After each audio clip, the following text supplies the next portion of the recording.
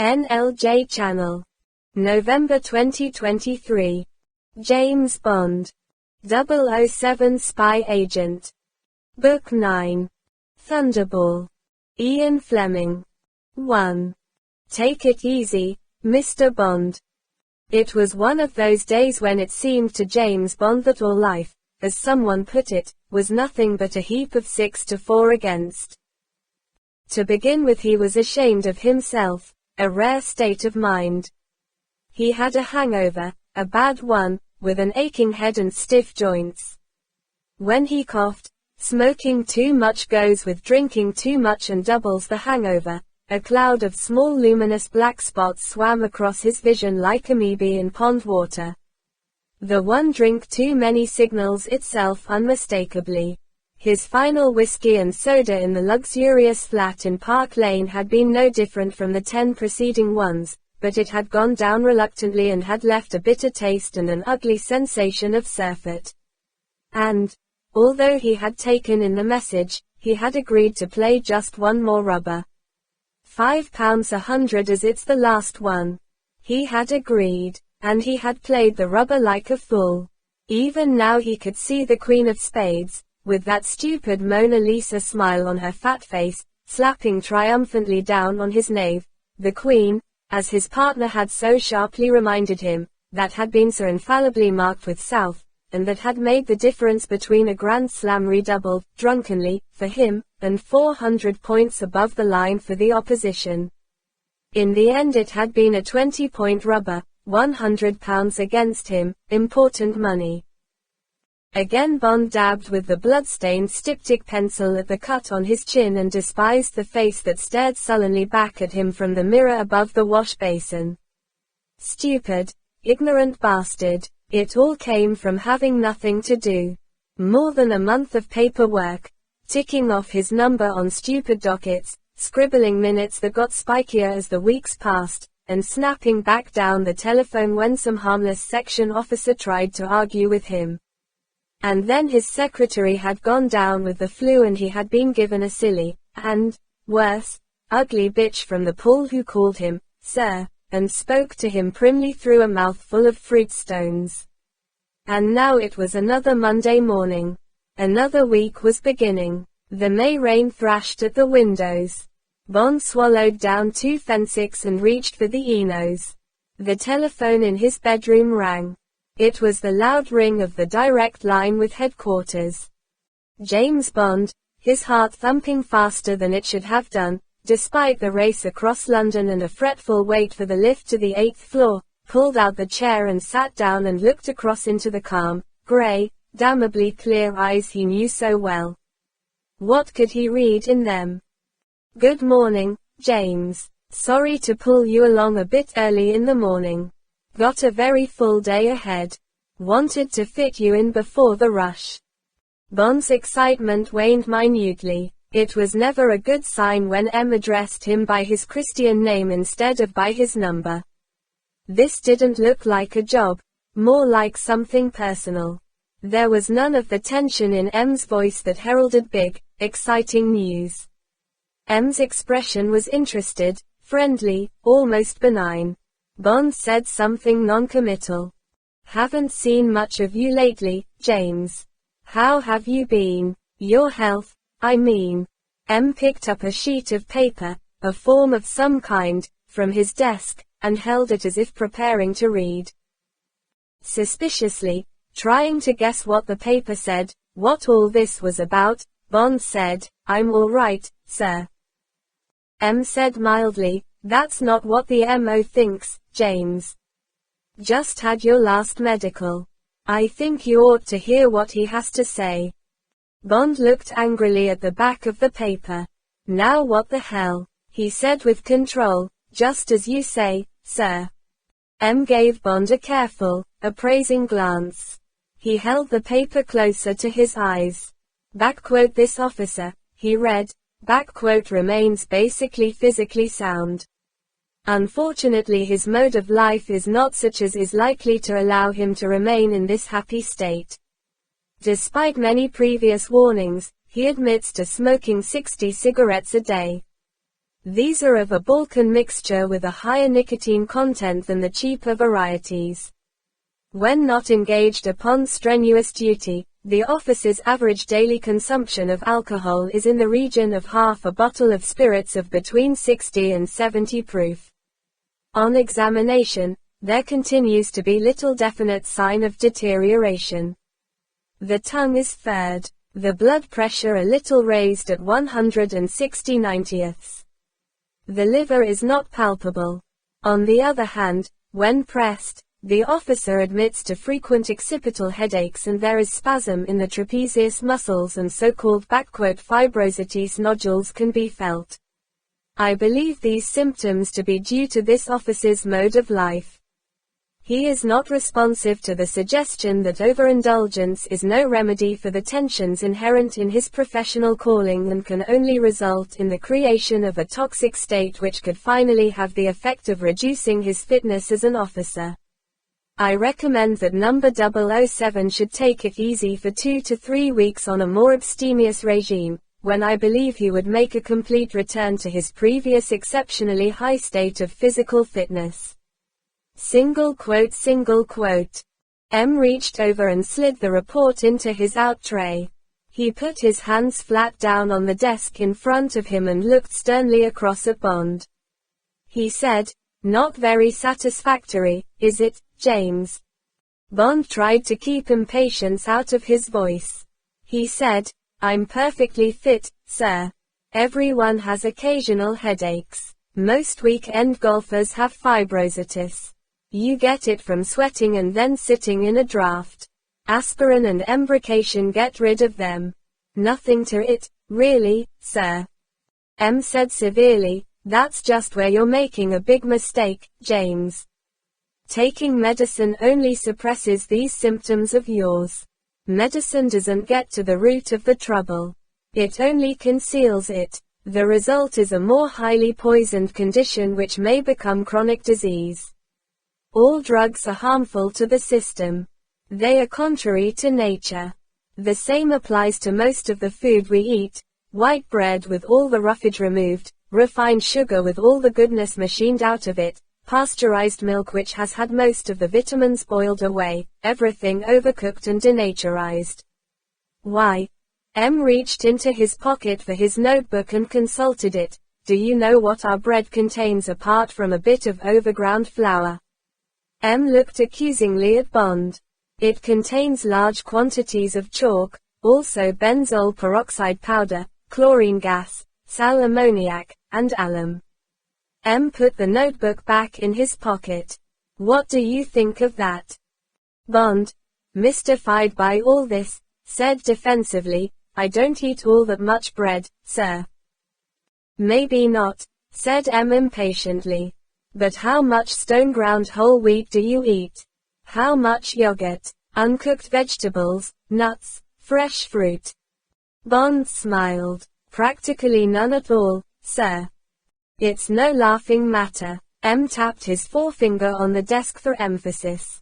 "Mark my words. There is no way to health except the natural way. All your troubles—" Bond opened his mouth to protest, but M held up his hand. "The deep-seated toxemia revealed by your medical, are the result of a basically unnatural way of life. Ever heard of Bircher Brenner, for instance?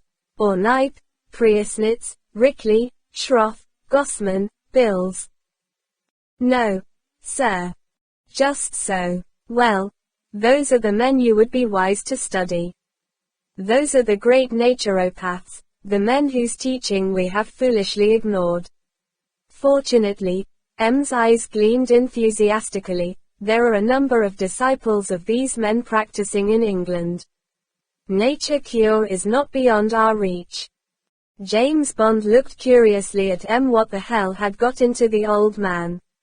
Was all this the first sign of senile decay? But M looked fitter than Bond had ever seen him. The cold grey eyes were clear as crystal and the skin of the hard, lined face was luminous with health. Even the iron grey hair seemed to have new life. Then what was all this lunacy? M reached for his in-tray and placed it in front of him in a preliminary gesture of dismissal. He said cheerfully, well, that's all, James. Miss Moneypenny has made the reservation. 2 weeks will be quite enough to put you right. You won't know yourself when you come out. New man. Bond looked across at M, aghast. He said in a strangled voice, out of where, sir? Place called Shrublands. Run by quite a famous man in his line, Wayne, Joshua Wayne. Remarkable chap. 65. Doesn't look a day over 40. He'll take good care of you. Very up-to-date equipment, and he's even got his own herb garden. Nice stretch of country, near Washington in Sussex. And don't worry about your work here. Put it right out of your mind for a couple of weeks. I'll tell 009 to take care of the section. Bond couldn't believe his ears. He said, but, sir, I mean, I'm perfectly all right. Are you sure? I mean, is this really necessary? No. M smiled frostily. Not necessary. Essential. If you want to stay in the 00 section, that is. I can't afford to have an officer in that section who isn't 100% fit. M lowered his eyes to the basket in front of him and took out a signal file. That's all. 007. He didn't look up. The tone of voice was final. Bond got to his feet. He said nothing. He walked across the room and let himself out, closing the door with exaggerated softness. Outside, Miss Moneypenny looked sweetly up at him. Bond walked over to her desk and banged his fist down so that the typewriter jumped. He said furiously, now what the hell, Penny? Has the old man gone off his rocker? What's all this bloody nonsense? I'm damned if I'm going. He's absolutely nuts. Miss Moneypenny smiled happily. The manager's been terribly helpful and kind. He says he can give you the Myrtle room, in the annex. He says it's a lovely room. It looks right over the herb garden. They've got their own herb garden, you know. I know all about the bloody herb garden. Now look here, Penny, Bond pleaded with her, be a good girl and tell me what it's all about. What's eating him? Miss Moneypenny, who often dreamed hopelessly about Bond, took pity on him. She lowered her voice conspiratorially. As a matter of fact, I think it's only a passing phase. But it is rather bad luck on you getting caught up in it before it's past. You know he's always apt to get bees in his bonnet about the efficiency of the service. There was the time when all of us had to go through that physical exercise course. Then he had that head shrinker in, the psychoanalyst man, you missed that. You were somewhere abroad. All the heads of section had to tell him the dreams. He didn't last long. Some of the dreams must have scared him off or something. Well, last month M got lumbago and some friend of his at Blades, one of the fat, drinking ones I suppose. Miss Moneypenny turned down her desirable mouth, told him about this place in the country. This man swore by it. Told M that we were all like motor cars and that all we needed from time to time was to go to a garage and get decarbonized. He said he went there every year. He said it only cost 20 guineas a week, which was less than what he spent in Blades in one day, and it made him feel wonderful. Well, you know M always likes trying new things, and he went there for 10 days and came back absolutely sold on the place. Yesterday he gave me a great talking to all about it, and this morning in the post I got a whole lot of tins of treacle and wheat germ and heaven knows what all. I don't know what to do with the stuff. I'm afraid my poor poodle'll have to live on it. Anyway, that's what's happened, and I must say I've never seen him in such wonderful form. He's absolutely rejuvenated. He looked like that blasted man in the old Crush and Salts advertisements. But why does he pick on me to go to this nut house? Miss Moneypenny gave a secret smile. You know he thinks the world of you, or perhaps you don't. Anyway, As soon as he saw your medical he told me to book you in. Miss Moneypenny screwed up her nose. But, James, do you really drink and smoke as much as that? It can't be good for you, you know. She looked up at him with motherly eyes. Bond controlled himself. He summoned a desperate effort at nonchalance, at the throwaway phrase. It's just that I'd rather die of drink than of thirst. As for the cigarettes, it's really only that I don't know what to do with my hands. He heard the stale, hangover words fall like clinker in a dead grate. Cut out the schmaltz. What you need is a double brandy and soda. Miss Moneypenny's warm lips pursed into a disapproving line. About the hands, that's not what I've heard. Now don't you start on me, Penny. Bond walked angrily toward the door. He turned round. Any more ticking off from you and when I get out of this place'll give you such a spanking you'll have to do your typing off a block of Dunlopillo. Miss Moneypenny smiled sweetly at him. I don't think you'll be able to do much spanking after living on nuts and lemon juice for 2 weeks, James. Bond made a noise between a grunt and a snarl and stormed out of the room. Bond 9 Thunderbolt. 2. Shrublands. James Bond slung his suitcase into the back of the old chocolate-brown Austin taxi and climbed into the front seat beside the foxy, pimpled young man in the black leather windcheater. The young man took a comb out of his breast pocket, ran it carefully through both sides of his ducktail haircut, put the comb back in his pocket, then leaned forward and pressed the self-starter. The play with the comb, Bond guessed, was to assert to Bond that the driver was really only taking him and his money as a favor. It was typical of the cheap self-assertiveness of young labor since the war. This youth, thought Bond, makes about £20 a week, despises his parents, and would like to be Tommy Steele. It's not his fault. He was born into the buyer's market of the welfare state and into the age of atomic bombs and spaceflight. For him, life is easy and meaningless. Bond said, how far is it to Shrublands? The young man did an expert but unnecessary racing change round an island and changed up again. About half an hour. He put his foot down on the accelerator and neatly but rather dangerously overtook a lorry at an intersection. You certainly get the most out of your Bluebird. The young man glanced sideways to see if he was being laughed at. He decided that he wasn't. He unbent fractionally. My dad won't spring me something better. Says this old crate was okay for him for 20 years so it's got to be okay for me for another 20. So I'm putting money by on my own. Halfway there already. Bond decided that the comb play had made him over-censorious. He said, what are you going to get? Volkswagen minibus. Do the Brighton races. That sounds a good idea. Plenty of money in Brighton. I'll say. The young man showed a trace of enthusiasm.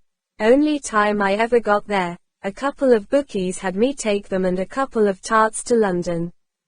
10 quid and a fiver tip. Piece of cake. Certainly was. But you can get both kinds at Brighton. You want to watch out for being mugged and rolled. There are some tough gangs operating out of Brighton. What's happened to the bucket of blood these days? Never opened up again after that case they had. The one that got in all the papers. The young man realized that he was talking as if to an equal. He glanced sideways and looked Bond up and down with a new interest. You going into the scrubs or just visiting? Scrubs. Shrublands. Wormwood scrubs. Scrubs, said the young man laconically. You're not like the usual ones I get to take there. Mostly fat women and old geezers who tell me not to drive so fast or it'll shake up their sciatica or something. Bond laughed. I've got 14 days without the option. Doctor thinks it'll do me good. Got to take it easy. What do they think of the place round here? The young man took the turning off the Brighton road and drove westward under the downs through Poynings and Fulking. The Austin winds stolidly through the inoffensive countryside. People think they're a lot of crackpots. Don't care for the place. All those rich folk, and they don't spend any money in the area. Tea rooms make a bit out of them, especially out of the cheats. He looked at Bond. You'd be surprised. Grown people, some of them pretty big shots in the city and so forth, and they motor around in their Bentleys with their bellies empty, and they see a tea shop and go in just for their cups of tea. That's all they're allowed. Next thing, they see some guy eating buttered toast and sugar cakes at the next table and they can't stand it. They order mounds of the stuff and hog it down just like kids who've broken into the larder, looking round all the time to see if they've been spotted. You'd think people like that would be ashamed of themselves. Seems a bit silly when they're paying plenty to take the cure or whatever it is. And that's another thing. The young man's voice was indignant.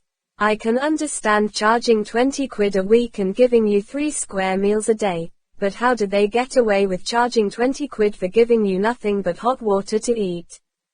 Doesn't make sense. I suppose there are the treatments. And it must be worth it to the people if they get well. Guess so, said the young man doubtfully. Some of them do look a bit different when I come to take them back to the station.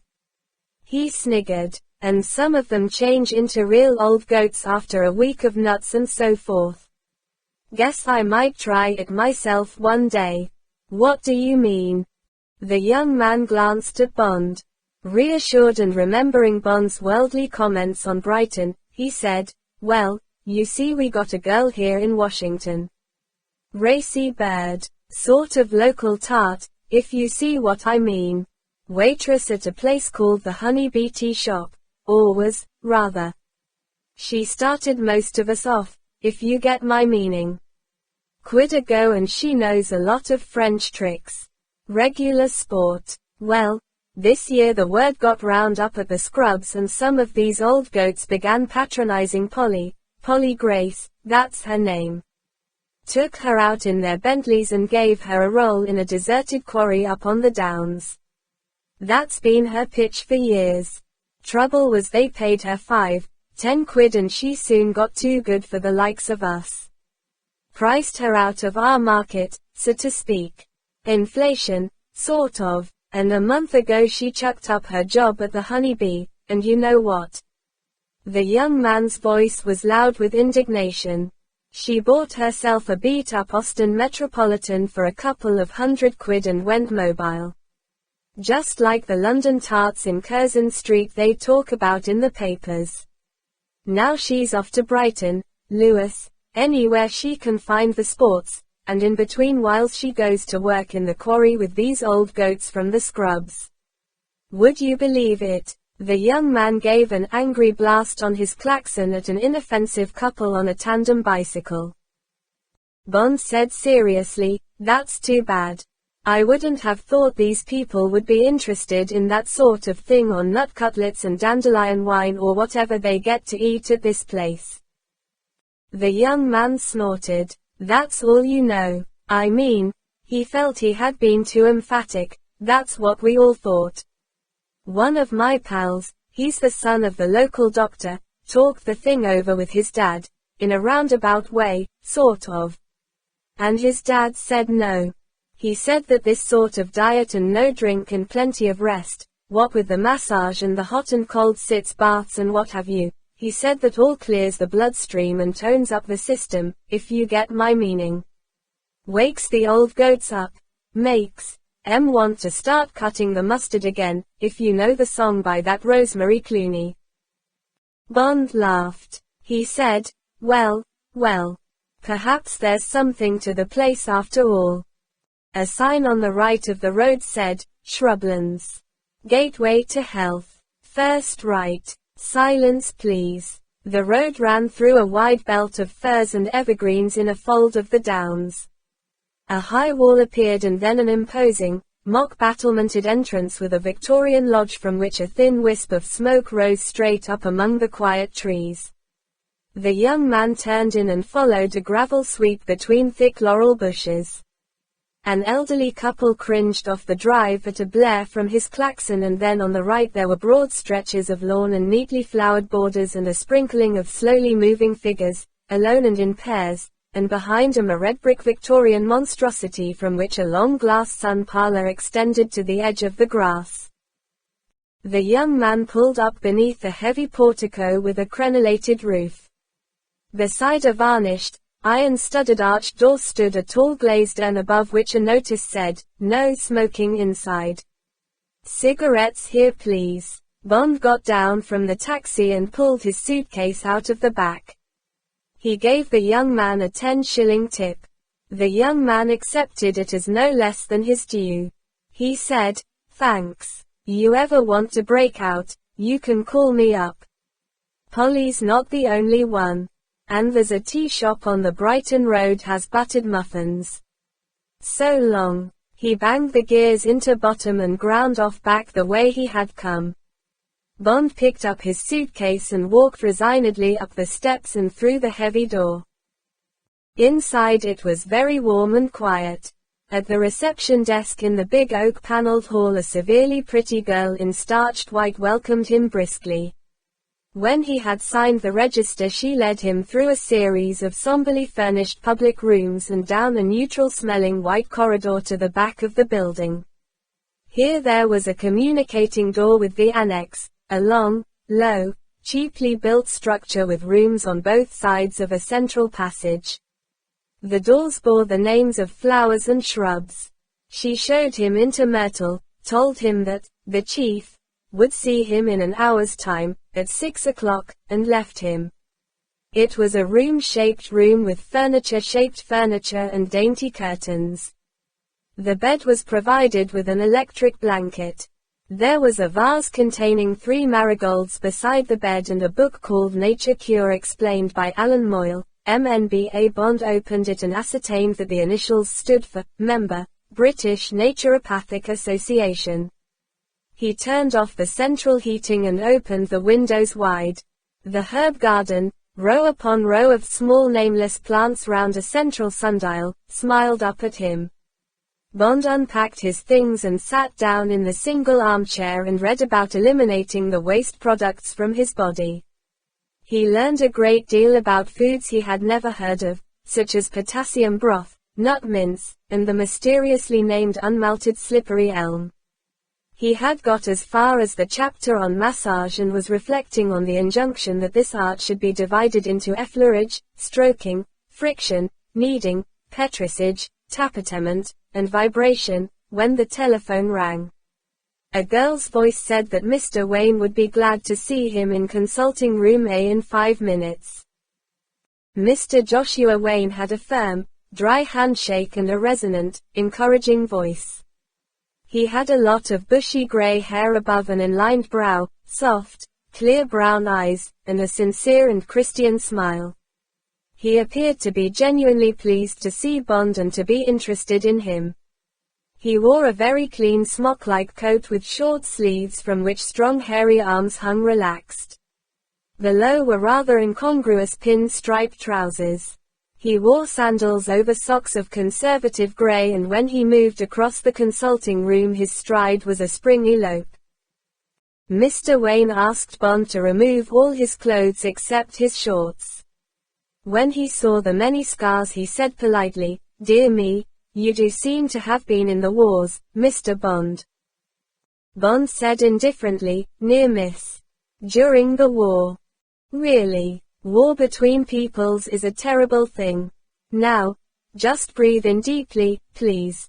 Mr. Wayne listened at Bond's back and chest, took his blood pressure, weighed him and recorded his height, and then, after asking him to lie face down on a surgical couch, handled his joints and vertebrae with soft, probing fingers.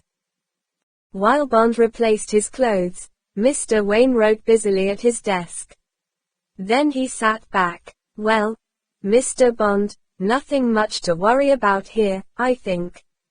Blood pressure a little high, Slight osteopathic lesions in the upper vertebrae. They'll probably be causing your tension headaches, by the way, and some right sacroiliac strain with the right ilium slightly displaced backwards. Due to a bad fall sometime, no doubt. Mr. Wayne raised his eyebrows for confirmation. Bond said, perhaps. Inwardly he reflected that the bad fall had probably been when he had to jump from the Arlberg Express after Heinkel and his friends had caught up with him around the time of the Hungarian uprising in 1956. Well, now, Mr. Wayne drew a printed form toward him and thoughtfully ticked off items on a list. Strict dieting for 1 week to eliminate the toxins in the bloodstream.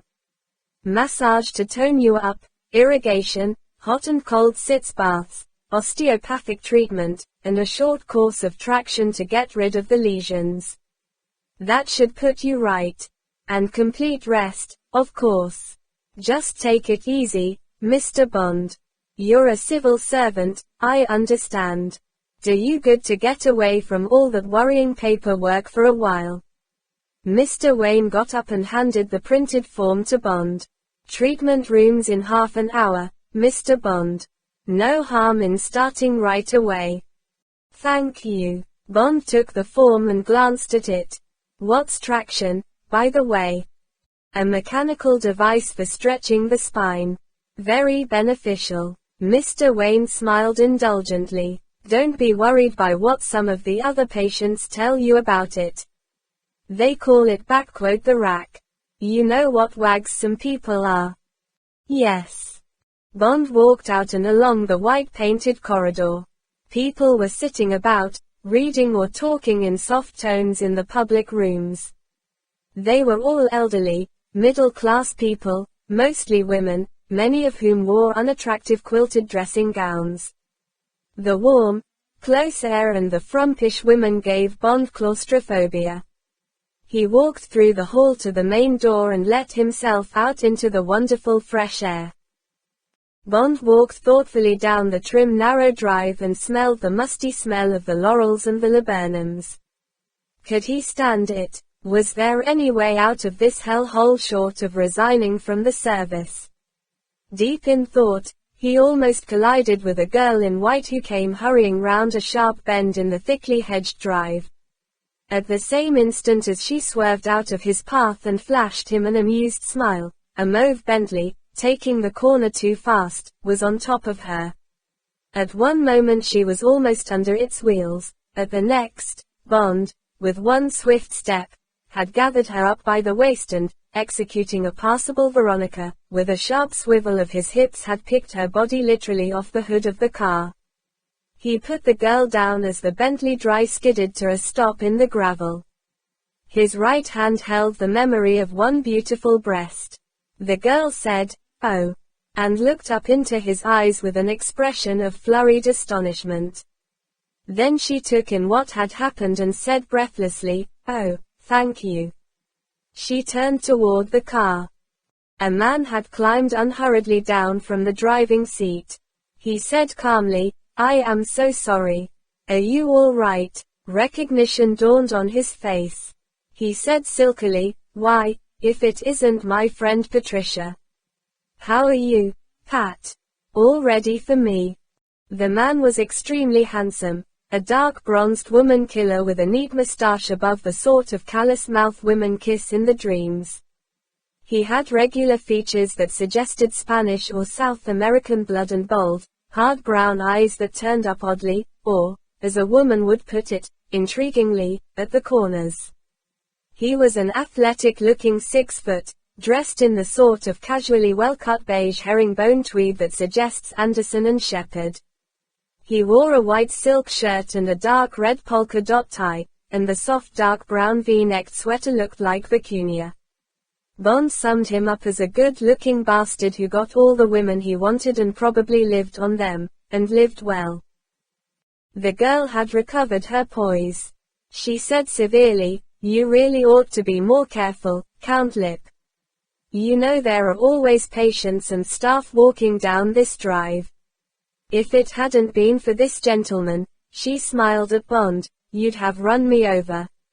After all, there is a big sign asking drivers to take care. I am so sorry, my dear. I was hurrying. I am late for my appointment with the good Mr. Wayne. I am as usual in need of decarbonization, this time after 2 weeks in Paris. He turned to Bond. He said with a hint of condescension, "Thank you, my dear sir. You have quick reactions. And now, if you will forgive me," he raised a hand, got back into the Bentley, and purred off up the drive. The girl said, "Now I really must hurry. I'm terribly late." Together they turned and walked after the Bentley. Bond said, examining her, "Do you work here?" She said that she did. She had been at Shrublands for 3 years. She liked it. And how long was he staying? The small talk continued. She was an athletic-looking girl whom Bond would have casually associated with tennis, or skating, or show jumping. She had the sort of firm, compact figure that always attracted him and a fresh open-air type of prettiness that would have been commonplace but for a wide, rather passionate mouth and a hint of authority that would be a challenge to men. She was dressed in a feminine version of the white smock worn by Mr. Wayne, and it was clear from the undisguised curves of her breasts and hips that she had little on underneath it. Bond asked her if she didn't get bored. What did she do with her time off? She acknowledged the gambit with a smile and a quick glance of appraisal. "I've got one of those bubble cars. I get about the country quite a lot. And there are wonderful walks. And one's always seeing new people here. Some of them are very interesting. That man in the car, Count Lip. He comes here every year. He tells me fascinating things about the Far East, China and so on. He's got some sort of a business in a place called Macau. It's near Hong Kong, isn't it?" "Yes. That's right." So those turned-up eyes were a dash of Chinaman. It would be interesting to know his background. Probably Portuguese blood if he came from Macau. They had reached the entrance. Inside the warm hall the girl said, "Well, I must run." "Thank you again." She gave him a smile that, for the benefit of the watching receptionist, was entirely neutral.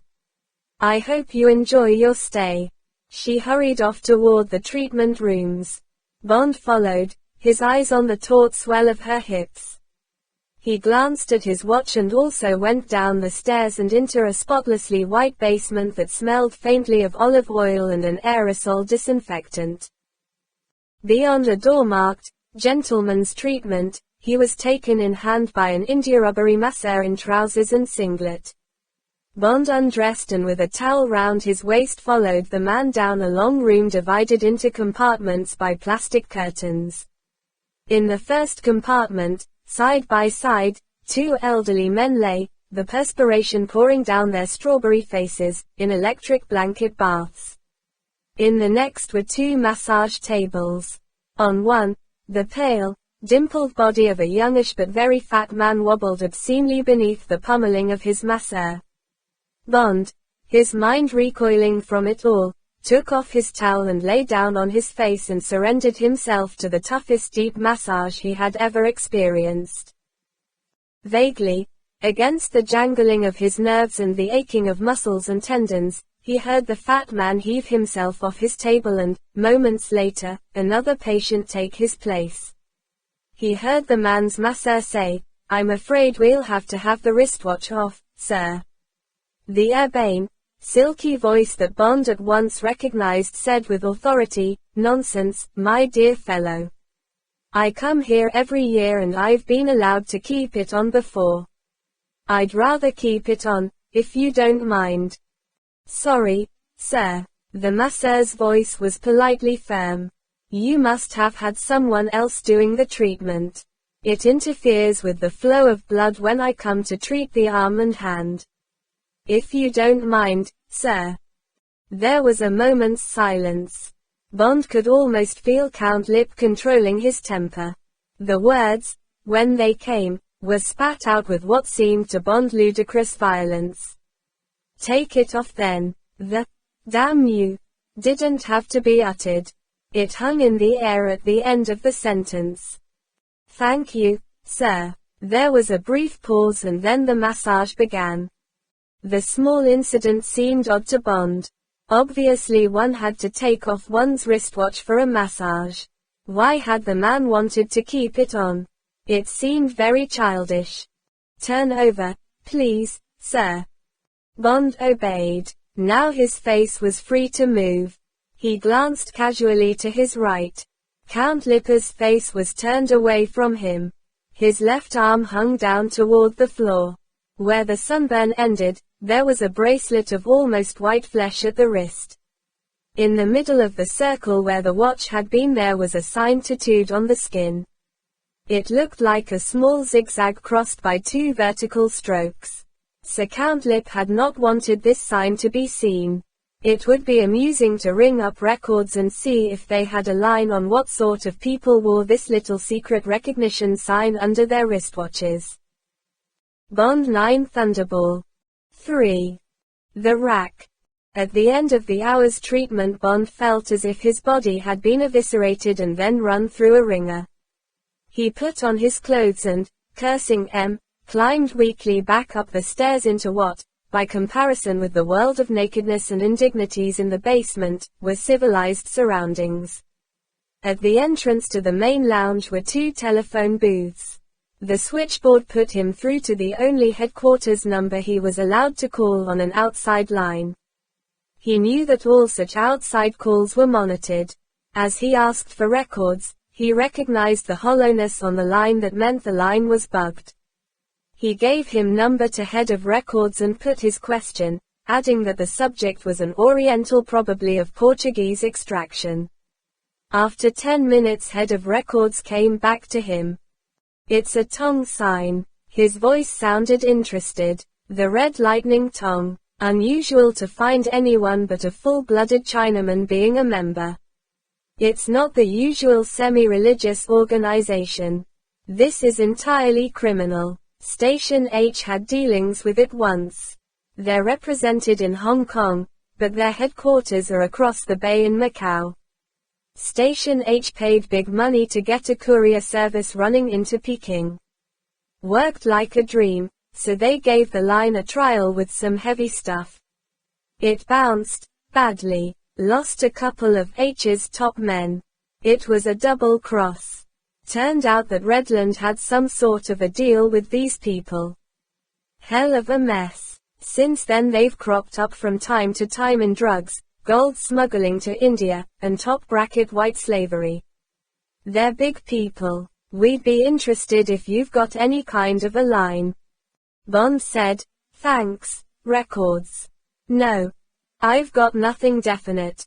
First time I've heard of these red lightning people. Let you know if anything develops. So long. Bond thoughtfully put back the receiver. How interesting. Now what the hell could this man be doing at Shrublands? Bond walked out of the booth. A movement in the next booth caught his eye. Count Lipp, his back to Bond, had just picked up the receiver. How long had he been in there? Had he heard Bond's inquiry? Or his comment? Bond had the crawling sensation at the pit of his stomach he knew so well, the signal that he had probably made a dangerous and silly mistake. He glanced at his watch. It was 7:30. He walked through the lounge to the Sun Parlor where dinner was being served. He gave his name to the elderly woman with a war-dress face behind a long counter. She consulted a list and ladled hot vegetable soup into a plastic mug. Bond took the mug. He said anxiously, "Is that all?" The woman didn't smile. She said severely, "You're lucky. You wouldn't be getting as much on starvation. And you may have soup every day at midday and 2 cups of tea at 4 o'clock." Bond gave her a bitter smile. He took the horrible mug over to one of the little cafe tables near the windows overlooking the dark lawn and sat down and sipped the thin soup while he watched some of his fellow inmates meandering aimlessly, weakly, through the room. Now he felt a grain of sympathy for the wretches. Now he was a member of their club. Now he had been initiated. He drank the soup down to the last neat cube of carrot and walked abstractedly off to his room, thinking of Count Lip, thinking of sleep, but above all thinking of his empty stomach. After 2 days of this, Bond felt terrible. He had a permanent slight nagging headache, the whites of his eyes had turned rather yellow, and his tongue was deeply furred. His masseur told him not to worry. This was as it should be. These were the poisons leaving his body. Bond, now a permanent prey to lassitude, didn't argue. Nothing seemed to matter anymore but the single orange and hot water for breakfast, the mugs of hot soup, and the cups of tea which Bond filled with spoonfuls of brown sugar, the only variety that had Mr. Wayne's sanction. On the third day, after the massage and the shock of the sitz baths, Bond had on his program, osteopathic manipulation and traction. He was directed to a new section of the basement, withdrawn and silent. When he opened the designated door he expected to find some hairy H-man waiting for him with flexed muscles. H-man, he had discovered, stood for health man. It was the smart thing to call oneself if you were a naturopath. He stopped in his tracks. The girl, Patricia something, whom he had not set eyes on since his first day, stood waiting for him beside the couch. He closed the door behind him and said, "Good Lord. Is this what you do?" She was used to this reaction of the men patients and rather touchy about it. She didn't smile. She said in a business-like voice, "Nearly 10% of osteopaths are women. Take off your clothes, please. Everything except your shorts." When Bond had amusedly obeyed she told him to stand in front of her. She walked round him, examining him with eyes in which there was nothing but professional interest. Without commenting on his scars she told him to lie face downward on the couch and, with strong, precise, and thoroughly practiced holds, went through the handling and joint cracking of her profession. Bond soon realized that she was an extremely powerful girl. His muscled body, admittedly unresistant, seemed to be easy-going for her. Bond felt a kind of resentment at the neutrality of this relationship between an attractive girl and a half-naked man. At the end of the treatment she told him to stand up and clasp his hands behind her neck. Her eyes, a few inches away from his, held nothing but professional concentration. She hauled strongly away from him, presumably with the object of freeing his vertebrae. This was too much for Bond. At the end of it, when she told him to release his hands, he did nothing of the sort. He tightened them, pulled her head sharply toward him, and kissed her full on the lips. She ducked quickly down through his arms and straightened herself, her cheeks red and her eyes shining with anger. Bond smiled at her, knowing that he had never missed a slap in the face, and a hard one at that, by so little. He said, "It's all very well, but I just had to do it. You shouldn't have a mouth like that if you're going to be an osteopath." The anger in her eyes subsided a fraction. She said, "The last time that happened, the man had to leave by the next train." Bond laughed. He made a threatening move toward her. "If I thought there was any hope of being kicked out of this damn place I'd kiss you again." She said, "Don't be silly. Now pick up your things. You've got half an hour's traction." She smiled grimly. "That ought to keep you quiet." Bond said morosely, "Oh, all right. But only on condition you let me take you out on your next day off." "We'll see about that. It depends how you behave at the next treatment." She held open the door. Bond picked up his clothes and went out, almost colliding with a man coming down the passage. It was Count Lip, in slacks and a gay windcheater. He ignored Bond. With a smile and a slight bow he said to the girl, "Here comes the lamb to the slaughter. I hope you're not feeling too strong today." His eyes twinkled charmingly. The girl said briskly, "Just get ready, please. I shan't be a moment putting Mr. Bond on the traction table." She moved off down the passage with Bond following. She opened the door of a small anteroom, told Bond to put his things down on a chair, and pulled aside plastic curtains that formed a partition. Just inside the curtains was an odd-looking kind of surgical couch in leather and gleaming aluminum. Bond didn't like the look of it at all. While the girl fiddled with a series of straps attached to 3 upholstered sections that appeared to be on runners, Bond examined the contraption suspiciously. Below the couch was a stout electric motor on which a plate announced that this was the Hercules motorized traction table. A power drive in the shape of articulated rods stretched upward from the motor to each of the 3 cushioned sections of the couch and terminated in tension screws to which the 3 sets of straps were attached. In front of the raised portion where the patient's head would lie, and approximately level with his face, was a large dial marked in pounds, pressure up to 200. After 150 pounds. The numerals were in red. Below the headrest were grips for the patient's hands. Bond noted gloomily that the leather on the grips was stained with, presumably, sweat. "Lie face downward here, please." The girl held the straps ready. Bond said obstinately, "Not until you tell me what this thing does. I don't like the look of it." The girl said patiently, "This is simply a machine for stretching your spine. You've got mild spinal lesions. It will help to free those. And at the base of your spine you've got some right sacroiliac strain. It'll help that too. You won't find it bad at all. Just a stretching sensation. It's very soothing, really. Quite a lot of patients fall asleep." "This one won't," said Bond firmly. "What strength are you going to give me?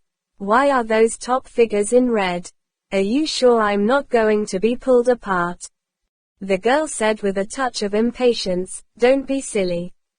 Of course if there was too much tension it might be dangerous.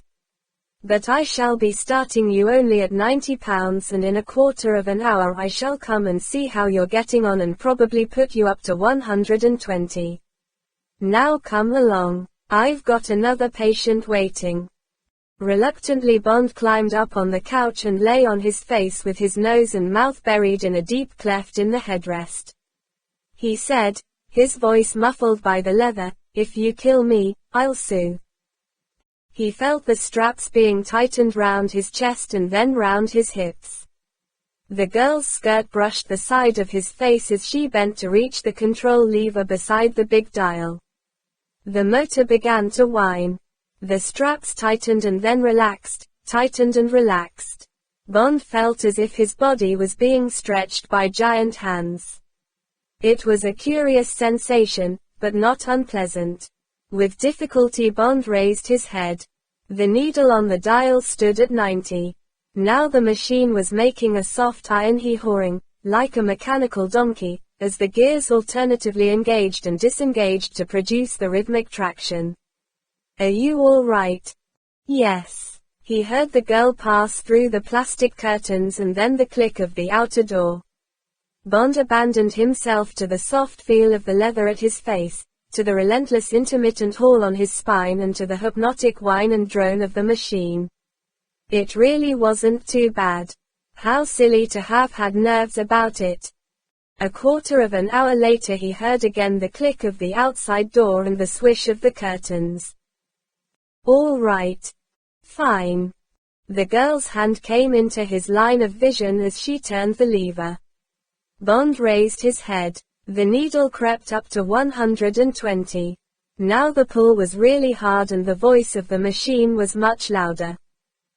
The girl put her head down to his. She laid a reassuring hand on his shoulder. She said, her voice loud above the noise of the gears, "Only another quarter of an hour to go." "All right."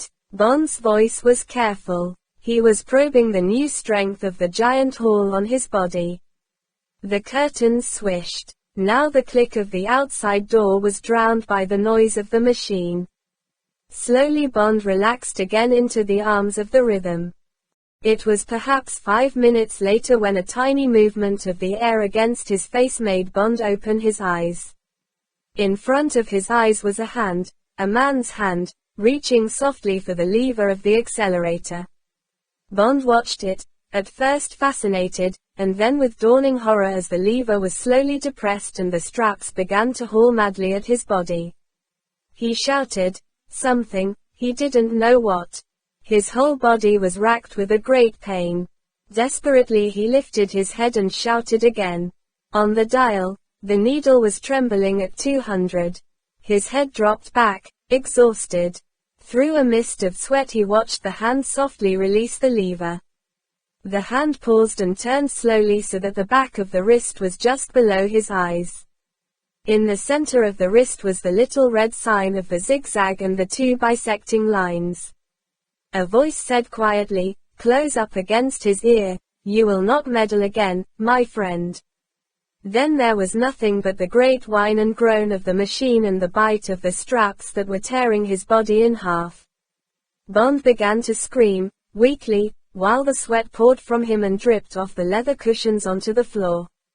Then suddenly there was blackness. Bond 9 Thunderbolt. 4. Tea and animosity. It is just as well that the body retains no memory of pain. Yes, it hurt, that abscess, that broken bone, but just how it hurt, and how much, is soon forgotten by the brain and the nerves. It is not so with pleasant sensations, a scent, a taste, the particular texture of a kiss. These things can be almost totally recalled. Bond, gingerly exploring his sensations as life came flooding back into his body, was astonished that the web of agony that had held his body so utterly had now completely dissolved. It was true that his whole spine ached as if it had been beaten, each vertebra separately, with wooden truncheons, but his pain was recognizable, something within his knowledge and therefore capable of control. The searing tornado that had entered his body and utterly dominated it, replacing his identity with its own, had gone. How had it been? What had it been like? Bond couldn't remember except that it had reduced him to something lower in the scale of existence than a handful of grass in the mouth of a tiger. The murmur of voices grew more distinct. But what told you first that something was wrong, Miss Fearing? It was the noise of the machine. I had just finished a treatment. A few minutes later I heard it. I'd never heard it so loud. I thought perhaps the door had been left open. I wasn't really worried but I came along to make sure. And there it was. The indicator up to 200. I tore down the lever and got the straps off and ran to the surgery and found the chloramine and injected it into the vein. 1 circa C, the pulse was terribly weak. Then I telephoned you. You seem to have done everything possible, Miss Fearing. And I'm sure you bear no responsibility for this terrible thing. Mr. Wayne's voice was doubtful. It really is most unfortunate. I suppose the patient must have jerked the lever, somehow. Perhaps he was experimenting. He might easily have killed himself. We must tell the company about this and have some safety arrangement installed. A hand gingerly clasped Bond's wrist, feeling for his pulse. Bond thought it was time to re-enter the world. He must quickly get himself a doctor, a real one, not one of these grated carrot merchants. A sudden wave of anger poured through him. This was all M's fault. M was mad. He would have it out with him when he got back to headquarters. If necessary he would go higher. To the chiefs of staff, the cabinet, the prime minister. M was a dangerous lunatic, a danger to the country. It was up to Bond to save England. The weak, hysterical thoughts whirled through his brain, mixed themselves up with the hairy hand of Count Lip, the mouth of Patricia Fearing, the taste of hot vegetable soup, and, as consciousness slipped away from him again, the diminishing voice of Mr. Wayne. No structural damage. Only considerable surface abrasion of the nerve ends. And of course shock. You will take personal charge of the case, Miss Fearing. Rest, warmth, and effleurage. Is that under? Rest, warmth, and effleurage. When Bond came round again, he was lying face downward on his bed and his whole body was bathed in exquisite sensation. Beneath him was the soft warmth of an electric blanket, his back glowed with the heat from 2 large sun lamps, and 2 hands, clad in what felt to be some particularly velvety fur, were rhythmically passing, one after the other, up and down the whole length of his body from his neck to the backs of his knees. It was a most gentle and almost piercingly luxurious experience, and Bond lay and bathed himself in it.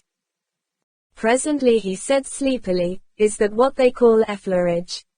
The girl's voice said softly, "I thought you'd come round." The whole tone of your skin suddenly changed. "How are you feeling?" "Wonderful. I'd be still better for a double whiskey on the rocks." The girl laughed. "Mr. Wayne did say dandelion tea would be best for you. But I thought a little stimulant might be good, I mean just this once. So I brought the brandy with me. And there's plenty of ice as I'm going to give you an ice pack presently. Would you really like some? Wait. I'll put your dressing gown over you and then you can see if you can turn over. I'll look the other way." Bond heard the lamps being pulled away. Gingerly, he turned on his side. The dull ache returned, but it was already wearing off. He cautiously slipped his legs over the side of the bed and sat up. Patricia Fearing stood in front of him, clean, white, comforting, desirable. In one hand was a pair of heavy mink gloves, but with the fur covering the palm instead of the back. In the other was a glass. She held out the glass. As Bond drank and heard the reassuring, real-life tinkle of the ice, he thought, "This is a most splendid girl. I will settle down with her. She will give me effleurage all day long and from time to time a good tough drink like this. It will be a life of great beauty." He smiled at her and held out the empty glass and said, "More." She laughed, mostly with relief that he was completely alive again. She took the glass and said, "Well, just one more, then. But don't forget it's on an empty stomach. It may make you dreadfully tight." She paused with the brandy bottle in her hand. Suddenly her gaze was cool, clinical. "And now you must try and tell me what happened.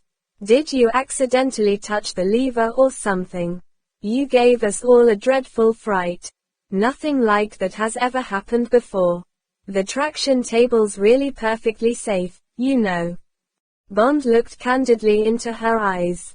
He said reassuringly, "Of course. I was just trying to get more comfortable. I heaved about and I do remember that my hand hit something rather hard. I suppose it must have been the lever. Then I don't remember any more. I must have been awfully lucky you came along so quickly." She handed him the fresh drink. "Well, it's all over now. And thank heavens nothing's badly strained. Another 2 days of treatment and you'll be right as rain." She paused. She looked rather embarrassed. "Oh, and Mr. Wayne asks if you could possibly keep all this trouble, to yourself. He doesn't want the other patients to get worried." "I should think not," thought Bond. He could see the headlines, "Patient torn nearly limb from limb at Nature Clinic. Rack machine goes berserk. Ministry of Health steps in." He said, "Of course I won't say anything. It was my fault, anyway." He finished his drink, handed back the glass, and cautiously lay back on the bed. He said, "That was marvelous. Now how about some more of the mini treatment? And by the way, will you marry me? You're the only girl I've ever met who knows how to treat a man properly." She laughed. "Don't be silly, and turn over on your face. It's your back that needs treatment." "How do you know?" 2 days later, Bond was once more back in the half-world of the nature cure. The routine of the early morning glass of hot water, the orange, carefully sliced into symmetrical pigs by some ingenious machine wielded, no doubt, by the wardress in charge of diets, then the treatments, the hot soup, the siesta, and the blank, aimless walk or bus ride to the nearest tea shop for the priceless strength-giving cups of tea laced with brown sugar. Bond loathed and despised tea, that flat, soft, time-wasting opium of the masses, but on his empty stomach, and in his febrile state, the sugary brew acted almost as an intoxicant. 3 cups, he reckoned, had the effect, not of hard liquor, but of just about half a bottle of champagne in the outside world, in real life. He got to know them all, these dainty opium dens, Rose Cottage, which he avoided after the woman charged him extra for emptying the sugar bowl, the thatched barn, which amused him because it was a real den of iniquity, large plates of sugar cakes put on one's table, the piercing temptation of the smell of hot scones, the transport cafe, where the Indian tea was black and strong and the lorry drivers brought in a smell of sweat and petrol, and the great world. Bond found that all his senses, particularly his palate and nose, had miraculously become sharpened, and a dozen other cottagey, raftery nooks where elderly couples with Ford Populars and Morris Minors talked in muted tones about children called Len and Ron and Pearl and Ethel, and ate in small mouthfuls with the points of their teeth and made not a sound with the tea things. It was all a world whose ghastly daintiness and propriety would normally have sickened him. Now, empty, weak, drained of all the things that belonged to his tough, fast, basically dirty life, through Banting, he had somehow regained some of the innocence and purity of childhood. In this frame of mind the naivete and total lack of savor, surprise, excitement, of the dimity world of the Nice cup of tea, of the homemade cakes, and the 1 lump or 2, were perfectly acceptable. And the extraordinary thing was that he could not remember when he had felt so well, not strong, but without any aches and pains, clear of iron skin, sleeping 10 hours a day and, above all, without that nagging sense of morning guilt that one is slowly wrecking one's body. It was really quite disturbing. Was his personality changing? Was he losing his edge, his point, his identity? Was he losing the vices that were so much part of his ruthless, cruel, fundamentally tough character? Who was he in process of becoming? A soft, dreaming, kindly idealist who would naturally leave the service and become instead a prison visitor, interest himself in youth clubs, march with the H-bomb marches, eat nut cutlets, try and change the world for the better? James Bond would have been more worried, as day by day the H-cure drew his teeth, if it had not been for 3 obsessions which belonged to his former life and which would not leave him. A passionate longing for a large dish of spaghetti bolognese containing plenty of chopped garlic and accompanied by a whole bottle of the cheapest, rawest Chianti, bulk for his empty stomach and sharp tastes for his starved palate, an overwhelming desire for the strong, smooth body of Patricia Fearing, and a deadly concentration on ways and means to wring the guts of Count Lip. The first 2 would have to wait, though tantalizing schemes for consuming both dishes on the day of his release from shrublands occupied much of his mind. So far as Count Lip was concerned, work had started on the project from the moment Bond took up again the routine of the cure. With the cold intensity he would have employed against an enemy agent, say in a hotel in Stockholm or Lisbon during the war, James Bond set about spying on the other man. He became garrulous and inquisitive, chatting with Patricia Fearing about the various routines at Shrublands. But when do the staff find time to have lunch? That man Lip looks very fit. Oh. He's worried about his waistline. Aren't the electric blanket baths good for that? No. I haven't seen the Turkish bath cabinet. Must have a look at it sometime. And to his masseur. Haven't seen that big chap about lately, Count something, Ripper. Hipper. Oh yes, Lip. Oh. Noon every day. I think I must try and get that time as well. Nice being clear for the rest of the day. And I'd like to have a spell in the Turkish bath thing when you've finished the massage. Need a good sweat. Innocently, fragment by fragment, James Bond built up a plan of operations, a plan that would leave him and Lip alone among the machinery of the soundproof treatment rooms. For there would be no other opportunity. Count Lipp kept to his room in the main building until his treatment time at noon. In the afternoons he swished away in the violet Bentley, to Bournemouth, it seemed, where he had business. The night porter let him in around 11 each night. One afternoon, in the siesta hour, Bond slipped the Yale lock on Count Lipper's room with a straight piece of plastic cut off a child's airplane he had bought for the purpose in Washington. He went over the room meticulously and drew a blank. All he learned, from the clothes, was that the Count was a much-traveled man, shirts from Charvet, ties from Tripler, Dior, and Hardy Amy's, shoes from Peel, and raw silk pajamas from Hong Kong. The dark red Morocco suitcase from Mark Cross might have contained secrets, and Bond eyed the silk linings and toyed with the Count's Wilkinson razor. But no, better that revenge, if it could be contrived, should come out of a clear sky. That same afternoon, drinking his treacly tea, Bond scraped together the meager scraps of his knowledge of Count Lipp. He was about 30, attractive to women, and physically, to judge from the naked body Bond had seen, very strong. His blood would be Portuguese with a dash of Chinaman, and he gave the appearance of wealth. What did he do? What was his profession? At first glance Bond would have put him down as a tough maquereau from the Ritz bar in Paris, the Palace at St. Moritz, the Carlton at Cannes, good at backgammon, polo, water skiing, but with the yellow streak of the man who lives on women. But Lipp had heard Bond making inquiries about him, and that had been enough for an act of violence, an inspired act that he had carried out swiftly and coolly when he finished his treatment with the fearing girl and knew, from her remark, that Bond would be alone on the traction table. The act of violence might only have been designed to warn, but equally, since Lipp could only guess at the effect of a 200-pound pull on the spine, it might have been designed to kill. Why? Who was this man who had so much to hide? And what were his secrets? Bond poured the last of his tea onto a mound of brown sugar. One thing was certain, the secrets were big ones. Bond never seriously considered telling headquarters about Lipp and what he had done to Bond. The whole thing, against the background of shrublands, was so unlikely and so utterly ridiculous. And somehow Bond, the man of action and resource, came out of it all as something of a ninny.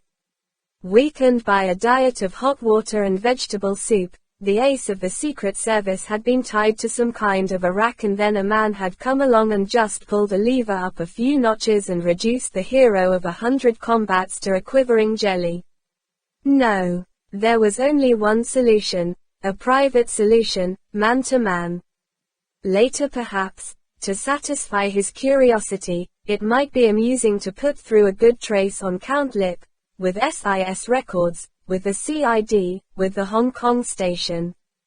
But for the time being Bond would stay quiet, keep out of Count Lipper's way, and plan meticulously for just the right kind of payoff. By the time the 14th day, the last day, came, Bond had it all fixed, the time, the place, and the method. At 10 o'clock Mr. Joshua Wayne received Bond for his final checkup. When Bond came into the consulting room, Mr. Wayne was standing by the open window doing deep breathing exercises. With a final thorough exhalation through the nostrils he turned to greet Bond with an "Bisto" expression on his healthily flushed face. His smile was elastic with good fellowship. "And how's the world treating you, Mr. Bond? No ill effects from that unhappy little accident?" "No. Quite so. The body is a most remarkable piece of mechanism. Extraordinary power of recovery. Now then, shirt off, please, and we'll see what Shrublands has managed to do for you." 10 minutes later, Bond, blood pressure down to 132/84, weight reduced by 10 pounds, osteopathic lesions gone, clear of eye and tongue, was on his way down to the basement rooms for his final treatment. As usual, it was clammily quiet and neutral smelling in the white rooms and corridors. From the separate cubicles there came an occasional soft exchange between patient and staff, and, in the background, intermittent plumbing noises. The steady whir of the ventilation system created the impression of the deep innards of a liner in a dead calm. It was nearly 12:30. Bond lay face down on the massage table and listened for the authoritative voice and the quick slap of the naked feet of his prey. The door at the end of the corridor sighed open and sighed shut again. "Morning, Beresford. All ready for me. Make it good and hot today. Last treatment. 3 more ounces to lose. Right.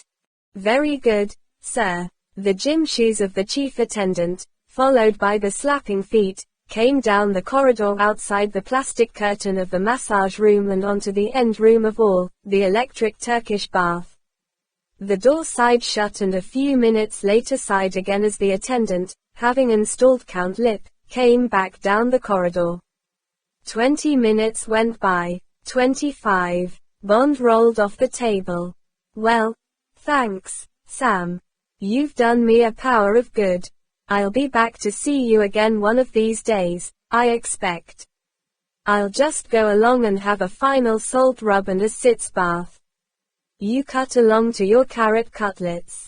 Don't worry about me. I'll let myself out when I've finished."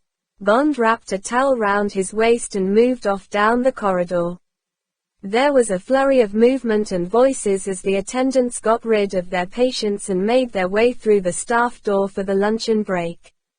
The last patient, a reformed drunk, called back from the entrance, "See you later, irrigator." Somebody laughed. Now the petty officer voice of Beresford sounded down the corridor, making certain that everything was shipshape. "Windows, Bill. Okay. Your next is Mr. Dunbar at 2 sharp. Len. Tell the laundry we shall need more towels after lunch. Ted. You there, Ted? Well, then, Sam, look after Count Lip, would you? Turkish bath." Bond had listened to this routine for a whole week, noting the men that cut minutes off the duty and got off early to lunch, noting the ones that stayed to do their full share of the last chores. Now, from the open door of the empty shower room, he called back, in Sam's deep voice, "Okay, Mr. Beresford," and waited for the crisp squeak of the gym shoes on the linoleum. There it was. The brief pause halfway down the corridor and then the double sigh as the staff door opened and shut. Now there was dead silence save for the hum of the fans. The treatment rooms were empty. Now there was only James Bond and Count Lip. Bond waited a moment and then came out of the shower room and softly opened the door to the Turkish bath. He had had one session in the place, just to get the geography clear in his mind, and the scene was exactly as he remembered. It was a white cubicle treatment room like all the others, but in this one the only object was a big cream metal and plastic box about 5 feet tall by 4 feet square. It was closed on all sides but the top. The front of the big cabinet was hinged to allow a patient to climb in and sit inside, and there was a hole in the top with a foam rubber support for the nape of the neck and the chin, through which the patient's head emerged. The rest of his body was exposed to the heat from many rows of naked electric bulbs inside the cabinet, and the degree of heat was thermostatically controlled by a dial at the back of the cabinet. It was a simple sweat box, designed, as Bond had noticed on his previous visit to the room, by the Medikalische Maschinenbau GmbH, 44 Franziskaner Straße, Ulm, Bavaria. The cabinet faced away from the door.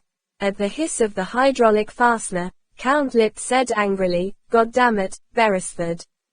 Let me out of this thing. I'm sweating like a pig." "You said you wanted it hot, sir." Bond's amiable voice was a good approximation to the chief attendant's. "Don't argue, goddammit. Let me out of here. I don't think you quite realize the value of heat in the HQ, sir. Heat resolves many of the toxins in the bloodstream and for the matter of that in the muscle tissue also. A patient suffering from your condition of pronounced toxemia will find much benefit from the heat treatment. Bond found the H lingo rattling quite easily off the tongue. He was not worried about the consequences to Beresford. He would have the solid alibi of luncheon in the staff canteen. Don't give me that crap. I tell you, let me out of here. Bond examined the dial on the back of the machine. The needle stood at 120. What should he give the man? The dial ran up to 200 degrees. That much might roast him alive. This was only to be a punishment, not a murder. Perhaps 180 would be a just retribution. Bond clicked the knob up to 180. He said, I think just half an hour of real heat will do you the world of good, sir. Bond dropped the sham voice. He added sharply, and if you catch fire you can sue. The dripping head tried to turn, failed. Bond moved toward the door. Count Lip now had a new voice, controlled but desperate. He said woodenly, concealing the knowledge and the hate, give you £1,000 and we're quits. He heard the hiss of the open door. 10,000. All right then, 50. Bond closed the door firmly behind him and walked quickly down the corridor to put on his clothes and get out. Behind him, deeply muffled, came the first shout for help. Bond closed his ears. There was nothing that a painful week in hospital and plenty of gentian violet or tannic acid jelly wouldn't cure. But it did cross his mind that a man who could offer a bribe of £50,000 must be either very rich or have some very urgent reason for needing freedom of movement. It was surely too much to pay just for avoidance of pain.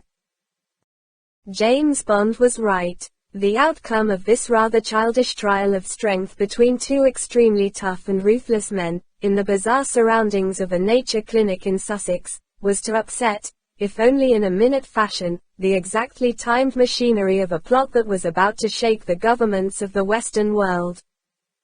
Bond 9 Thunderbolt. 5. SPECTRE. The Boulevard Haussmann, in the 8th and 9th arrondissements, stretches from the Rue du Faubourg Street Honoré to the Opéra. It is very long and very dull, but it is perhaps the solidest street in the whole of Paris. Not the richest, the Avenue de Haine has that distinction, but rich people are not necessarily solid people, and too many of the landlords and tenants in the Avenue de Haine have names ending in Escu, Ovich, Ski, and Stein, and these are sometimes not the endings of respectable names. Moreover, the Avenue de Haine is almost entirely residential. The occasional discreet brass plates giving the name of a holding company in Liechtenstein or in the Bahamas or the Canton de Vaud in Switzerland are there for tax purposes only, the cover names for private family fortunes seeking alleviation from the punitive burden of the revenue, or, more briefly, tax dodging. The Boulevard Haussmann is not like that. The massive, turn-of-the-century, bastard Second Empire buildings in heavily ornamented brick and stucco are the sieges, the seats, of important businesses. Here are the head offices of the Gros Industrials from Lille, Lyons, Bordeaux, Clermont-Ferrand, the loco of the Gros Légumes, the big vegetables, in cotton, artificial silk, coal, wine, steel, and shipping. If, among them, there are some fly-by-nights concealing a lack of serious capital, des fonds sur, behind a good address, it would only be fair to admit that such men of paper exist also behind the even solider frontages of Lombard and Wall Streets. It is appropriate that among this extremely respectable company of tenants, suitably diversified by a couple of churches, a small museum and the French Shakespeare Society, you should also find the headquarters of charitable organizations. At number 136 bis, for instance, a discreetly glittering brass plate says, FIRCO, and, underneath, Fraternité Internationale de la Résistance contre l'Oppression. If you were interested in this organization, either as an idealist or because you were a salesman of, say, office furniture, and you pressed the very clean porcelain bell button, the door would in due course be opened by an entirely typical French concierge. If your business was serious or obviously well-meaning, the concierge would show you across a rather dusty hall to tall, bogus directoire double doors adjoining the over-ornamented cage of a shaky-looking lift. Inside the doors you would be greeted by exactly what you had expected to see. A large dingy room needing a fresh coat of its café au lait paint, in which half a dozen men sat at cheap desks and typed or wrote amidst the usual accoutrements of a busy organization, in and out baskets, telephones, in this case the old-fashioned standard ones that are typical of such an office in this part of Paris, and dark green metal filing cabinets in which drawers stand open. If you were observant of small details, you might register that all the men were of approximately the same age group, between 30 and 40, and that in an office where you would have expected to find women doing the secretarial work, there were none. Inside the tall door you would receive the slightly defensive welcome appropriate to a busy organization accustomed to the usual proportion of cranks and time wasters, but, in response to your serious inquiry, the face of the man at the desk near the door would clear and become cautiously helpful. The aims of the fraternity. We exist, monsieur, to keep alive the ideals that flourished during the last war among members of all resistance groups. No, monsieur, we're entirely unpolitical. Our funds, they come from modest subscriptions from our members and from certain private persons who share our aims. You have perhaps a relative, a member of a resistance group, whose whereabouts you seek. Certainly, monsieur. The name, Gregor Kalski, last heard of with Mihailovich in the summer of 1943. Jules. He might turn to a particular man and call out, Kalski, Gregor, Mihailovich, 1943.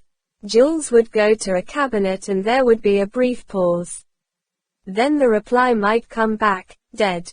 Killed in the bombing of the general's headquarters, October 21, 1943. I regret, monsieur. Is there anything further we can do for you?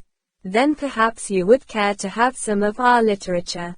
Forgive me for not having time to spare to give you more details of FIRCO myself.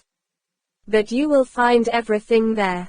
This happens to be a particularly busy day. This is the International Refugee Year and we have many inquiries such as yours from all over the world.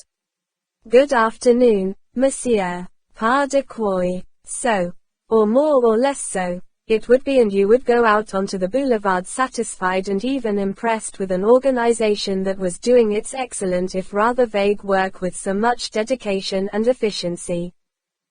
On the day after James Bond had completed his nature cure and had left for London after, the night before, scoring a most satisfactory left and right of spaghetti bolognese and Chianti at Lucian's in Brighton and of Miss Patricia Fearing on the squab seats from her bubble car high up on the Downs, an emergency meeting of the trustees of FIRCO was called for 7 o'clock in the evening. The men, for they were all men, came from all over Europe, by train or car or airplane, and they entered number 136 bis singly or in pairs, some by the front door and some by the back, at intervals during the late afternoon and evening.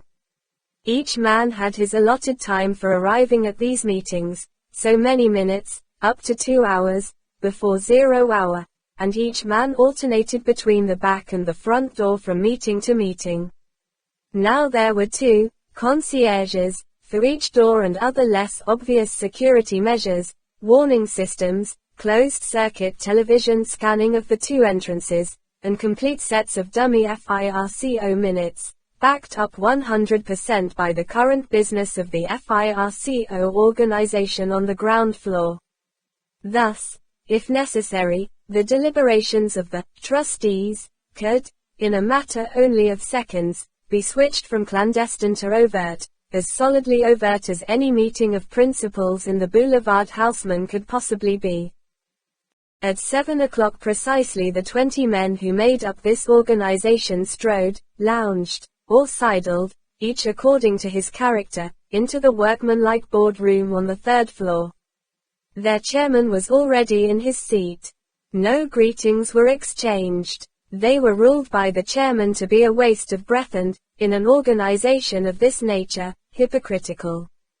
The men filed round the table and took their places at their numbers, the numbers from 1 to 21 that were their only names and that, as a small security precaution, advanced round the rota by 2 digits at midnight on the 1st of every month. Nobody smoked. Drinking was taboo and smoking frowned upon, and nobody bothered to glance down at the bogus FIRCO agenda on the table in front of him. They sat very still and looked up the table at the chairman with expressions of the sharpest interest and what, in lesser men, would have been obsequious respect. Any man seeing number 2, for that was the chairman's number of the month, even for the first time would have looked at him with some degree of the same feelings, for he was one of those men, one meets perhaps only 2 or 3 in a lifetime, who seem almost to suck the eyes out of your head. These rare men are apt to possess 3 basic attributes. Their physical appearance is extraordinary, they have a quality of relaxation, of inner certainty, and they exude a powerful animal magnetism.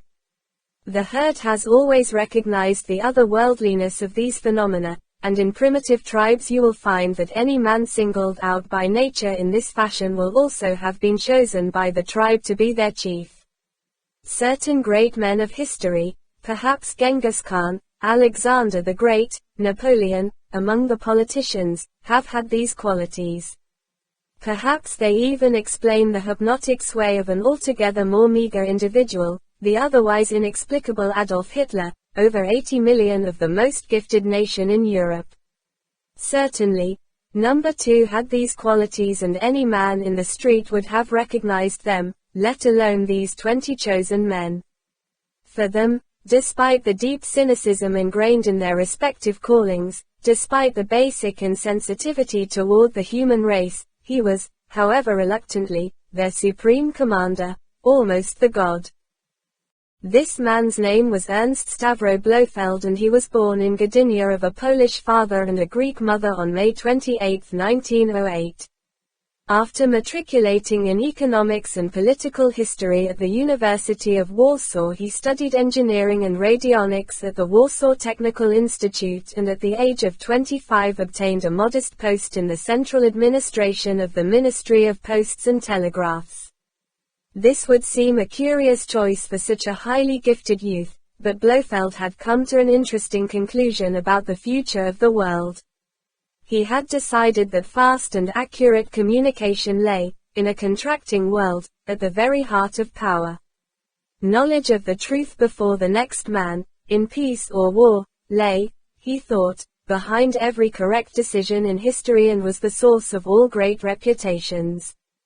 He was doing very well on this theory, watching the cables and radiograms that passed through his hands at the Central Post Office and buying or selling on margin on the Warsaw Bourse, only occasionally, when he was absolutely certain, but then very big, when the basic nature of the postal traffic changed. Now Poland was mobilizing for war and a spate of munition orders and diplomatic cables poured through his department. Blofeld changed his tactics. This was valuable stuff, worth nothing to him, but priceless to the enemy. Clumsily at first, and then more expertly, he contrived to take copies of cables, choosing, for the ciphers hid their contents from him, only those prefixed, most immediate, or, most secret. Then, working carefully, he built up in his head a network of fictitious agents.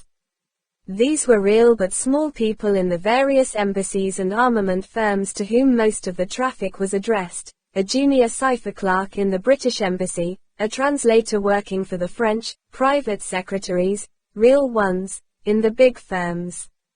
These names were easily obtained from the diplomatic lists, by ringing up a firm and asking inquiries for the name of the chairman's private secretary. He was speaking for the Red Cross. They wished to discuss the possibility of a donation from the chairman. And so on. When Blofeld had all his names right, he christened his network Tata and made a discreet approach to the German military attaché with 1 or 2 specimens of its work. He was rapidly passed on to the representative of AMTIV of the Abwehr, and from then on things were easy. When this pot was bubbling merrily, and the money, he refused to accept payment except in American dollars, coming in, it came in fast. He explained that he had so many agents to pay off, he proceeded to widen his market. He considered the Russians but dismissed them, and the Czechs, as probable non, or at any rate slow, payers. Instead he chose the Americans and the Swedes, and money positively showered in on him. He soon realized, for he was a man of almost mimosaic sensibility in matters of security, that the pace could not possibly last. There would be a leak, perhaps between the Swedish and German secret services, who he knew, for through his contacts with their spies he was picking up the gossip of his new trade, were working closely together in some territories, or through allied counter-espionage or the cryptographic services, or else one of his notional agents would die or be transferred without his knowledge while he continued to use the name as a source. Anyway, by now he had $200,000 and there was the added spur that the war was getting too close for comfort. It was time for him to be off into the wide world, into one of the safe bits of it. Blofeld carried out his withdrawal expertly. First he slowly petered off the service. Security, he explained, was being tightened up by the English and the French. Perhaps there had been a leak. He looked with mild reproof into the eyes of his contact. This secretary had had a change of heart, that one was asking too much money. Then he went to his friend on the bourse and, after sealing his lips with $1,000, had all his funds invested in shell-bearer bonds in Amsterdam and thence transferred to a numbered safe deposit box with the Disconto Bank in Zurich. Before the final step of telling his contacts that he was Brûlé and that the Polish Dukesine Bureau was sniffing at his heels, he paid a visit to Gdynia, called on the registrar and on the church where he had been baptized and, on the pretext of looking up details of an invented friend, neatly cut out the page recording his own name and birth. It remained only to locate the passport factory that operates in every big seaport and purchase a Canadian seaman's passport for $2,000. Then he was off to Sweden by the next boat. After a pause in Stockholm for a careful look round the world and some cool thinking about the probable course of the war, he flew to Turkey on his original Polish passport, transferred his money from Switzerland to the Ottoman Bank in Istanbul, and waited for Poland to fall. When, in due course, this happened, he claimed refuge in Turkey and spent a little money among the right officials in order to get his claim established. Then he settled down. Ankara Radio was glad to have his expert services and he set up RAHIR, another espionage service built on the lines of TAR, but rather more solidly. Blofeld wisely waited to ascertain the victor before selling his wares, and it was only when Rommel had been kicked out of Africa that he plumped for the Allies. He finished the war in a blaze of glory and prosperity and with decorations or citations from the British, Americans, and French. Then, with $500,000 in Swiss banks and a Swedish passport in the name of Serge Angstrom, he slipped off to South America for a rest, some good food, and a fresh think. And now Ernst Blofeld, the name to which he had decided it was perfectly safe to return, sat in the quiet room in the Boulevard Haussmann, gazed slowly round the faces of his 20 men, and looked for eyes that didn't squarely meet his. Blofeld's own eyes were deep black pools surrounded, totally surrounded, as Mussolini's were, by very clear whites. The doll-like effect of this unusual symmetry was enhanced by long silken black eyelashes that should have belonged to a woman. The gaze of these soft doll's eyes was totally relaxed and rarely held any expression stronger than a mild curiosity in the object of their focus. They conveyed a restful certitude in their owner and in their analysis of what they observed. To the innocent they exuded confidence, a wonderful cocoon of confidence in which the observed one could rest and relax, knowing that he was in comfortable, reliable hands.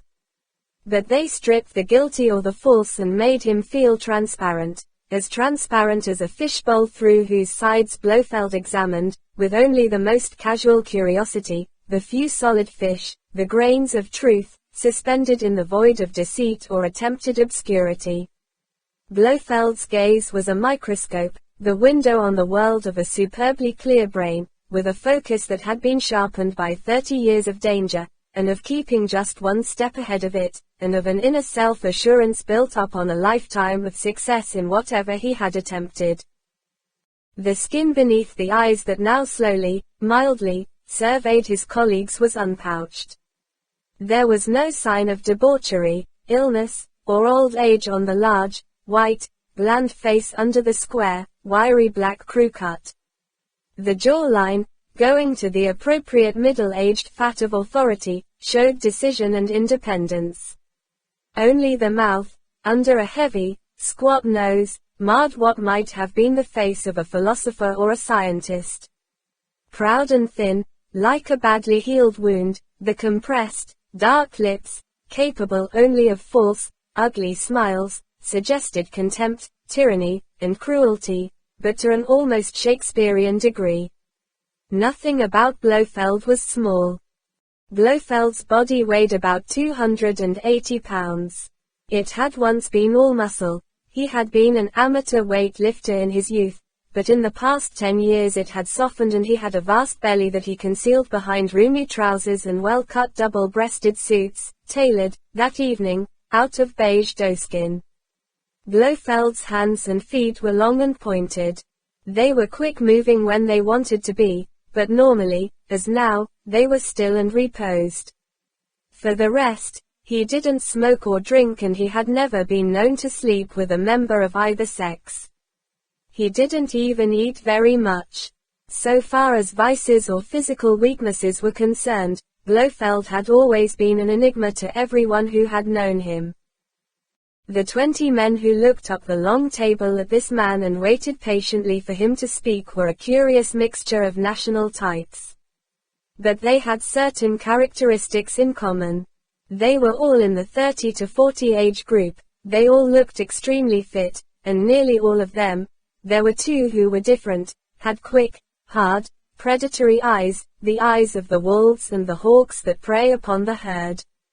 The two who were different were both scientists with scientists' otherworldly eyes. Kotze, the East German physicist who had come over to the West 5 years before and had exchanged his secrets for a modest pension and retirement in Switzerland, and Maslov, formerly Kandinsky, the Polish electronics expert who, in 1956, had resigned as head of the radio research department of Philips AG of Eindhoven and had then disappeared into obscurity.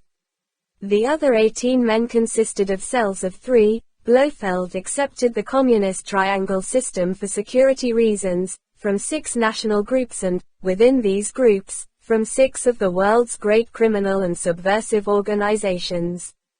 There were 3 Sicilians from the top echelon of the Union Siciliano, the Mafia, 3 Corsican Frenchmen from the Union Corse, the secret society contemporary with and similar to the mafia that runs nearly all organized crime in France, 3 former members of SMERSH, the Soviet organization for the execution of traitors and enemies of the state that had been disbanded on the orders of Khrushchev in 1958 and replaced by the Special Executive Department of the MWD, 3 of the top surviving members of the former Sonderdienst of the Gestapo.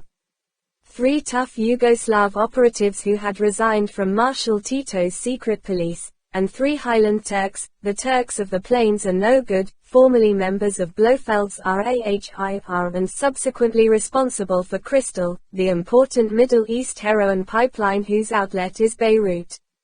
These 18 men, all experts in conspiracy, in the highest ranges of secret communication and action and, above all, of silence, also shared one supreme virtue: every man had a solid cover. Every man possessed a valid passport with up-to-date visas for the principal countries in the world, and an entirely clean sheet with Interpol and with their respective national police forces. That factor alone, the factor of each man's cleanliness after a lifetime in big crime, was his highest qualification for membership of SPECTRE, the Special Executive for Counterintelligence, Terrorism, Revenge, and Extortion. The founder and chairman of this private enterprise for private profit was Ernst Stavro Blofeld. Bond 9 Thunderball. 6. Violet-scented breath. Blofeld completed his inspection of the faces. As he had anticipated, only one pair of eyes had slid away from his. He had known he was right. The double-checked reports had been entirely circumstantial, but his own eyes and his intuition had to be the seal. He slowly put both hands under the table. One hand remained flat on his thigh. The other went to a side pocket and drew out a thin gold vinaigrette and placed it on the table in front of him. He prized open the lid with his thumbnail, took out a violet-scented cacao, and slipped it into his mouth.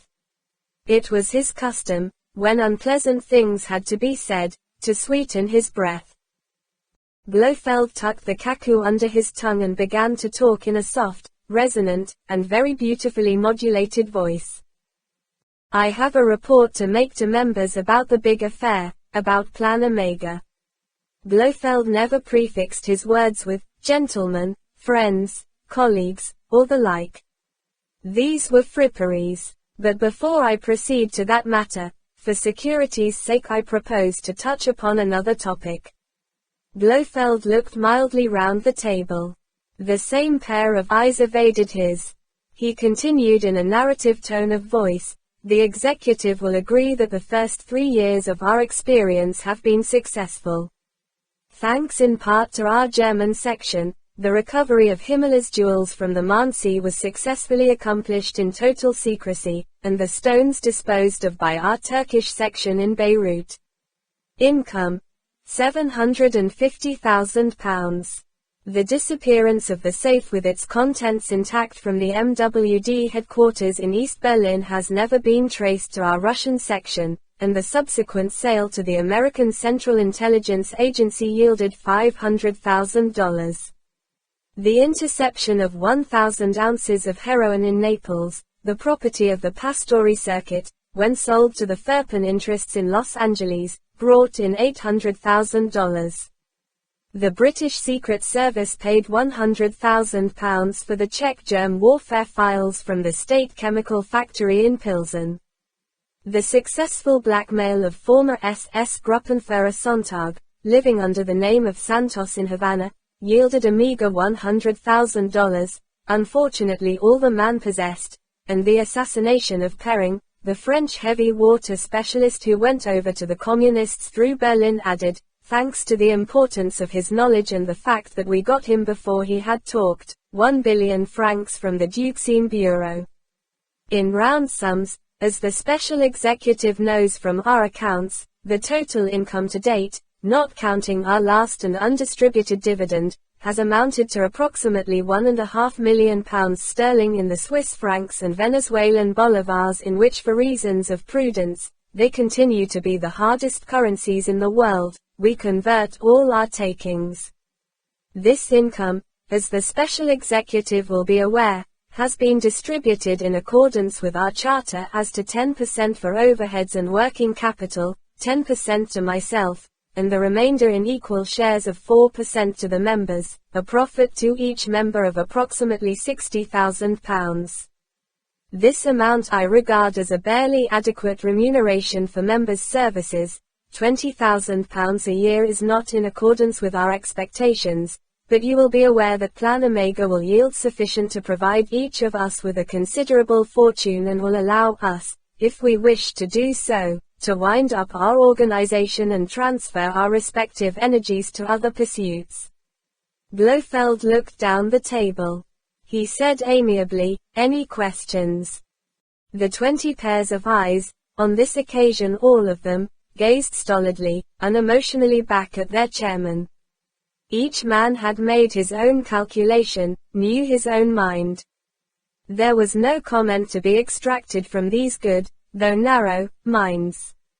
They were satisfied, but it was not a part of their harsh personalities to say so. These were known things that their chairman had spoken. It was time for the unknown. Blofeld slipped a second kaku into his mouth, maneuvered it under his tongue, and continued. Then so be it, and now to the last operation, completed a month ago and yielding $1 million. Blofeld's eyes moved down the left-hand rank of members to the end of the row. He said softly, "Stand up, number 7. Marius Domming of the Union Course, a proud, chunky man with slow eyes, who was wearing ready-made, rather sharp clothes that probably came from the gallery's barbs in Marseille, got slowly to his feet. He looked squarely down the table at Blofeld. His big, rough hands hung relaxed at the seams of his trousers. Blofeld appeared to answer his gaze, but in fact he was noting the reaction of the Corsican next to number 7, number 12, Pierre Boraud. This man sat directly facing Blofeld at the far end of the long table. It was his eyes that had been evasive during the meeting. Now they were not. Now they were relaxed, assured. Whatever the eyes had feared had passed. Blofeld addressed the company. This operation, you will recall, involved the kidnapping of the 17-year-old daughter of Magnus Blomberg, owner of the Principality Hotel in Las Vegas and participant in other American enterprises through his membership of the Detroit Purple Gang. The girl was abducted from her father's suite in the Hotel de Paris in Monte Carlo and taken by sea to Corsica. This part of the operation was executed by the Corsican section. $1 million ransom was demanded. Mr. Blomberg was willing and, in accordance with the instructions of Spectre, the money in an inflated life raft was dropped at dusk off the Italian coast near San Remo. At nightfall the raft was recovered by the ship operated by our Sicilian section. This section is to be commended for detecting the transistorized radio transmitter concealed in the raft, which it was intended should allow a unit of the French Navy to direction find our ship and hunt it down. On receipt of the ransom money, and in accordance with our undertaking, the girl was returned to her parents, apparently suffering from no ill effects except for the hair dye that had been necessary to transfer her from Corsica to a wagon lit in the blue train from Marseille. I say apparently. From a source in the police commissariat at Nice, I now learn that the girl was violated during her captivity in Corsica. Blofeld paused to allow this intelligence time to sink in. He continued. It is the parents who maintain that she was violated. It is possible that only carnal knowledge, with her consent, was involved. No matter. This organization undertook that the girl would be returned undamaged. Without splitting hairs about the effect of sexual knowledge on a girl, I am of the opinion that, whether the act was voluntary or involuntary on the girl's part, she was returned to her parents in a damaged, or at least used, condition. Blofeld rarely employed gestures. Now he slowly opened the left hand that lay on the table. He said, in the same even tone of voice, "We are a large and powerful organization. I am not concerned with morals or ethics, but members will be aware that I desire, and most strongly recommend, that Spectre shall conduct itself in a superior fashion. There is no discipline in Spectre except self-discipline. We are a dedicated fraternity whose strength lies entirely in the strength of each member. Weakness in one member is the deathwatch beetle in the total structure. You are aware of my views in this matter, and on the occasions when cleansing has been necessary you have approved my action. In this case, I have already done what I considered necessary vis-a-vis this girl's family. I have returned $500,000 with an appropriate note of apology. This despite the matter of the radio transmitter, which was a breach of our contract with the family. I dare say they knew nothing of the ruse. It was typical police behavior, a pattern that I was expecting. The dividend for all of us from this operation will be correspondingly reduced. Regarding the culprit, I have satisfied myself that he is guilty. I have decided on the appropriate action." Blofeld looked down the table. His eyes were fixed on the man standing, on number 7. The Corsican, Marius Domingue, looked back at him steadily. He knew he was innocent. He knew who was guilty. His body was still with tension. But it was not fear. He had faith, as they all had, in the rightness of Blofeld. He could not understand why he had been singled out as a target for all the eyes that were now upon him, but Blofeld had decided, and Blofeld was always right. Blofeld noted the man's courage and sensed the reasons for it. He also observed the sweat shining on the face of number 12, the man alone at the head of the table. Good. The sweat would improve the contact. Under the table, Blofeld's right hand came up off his thigh, found the knob, and pulled the switch. The body of Pierre Boraud, seized in the iron fist of 3,000 volts, arced in the air as if it had been kicked in the back. The rough mat of black hair rose sharply straight up on his head and remained upright, a gollywog fringe for the contorted, bursting face. The eyes glared wildly and then faded. A blackened tongue slowly protruded between the snarling teeth and remained hideously extended. Thin wisps of smoke rose from under the hands, from the middle of the back, and from under the thighs where the concealed electrodes in the chair had made contact. Blofeld pulled back the switch. The lights in the room that had dimmed to orange, making a dull supernatural glow, brightened to normal. The roasted meat and burned fabric smell spread slowly. The body of number 12 crumpled horribly. There was a sharp crack as the chin hit the edge of the table. It was all over. Blofeld's soft, even voice broke the silence.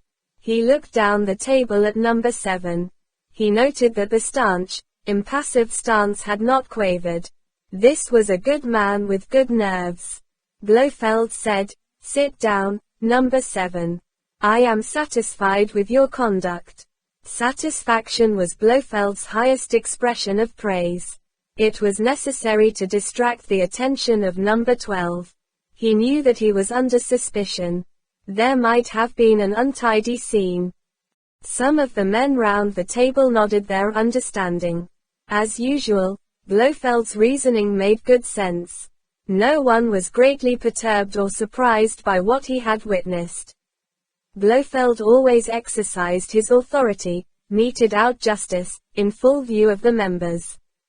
There had been 2 previous occasions of this nature, both at similar meetings and both on security or disciplinary grounds which affected the cohesion, the inner strength, of the whole team. In one, the offender had been shot by Blofeld through the heart with a thick needle fired from a compressed air pistol, no mean feat at around 12 paces. In the other, the guilty man, who had been seated next to Blofeld on his left hand, had been garroted with a wire noose casually flicked over his head and then, with 2 swift steps by Blofeld, pulled tight over the back of the man's chair. Those 2 deaths had been just, necessary. So had this death, the third. Now, the members, ignoring the heap of death at the end of the table, settled in their chairs. It was time to get back to business. Blofeld snapped shut the gold vinaigrette and slipped it into a waistcoat pocket. The Corsican section, he said softly, will put forward recommendations for a replacement for number 12. But that can wait until after completion of Plan Omega. On this matter, there are certain details to be discussed. Sub-operator G, recruited by the German section, has made an error, a serious error which radically affects our timetable. This man, whose membership of the Red Lightning Tong in Macau should have made him expert in conspiracy, was instructed to make his headquarters at a certain clinic in the south of England, an admirable refuge for his purposes. His instructions were to keep intermittent contact with the airman Petticky at the not far distant Boscombe Downs airfield where the bomber squadron is under training. He was to report at intervals on the airman's fitness and morale. His reports have been satisfactory, and the airman, by the way, continues to be willing. But Sub-Operator G was also required to post the letter on D+1, or 3 days from now. Unfortunately, this foolish man took it upon himself to become embroiled in a hot-headed fashion with some fellow patient at the clinic, as a result of which, and I need not go into details, he is now in Brighton Central Hospital suffering from second-degree burns. He is thus out of action for at least a week. This will involve an irritating but fortunately not a serious delay in Plan Omega. Fresh instructions have been issued. The airman Peteke has been provided with a file of influenza virus of sufficient strength for him to remain on the sick list for 1 week, during which he will be unable to accept his test flight. He will take the first flight after his recovery and alert us accordingly. The date of his flight will be communicated to Sub-Operator G, and he will by that time be recovered and will post the letter according to plan. The special executive, Blofeld glanced round the table, will readjust their flight schedules to Area Zeta in accordance with the new operational schedule. As for Sub-Operator G, Blofeld bent his gaze, one by one, on the 3 ex-Gestapo men. This is an unreliable agent. The German section will make arrangements for his elimination within 24 hours of the posting of the letter. Is that understood? The 3 German faces stood unanimously to attention. Yes, sir. For the rest, continued Blofeld, all is in order. Number 1 has solidly established his cover in Area Zeta. The treasure hunting myth continues to be built up and has already gained full credence. The crew of the yacht, all hand-picked sub-operators, are accepting the discipline and the security regulations better than had been expected. A suitable land base has been secured. It is remote and not easily accessible. It belongs to an eccentric Englishman, the nature of whose friends and personal habits demands seclusion. Your arrival in Area Zeta continues to be minutely planned. Your wardrobe awaits you in Areas F and D, according to your various flight plans. This wardrobe, down to the smallest detail, will be in accordance with your identities as financial backers of the treasure hunt who have demanded to visit the scene and take part in the adventure. You are not gullible millionaires. You are the kind of rich, middle-class rentiers and businessmen who might be expected to be taken in by such a scheme. You are all shrewd, so you have come to watch over your investment and ensure that not one doubloon goes astray. Nobody smiled. You are all aware of the part you have to play, and I trust that you have studied your respective roles with close attention. There was a careful nodding of heads round the table. These men were all satisfied that not too much had been asked of them in the matter of their cover. This one was a rich cafe proprietor from Marseille. He had been one. He could talk to anyone about the business. That one had vineyards in Yugoslavia.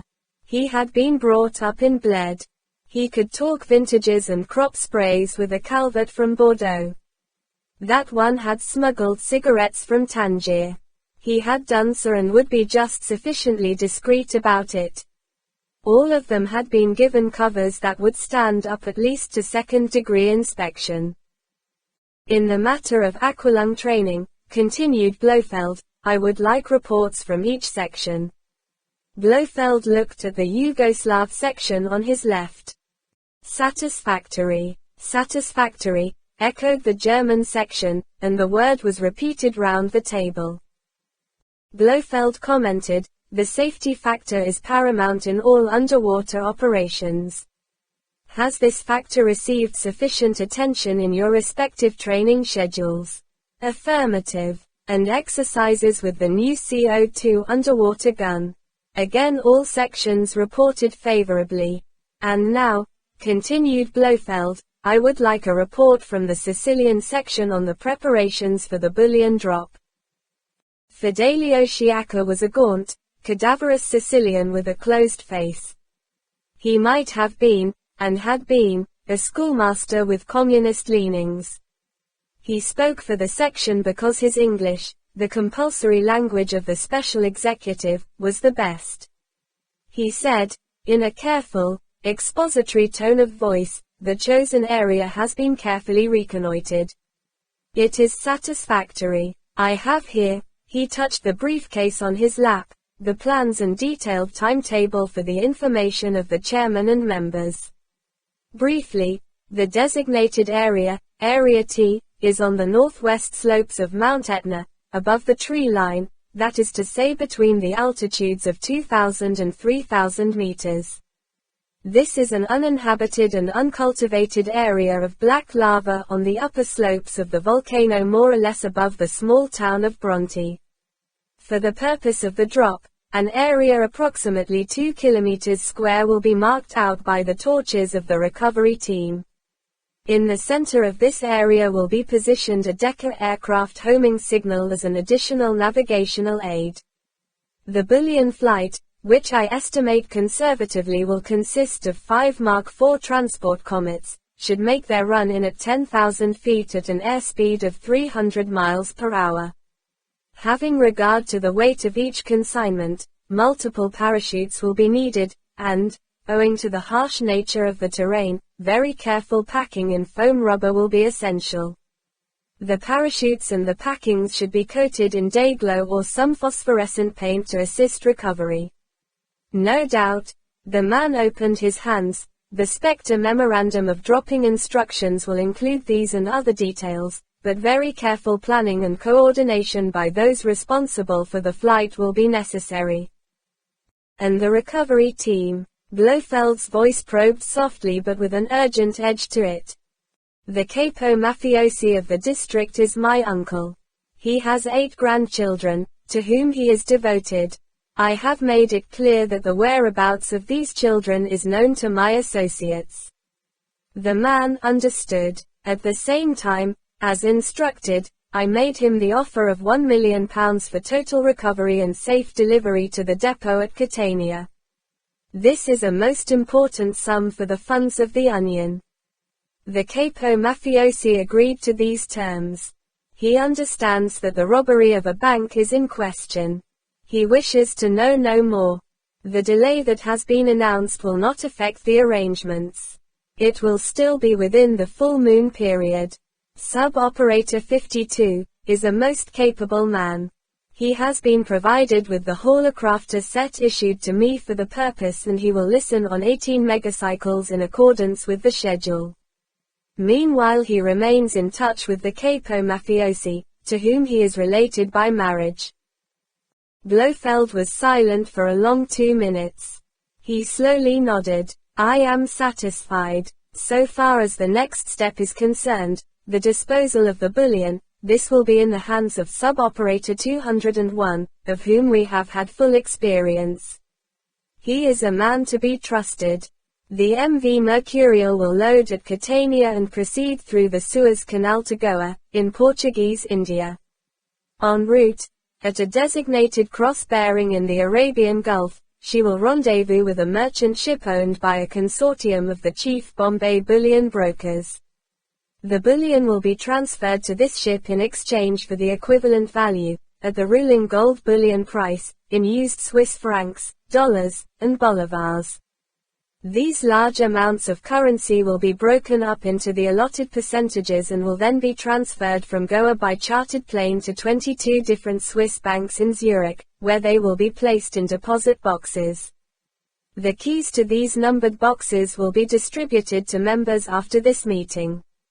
From that moment on, and subject of course to the usual security regulations regarding injudicious spending and display, these deposits will be entirely at the disposal of members.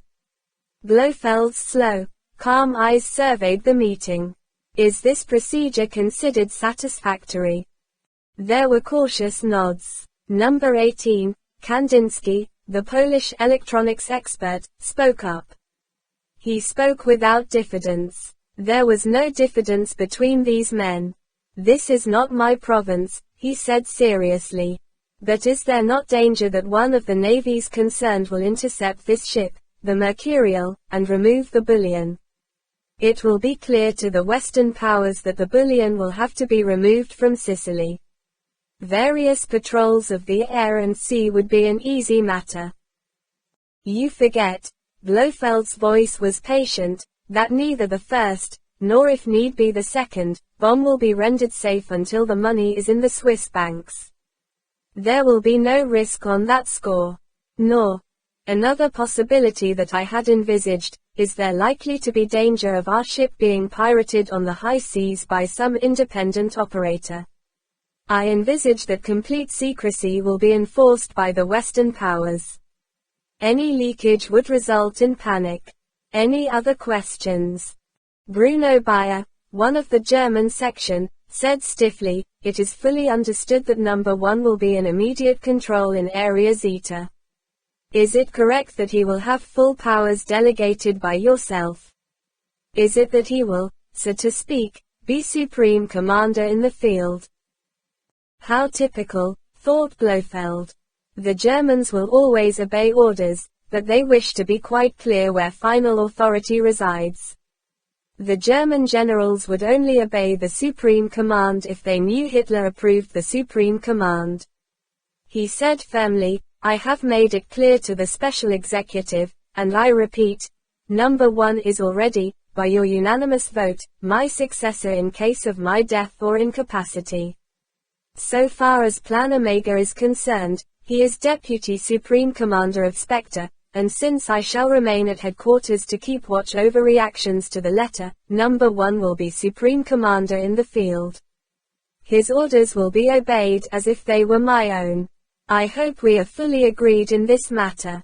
Blofeld's eyes, sharply focused, swept the meeting. Everyone signified his agreement. "So," said Blofeld, "then the meeting is now closed. I will instruct the disposal squad to take care of the remains of number 12. Number 18, please connect me with number 1 on 20 megacycles. That waveband will have been unoccupied by the French post office since 8 o'clock. Bond 9 Thunderbolt. 7.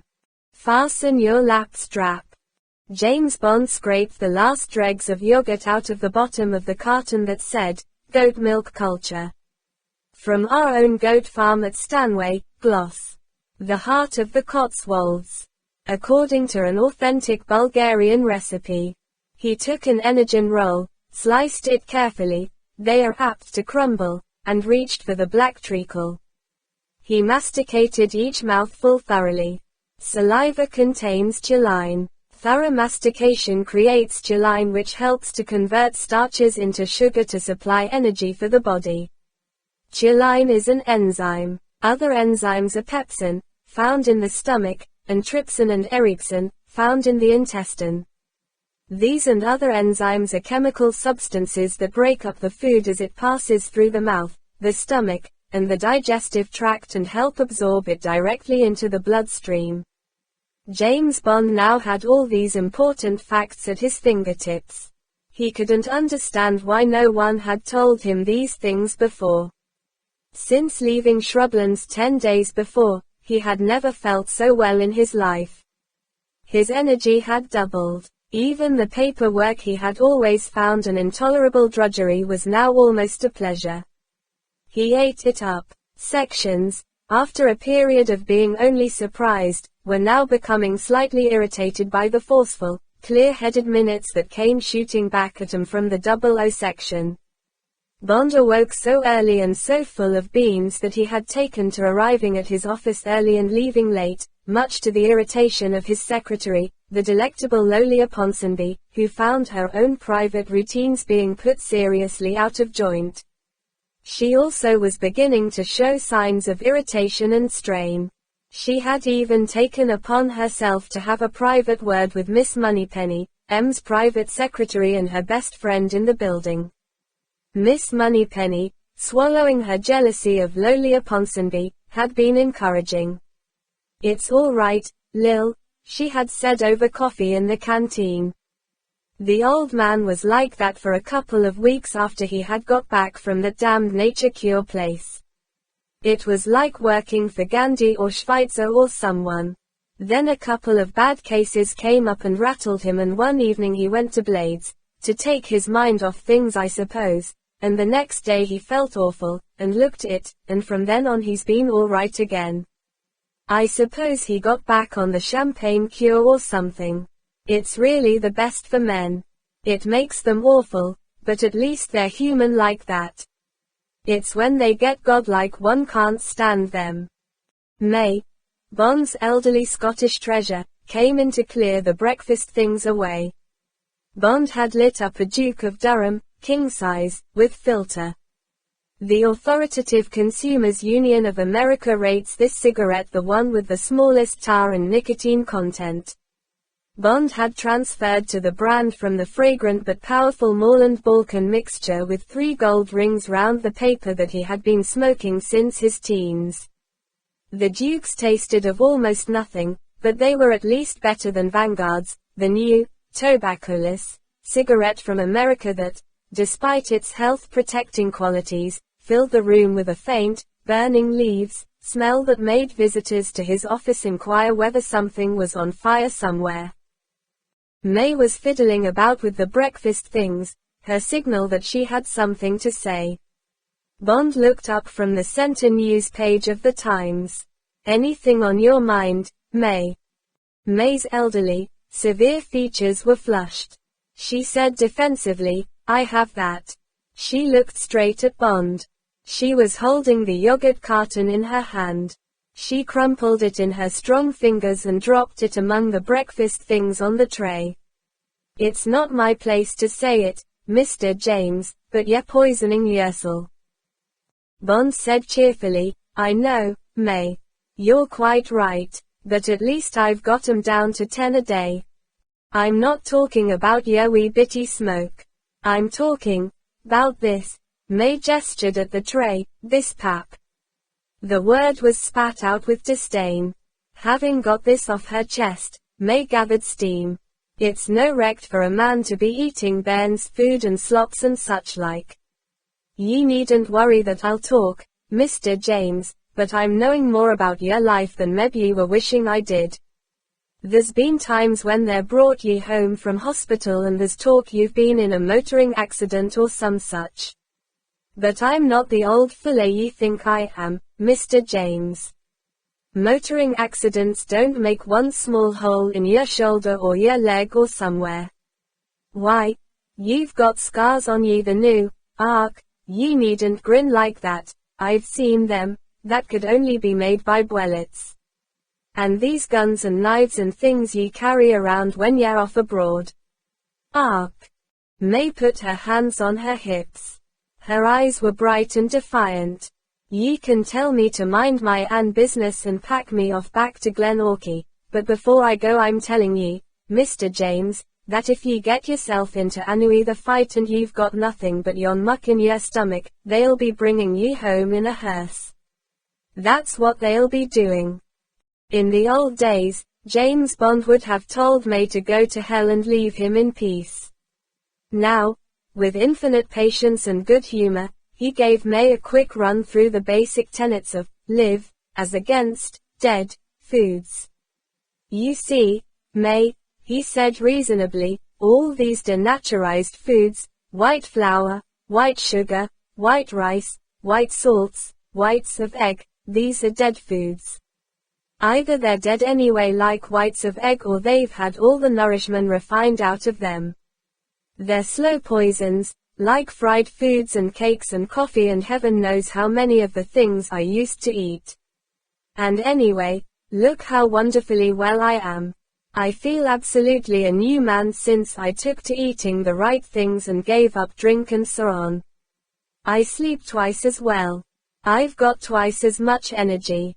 No headaches. No muscle pains. No hangovers. Why, a month ago there wasn't a week went by but that on at least one day I couldn't eat anything for breakfast but a couple of aspirins and a prairie oyster.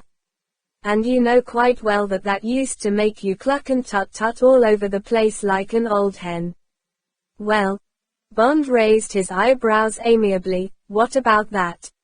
May was defeated. She picked up the tray and, with a stiff back made for the door. She paused on the threshold and turned round. Her eyes were bright with angry tears. Well, all I can say is, Mr. James, that maybe you're right and maybe you're wrong. What worries the life out of me is that you're not yourself anymore.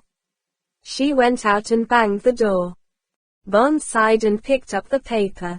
He said the magical words that all men say when a middle-aged woman makes a temperamental scene, change of life, and went back to reading about the latest reasons for not having a summit meeting. The telephone, the red one that was the direct line with headquarters, gave its loud, distinctive jangle. Bond kept his eyes on the page and reached out a hand. With the Cold War easing off, it was not like the old days. This would be nothing exciting. Probably cancelling his shoot at Bisley that afternoon with the new FN rifle. Bond speaking. It was the Chief of Staff. Bond dropped his paper on the floor. He pressed the receiver to his ear, trying, as in the old days, to read behind the words. At once please, James. M. Something for me. Something for everyone. Crash dive, and ultra hush. If you've got any dates for the next few weeks, better cancel them. You'll be off tonight. See you. The line went dead. Bond had the most selfish car in England. It was a Mark II Continental Bentley that some rich idiot had married to a telegraph pole on the Great West Road. Bond had bought the bits for £1,500 and Rolls had straightened the bend in the chassis and fitted new clockwork, the Mark IV engine with 9.5 compression. Then Bond had gone to Mulliners with £3,000, which was half his total capital, and they had sawn off the old cramped sports saloon body and had fitted a trim, rather square convertible two-seater affair, power-operated, with only two large armed bucket seats in black leather. The rest of the blunt end was all knife-edged, rather ugly, trunk. The car was painted in rough, not gloss, battleship grey and the upholstery was black Morocco. She went like a bird and a bomb and Bond loved her more than all the women at present in his life rolled, if that were feasible, together. But Bond refused to be owned by any car. A car, however splendid, was a means of locomotion. He called the Continental, the locomotive. I'll pick you up in my locomotive, and it must at all times be ready to locomote, no garage doors to break one's nails on, no pampering with mechanics except for the quick monthly service. The locomotive slept out of doors in front of his flat and was required to start immediately, in all weathers, and, after that, stay on the road. The twin exhausts, Bond had demanded 2-inch pipes. He hadn't liked the old soft flutter of the Mark, growled solidly as the long grey nose topped by a big octagonal silver bolt instead of the winged bee, swerved out of the little Chelsea Square and into King's Road. It was 9 o'clock, too early for the bad traffic, and Bond pushed the car fast up Sloane Street and into the park. It would also be too early for the traffic police, so he did some fancy driving that brought him to the Marble Arch exit in 3 minutes flat. Then there came the slow round the houses into Baker Street and so into Regent's Park. Within 10 minutes of getting the hurry call he was going up in the lift of the big square building to the 8th and top floor. Already, as he strode down the carpeted corridor, he smelled emergency. On this floor, besides M's offices, was housed communications, and from behind the grey closed doors there came a steady zing and crackle from the banks of transmitters and a continuous machine gun rattle and clack from the cipher machines. It crossed Bond's mind that a general call was going out. What the hell had happened? The Chief of Staff was standing over Miss Moneypenny. He was handing her signals from a large sheaf and giving her routing instructions. Sear Washington, personal for Dulles. Cipher XXX by teleprinter. Mathis, Dukesine Bureau. Same prefix and route. Station F for head of NATO intelligence. Personal. Standard route through head of section. This one by safe hand to head of MI5, personal, copy to Commissioner of Police, personal, and these, he handed over a thick batch, personal to heads of stations from M-Cipher XX by Whitehall Radio and Portishead.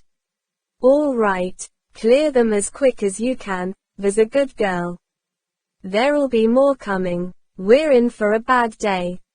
Miss Moneypenny smiled cheerfully. She liked what she called the shot and shell days. It reminded her of when she had started in the service as a junior in the cipher department. She leaned over and pressed the switch on the intercom. "07's here, sir." She looked up at Bond. "You're off." The chief of staff grinned and said, "Fasten your lap strap." The red light went on above M's door. Bond walked through. Here it was entirely peaceful. M sat relaxed, sideways to his desk looking out of the broad window at the distant glittering fretwork of London's skyline. He glanced up. "Sit down, 007. Have a look at these." He reached out and slid some foolscap-sized photostats across the desk. "Take your time." He picked up his pipe and began to fill it, absent-minded fingers dipping into the shell-based tobacco jar at his elbow. Bond picked up the top photostat.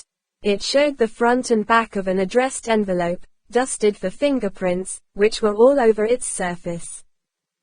M glanced sideways. "Smoke if you like." Bond said, "Thanks, sir. I'm trying to give it up."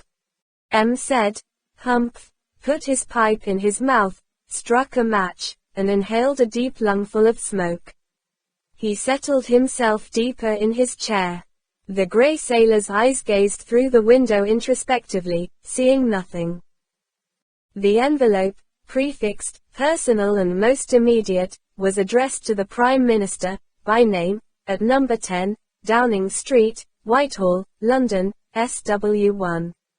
Every detail of the address was correct down to the final, PC, to denote that the Prime Minister was a Privy Councillor. The punctuation was meticulous. The stamp was postmarked Brighton, 8:30 a.m. on June 3.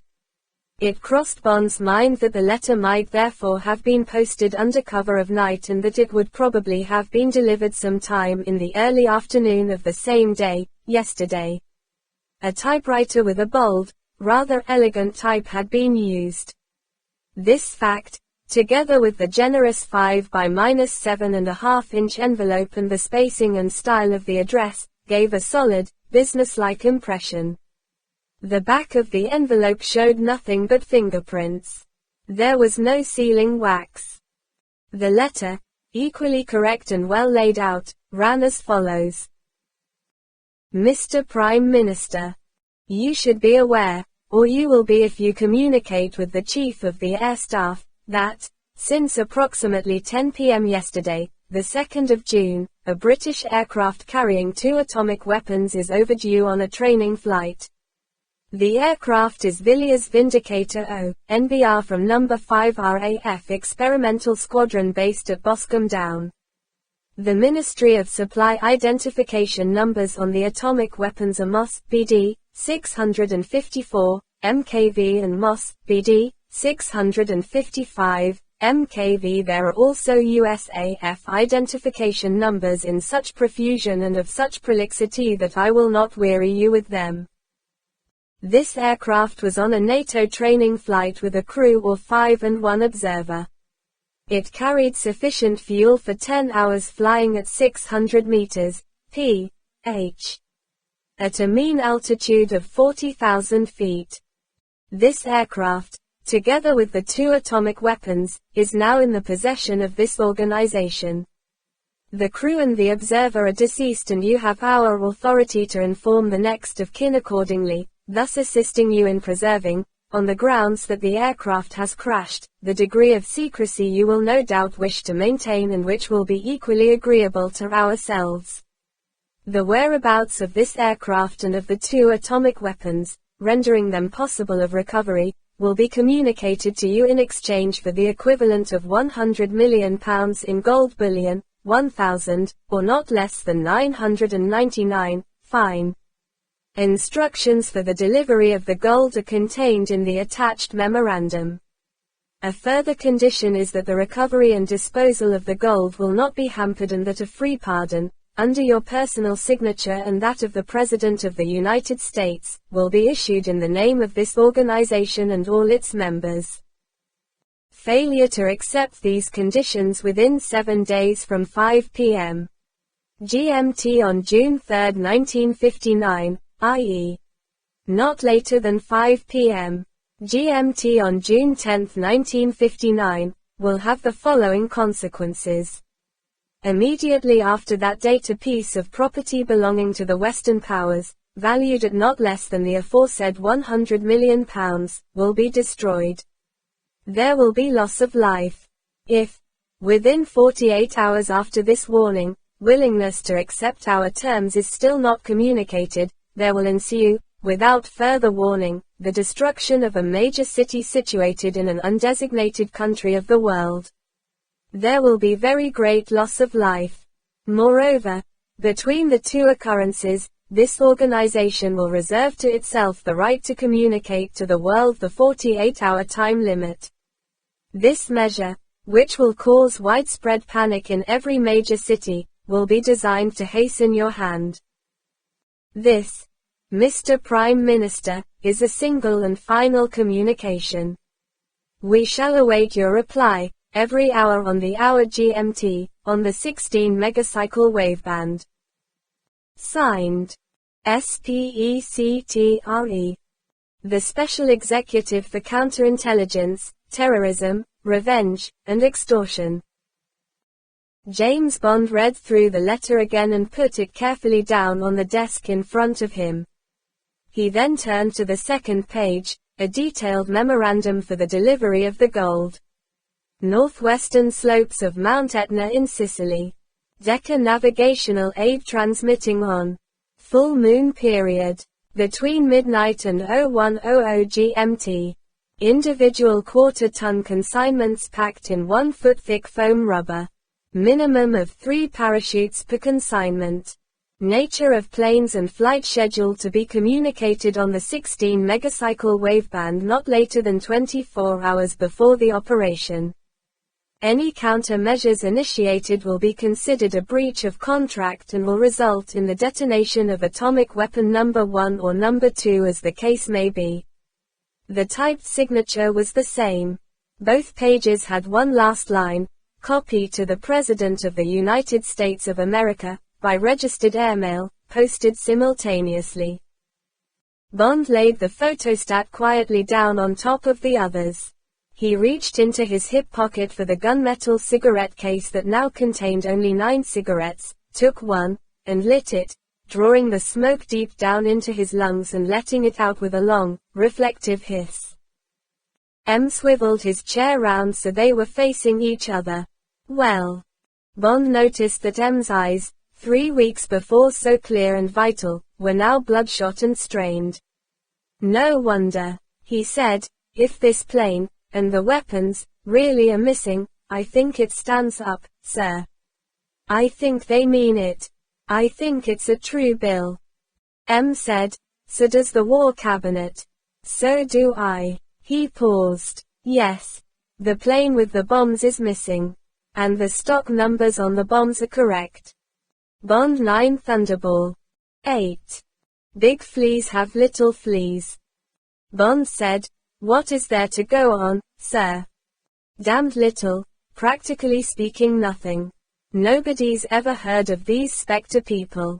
We know there's some kind of independent unit working in Europe, we've bought some stuff from 'em, so have the Americans, and Mathis admits now that Goltz, that French heavy water scientist who went over last year, was assassinated by them, for big money, as a result of an offer he got out of the blue.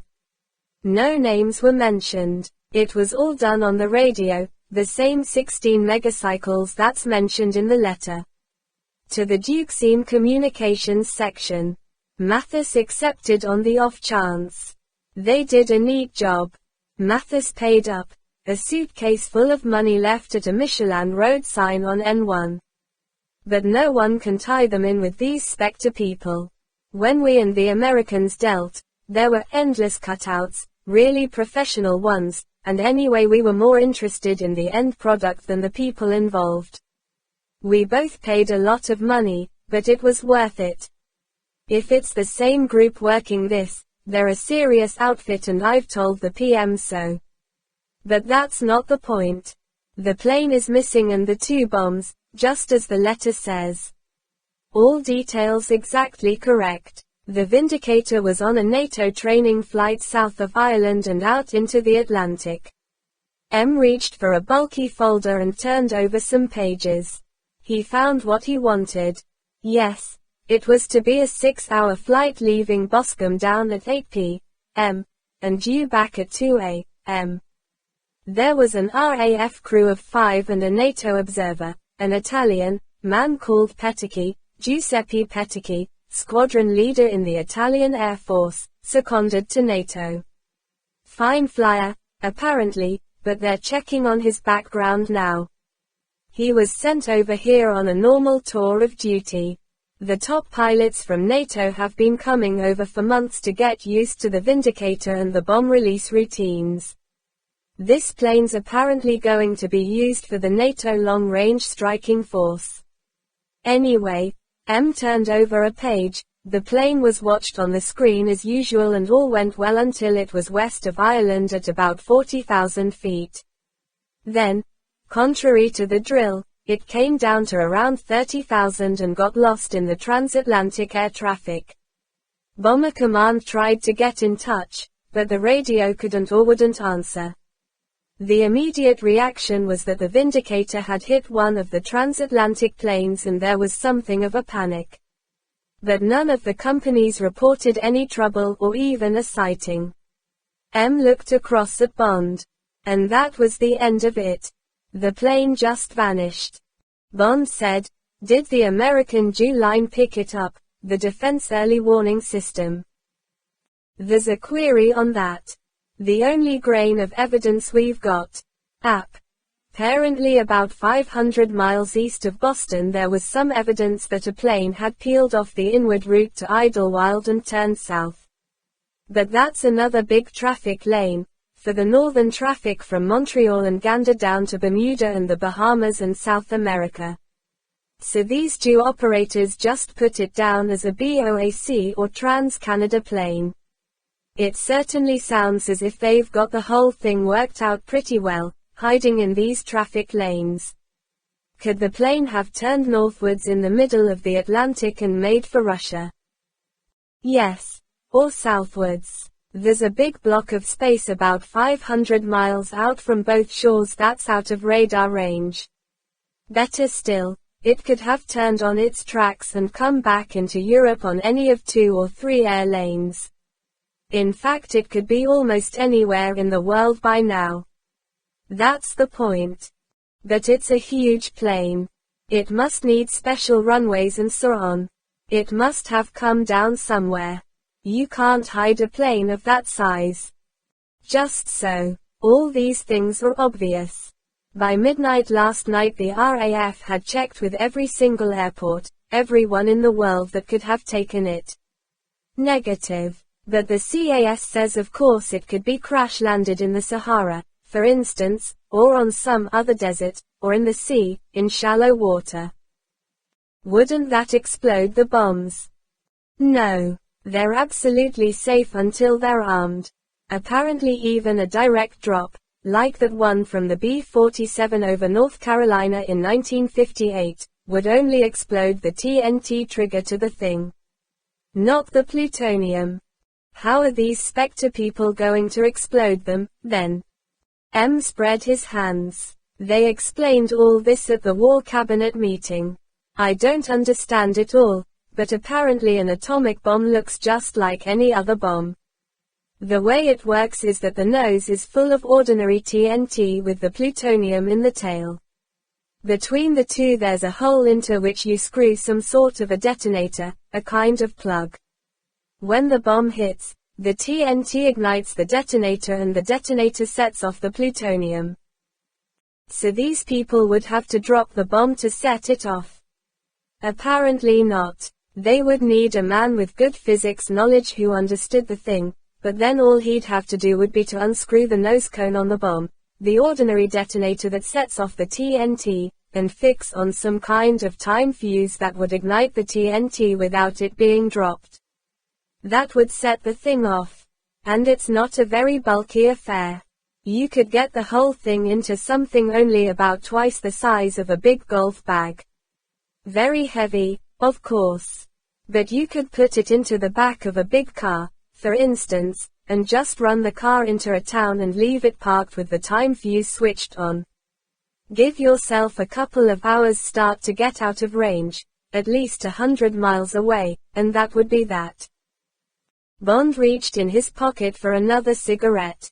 It couldn't be, yet it was so. Just what his service and all the other intelligence services in the world had been expecting to happen. The anonymous little man in the raincoat with a heavy suitcase, or golf bag, if you like. The left luggage office, the parked car, the clump of bushes in a park in the center of a big town. And there was no answer to it. In a few years' time, if the experts were right, there would be even less answer to it. Every tin pot little nation would be making atomic bombs in their backyards, so to speak. Apparently there was no secret now about the things. It had only been the prototypes that had been difficult, like the first gunpowder weapons for instance, or machine guns or tanks. Today these were everybody's bows and arrows. Tomorrow, or the day after, the bows and arrows would be atomic bombs. And this was the first blackmail case. Unless Spectre was stopped, the word would get round and soon every criminal scientist with a chemical set and some scrap iron would be doing it. If they couldn't be stopped in time there would be nothing for it but to pay up. Bond said so. That's about it, commented M, from every point of view, including politics, not that they matter all that much. But neither the PM nor the President would last 5 minutes if anything went wrong. But whether we pay or don't pay, the consequences will be endless, and all bad. That's why absolutely everything has got to be done to find these people and the plane and stop the thing in time. The PM and the President are entirely agreed. Every intelligence man all over the world who's on our side is being put onto this operation, Operation Thunderbolt they're calling it. Planes, ships, submarines, and of course money's no object. We can have everything, whenever we want it. The cabinet have already set up a special staff and a war room. Every scrap of information will be fed into it. The Americans have done the same. Some kind of a leak can't be helped. It's being put about that all the panic, and it is panic, is because of the loss of the Vindicator, bombs included, whatever fuss that may cause politically. Only the letter will be absolutely secret. All the usual detective work, fingerprints, Brighton, writing paper, Thes'll be looked after by Scotland Yard with the FBI, Interpol, and all the NATO intelligence organizations, helping where they can. Only a segment of the paper and the typing will be used, a few innocent words. This will all be quite separate from the search for the plane. That'll be handled as a top espionage matter. No one should be able to connect the two investigations. MI5 will handle the background to all the crew members and the Italian observer. That will be a natural part of the search for the plane. As for the service, we've teamed up with the CIA to cover the world. Alien Dulles is putting every man he's got onto it, and so I just sent out a general call. Now all we can do is sit back and wait. Bond lit another cigarette, his sinful third in 1 hour. He said, putting unconcern into his voice, "Where do I come in, sir?" M looked vaguely at Bond, as if seeing him for the first time. Then he swiveled his chair and gazed again through the window at nothing. Finally he said, in a conversational tone of voice, "I have committed a breach of faith with the PM in telling you all this, 007. I was under oath to tell no one what I have just told you. I decided to do what I have done because I have an idea, a hunch, and I wish this idea to be pursued by he hesitated, by a reliable man. It seemed to me that the only grain of possible evidence in this case was the Jew radar plot, a doubtful one I admit, of the plane that left the east-west air channel over the Atlantic and turned south towards Bermuda and the Bahamas. I decided to accept this evidence, although it has not aroused much interest elsewhere.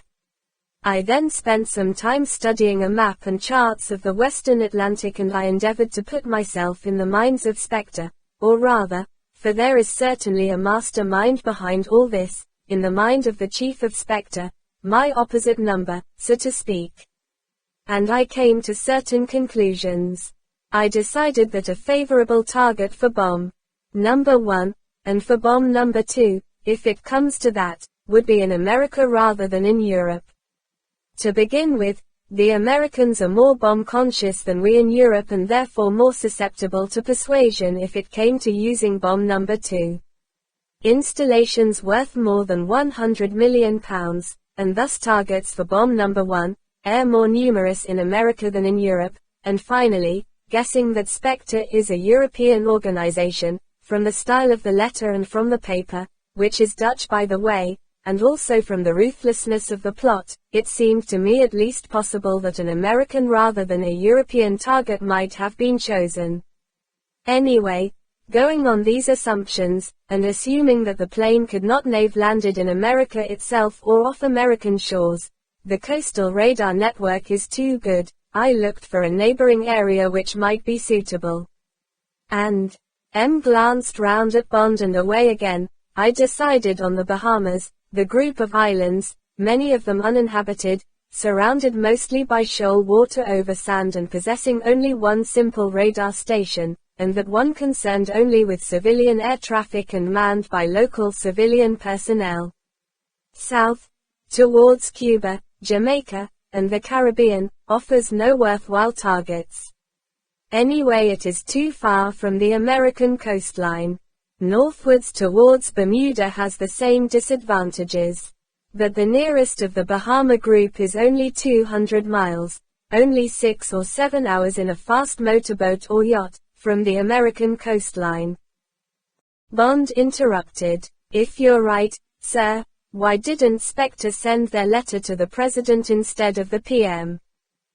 For the sake of obscurity. To make us do what we are doing, hunting all round the world instead of only in one part of it. And for maximum impact, Spectre would realize that the arrival of the letter right on top of the loss of the bomber would hit us in the solar plexus. It might, they would reason, even shake the money out of us without any further effort. The next stage of their operation, attacking target number 1, is going to be a nasty business for them. It's going to expose their whereabouts to a considerable extent. They'd like to collect the money and close the operation as quickly as possible. That's what we've got to gamble on. We've got to push them as close to the use of number 1 bomb as we dare in the hope that something will betray them in the next 6 3/4 days. It's a slim chance. I'm pinning my hopes on my guess. Swung his chair round to the desk, and on you. Well, he looked hard at Bond. Any comments? If not, you'd better get started. You're booked on all New York planes from now until midnight. Then on by BOAC. I thought of using an RAF Canberra, but I don't want your arrival to make any noise. You're a rich young man looking for some property in the islands. That'll give you an excuse to do as much prospecting as you want. Well, all right, sir. Bond got to his feet. I'd rather have had somewhere more interesting, the Iron Curtain beat, for instance. I can't help feeling this is a bigger operation than a small unit could take on. For my money, this looks more like a Russian job. They get the experimental plane and the bombs, they obviously want them, and throw dust in our eyes with all this Spectre ballyhoo. If SMERSH was still in business, I'd say they'd got a finger in it somewhere. Just their style. But the eastern stations may pick up something on that if there's anything in the idea. Anything else, sir? Who do I cooperate with in Nassau? The governor knows you're coming. They've got a well-trained police force. CIRA sending down a good man, I gather. With a communications outfit. They've got more of that sort of machinery than we have. Take a cipher machine with the XXX setting. I want to hear every single detail you turn up. Personal to me. Right. Right, sir. Bond went to the door and let himself out. There was nothing more to be said. This looked like the biggest job the service had ever been given, and in Bond's opinion, for he didn't give much for M's guess, he had been relegated to the back row of the chorus. So be it. He would get himself a good sunburn and watch the show from the wings. When Bond walked out of the building, carrying the neat leather cipher case, an expensive movie camera perhaps, slung over his shoulder, the man in the beige Volkswagen stopped scratching the burn scab under his shirt, loosened, for the 10th time, the long-barreled .45 in the holster under his arm, started the car, and put it in gear. He was 20 yards behind Bond's parked Bentley. He had no idea what the big building was. He had simply obtained Bond's home address from the receptionist at Shrublands and, as soon as he got out of the Brighton hospital, he had carefully tailed Bond. The car was hired, under an assumed name. When he had done what had to be done, he would go straight to London Airport and take the first plane out to any country on the continent. Count Lipp was a sanguine individual. The job, the private score he had to settle, presented no problem to him.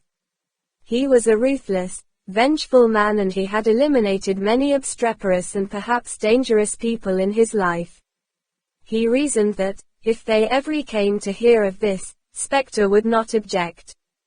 The overheard telephone conversation on that first day at the clinic showed that his cover had been broached, however slightly, and it was just conceivable that he could be traced through his membership in the Red Lightning Tong. From there to Spectre was a long step, but Sub-Operator G knew that once a cover began to run, it ran like an old sock. Apart from that, this man must be paid off. Count Lipp had to be quits with him. Bond was getting into his car. He had slammed the door. Sub-Operator G watched the blue smoke curl from the twin exhausts. He got moving. On the other side of the road, and 100 yards behind the Volkswagen, Spectre number 6 slipped his goggles down over his eyes, stamped the 500 circa C Triumph into gear, and accelerated down the road. He swerved neatly through the traffic. He had been a test rider for DKW at one time in his post-war career, and stationed himself 10 yards behind the off-rear wheel of the Volkswagen and just out of the driver's line of vision in the windscreen mirror. He had no idea why Sub-Operator G was following the Bentley, nor whom the Bentley belonged to. His job was to kill the driver of the Volkswagen.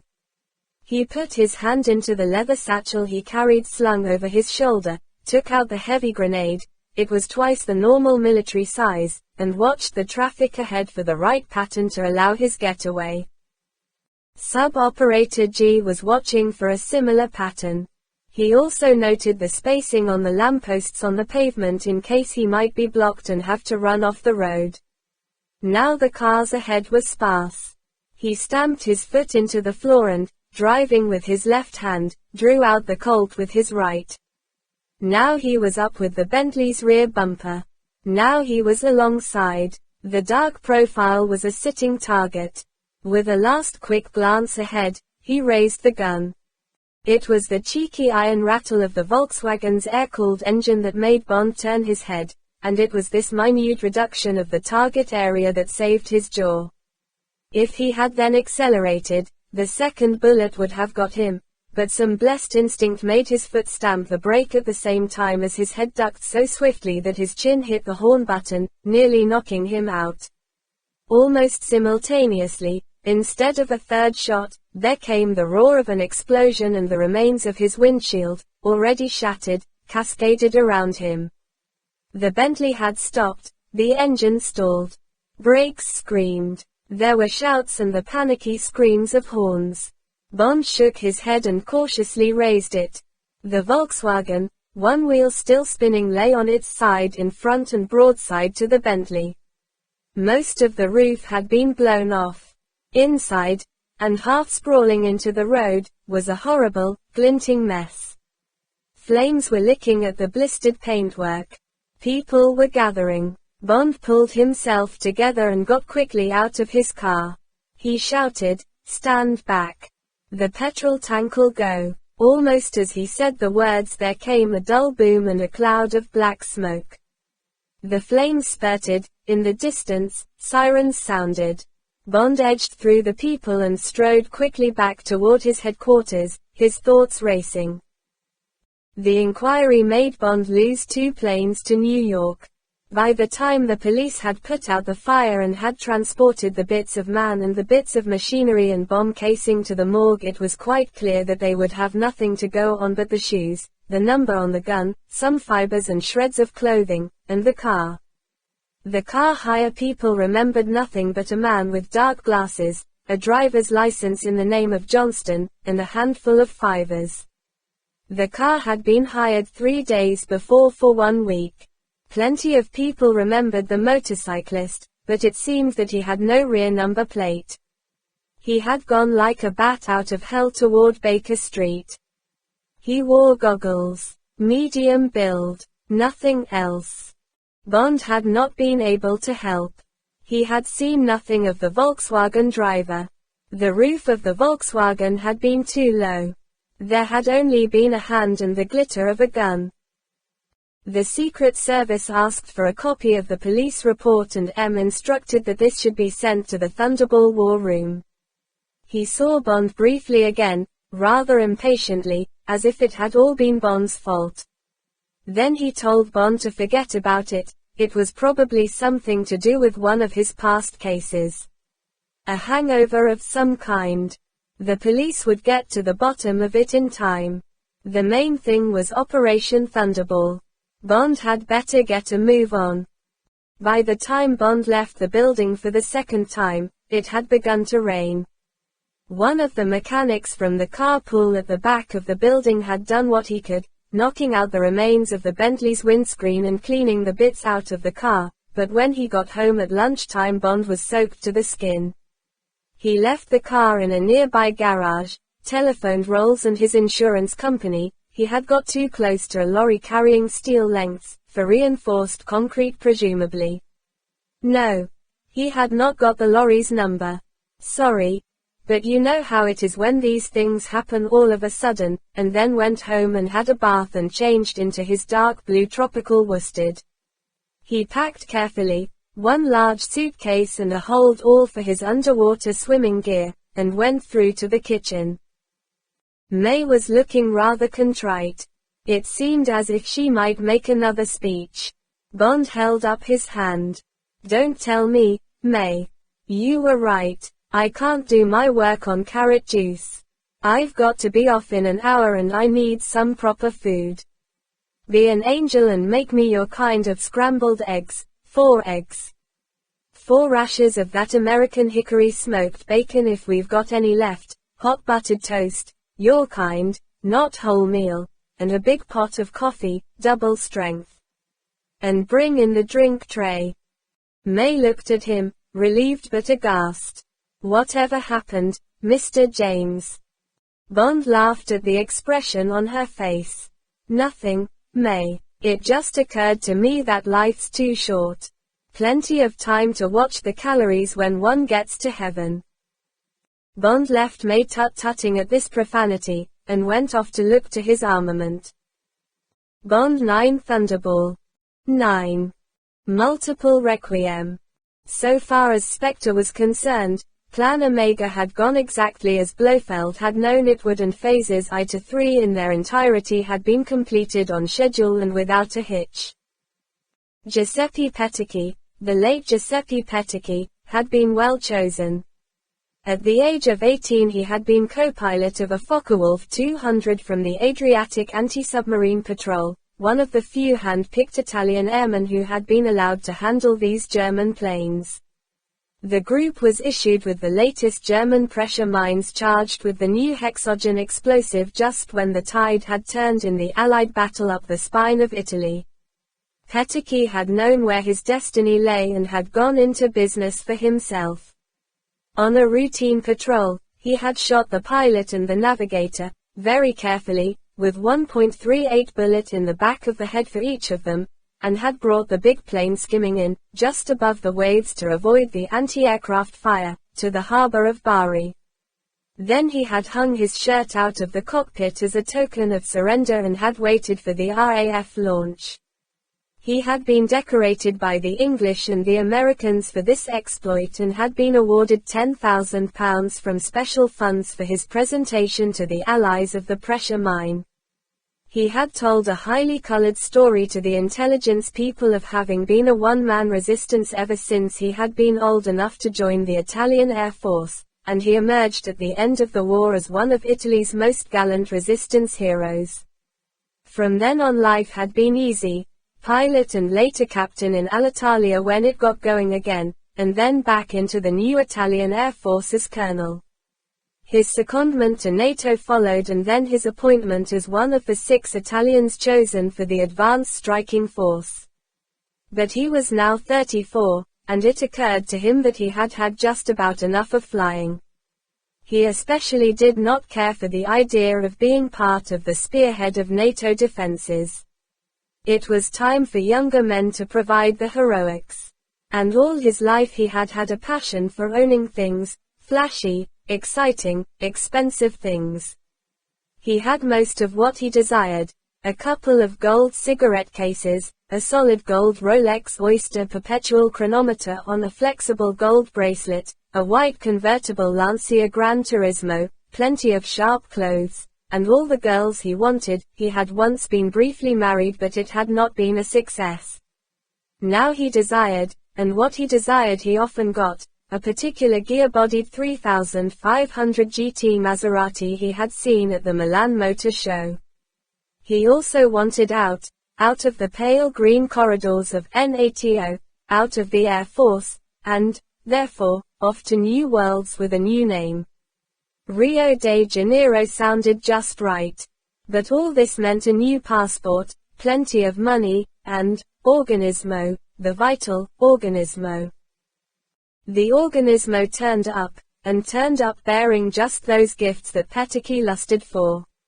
It came in the shape of an Italian named Fonda, who was at that time number 4 inspector and who had been casing the personnel of NATO, via Versailles and Paris nightclubs and restaurants, for just such a man. It had taken one whole very careful month to prepare the bait and inch it forward toward the fish, and, when it was finally presented, number 4 had been almost put off by the greed with which it had been gobbled.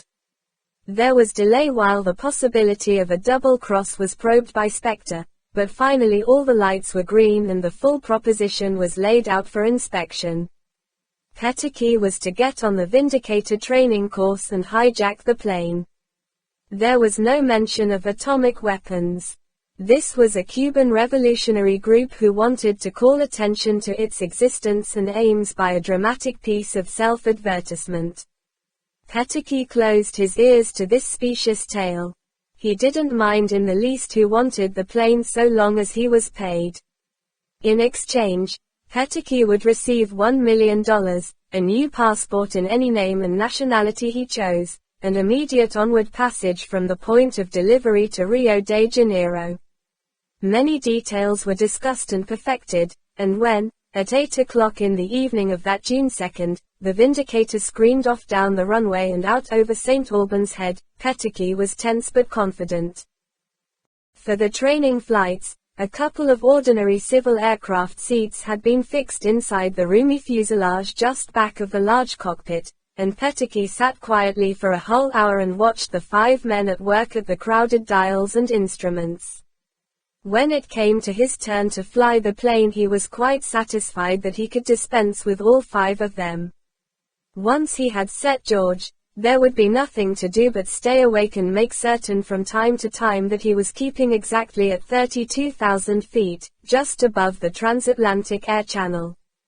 There would be a tricky moment when he turned off the east-west channel onto the north-south for the Bahamas, but this had all been worked out for him, and every move he would have to make was written down in the notebook in his breast pocket. The landing was going to need very steady nerves, but for $1 million the steady nerves would be summoned. For the 10th time Peteke consulted the Rolex. Now, he verified and tested the oxygen mask in the bulkhead beside him and laid it down ready. Next he took the little red ringed cylinder out of his pocket and remembered exactly how many turns to give the release valve. Then he put it back in his pocket and went through into the cockpit. "Hello, Seppi. Enjoying the flight?" The pilot liked the Italian. They had gone out together on one or two majestic thrashes in Bournemouth. Sure. Peteke asked some questions, verified the course set on George, checked the airspeed and altitude. Now everyone in the cockpit was relaxed, almost drowsy. 5 more hours to go. Rather a bind missing north by northwest at the Odeon. But one would catch up with it at Southampton. Peteke stood with his back to the metal map rack that held the log and the charts. His right hand went to his pocket, felt for the release valve, and gave it 3 complete turns. He eased the cylinder out of his pocket and slipped it behind him and down behind the books. Peteke stretched and yawned. "Is time for a ziz," he said amiably. He had got the slang phrase pat. It rolled easily off the tongue. The navigator laughed. "What do they call it in Italian? Zizzo." Peteke grinned cheerfully. He went through the open hatch, got back to his chair, clamped on his oxygen mask, and turned the control regulator to 100% oxygen to cut out the air bleed. Then he made himself comfortable and watched. They had said it would take under 5 minutes. Sure enough, in about 2 minutes, the man nearest to the map rack, the navigator, suddenly clutched his throat and fell forward, gargling horribly. The radio operator dropped his earphones and started forward, but with his second step he was down on his knees. He lurched sideways and collapsed. Now the 3 other men began to fight for air, briefly, terribly. The co-pilot and the flight engineer wreathed off their stools together. They clawed vaguely at each other and then fell back, spread-eagled. The pilot groped up toward the microphone above his head, said something indistinctly, got half to his feet, turned slowly so that his bulging eyes, already dead, seemed to stare through the hatchway into Peteke's, and then thudded down on top of the body of his co-pilot. Peteke glanced at his watch. 4 minutes flat. Give them 1 more minute. When the minute was up, he took rubber gloves out of his pocket, put them on, and, pressing the oxygen mask tight against his face and trailing the flexible tube behind him, went forward, reached down into the map rack, and closed the valve on the cylinder of cyanide. He verified George and adjusted the cabin pressurization to help clear the poison gas. He then went back to his seat to wait for 15 minutes. They had said 15 would be enough, but at the last moment he gave it another 10 and then, still with his oxygen mask on, he went forward again and began slowly, for the oxygen made him rather breathless, to pull the bodies back into the fuselage. When the cockpit was clear, he took a small phial of crystals out of his trousers pocket, took out the cork, and sprinkled the cabin floor with them. He went down on his knees and watched the crystals. They kept their white color. He eased his oxygen mask away and took a small cautious sniff. There was no smell, but still, when he took over the controls and began easing the plane down to 32,000 and then slightly northwest by west to get into the traffic lane, he kept the mask on. The giant plane whispered on into the night. The cockpit, bright with the yellow eyes of the dials, was quiet and warm. In the deafening silence in the cockpit of a big jet in flight there was only the faint buzz of an invector. As he verified the dials, the click of each switch seemed as loud as a small caliber pistol shot.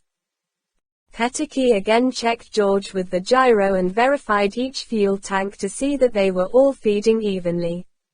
One tank pump needed adjustment. The jet pipe temperatures were not overheating. Satisfied, Peteke settled himself comfortably in the pilot's seat and swallowed a Benazedrine tablet and thought about the future. One of the headphones scattered on the floor of the cockpit began to chirrup loudly. Peteke glanced at his watch. Of course, Boscombe Air Traffic Control was trying to raise the Vindicator.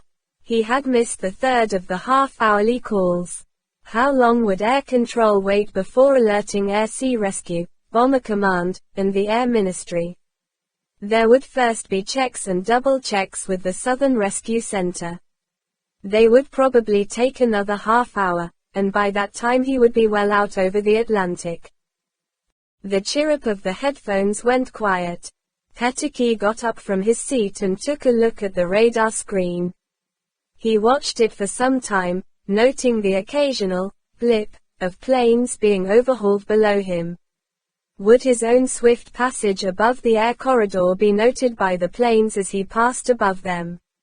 Unlikely. The radar on commercial planes has a limited field of vision in a forward cone. He would almost certainly not be spotted until he crossed the defense early warning line, and you would probably put him down as a commercial jet that had strayed above its normal channel. Peteke went back to the pilot's seat and again minutely checked the dials. He weaved the plane gently to get the feel of the controls. Behind him, the bodies on the floor of the fuselage stirred uneasily. The plane answered perfectly. It was like driving a beautiful quiet motor car. Peteke dreamed briefly of the Maserati. What color? Better not his usual white, or anything spectacular. Dark blue with a thin red line along the coachwork. Something quiet and respectable that would fit in with his new, quiet identity. It would be fun to run her in some of the trials and road races, even the Mexican 2000. But that would be too dangerous. Supposing he won and his picture got into the papers. No, he would have to cut out anything like that. He would only drive the car really fast when he wanted to get a girl. They melted in a fast car. Why was that? The sense of surrender to the machine, to the man whose strong, sunburned hands were on the wheel. But it was always so. You turned the car into a wood after 10 minutes at 150 and you would almost have to lift the girl out and lay her down on the moss, her limbs would be so trembling and soft. Peteke pulled himself out of the daydream. He glanced at his watch. The Vindicator was already 4 hours out. At 600 meters, ph. 1 certainly covered the miles. The coastline of America should be on the screen by now. He got up and had a look. Yes, there, 500 miles away, was the coastline map already in high definition, the bulge that was Boston, and the silvery creek of the Hudson River. No need to check his position with weather ships Delta or Echo, that would be somewhere below him. He was dead on course and it would soon be time to turn off the east-west channel. Peteke went back to his seat, munched another Benazedrine tablet, and consulted his chart. He got his hands to the controls and watched the eerie glow of the gyro compass. Now, he eased the controls gently round in a fairly tight curve, then he flattened out again, edged the plane exactly onto its new course, and reset George. Now he was flying due south, now he was on the last lap, a bare 3 hours to go. It was time to start worrying about the landing. Peteke took out his little notebook. Watch for the lights of Grand Bahama to port, and Palm Beach to starboard. Be ready to pick up the navigational aids from number 1's yacht, ... jettison fuel, lose height to around 1,000 feet for the last quarter of an hour, kill speed with the air brakes, and lose more height. Watch out for the flashing red beacon and prepare for the final approach. Flaps down only at the check altitude with about 140 knots indicated. Depth of water will be 40 feet.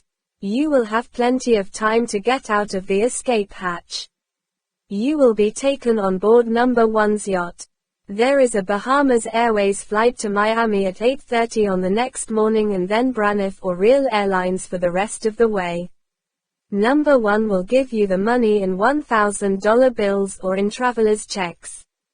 He will have both available, also the passport in the name of Enrico Valli, company director.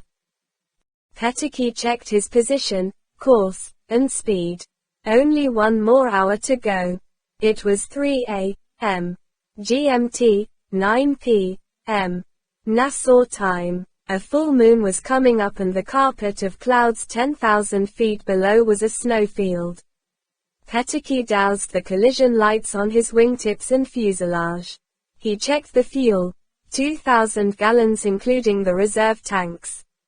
He would need 500 for the last 400 miles. He pulled the release valve on the reserve tanks and lost 1,000 gallons. With the loss of weight the plane began to climb slowly and he corrected back to 32,000. Now there was 20 minutes to go, time to begin the long descent. Down through the cloud base, the moments of blindness and then, far below, the sparse lights of North and South Bimini winked palely against the silver sheen of the moon on the quiet sea.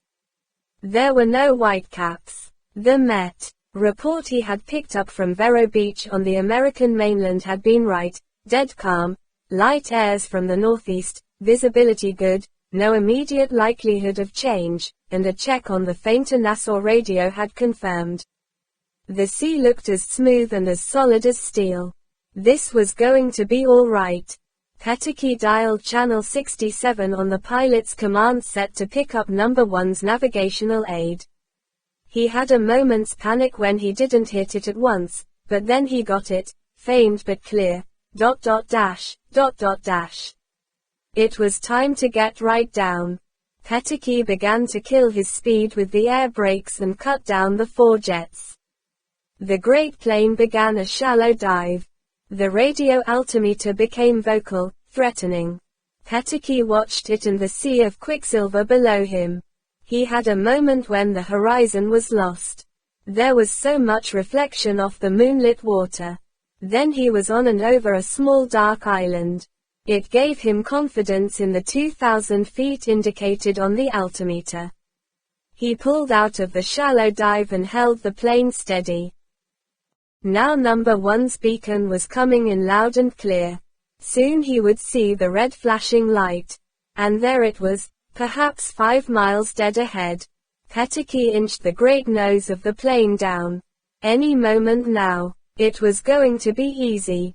His fingers played with the controls as delicately as if they were the erotic trigger points on a woman. 500 feet, 400, 3, 2. There was the pale shape of the yacht, lights doused.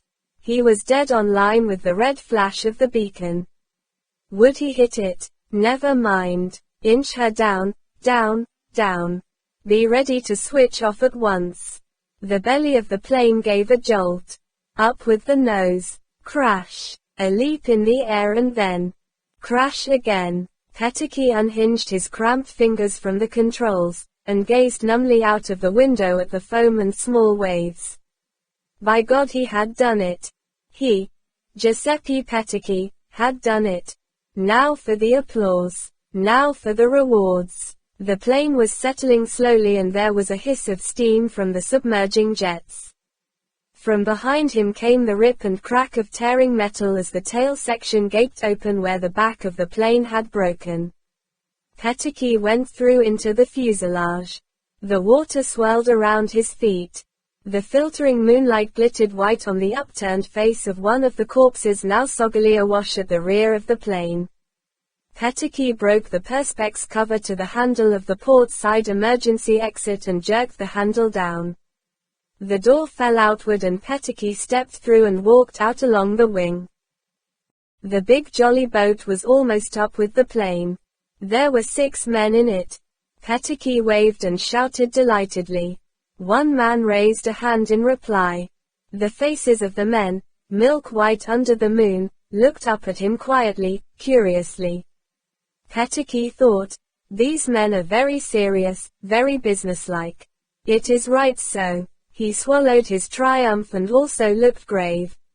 The boat came alongside the wing, now almost awash, and one man climbed up onto the wing and walked toward him. He was a short, thick man with a very direct gaze. He walked carefully, his feet well apart and his knees flexed to keep his balance. His left hand was hooked in his belt. Petake said happily, "Good evening. Good evening. I am delivering one plane in good condition." He had thought the joke out long before. "Please sign here." He held out his hand. The man from the jolly boat took the hand in a strong grasp, braced himself, and pulled sharply. Petake's head was flung back by the quick jerk and he was looking full into the eyes of the moon as the stiletto flashed up and under the offered chin, through the roof of the mouth, into the brain. He knew nothing but a moment's surprise, a sear of pain, and an explosion of brilliant light. The killer held in the knife for a moment, the back of hand feeling the stubble on Petake's chin, then lowered the body onto the wing and withdrew the knife. He carefully rinsed the knife in the sea water and wiped the blade on Petake's back and put the knife away. Then he hauled the body along the wing and thrust it underwater beside the escape hatch. The killer waded back along the wing to the waiting jolly boat and laconically raised a thumb. By now 4 of the men had pulled on their aqualungs. One by one, with a last adjustment of their mouthpieces, they clumsily heaved themselves over the side of the rocking boat and sank in a foam of small bubbles. When the last man had gone, the mechanic at the engine carefully lowered a huge underwater searchlight over the side and paid out the cable. At a given moment he switched the light on and the sea and the great sinking hulk of the plane were lit up with a mist of luminescence. The mechanic slipped the idling motor into gear and backed away, paying out cable as he went. At 20 yards, out of range of the suction of the sinking plane, he stopped and switched off his engine. He reached into his overalls and took out a packet of Camels. He offered one to the killer, who took it, broke it carefully in half, put one half behind his ear, and lit the other half. The killer was a man who rigidly controlled his weaknesses. Bond 9 Thunderbolt. 10. The Disco Volante. On board the yacht, Number 1 put down his night glasses, took a Charvet handkerchief out of the breast pocket of his white sharkskin jacket and dabbed gently at his forehead and temples. The musky scent of Schiaparelli's snuff was reassuring, reminding him of the easy side of life, of Dominetta who would now be sitting down to dinner. Everyone kept Spanish hours in Nassau and cocktails would not have finished before 10, with the raffish but rather gay Saumurs and their equally frivolous guests, of the early game that would already be underway at the casino, of the calypsos thudding into the night from the bars and nightclubs on Bay Street. He put the handkerchief back in his pocket. But this also was good, this wonderful operation. Like clockwork. He glanced at his watch. Just 10:15. The plane had been a bare 30 minutes late, a nasty half-hour to have to wait, but the landing had been perfect. Vargas had done a good quick job on the Italian pilot, what was his name, so that now they were running only 15 minutes late. If the recovery group didn't have to use oxyacetylene cutters to get out the bombs, they would soon make that up. But one mustn't expect no hitch at all. There was a good 8 hours of darkness to go. Calm, method, efficiency, in that order. Calm, method, efficiency. Number 1 ducked down off the bridge and went into the radio cabin. It smelled of sweat and tension. Anything from the Nassau control tower. Any report of a low-flying plane. Of a possible crash into the sea off Bimini. Then keep watching and get me number 2. Quick, please. It's just on the quarter. Number 1 lit a cigarette and watched the yacht's big brain get to work, scanning the ether, listening, searching. The operator played the dials with insect fingers, pausing, verifying, hastening on through the sound waves of the world. Now he suddenly stopped, checked, minutely adjusted the volume. He raised his thumb. Number 1 spoke into the sphere of wire mesh that rose before his mouth from the base of the headset. Number 1 speaking. Number 2 listening. The voice was hollow. The words waxed and waned. But it was Blofeld, all right. Number 1 knew that voice better than he remembered his father's. Successful. 10:15. Next phase 10:45. Continuing. Over.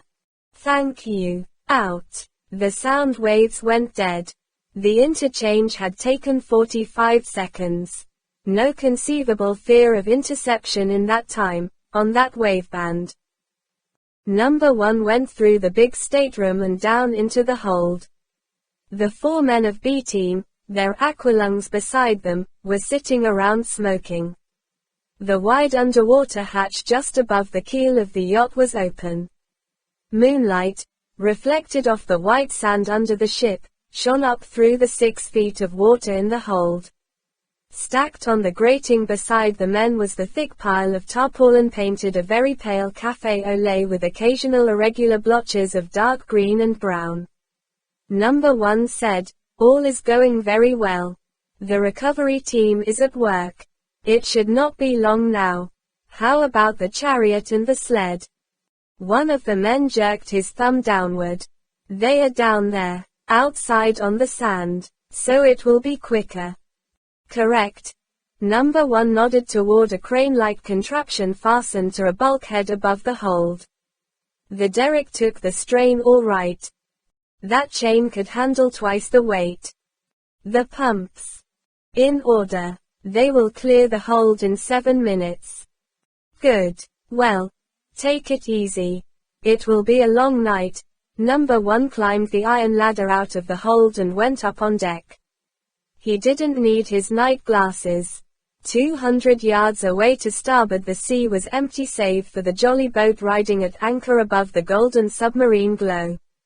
The red marker light had been taken into the boat. The rattle of the little generator making current for the big searchlight was loud. It would carry far across a sea as still as this. But accumulators would have been too bulky and might have exhausted themselves before the work was finished.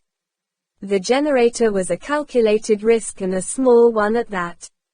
The nearest island was 5 miles away and uninhabited unless someone was having a midnight picnic on it. The yacht had stopped and searched it on the way to the rendezvous. Everything had been done that could be done, every precaution taken. The wonderful machine was running silently and full out. There was nothing to worry about now except the next step. Number 1 went through the hatch into the enclosed bridge and bent over the lighted chart table. Emilio Largo, Number 1, was a big, conspicuously handsome man of about 40. He was a Roman and he looked like a Roman, not from the Rome of today, but from the Rome of the ancient coins. The large, long face was sunburned a deep mahogany brown and the light glinted off the strong rather hooked nose and the clean-cut lantern jaw that had been meticulously shaved before he had started out late that afternoon. In contrast to the hard, slow-moving brown eyes, the mouth, with its thick, rather down-curled lips, belonged to a satyr. Ears that, from dead in front, looked almost pointed, added to an animalness that would devastate women. The only weakness in the fine centurion face lay in the overlong sideburns and the 2 carefully waved black hair that glistened so brightly with pomade that it might almost have been painted onto the skull. There was no fat on the big boned frame. Largo had fought for Italy in the Olympic foils, was almost an Olympic-class swimmer with the Australian crawl, and only a month before had won the senior class in the Nassau Water Ski Championships, and the muscles bulged under the exquisitely cut sharkskin jacket. An aid to his athletic prowess were his hands. They were almost twice the normal size, even for a man of his stature, and now, as they walked across the chart holding a ruler and a pair of dividers, they looked, extruding from the white sleeves that rested on the white chart, almost like large brown furry animals quite separate from their owner. Largo was an adventurer, a predator on the herd. 200 years before he would have been a pirate, not one of the jolly ones of the storybooks, but a man like Blackbeard, a blood-stained cutthroat who scythed his way through people toward gold. But Blackbeard had been too much of a bully and a roughneck, and wherever he went in the world he left behind a telltale shambles. Largo was different. There was a cool brain and an exquisite finesse behind his actions that had always saved him from the herd's revenge, from his post-war debut as head of the black market in Naples, through 5 lucrative years smuggling from Tangier, 5 more masterminding the wave of big jewel robberies on the French Riviera, down to his last 5 with Spectre. Always he got away with it. Always he had seen the essential step ahead that would have been hidden from lesser men. He was the epitome of the gentleman crook, a man of the world, a great womanizer, a high liver with the entree to café society in 4 continents, and the last survivor, conveniently enough, of a once famous Roman family whose fortune, so he said, he had inherited. He also benefited from having no wife, a spotless police record, nerves of steel, a heart of ice, and the ruthlessness of a Himmler. He was the perfect man for Spectre, and the perfect man, rich Nassau playboy and all, to be supreme commander of Plan Omega. One of the crew knocked on the hatch and came in. They have signaled. The chariot and sled are on the way. Thank you. In the heat and excitement of any operation, Largo always created calm. However much was at stake, however great the dangers and however urgent the need for speed and quick decisions, he made a fetish of calm, of the pause, of an almost judo-like inertia. This was an act of will to which he had trained himself. He found it had an extraordinary effect on his accomplices. It tied them to him and invoked their obedience and loyalty more than any other factor in leadership. That he, a clever and cunning man, should show unconcern at particularly bad, or, as in this case, particularly good news, meant that he already knew that what had happened would happen. With Largo, consequences were foreseen. One could depend on him. He never lost balance. So now, at this splendid news, Largo deliberately picked up his dividers again and made a trace, an imaginary trace, on the chart for the sake of the crew member. He then put down the dividers and strolled out of the air conditioning into the warm night. A tiny worm of underwater light was creeping out toward the jolly boat. It was a 2-man underwater chariot identical with those used by the Italians during the war and bought, with improvements, from Ansaldo, the firm that had originally invented the 1-man submarine. It was towing an underwater sled, a sharp proud tray with negative buoyancy used for the recovery and transport of heavy objects under the sea. The worm of light merged with the luminescence from the searchlight and, minutes later, re-emerged on its way back to the ship. It would have been natural for Largo to have gone down to the hold to witness the arrival of the 2 atomic weapons. Typically, he did nothing of the sort. In due course the little headlight reappeared, going back over its previous course.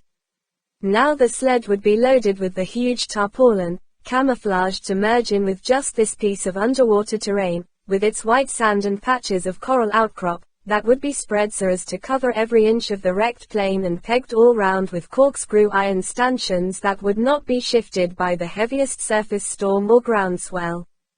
In his imagination, Largo saw every move of the 8 men who would now be working far below the surface on the reality for which there had been so much training, so many dummy exercises.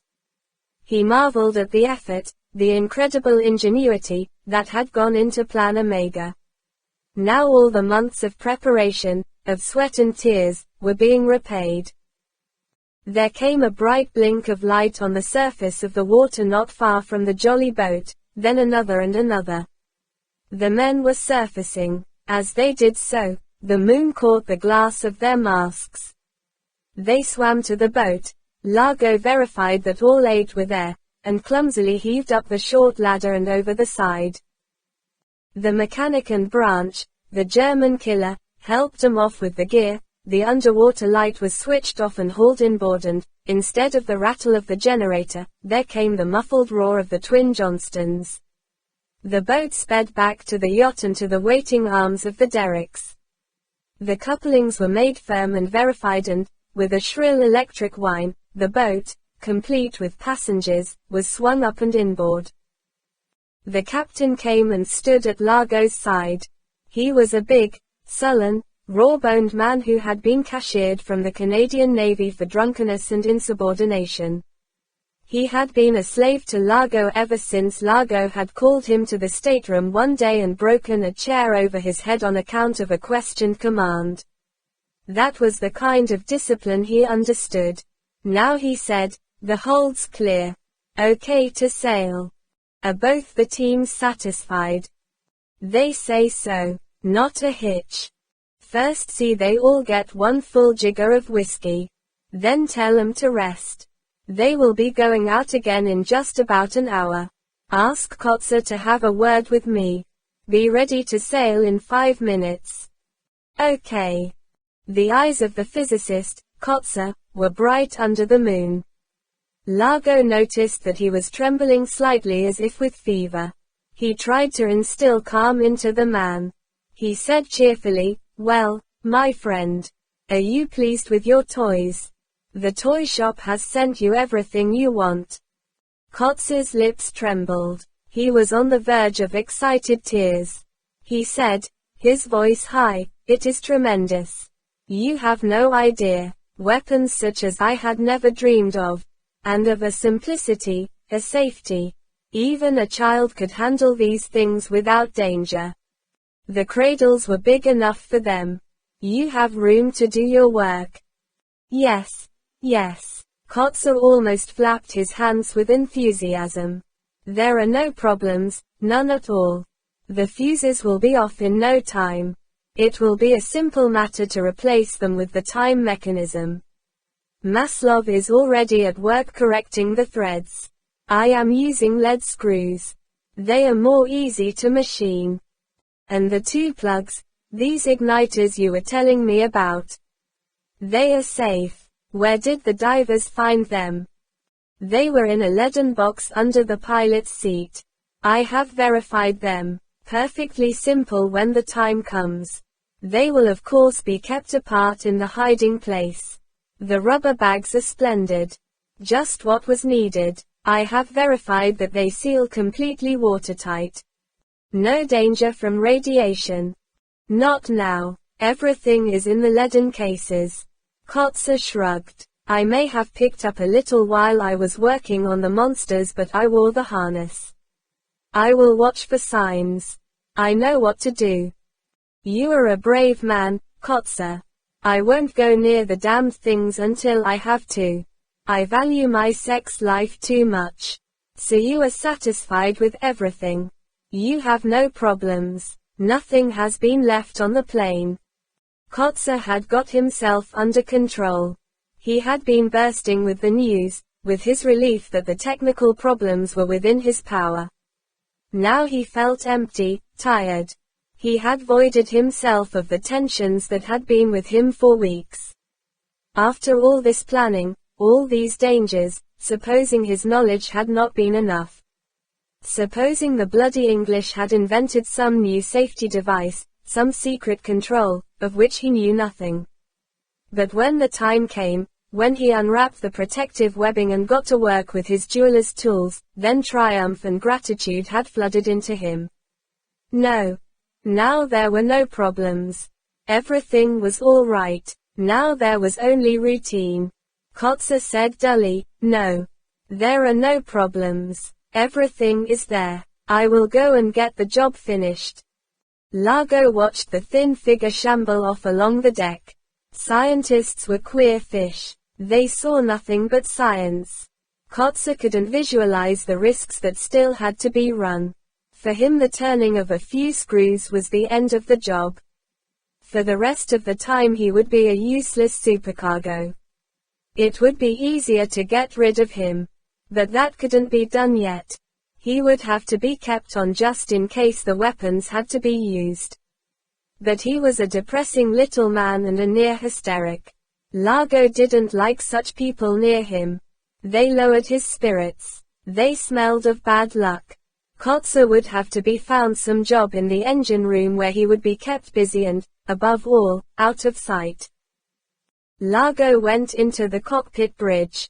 The captain was sitting at the wheel, a light aluminum affair consisting only of the bottom half of a circle. Largo said, "Okay, let's go." The captain reached out his hand to the bank of buttons at his side and pressed the one that said "Start both." There came a low, hollow rumble from amidships. A light blinked on the panel to show that both engines were firing properly. The captain pulled the electromagnetic gear shift to slow ahead both, and the yacht began to move. The captain made it full ahead both, and the yacht trembled and settled a little in the stern. The captain watched the revolution counter, his hand on a squat lever at his side. At 20 knots the counter showed 5,000. The captain inched back the lever that depressed the great steel scoop below the hull. The revolutions remained the same, but the finger of the speedometer crawled on round the dial until it said 40 knots. Now the yacht was half flying, half planing across the glittering sheet of still water, the hull supported 4 feet above the surface on the broad, slightly uptilted metal skid and with only a few feet of the stern and the 2 big screws submerged. It was a glorious sensation and Largo, as he always did, thrilled to it. The motor yacht, Disco Volante, was a hydrofoil craft, built for Largo with Spectre funds by the Italian constructors Leopoldo Rodriguez of Messina, the only firm in the world to have successfully adapted the Schertel-Saxenberg system to commercial use. With a hull of aluminum and magnesium alloy, 2 Daimler-Benz 4-stroke diesels supercharged by twin Brown Boveri turbo superchargers, the Disco Volante could move her 100 tons at around 50 knots, with a cruising range at that speed of around 400 miles. She had cost £200,000, but she had been the only craft in the world with the speed, cargo, and passenger space, and with the essential shallow draft for the job required of her in Bahamian waters. The constructors claim of this type of craft that it has a particular refinement that Spectre had appreciated. Having high stability and a shallow draft, aliscafos, as they are called in Italy, do not determine magnetic field variation, nor do they cause pressure waves, both desirable characteristics, in case the Disco Volante might wish, sometime in her career, to escape detection. 6 months before, the Disco had been shipped out to the Florida Keys by the South Atlantic route. She had been a sensation in Florida waters and among the Bahamas, and had vastly helped to make Largo the most popular millionaire in a corner of the world that crawls with millionaires who have everything. And the fast and mysterious voyages he made in the Disco, with all those underwater swimmers and occasionally with a 2-seater Lycoming engined folding wing amphibian mounted on the roof of the streamlined superstructure, had aroused just the right amount of excited comment. Slowly, Largo had let the secret leak out, through his own indiscretions at dinners and cocktail parties, through carefully primed members of the crew in the Bay Street bars. This was a treasure hunt, an important one. There was a pirate's map, a sunken galleon thickly overgrown with coral. The wreck had been located. Largo was only waiting for the end of the winter tourist season and for the calms of early summer, and then his shareholders would be coming out from Europe and work would begin in earnest. And 2 days before, the shareholders, 19 of them, had duly come trickling into Nassau by different routes, from Bermuda, from New York, from Miami. Rather dull-looking people to be sure, just the sort of hard-headed, hard-working businessmen who would be amused by a gamble like this, a pleasant sunshine gamble with a couple of weeks' holiday in Nassau to make up for it if the doubloons were after all not in the wreck.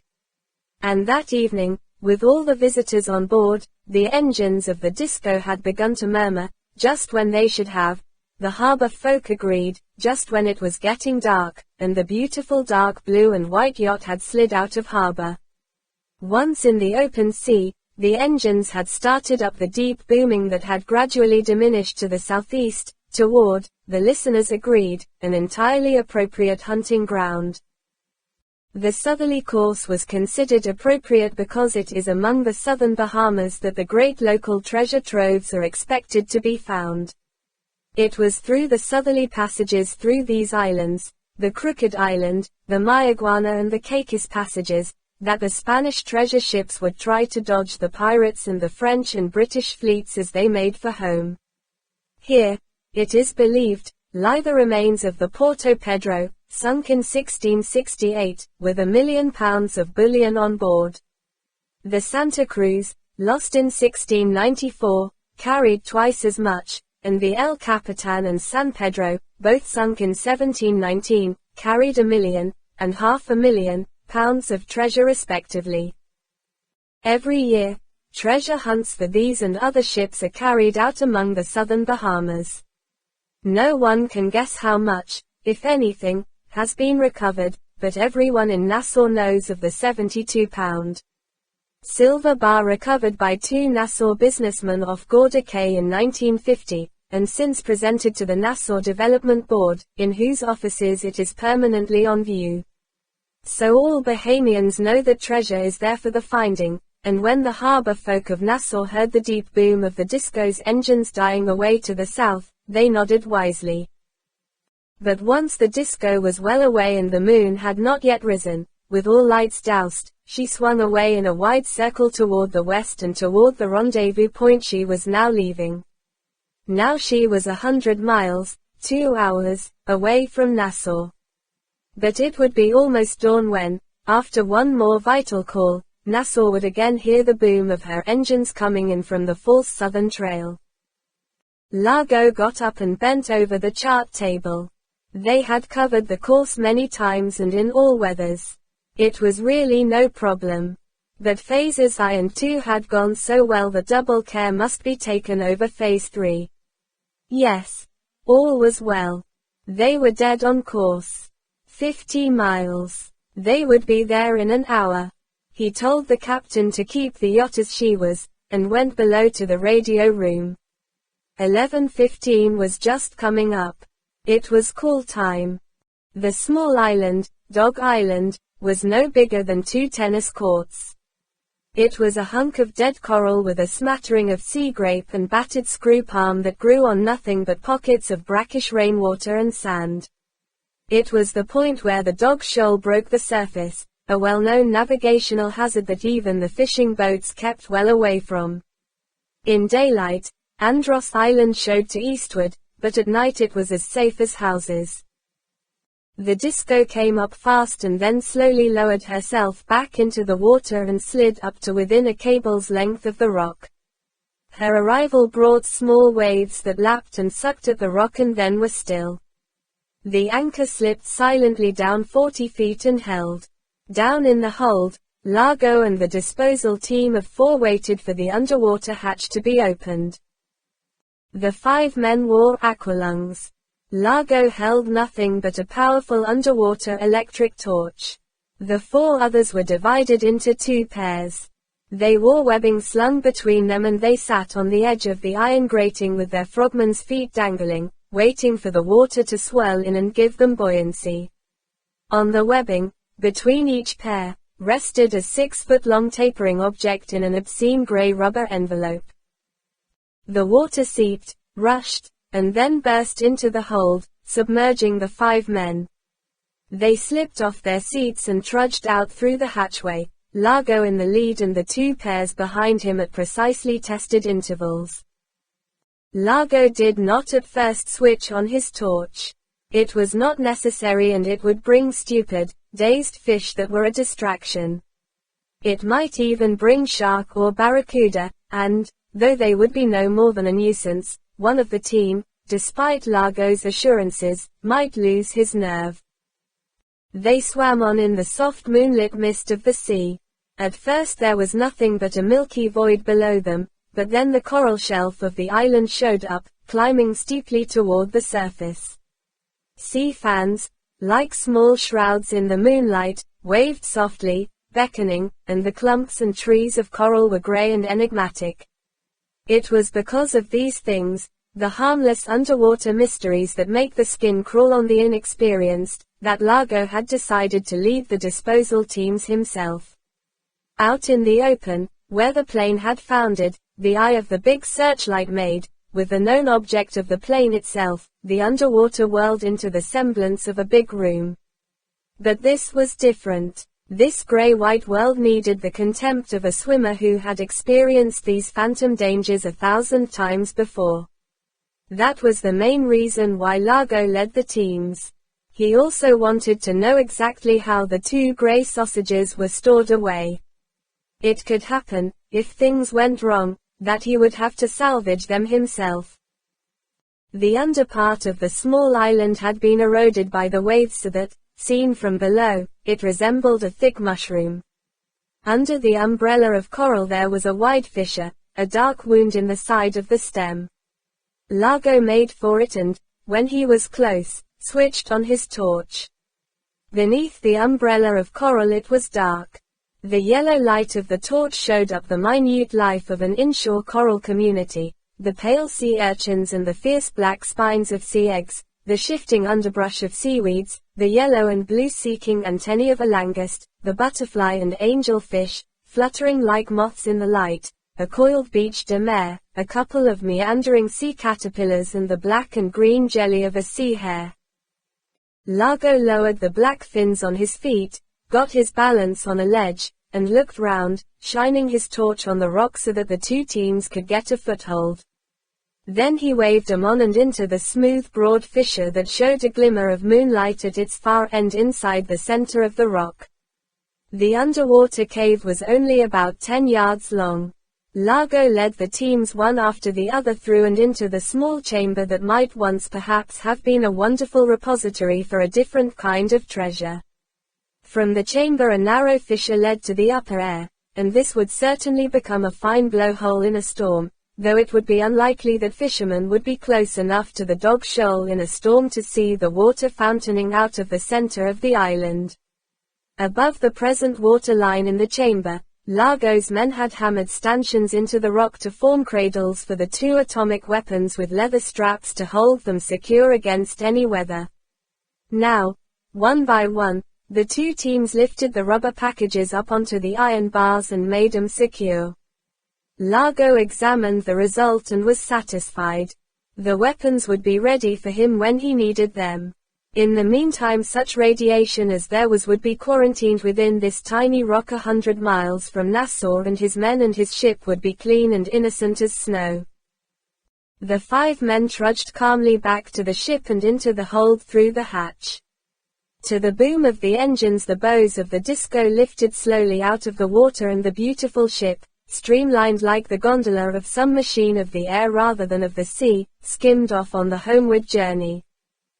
Largo stripped off his equipment and, with a towel round his slim waist, went forward to the radio cabin. He had missed the midnight call. It was now 1:15, 7:15 in the morning for Blofeld. Largo thought of this while contact was being made. Blofeld would be sitting there, haggard perhaps, probably unshaven. There would be coffee beside him, the last of an endless chain of cups. Largo could smell it. Now Blofeld would be able to take a taxi to the Turkish baths in the Rue Aubert, his resort when there were tensions to be dissipated. And there, at last, he would sleep. Number 1 speaking. Number 2 listening. Phase 3 completed. Phase 3 completed. Successful. 1 a.m. Here. Closing down. I am satisfied. Largo stripped off the earphones. He thought to himself, so am I. We are more than 3/4 home. Now only the devil can stop us. He went into the stateroom and carefully made himself a tall of his favorite drink, creme de menthe frappe with a maraschino cherry on top. He sipped it delicately to the end and ate the cherry. Then he took one more cherry out of the bottle, slipped it into his mouth, and went up on the bridge. Bond 9 Thunderbolt. 11. Domino. The girl in the sapphire blue MG two-seater shot down the slope of Parliament Street and at the junction with Bay Street executed an admirable racing change through third into second. She gave a quick glance to the right, correctly estimated the trot of the straw-hatted horse in the shafts of the rickety cab with the gay fringe, and swerved out of the side street left-handed. The horse jerked back his head indignantly and the coachman stamped his foot up and down on the big Bermuda bell. The disadvantage of the beautiful deep ting-tong of the Bermuda carriage bell is that it cannot possibly sound angry, however angrily you may sound it. The girl gave a cheerful wave of a sunburned hand, raced up the street in second, and stopped in front of the Pipe of Peace, the Dunhills of Nassau. Not bothering to open the low door of the MG, the girl swung one brown leg and then the other over the side of the car, showing her thighs under the pleated cream cotton skirt almost to her waist, and slipped to the pavement. By now the cab was alongside. The cabbie reined in. He was mollified by the gaiety and beauty of the girl. He said, "Missy, you done almost shaved the whiskers off of old Dreamy here. You wanna be more careful." The girl put her hands on her hips. She didn't like being told anything by anyone. She said sharply, "Old Dreamy yourself. Some people have got work to do. Both of you ought to be put out to grass instead of cluttering up the streets getting in everyone's way." The ancient Negro opened his mouth, thought better of it, said a pacifying, "Hokay, Missy. Hokay," flicked at his horse, and moved on, muttering to himself. He turned on his seat to get another look at the she-devil, but she had already disappeared into the shop. "That's a fine piece of gal," he said inconsequentially, and put his horse into an ambling trot. 20 yards away, James Bond had witnessed the whole scene. He felt the same way about the girl as the cabbie did. He also knew who she was. He quickened his step and pushed through the striped sun blinds into the blessed cool of the tobacconists. The girl was standing at a counter arguing with one of the assistants. "But I tell you I don't want senior service. I tell you I want a cigarette that's so disgusting that I shan't want to smoke it. Haven't you got a cigarette that stops people smoking? Look at all that." She waved a hand toward the stacked shelves. "Don't tell me some of those don't taste horrible." The man was used to crazy tourists, and anyway the Nassavian doesn't get excited. He said, "Well, ma'am," and turned and languidly looked along the shelves. Bond said sternly to the girl, "You can choose between two kinds of cigarette if you want to smoke less." She looked sharply up at him. "And who might you be?" "My name's Bond, James Bond. I'm the world's authority on giving up smoking. I do it constantly. You're lucky I happen to be handy." The girl looked him up and down. He was a man she hadn't seen before in Nassau. He was about 6 feet tall and somewhere in his middle 30s.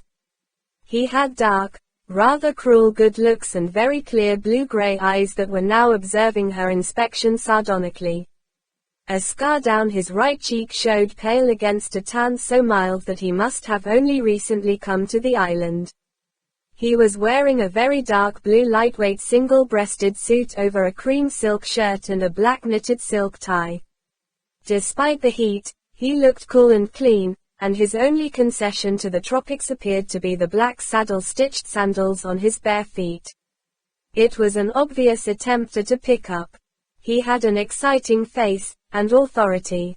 She decided to go along. But she wasn't going to make it easy. She said coldly, "All right. Tell me. The only way to stop smoking is to stop it and not start again. If you want to pretend to stop for a week or two, it's no good trying to ration yourself. You'll become a bore and think about nothing else. And you'll snatch at a cigarette every time the hour strikes or whatever the intervals may be.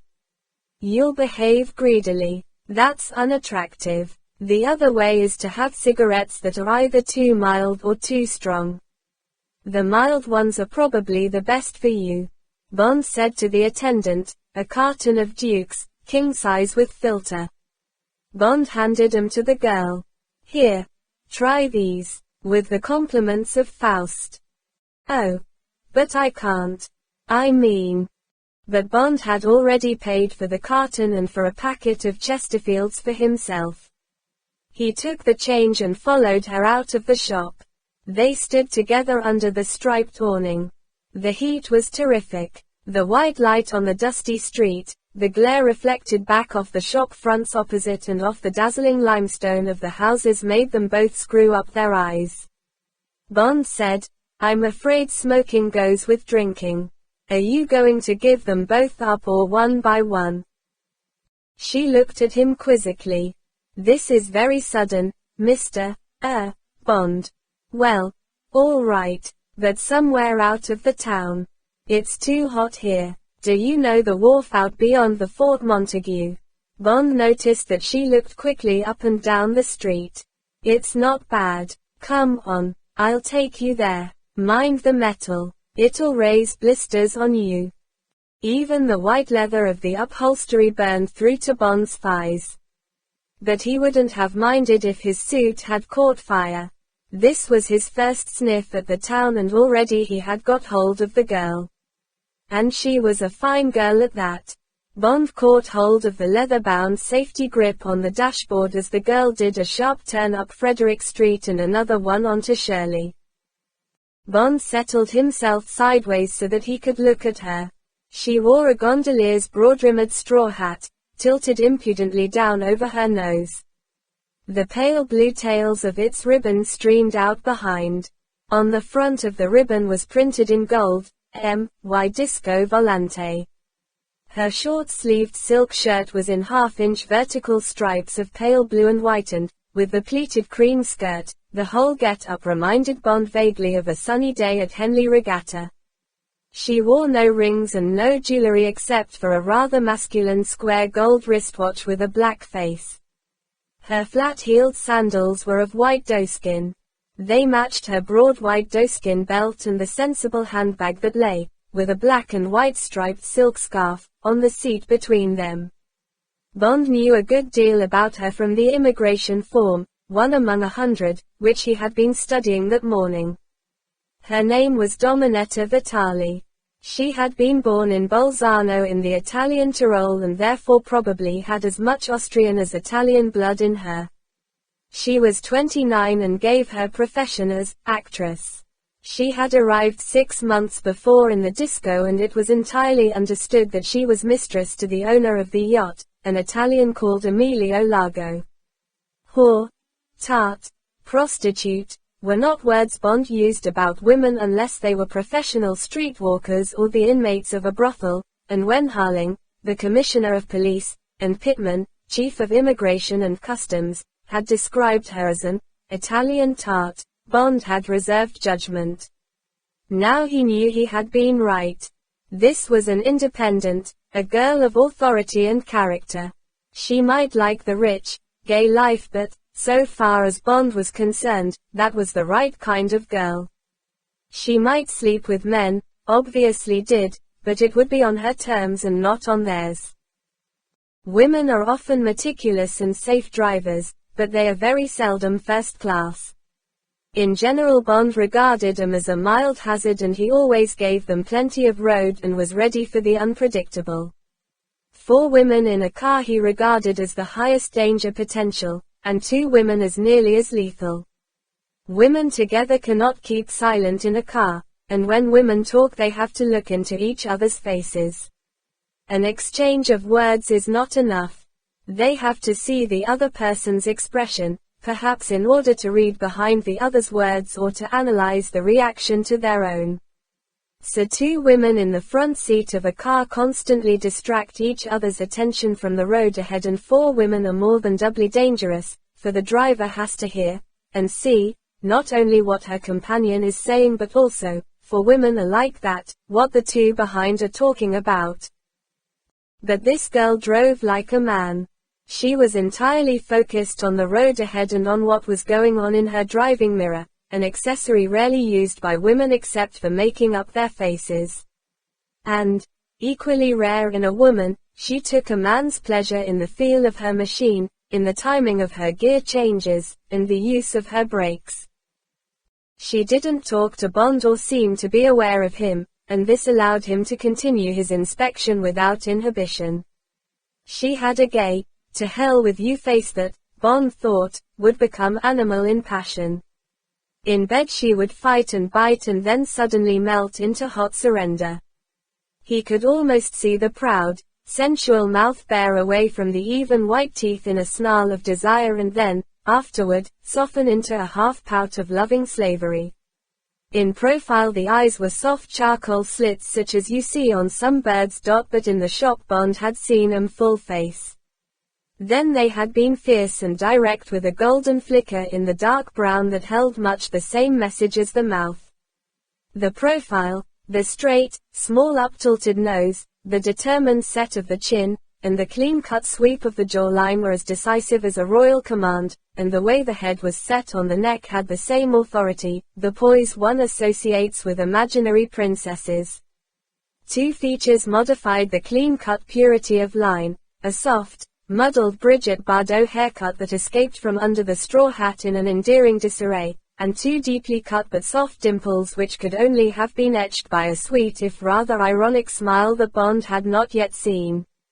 The sunburn was not overdone and her skin had none of that dried, exhausted sheen that can turn the texture of even the youngest skin into something more like parchment. Beneath the gold, there was an earthy warmth in the cheeks that suggested a good healthy peasant strain from the Italian Alps, and her breasts, high-riding and deeply V-ed, were from the same stock. The general impression, Bond decided, was of a willful, high-tempered, sensual girl, a beautiful Arab mare who would only allow herself to be ridden by a horseman with steel thighs and velvet hands, and then only with curb and saw bit, and then only when he had broken her to bridle and saddle. Bond thought that he would like to try his strength against hers. But that must be for some other time. For the moment another man was in the saddle, he would first have to be unhorsed. And anyway, what the hell was he doing fooling with these things? There was a job to be done. The devil of a job. The MG swept out of Shirley Street onto Eastern Road and followed the coast. Across the wide harbor entrance with the emerald and turquoise shoals of Athol Island. A deep-sea fishing boat was passing over them, the two tall antennae of her 12-foot rods streaming their lines astern. A fast motorboat came hammering by Dos inshore, the water skier on the line behind her executing tight slaloms across the waves of her wake.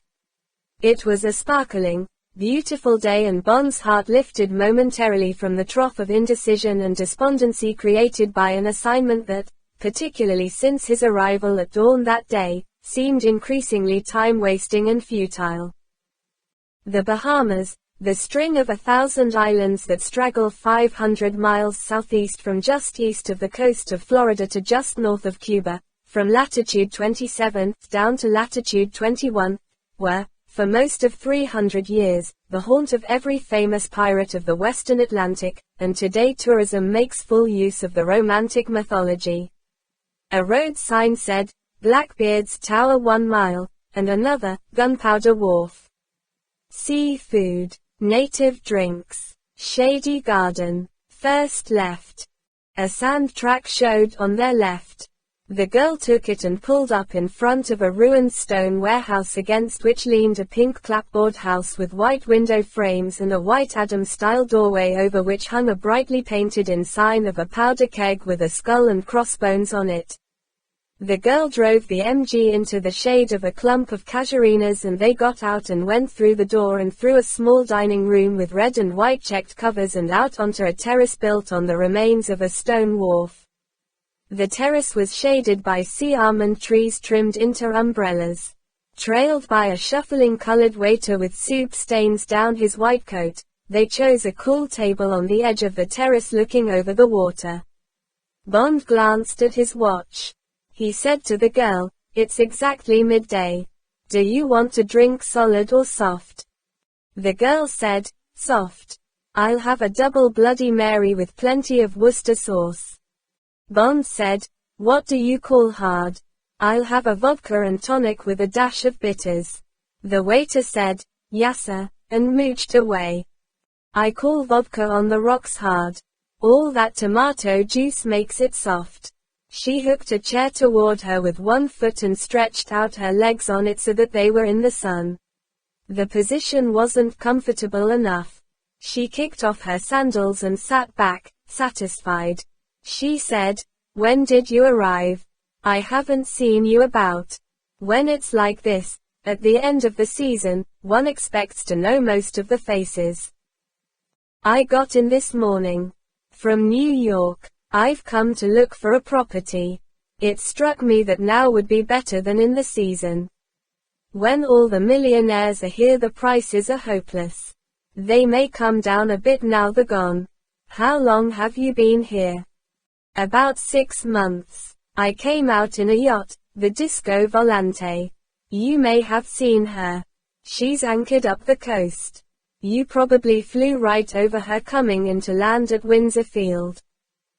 "A long low streamlined affair. Is she yours?" "She's got beautiful lines.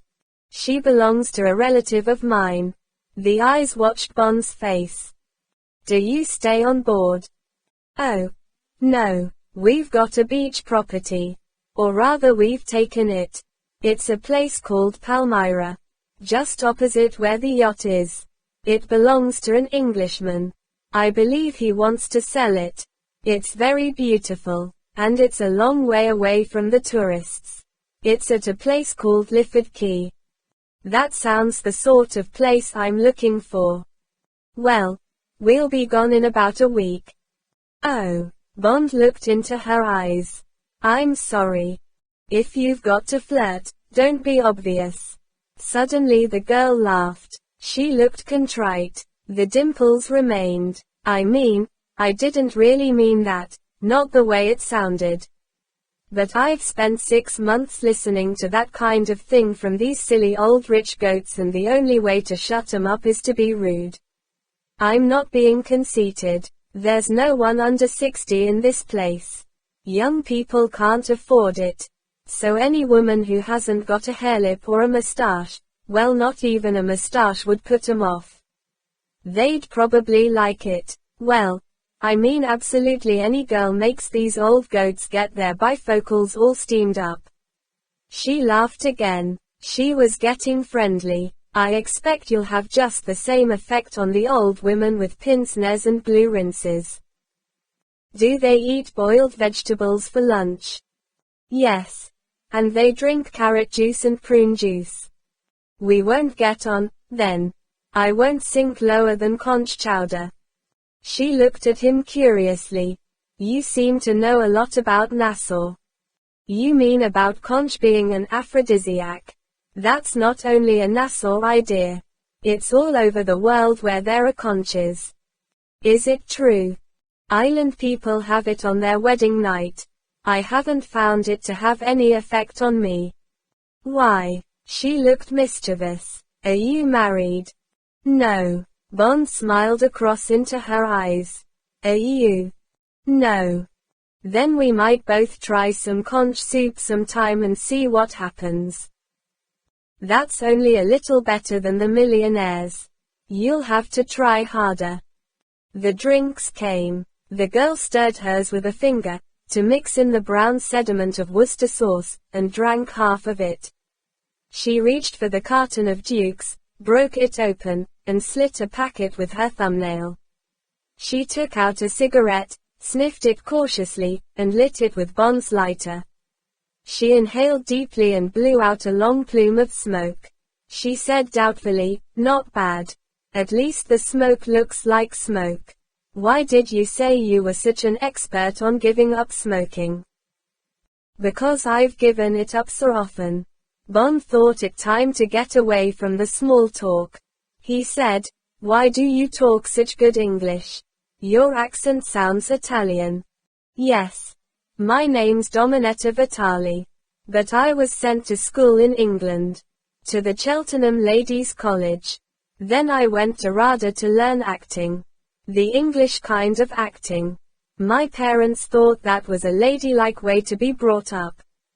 Then they were both killed in a train crash. I went back to Italy to earn my living. I remembered my English, but she laughed without bitterness. I soon forgot most of the rest. You don't get far in the Italian theater by being able to walk about with a book balanced on your head. But this relative with the yacht. Bond looked out to sea. Wasn't he there to look after you? No. The answer was curt. When Bond made no comment, she added, he's not exactly a relative, not a close one. He's a sort of close friend. A guardian. Oh. Yes.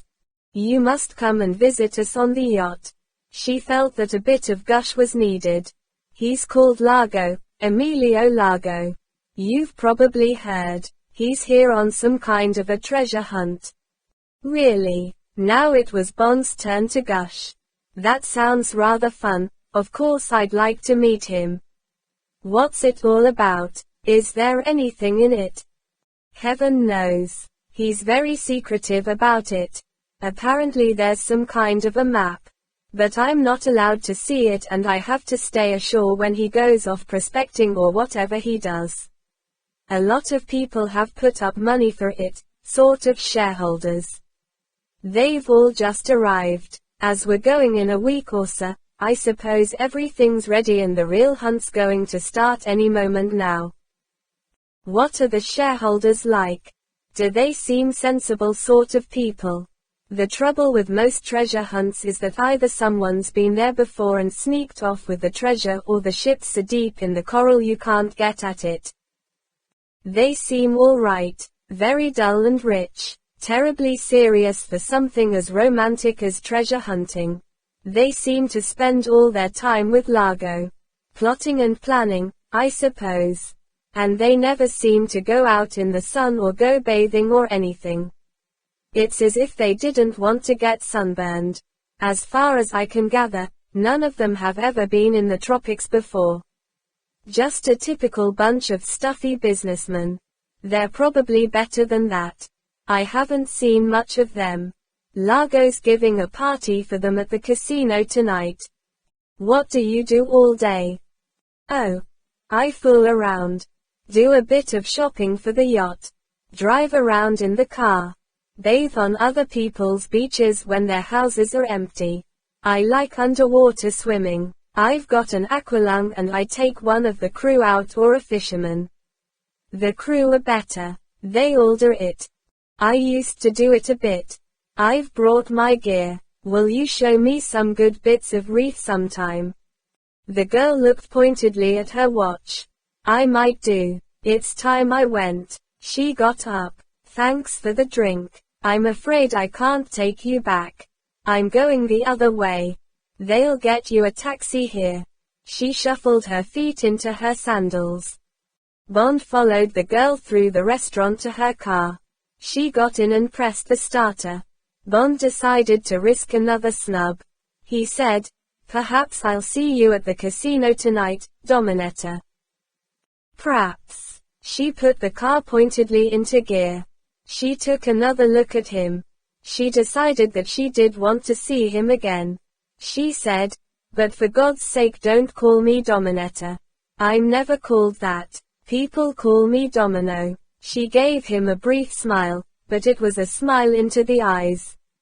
She raised a hand. The rear wheels spat sand and gravel and the little blue car whirled out along the driveway to the main road. It paused at the intersection and then, as Bond watched, turned right-handed toward Nassau. Bond smiled. He said, "Bitch," and walked back into the restaurant to pay his bill and have a taxi called. Bond 9 Thunderbolt. 12. The Man from the CIA.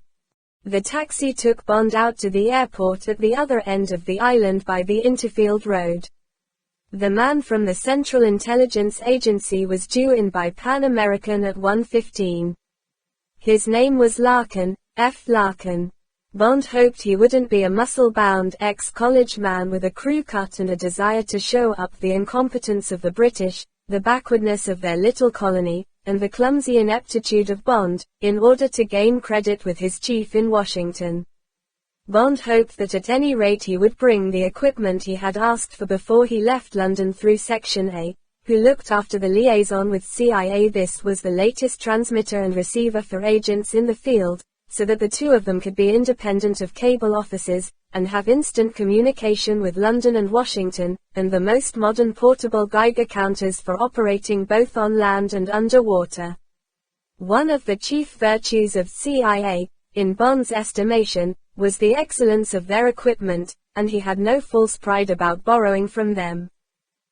New Providence, the island containing Nassau, the capital of the Bahamas, is a drab sandy slab of land fringed with some of the most beautiful beaches in the world. But the interior is nothing but a waste of low-lying scrub, casuarinas, mastic, and poison wood with a large brackish lake at the western end.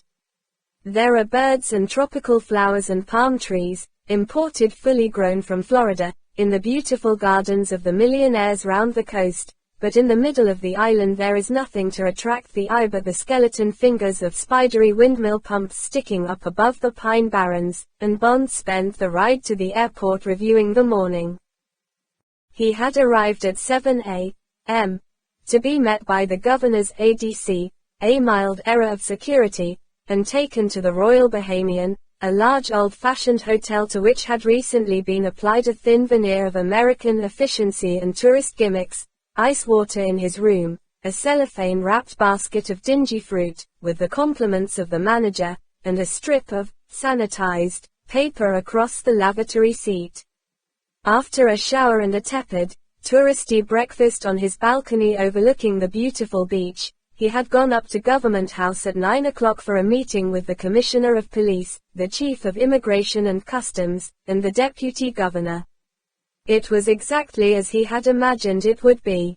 The most immediates and the top secrets had made a superficial impact, and he was promised full cooperation in every aspect of his assignment, but the whole business was clearly put down as a ridiculous flap and something that must not be allowed to interfere with the normal routine of running a small, sleepy colony, nor with the comfort and happiness of the tourists.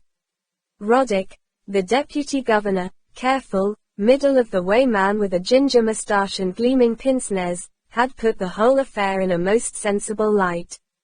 You see, Commander Bond, in our opinion, and we have most carefully debated all the possibilities, all the, angles, as our American friends would say, it is inconceivable that a large four-engined plane could have been hidden anywhere within the confines of the colony. The only airstrip capable of taking such a plane, am I right, Harling, is here in Nassau. So far as a landing on the sea is concerned, ditching I think they call it, we have been in radio contact with the administrators on all the larger outer islands and the replies are all negative. The radar people at the meteorological station. Bond had interrupted at this point. Might I ask if the radar screen is manned round the clock? My impression is that the airport is very busy during the day, but that there is very little traffic at night. Would it be possible that the radar is not so closely watched at night? The Commissioner of Police, a pleasant, very military-looking man in his 40s, the silver buttons and insignia on whose dark blue uniform glittered as they can only when spit and polish is a main activity and there are plenty of batmen around, said judiciously, I think the commander has a point there, sir. The airport commandant admits that things do slacken off a bit when there's nothing scheduled. He hasn't got all that amount of staff and of course most of them are locals, sir. Good men, but hardly up to London airport standards. And the radar at the Met station is only a GC set with a low horizon and range, mostly used for shipping. Quite. The deputy governor didn't want to be dragged into a discussion about radar sets or the merits of Nassavian labor. There's certainly a point there. No doubt Commander Bond will be making his own inquiries. Now there was a request from the Secretary of State. The title rolled sonorously forth, for details and comments on recent arrivals in the island, suspicious characters, and so forth. Mr. Pittman, the Chief of Immigration and Customs, was a sleek Nassauvian with quick brown eyes and an ingratiating manner. He smiled pleasantly. Nothing out of the ordinary, sir. The usual mixture of tourists and businessmen and local people coming home. We were asked to have details for the past 2 weeks, sir. He touched the briefcase on his lap. I have all the immigration forms here, sir. Perhaps Commander Bond would care to go through them with me. The brown eyes flicked toward Bond and away. All the big hotels have house detectives. I could probably get him further details on any particular name. All passports were checked in the normal manner. There were no irregularities and none of these people was on our wanted list. Bond said, "Might I ask a question?" The deputy governor nodded enthusiastically. Of course. Of course. Anything you like. We're all here to help. I'm looking for a group of men. Probably 10 or more. They probably stick together a good deal. Might be as many as 20 or 30. I guess they would be Europeans. They probably have a ship or a plane. They may have been here for months or only a few days. I gather you have plenty of conventions coming to Nassau, salesmen, tourist associations, religious groups, heaven knows what all. Apparently they take a block of rooms in some hotel and hold meetings and so forth for a week or so. Is there anything like that going on at the moment? Mr. Pittman. Well, of course we do have plenty of those sort of gatherings. Very welcome to the tourist board. The Chief of Immigration smiled conspiratorially at Bond as if he had just given away a closely guarded secret. But in the last 2 weeks we've only had a moral rearmament group at the Emerald Wave and the Tip Top Biscuit people at the Royal Bahamian. They've gone now. Quite the usual convention pattern. All very respectable. That's just it, Mr. Pittman. The people I'm looking for, the people who may have arranged to steal this plane, will certainly take pains to look respectable and behave in a respectable fashion. We're not looking for a bunch of flashy crooks. We think these must be very big people indeed. Now, is there anything like that on the island, a group of people like that? Well, the Chief of Immigration smiled broadly. Of course we've got our annual treasure hunt going on. The deputy governor barked a quick, deprecating laugh. Now, steady on, Mr. Pittman. Surely we don't want 'em to get mixed up in all this, or heaven knows where we shall end. I can't believe Commander Bond wants to bother his head over a lot of rich beachcombers. The Commissioner of Police said doubtfully, the only thing is, sir, they do have a yacht, and a small plane for the matter of that. And I did hear that a lot of shareholders in the swindle had come in lately. Those points do tally with what the commander was asking about. I admit it's ridiculous, but this man Largo's respectable enough for Commander Bond's requirements and his men have never once given us trouble. Unusual to have not even one case of drunkenness in a ship's crew in nearly 6 months. And Bond had leaped at the flimsy thread and had pursued it for another 2 hours, in the customs building and in the commissioner's office, and, as a result, he had gone walking in the town to see if he could get a look at Largo or any of his party or pick up any other shreds of gossip. As a result he had got a good look at Domino Vitali. And now, the taxi had arrived at the airport. Bond told the driver to wait and walked into the long low entrance hall just as the arrival of Larkin's flight was being announced over the tannoy. He knew there would be the usual delay for customs and immigration. He went to the souvenir shop and bought a copy of the New York Times. In its usual discreet headlines it was still leading with the loss of the Vindicator. Perhaps it knew also about the loss of the atom bombs, because Arthur Crock, on the editorial page, had a heavyweight column about the security aspects of the NATO alliance. Bond was halfway through this when a quiet voice in his ear said, 007. Meet number 000. Bond swung round. It was Felix Leiter. Leiter, his CIA companion on some of the most thrilling cases in Bond's career, grinned and thrust the steel hook that was his right hand under Bond's arm. Take it easy, friend. Dick Tracy will tell all when we get out of here. Bags are out front. Let's go. Bond said, well goddamn it. You old so-and-so. Did you know it was going to be me? Sure. CIA knows all.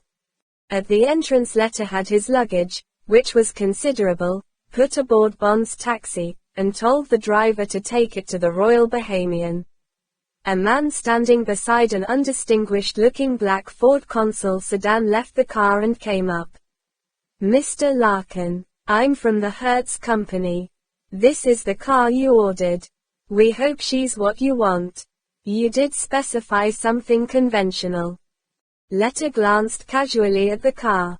Looks all right. I just want a car that'll go. None of those ritzy jobs with only room for a small blonde with a sponge bag. I'm here to do property work, not jazz it up. May I see your New York license, sir? Right. Then if you'll just sign here. And I'll make a note of the number of your Diners Club card. When you go, leave the car anywhere you like and just notify us. We'll collect it. Have a good holiday, sir. They got into the car. Bond took the wheel. Leiter said that he'd have to practice a bit on what he called, this limey southpaw routine, of driving on the left, and anyway he'd be interested to see if Bond had improved his cornering since their last drive together. When they were out of the airport Bond said, now go ahead and tell.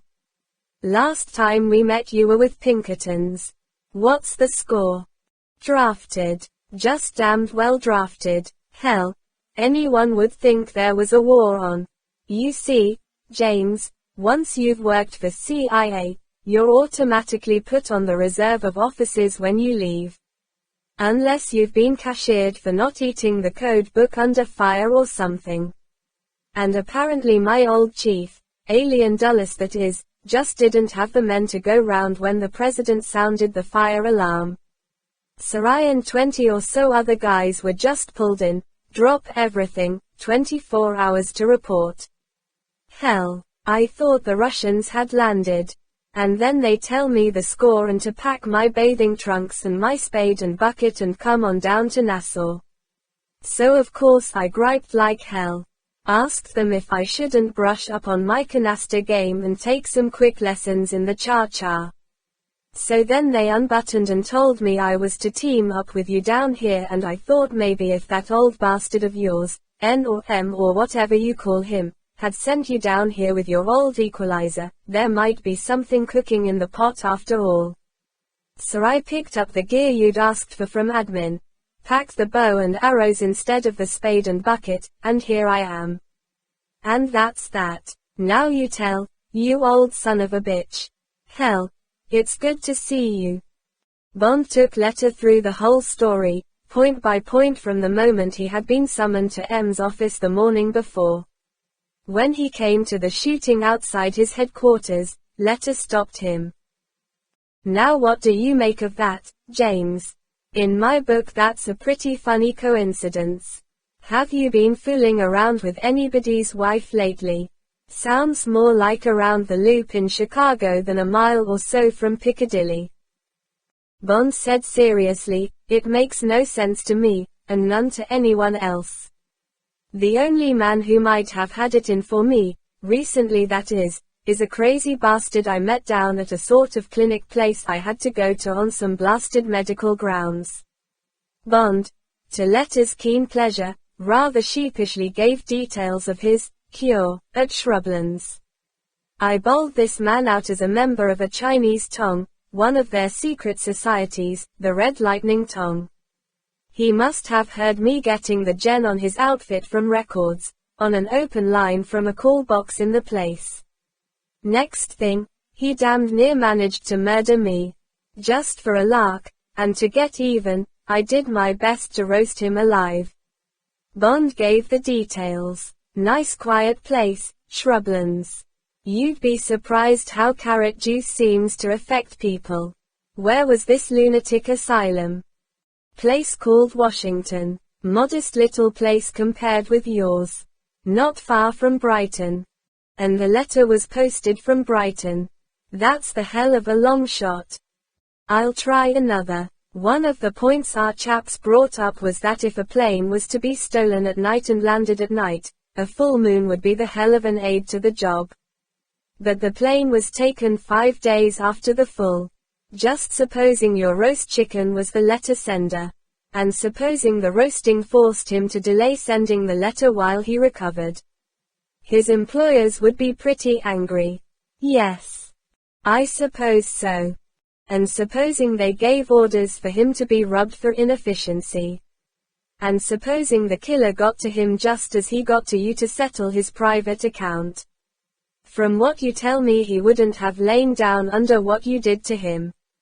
Well, now, just supposing all that, it adds up, doesn't it? Bond laughed, partly in admiration. You've been taking mescaline or something. It's a damned good sequence for a comic strip, but these things don't happen in real life. Planes with atom bombs don't get stolen in real life. Except that they do. You're slowing down, James. How many people would believe the files on some of the cases you and I have got mixed up in? Don't give me that crap about real life. There ain't no such animal. Bond said seriously, well, look here, Felix. Tell you what I'll do. There's just enough sense in your story, so I'll put it on the machine to M tonight and see if the Yard can get anywhere with it. They could check with the clinic and the hospital in Brighton, if that's where he was taken, and they may be able to get on from there. Trouble is, wherever they get, there's nothing left of the man but his shoes, and I doubt if they'll catch up with the man on the motorbike. It looked a real pro job to me. Why not? These hijackers sound like pros. It's a pro plan. It all fits all right. You go ahead and put it on the wire and don't be ashamed of saying it was my idea. My medal collection has got to looking a bit thin since I left the outfit. They pulled up under the portico of the Royal Bahamian and Bond gave the keys to the parking attendant. Letter checked in and they went up to his room and sent for 2 double dry martinis on the rocks and the menu. From the pretentious dishes, for your particular consideration, printed in ornamental Gothic, Bond chose native seafood cocktail supreme followed by disjointed home farm chicken, sauté au cresson, which was described in italics as tender farm chicken, broiled to a rich brown, basted with creamery butter and disjointed for your convenience. Price 38.6 or $5.35. Felix letter went for the Baltic herring in sour cream followed by chopped tenderloin of beef, French onion rings. Our renowned beef is chef selected from the finest corn-fed, Midwestern cattle, and aged to perfection to assure you of the very best. Price 40/3 or $5.65. When they had both commented sourly and at length about the inflated bogosity of tourist hotel food and particularly the mendacious misuse of the English language to describe materials which had certainly been in various deep freezes for at least 6 months, they settled down on the balcony to discuss Bond's findings of the morning. Half an hour and one more double dry martini later, their luncheon came. The whole thing amounted to about 5 shillings worth of badly cooked rubbish. They ate in a mood of absent-minded irritation, saying nothing. Finally Letter threw down his knife and fork. This is hamburger and bad hamburger. The French onion rings were never in France, and what's more, he poked at the remains with a fork, they're not even rings. They're oval. He looked belligerently across at Bond. All right, Hawkshaw. Where do we go from here? The major decision is to eat out in future. The next is to pay a visit to the disco, now. Bond got up from the table. When we've done that, we'll have to decide whether or not these people are hunting pieces of 8 or 100 million pounds. Then we'll have to report progress. Bond waved at the packing cases in a corner of the room. I've got the loan of a couple of rooms on the top floor of police headquarters here. The commissioner's cooperative and a solid character. These colonial police are good, and this one's a cut above the rest. We can set up the radio there and make contact this evening. Tonight there's this party at the casino. We'll go to that and see if any of these faces mean anything to either of us. The first thing's to see if the yacht's clean or not. Can you break that Geiger counter out? Sure. And it's a honey. Letter went to the cases, selected one, and opened it. He came back carrying what looked like a Rolleiflex camera in a portable leather case. Here. Give me a hand. Letter took off his wristwatch and strapped on what appeared to be another watch. He slung the camera by its strap over his left shoulder. Now run those wires from the watch up my sleeve and down inside my coat. Right. Now these two small plugs go through these holes in my coat pocket and into the two holes in the box. Got it. Now we're all fixed. Letter stood back and posed. Man with a camera and a wristwatch. He unbuttoned the flap of the camera. See. Perfectly good lenses and all that. Even a button to press in case you have to seem to take a picture. But in back of the make-believe there's a metal valve, a circuit, and batteries. Now take a look at this watch. And it is a watch. He held it under Bond's eyes. Only difference is that it's a very small watch mechanism and that sweet second hand is a meter that takes the radioactive count. Those wires up the sleeve hitch it onto the machine. Now then, you're still wearing that old wristwatch of yours with the big phosphorus numerals. So I walk round the room for a moment to get the background count. That's basic. All sorts of things give off radiation of some sort. And I take an occasional glance at my watch, nervous type, and I've got an appointment coming up. Now here, by the bathroom, all that metal is giving off something and my watch is registering positive, but very little. Nothing else in the room and I've established the amount of background interference I'll have to discount when I start to get hot. Right. Now I come close up to you and my camera's only a few inches away from your hand. Here. Took a look. Put your watch right up against the counter. See. The sweep hand is getting all excited. Move your watch away and it loses interest. It's those phosphorus numerals of yours. Remember the other day one of the watch companies withdrew an air pilot's watch from the market because the atomic energy people got fussy.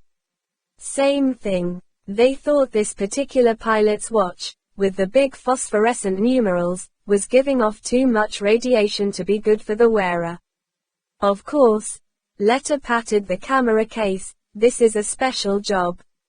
Most types give off a clicking sound, and if you're prospecting for uranium, which is the big market for these machines, you wear earphones to try and pick up the stuff underground. For this job we don't need anything so sensitive. If we get near where those bombs are hidden, this damned sweep hand'll go right off the dial. Okay, so let's go hire ourselves a sixpenny sick and pay a call on the Ocean Greyhound. Bond 9 Thunderbolt. 13. My name is Emilio Largo. Letters, Sixpenny Sick, was the hotel launch, a smart Chrysler engine speedboat that said it would be $20 an hour. They ran out westward from the harbor, past Silver Cay, Long Cay, and Balmoral Island and round Delaport Point. 5 miles farther down the coast, encrusted with glittering seashore properties the boatman said cost £400 per foot of beach frontage, they rounded Old Fort Point and came upon the gleaming white and dark blue ship lying with 2 anchors out in deep water just outside the reef. Letter whistled. He said in an awestruck voice, "Boy, is that a piece of boat? I'd sure like to have one of those to play with in my bath." Bond said, "She's Italian. Built by a firm called Rodriguez at Messina. Thing called an aliscafo. She's got a hydrofoil under the hull, and when she gets going you let this sort of skid down and she rises up and practically flies.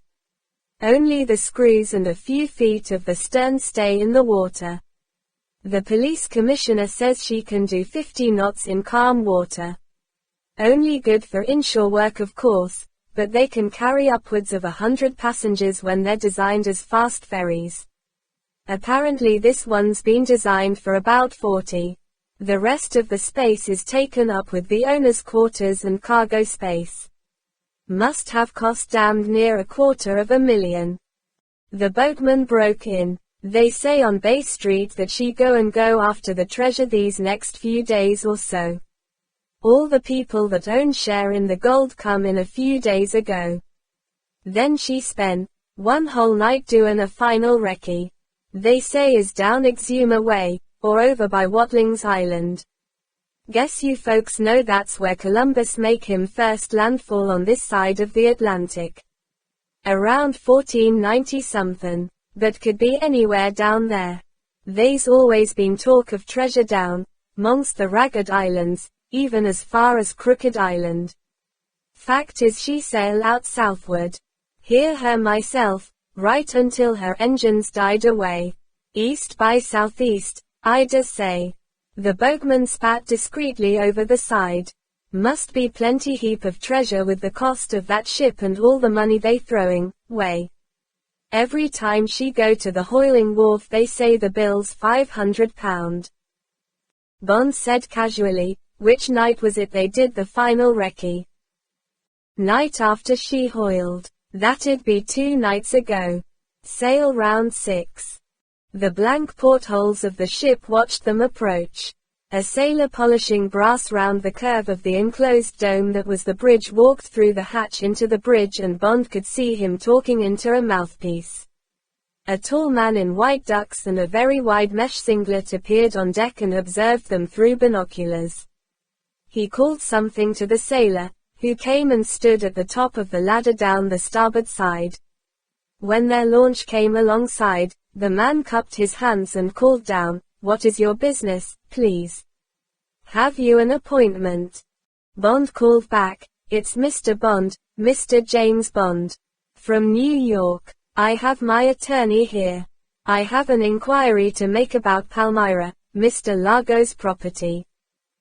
"One moment, please." The sailor disappeared and returned accompanied by the man in white ducks and singlet. Bond recognized him from the police description. He called down cheerfully, "Come aboard, come aboard." He gestured for the sailor to go down and help fend the launch. Bond and Letter climbed out of the launch and went up the ladder. Largo held out a hand. "My name is Emilio Largo. Mr. Bond. And Mr. Larkin, my attorney from New York. Actually I'm English, but I have property in America." They shook hands. "I'm sorry to bother you, Mr. Largo, but it's about Palmyra, the property I believe you rent from Mr. Bryce." "Ah. Yes, of course." The beautiful teeth gleamed warmth and welcome. "Come on down to the stateroom, gentlemen. I'm sorry I am not properly dressed to receive you." The big brown hands caressed his flanks, the wide mouth turned down in deprecation. "My visitors usually announce themselves on the ship to shore. But if you will forgive the informality. Single quote. Largo allowed the phrase to die on the air and ushered them through a low hatch and down a few aluminum steps into the main cabin. The rubber-lined hatch hissed to behind him. It was a fine large cabin paneled in mahogany with a deep wine red carpet and comfortable dark blue leather club chairs. The sun shining through the slats of Venetian blinds over the broad square ports added a touch of gay light to an otherwise rather somber and masculine room, its long center table littered with papers and charts, glass-fronted cabinets containing fishing gear and an array of guns and other weapons, and a black rubber underwater diving suit and aqualung suspended, almost like the skeleton in a sorcerer's den, from a rack in one corner. The air conditioning made the cabin deliciously cool, and Bond felt his damp shirt slowly freeing itself from his skin. "Please take a chair, gentlemen." Largo carelessly brushed aside the charts and papers on the table as if they were of no importance. "Cigarettes." He placed a large silver box between them. "And now what can I get you to drink?" He went to the loaded sideboard. "Something cool and not too strong perhaps. A planter's punch, gin and tonic, or there are various beers. You must have had a hot journey in that open launch. I would have sent my boat for you if only I had known." They both asked for a plain tonic. Bond said, "I'm very sorry to barge in like this, Mr. Largo, no idea I could have got you on the telephone.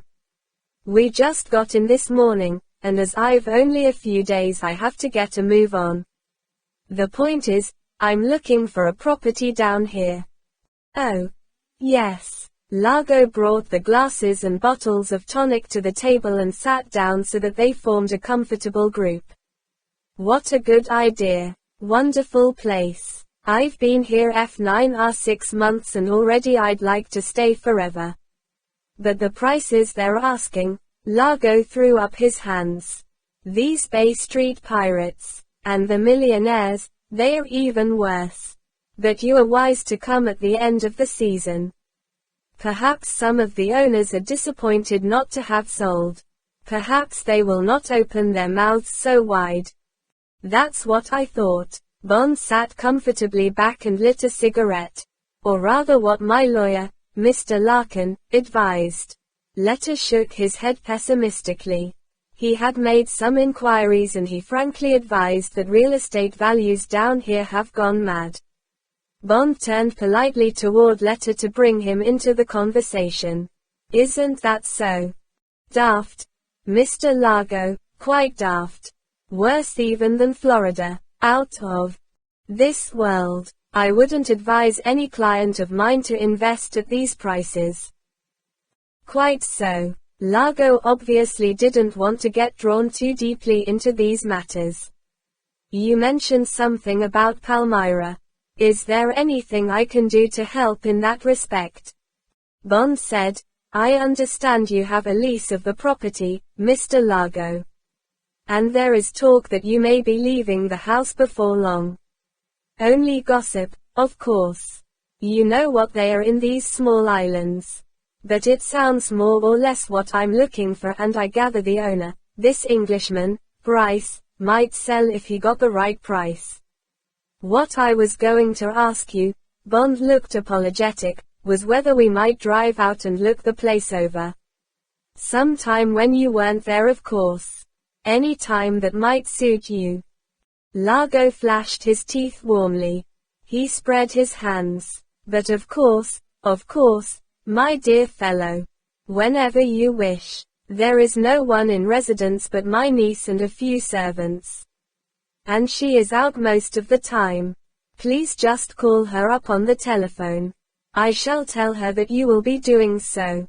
It is indeed a charming property, so imaginative. A beautiful piece of design. If only all rich men had such good taste." Bond got to his feet and Letter followed suit. "Well, that's extraordinarily kind of you, Mr. Largo. And now we'll leave you in peace. Perhaps we may meet again in the town sometime. You must come and have lunch." "But," Bond poured admiration and flattery into his voice, "with a yacht like this, I don't suppose you ever want to come ashore. Must be the only one on this side of the Atlantic. Didn't one used to run between Venice and Trieste? I seem to remember reading about it somewhere." Largo grinned his pleasure. "Yes. That is right, quite right. They are also on the Italian lakes. for passenger traffic. Now they are buying them in South America. A wonderful design for coastal waters. She only draws 4 feet when the hydrofoil is operating. I suppose accommodation's the problem. It is a weakness of all men, though not necessarily of all women, to love their material possessions. Largo said, with a trace of pricked vanity, no, no. I think you will find that it is not so. You can spare 5 minutes. We are rather crowded at the moment. You have heard no doubt of our treasure hunt. He looked sharply at them as a man would who expects ridicule. But we will not discuss that now. No doubt you do not believe in these things. But my associates in the affair are all on board. With the crew, there are 40 of us. You will see that we are not cramped. You would like. Largo gestured to the door in the rear of the stateroom. Felix's letter showed reluctance. You know, Mr. Bond, that we have that meeting with Mr. Harold Christie at 5 o'clock. Bond waved the objection aside. Mr. Christie is a charming man. I know he won't mind if we are a few minutes late. I'd love to see over the ship if you're sure you can spare the time, Mr. Largo. Largo said, come, it will not take more than a few minutes. The excellent Mr. Christie is a friend of mine. He will understand. He went to the door and held it open. Bond had been expecting the politeness. It would interfere with letter and his apparatus. He said firmly, please go first, Mr. Largo. You will be able to tell us when to duck our heads. With more affabilities, Largo led the way. Ships, however modern, are more or less the same. The corridors to port and starboard of the engine room, rows of cabin doors, which Largo explained were occupied, the large communal bathrooms, the galley, where 2 cheerful-looking Italians in white smocks laughed at Largo's jokes about the food and seemed pleased with the visitors' interest, the huge engine room where the chief engineer and his mate, Germans it seemed, gave enthusiastic information about the powerful twin diesels and explained the hydraulics of the hydrofoil depressor. It was all exactly like visiting any other ship and saying the right things to the crew, using the right superlatives to the owner. The short space of afterdeck was occupied by the little 2-seater amphibian, painted dark blue and white to match the yacht, its wings now folded and its engine culled against the sun, a big jolly boat to hold about 20 men, and an electric derrick to hoist them in and outboard. Bond, estimating the ship's displacement and her freeboard, said casually, and the hold. More cabin space. Just storage. And the fuel tanks, of course. She is an expensive ship to run. We have to carry several tons. The ballast problem is important with these ships. When her bows come up, the fuel shifts aft. We have to have big lateral tanks to correct these things. Talking fluently and expertly, Largo led them back up the starboard passageway. They were about to pass the radio room when Bond said, you said you had shipped ashore. What else do you carry? The usual Marconi short and long wave, I suppose. Could I have a look? Radio has always fascinated me. Largo said politely, some other time, if you don't mind. I'm keeping the operator full-time on Met reports. They're rather important to us at the moment. Of course. They climbed up into the enclosed dome of the bridge, where Largo briefly explained the controls and led them out on the narrow deck space. So there you are, said Largo. The good ship Disco Volante, the flying saucer. And she really does fly, I can assure you. I hope you and Mr. Larkin will come for a short cruise one of these days. For the present, he smiled with a hint of a secret shared, as you may have heard, we are rather busy. Very exciting, this treasure business. Do you think you've got a good chance? We like to think so. Largo was deprecating. I only wish I could tell you more. He waved an apologetic hand. Unfortunately, as they say, My lips are sealed. I hope you will understand. Yes. Of course. You have your shareholders to consider. I only wish I was one so that I could come along. I suppose there's not room for another investor. Alas, no. The issue, as they say, is fully subscribed. It would have been very pleasant to have had you with us. Largo held out a hand. Well, I see that Mr. Larkin has been looking anxiously at his watch during our brief tour. We must not keep Mr. Christie waiting any longer. It has been a great pleasure to meet you, Mr. Bond. And you, Mr. Larkin. With a further exchange of courtesies they went down the ladder to the waiting launch and got underway. There was a last wave from Mr. Largo before he vanished through the hatch to the bridge. They sat in the stern well away from the boatman. Letter shook his head. Absolutely negative. Reaction around the engine room and the radio room, but that's normal. It was all normal, damnably normal. What did you make of him and the whole setup? Same as you, damned normal. He looks what he says he is, and behaves that way. Not much crew about, but the ones we saw were either ordinary crew or wonderful actors. Only two small things stuck me. There was no way down to the hold that I could see, but of course it could have been a manhole under the passage carpet. But then how do you get the stores he talked of down there? And there's the hell of a lot of space in that hold even if I don't know much about naval architecture. I'll do a check with the oiling wharf through the customs people and see just how much fuel he does carry. Then it's odd that we didn't see any of these shareholders. It was around 3 o'clock when we went on board and most of them may have been having siestas. But surely not all 19 of them. What do they do in their cabins all the time? Another small thing. Did you notice that Largo didn't smoke and that there was no trace of tobacco smell anywhere in the ship? That's odd. Around 40 men and not one of them is a smoker. If one had anything else to go on one would say that wasn't coincidence but discipline. The real pros don't drink or smoke. But I admit it's a damned long shot. Notice the Decca Navigator and the Echo Sounder. Pretty expensive bits of equipment, both of them. Fairly normal on a big yacht, of course, but I'd have expected Largo to point 'em out when he was showing us the bridge. Rich men are proud of their toys. But that's only clutching at straws. I'd have said the whole outfit's as clean as a whistle if it wasn't for all that missing space we weren't shown. That talk about fuel and ballast sounded a bit glib to me. What do you think? Same as you. There's at least half of that ship we didn't see. But then again there's a perfectly good answer to that. He may have got a stack of secret treasure hunting gear down there he doesn't want anyone to see. Remember that merchant ship off Gibraltar during the war? The Italian frogmen used it as a base. Big sort of trapdoor affair cut in the hull below the water line. I suppose he hasn't got something like that. Bond looked sharply at Letter. The Alterer, one of the blackest marks against intelligence during the whole war. He paused. The disco was anchored in about 40 feet of water. Supposing they'd got the bombs buried in the sand below her.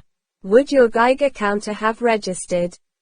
Doubt it. I've got an underwater model and we could go and have a sniff round when it gets dark.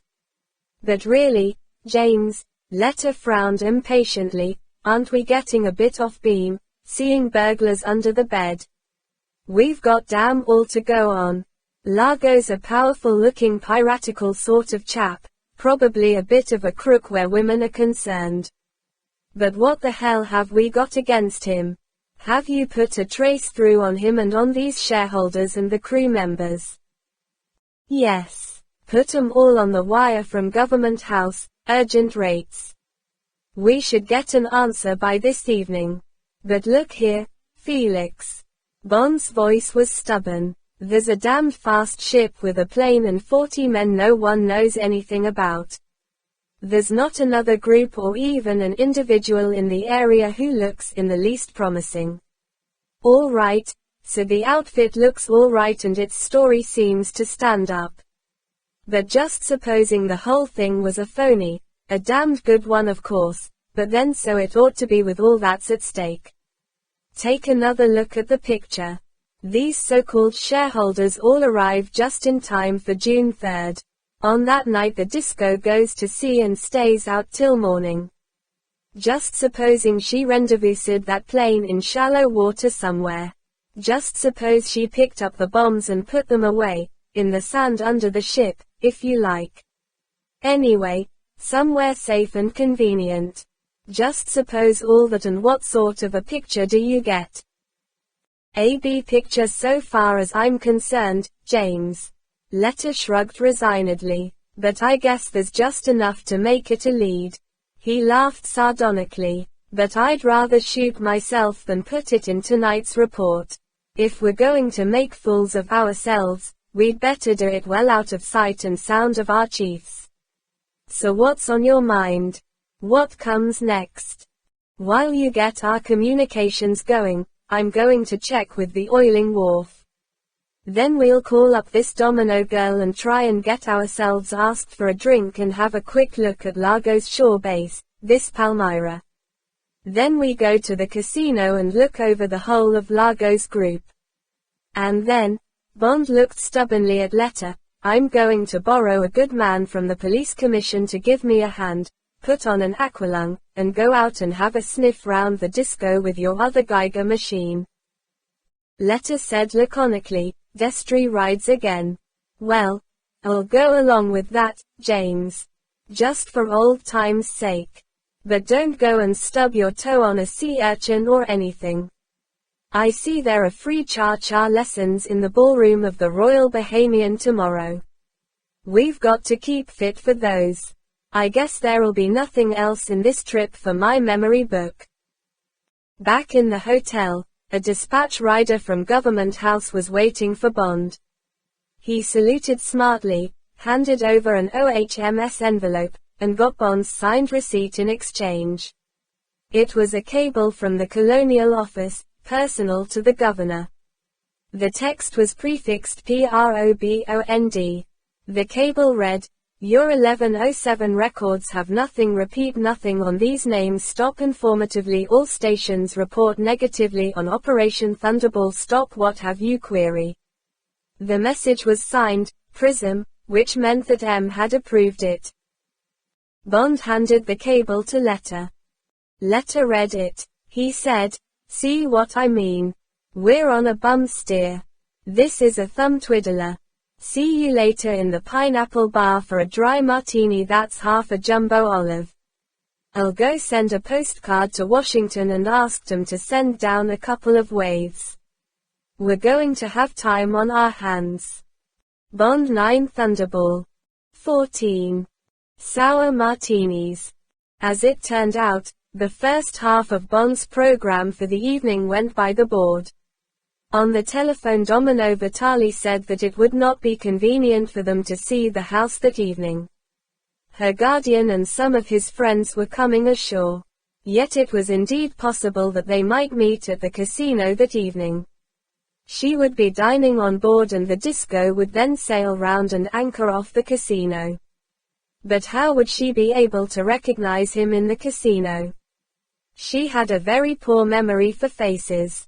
Would he perhaps wear a flower in his buttonhole or something? Bond had laughed. He said that would be all right. He would remember her by her beautiful blue eyes. They were unforgettable. And the blue rinse that matched them.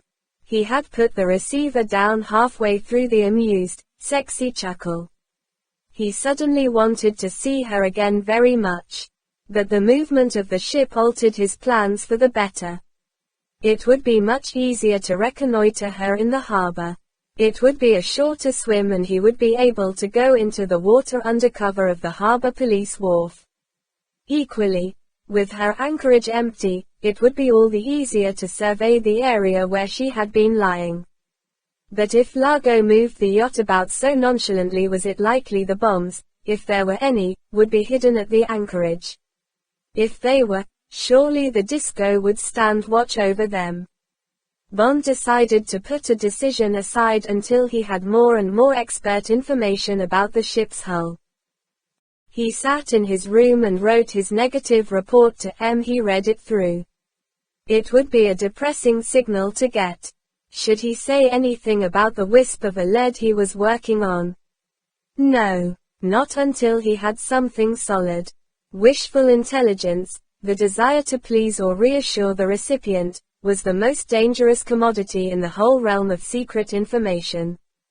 Bond could imagine the reaction in Whitehall where the Thunderbolt war room would be ready, anxious to grasp at straws. M's careful, I think we may conceivably have got a lead in the Bahamas. Absolutely nothing definite, but this particular man doesn't often go wrong on these things. Yes. Certainly I'll check back and see if we can get a follow-up. And the buzz would get around, M's onto something. Agent of his thinks he's got a lead. The Bahamas. Yes. I think we'd better tell the PM. Bond shuddered. The most immediates would pour into him. Elucidate your 1806. Flash fullest details. Premier wants detailed grounds for your 1806. There would be no end to the flood. Letter would get the same from CIA. The whole place would be in an uproar. Then, in answer to Bond's tatty little fragments of gossip and speculation, there would come the blistering, surprised you should take this flimsy evidence seriously. Futurely confine your signals to facts, and, the final degradation, view speculative nature. Your 1806 and subsequent, future signals must be joint and countersigned by CIA representative. Bond wiped his forehead. He unlocked the case containing his cipher machine, transposed his text, checked it again, and went off to police headquarters, where Letter was sitting at his keyboard, the sweat of concentration pouring down his neck. 10 minutes later Letter took off his earphones and handed over to Bond. He mopped his face with an already drenched handkerchief. First it's sunspots, and I had to swap over to the emergency wavelength. There I found they'd put a baboon on the other end, you know, one of the ones that can write the whole of Shakespeare if you leave him at it long enough. He angrily waved several pages of cipher groups. Now I've got to unscramble all this. Probably from accounts about how much extra income tax this sunshine trip will cost me. He sat down at a table and began cranking away at his machine. Bond put his short message over quickly. He could see it being punched out on the tapes in one of those busy rooms on the 8th floor, going to the supervisor, being marked, personal for M, copy to U section and records, then another girl hurrying off down the passage with the flimsy yellow forms on a clip file. He queried whether there was anything for him and signed off. He left Letter and went down to the commissioner's room. Harling was sitting at his desk with his coat off, dictating to a police sergeant. He dismissed him, pushed a box of cigarettes over his desk to Bond, and lit one himself. He smiled quizzically. Any progress?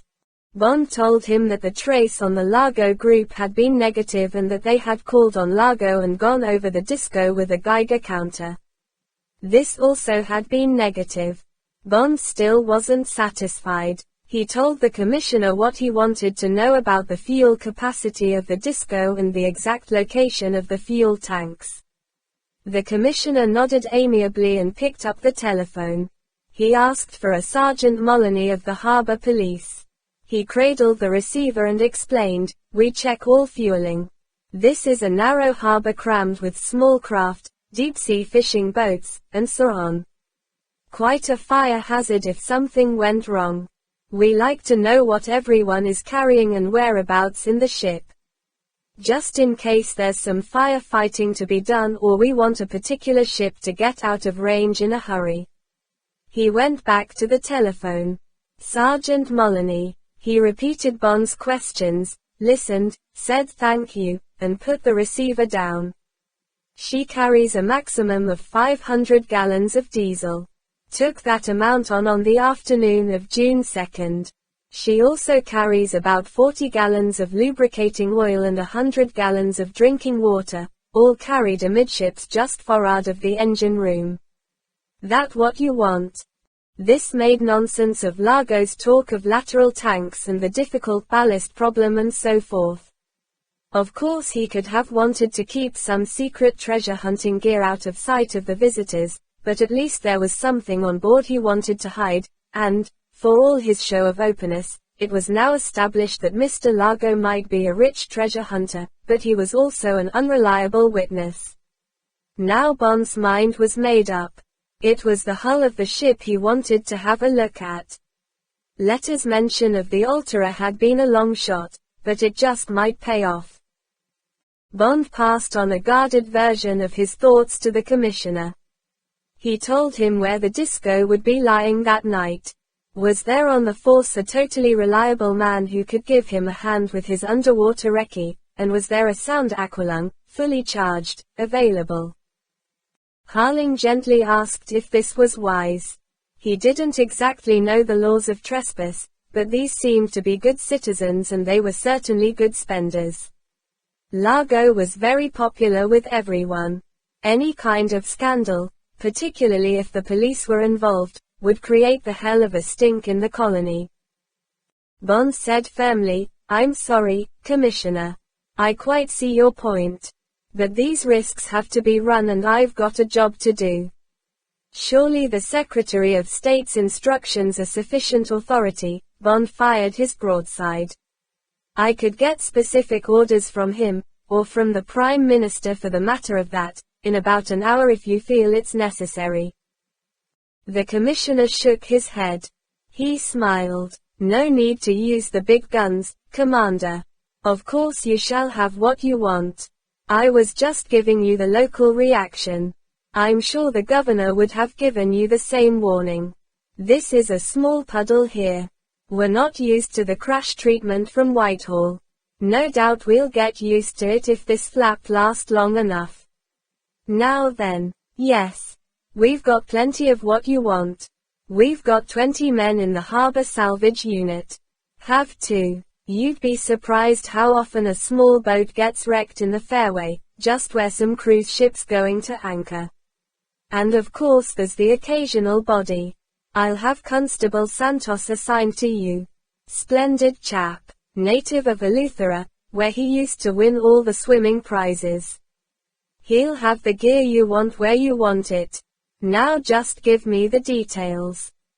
Back in his hotel, Bond took a shower, swallowed a double bourbon old-fashioned, and threw himself down on his bed. He felt absolutely beat. The plane trip, the heat, the nagging sense that he was making a fool of himself in front of the Commissioner, in front of Letter, in front of himself, added to the dangers, and probably futile ones at that, of this ugly night swim, had built up tensions that could only be eased by sleep and solitude. He went out like a light, to dream of Domino being pursued by a shark with dazzling white teeth that suddenly became Largo who turned on him with those huge hands. They were coming closer, they reached slowly for him, they had him by the shoulder. But then the bell rang for the end of the round, and went on ringing. Bond reached out a drugged hand for the receiver. It was Letter. He wanted that martini with the jumbo olive. It was 9 o'clock. What the hell was Bond doing? Did he want someone to help with the zipper? The pineapple room was paneled in bamboo carefully varnished against termites. Wrought iron pineapples on the tables and against the wall contained segments of thick red candle, and more light was provided by illuminated aquaria let into the walls than by ceiling lights enclosed in pink glass starfish. The vinylite banquettes were in ivory white and the barman and the 2 waiters wore scarlet satin calypso shirts with the black trousers. Bond joined Letter at a corner table. They both wore white dinner jackets with the dress trousers. Bond had pointed up his rich, property-seeking status with a wine-red cummerbund. Letter laughed. "I nearly tied a gold-plated bicycle chain round my waist in case of trouble, but I remembered just in time that I'm a peaceful lawyer. I suppose it's right that you should get the girls on this assignment. I suppose I just stand by and arrange the marriage settlement and later the alimony. Waiter. Letter ordered 2 dry martinis. Just watch, he said sourly. The martinis arrived. Letter took one look at them and told the waiter to send over the barman. When the barman came, looking resentful, Letter said, "My friend, I asked for a martini and not a soused olive." He picked the olive out of the glass with the cocktail stick. The glass, that had been 3/4 full, was now half full. Letter said mildly, "This was being done to me while the only drink you knew was milk. I'd learned the basic economics of your business by the time you'd graduated to Coca-Cola. 1 bottle of Gordon's gin contains 16 true measures, double measures, that is, the only ones I drink. Cut the gin with 3 ounces of water and that makes it up to 22. Have a jigger glass with a big steel in the bottom and a bottle of these fat olives and you've got around 28 measures. Bottle of gin here costs only $2 retail, let's say around $1.60 wholesale. You charge 80 cents for a martini, $1.60 for 2. Same price as a whole bottle of gin. And with your 28 measures to the bottle, you've still got 26 left. That's a clear profit on 1 bottle of gin of around $21. Give you $1 for the olives and the drop of vermouth and you've still got $20 in your pocket. Now, my friend, that's too much profit, and if I could be bothered to take this martini to the management and then to the tourist board, you'd be in trouble. Be a good chap and mix us 2 large dry martinis without olives and with some slices of lemon peel separate." "Okay, right. Then we're friends again." The barman's face had run through indignation, respect, and then the sullenness of guilt and fear. Reprieved, but clutching at his scraps of professional dignity, he snapped his fingers for the waiter to take away the glasses. "Okay, Sue. Whatever you says. But we've popped plenty overheads here and the majority of customers they don't complain." Letter said, "Well, here's one who's dry behind the ears. A good barman should learn to be able to recognize the serious drinker from the status seeker who wants just to be seen in your fine bar." "Yassa." The barman moved away with Negro dignity. Bond said, "You got those figures right, Felix. I always knew one got clipped, but I thought only about 100%, not 4 or 5. Young man, since I graduated from government service to Pinkertons, the scales have dropped from my eyes. The cheating that goes on in hotels and restaurants is more sinful than all the rest of the sin in the world. Anyone in a tuxedo before 7 in the evening is a crocodile. And if he couldn't take a good bite at your pocketbook he'd take a good bite at your ear. The same goes for the rest of the consumer business, even when it's not wearing a tuxedo. Sometimes it gets me real mad to have to eat and drink the muck you get and then see what you're charged for it. Look at our damned lunch today. $7 with 15% added for what's called service. And then the waiter hangs about for another 50 cents for riding up in the elevator with the stuff. Hell." Letter ran an angry hand through his mop of straw hair. "Just don't let's talk about it. I'm fit to bust a gut when I think about it." The drinks came. They were excellent. Letter calmed down and ordered a second round. He said, "Now let's get angry about something else." He laughed curtly. "Guess I'm just sore at being back in government service again watching all the taxpayers' money going down the drain on this wild goose chase. Mark you, James." There was apology in Letter's voice. "I'm not saying this whole operation isn't a true bill, hell of a mess in fact, but what riles me is that we should be a couple of us and Charlies stuck down on this sand spit while the other guys have got the hot spots, you know, places where something really may be happening, or at least likely to happen. Tell you the truth, I felt like a damned fool gumshoeing around that fella's yacht this afternoon with my little Geiger toy. He looked keenly at Bond.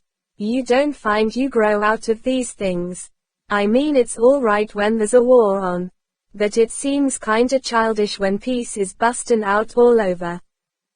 Bond said doubtfully, of course I know what you mean, Felix. Perhaps it's just that in England we don't feel quite as secure as you do in America. The war just doesn't seem to have ended for us. Berlin, Cyprus, Kenya, Suez, let alone these jobs with people like SMERSH that I used to get tangled up in. There always seems to be something boiling up somewhere. Now this damned business. Dare say I'm taking it all too seriously, but there's something fishy going on around here.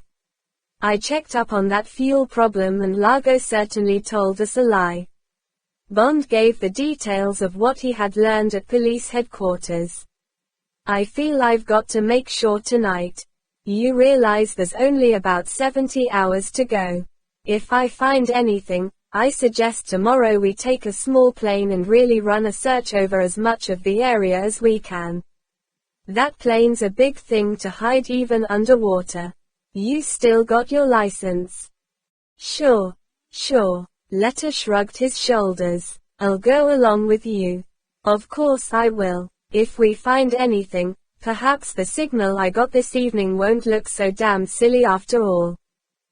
So this was what had put Letter into such a vile temper. Bond said, what was that? Letter took a drink and gazed morosely into his glass. Well, for my money it's just so much more attitudinizing by those power-struck fat cats at the Pentagon. But that sheaf of stuff I was waving about was a circular to all our men on this job to say that the Army and the Navy and the Air Force are holding themselves ready to give full support to CIA if anything turns up. Think of that, damn it. Letter looked angrily at Bond. Think of the waste of fuel and manpower that must be going on all over the world keeping all these units at readiness. Just to show you, know what I've been allocated as my striking force. Letter gave a harsh, derisive laugh. Half squadron of Super Sabre fighter bombers from Pensacola, and, Letter stabbed at Bond's forearm with a hard finger, and, my friend, the Manta. The Manta. Our latest, atomic submarine. When Bond smiled at all this vehemence, Letter continued more reasonably, mark you, it's not quite so idiotic as it sounds. These Sabres are on anti-submarine sweep duties anyway. Carrying depth charges. They have to be at readiness. And the Manta happens to be on some sort of a training cruise in the area, getting ready to go under the South Pole for a change I suppose, or some other damned promotion job to help along the Navy estimates. But I ask you, here's all these $1 million worth of material on instant call from Ensign Letter, commanding room 201 in the Royal Bahamian Hotel. Not bad. Bond shrugged his shoulders. Seems to me your president is taking all this a bit more seriously than his man in Nassau. I suppose our chiefs of staff have weighed in with our stuff on the other side of the Atlantic. Anyway, no harm in having the big battalions in the offing just in case Nassau Casino happens to be target number one. By the way, what ideas have your people got about these targets? What have you got in this part of the world that fits in with Spectre's letter? We've only got the Joint Rocket Base at a place called Northwest Cay at the eastern end of the Grand Bahamas. That's about 150 miles north of here. Apparently the gear and prototypes we and your people have got there would easily be worth £100 million. The only possible targets I've been given are Cape Canaveral, the naval base at Pensacola, and, if the party really is going to take place in this area, Miami for target number 2, with Tampa as a possible runner-up. Spectre used the words "a piece of property belonging to the Western powers." That sounds like some kind of installation to me, something like the uranium mines in the Congo, for instance. but a rocket base would fit all right. If we've got to take this thing seriously, I'd lay odds on Canaveral or this place on Grand Bahama. Only thing I can't understand, if they've got these bombs, how are they going to transport 'em to the target and set 'em off? A submarine could do it, just lay one of the bombs offshore through a torpedo tube. Or a sailing dinghy, for the matter of that. Apparently exploding these things is no problem so long as they recovered all the parts from the plane. Apparently you'd just have to insert some kind of fuse thing in the right place between the TNT and the plutonium, and screw the impact fuse off the nose and fit a time fuse that would give you time to get 100 miles away. Bond added casually, have to have an expert who knows the drill of course, but the trip would be no problem for the disco, for instance.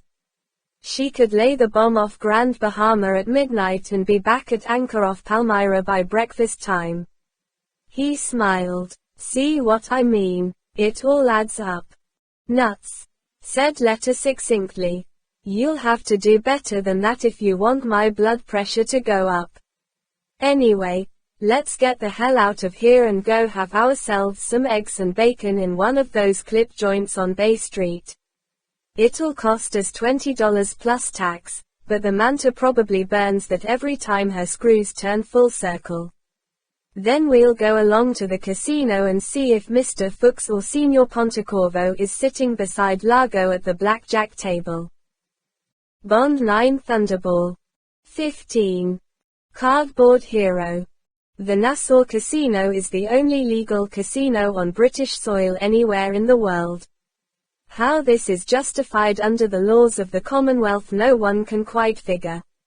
It is leased each year to a Canadian gambling syndicate and their operating profits in the smart winter season are estimated to average around $100,000.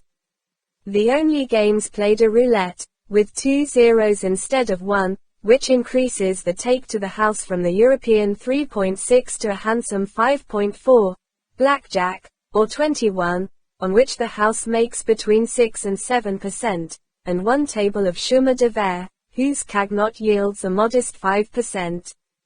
The operation is run as a club in a handsome private house on West Bay Street, and there is a pleasant dance and supper room with a 3-piece combo that plays old favorites in strict time, and a lounge bar. It is a well-run, elegant place that deserves its profit. The governor's ADC had presented Bond and Letta with membership cards, and after they had had coffee and a stinger at the bar they separated and went to the tables. Largo was playing chemin de fer. He had a fat pile of $100 plaques in front of him and half a dozen of the big yellow $1,000 biscuits. Domino Vitali sat behind him chain-smoking and watching the play. Bond observed the game from a distance. Largo was playing expansively, bancoing whenever he could and letting his own banks run. He was winning steadily, but with excellent manners, and by the way people joked with him and applauded his coups he was obviously a favorite in the casino. Domino, in black with a square-cut neckline and with one large diamond on a thin chain at her throat, was looking morose and bored.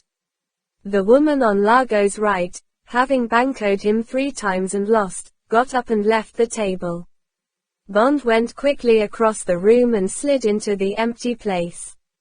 It was a bank of $800, the round sum being due to Largo making up the cagnotte after each play. It is good for the banker when he has got past the 3rd banco. It often means the bank is going to run. Bond knew this perfectly well. He was also painfully aware that his total capital was only $1,000. But the fact that everyone was so nervous of Largo's luck made him bold. And, after all, the table has no memory. Luck, he told himself, is strictly for the birds. He said, Banco. Ah. My good friend Mr. Bond. Largo held out a hand. Now we have the big money coming to the table. Perhaps I should pass the bank. The English know how to play at railway trains. But still, he smiled charmingly, if I have to lose I would certainly like to lose to Mr. Bond. The big brown hand gave the shoe a soft slap. Largo eased out the pink tongue of playing card and moved it across the base to Bond. He took one for himself and then pressed out one more for each of them. Bond picked up his first card and flicked it face up into the middle of the table. It was a 9, the 9 of diamonds. Bond glanced sideways at Largo.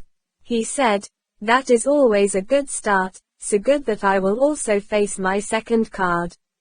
He casually flicked it out to join the 9. It turned over in midair and fell besides the 9. It was a glorious 10, the 10 of spades. Unless Largo's 2 cards also added up to 9 or 19, Bond had won. Largo laughed, but the laugh had a hard edge to it. "You certainly make me try," he said gaily. He threw his cards to follow Bond's. They were the 8 of hearts and the king of clubs. Largo had lost by a pip, 2 naturals, but one just better than the other, the crudest way to lose. Largo laughed hugely. "Somebody had to be second," he said to the table at large.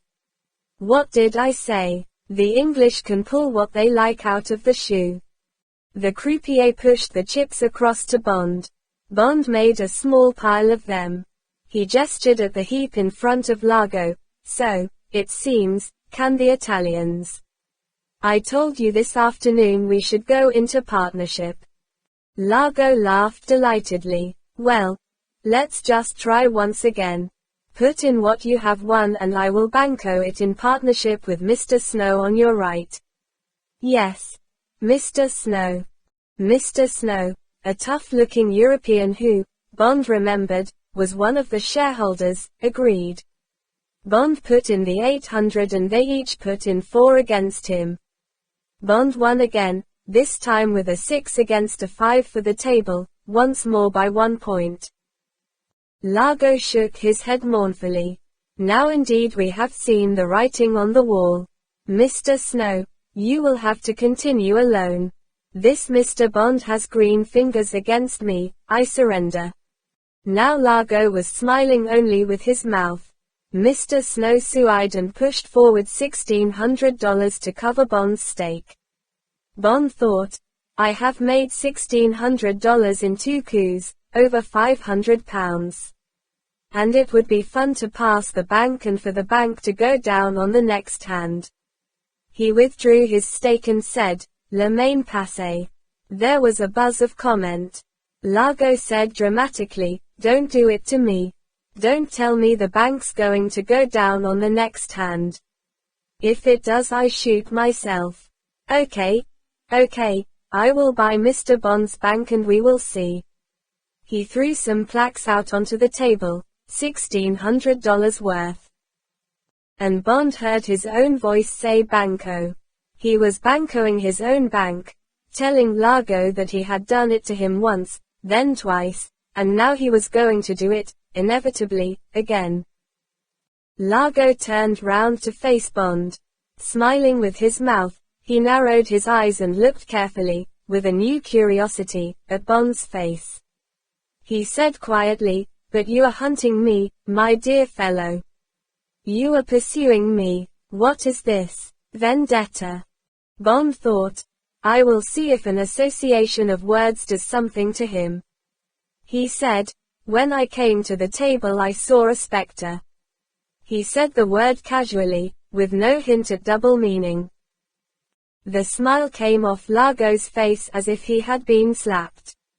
It was at once switched on again, but now the whole face was tense, strained, and the eyes had gone watchful and very hard. His tongue came out and touched his lips. "Really? What do you mean?" Bond said lightly, "The spectre of defeat. I thought your luck was on the turn. Perhaps I was wrong." He gestured at the shoe. "Let's see." The table had gone quiet. The players and spectators felt that a tension had come between these two men. Suddenly there was the smell of enmity where before there had been only jokes. A glove had been thrown down, by the Englishman. Was it about the girl? Probably. The crowd licked its lips. Largo laughed sharply. He stitched gaiety and bravado back on his face. Aha! His voice was boisterous again. My friend wishes to put the evil eye upon my cards. We have a way to deal with that where I come from. He lifted a hand, and with only the first and little fingers outstretched in a fork, he prodded once, like a snake striking toward Bond's face. To the crowd it was a playful piece of theater, but Bond, within the strong aura of the man's animal magnetism, felt the ill temper, the malevolence behind the old mafia gesture. Bond laughed good-naturedly. That certainly put the hex on me. But what did it do to the cards? Come on, your spectre against my spectre. Again the look of doubt came over Largo's face. Why again the use of this word? He gave the shoe a hefty slap. All right, my friend. We are wrestling the best of 3 falls. Here comes the third. Quickly his first 2 fingers licked out the 4 cards.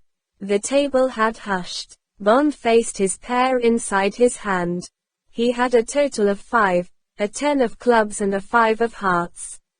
5 is a marginal number. One can either draw or not. Bond folded the cards face down on the table.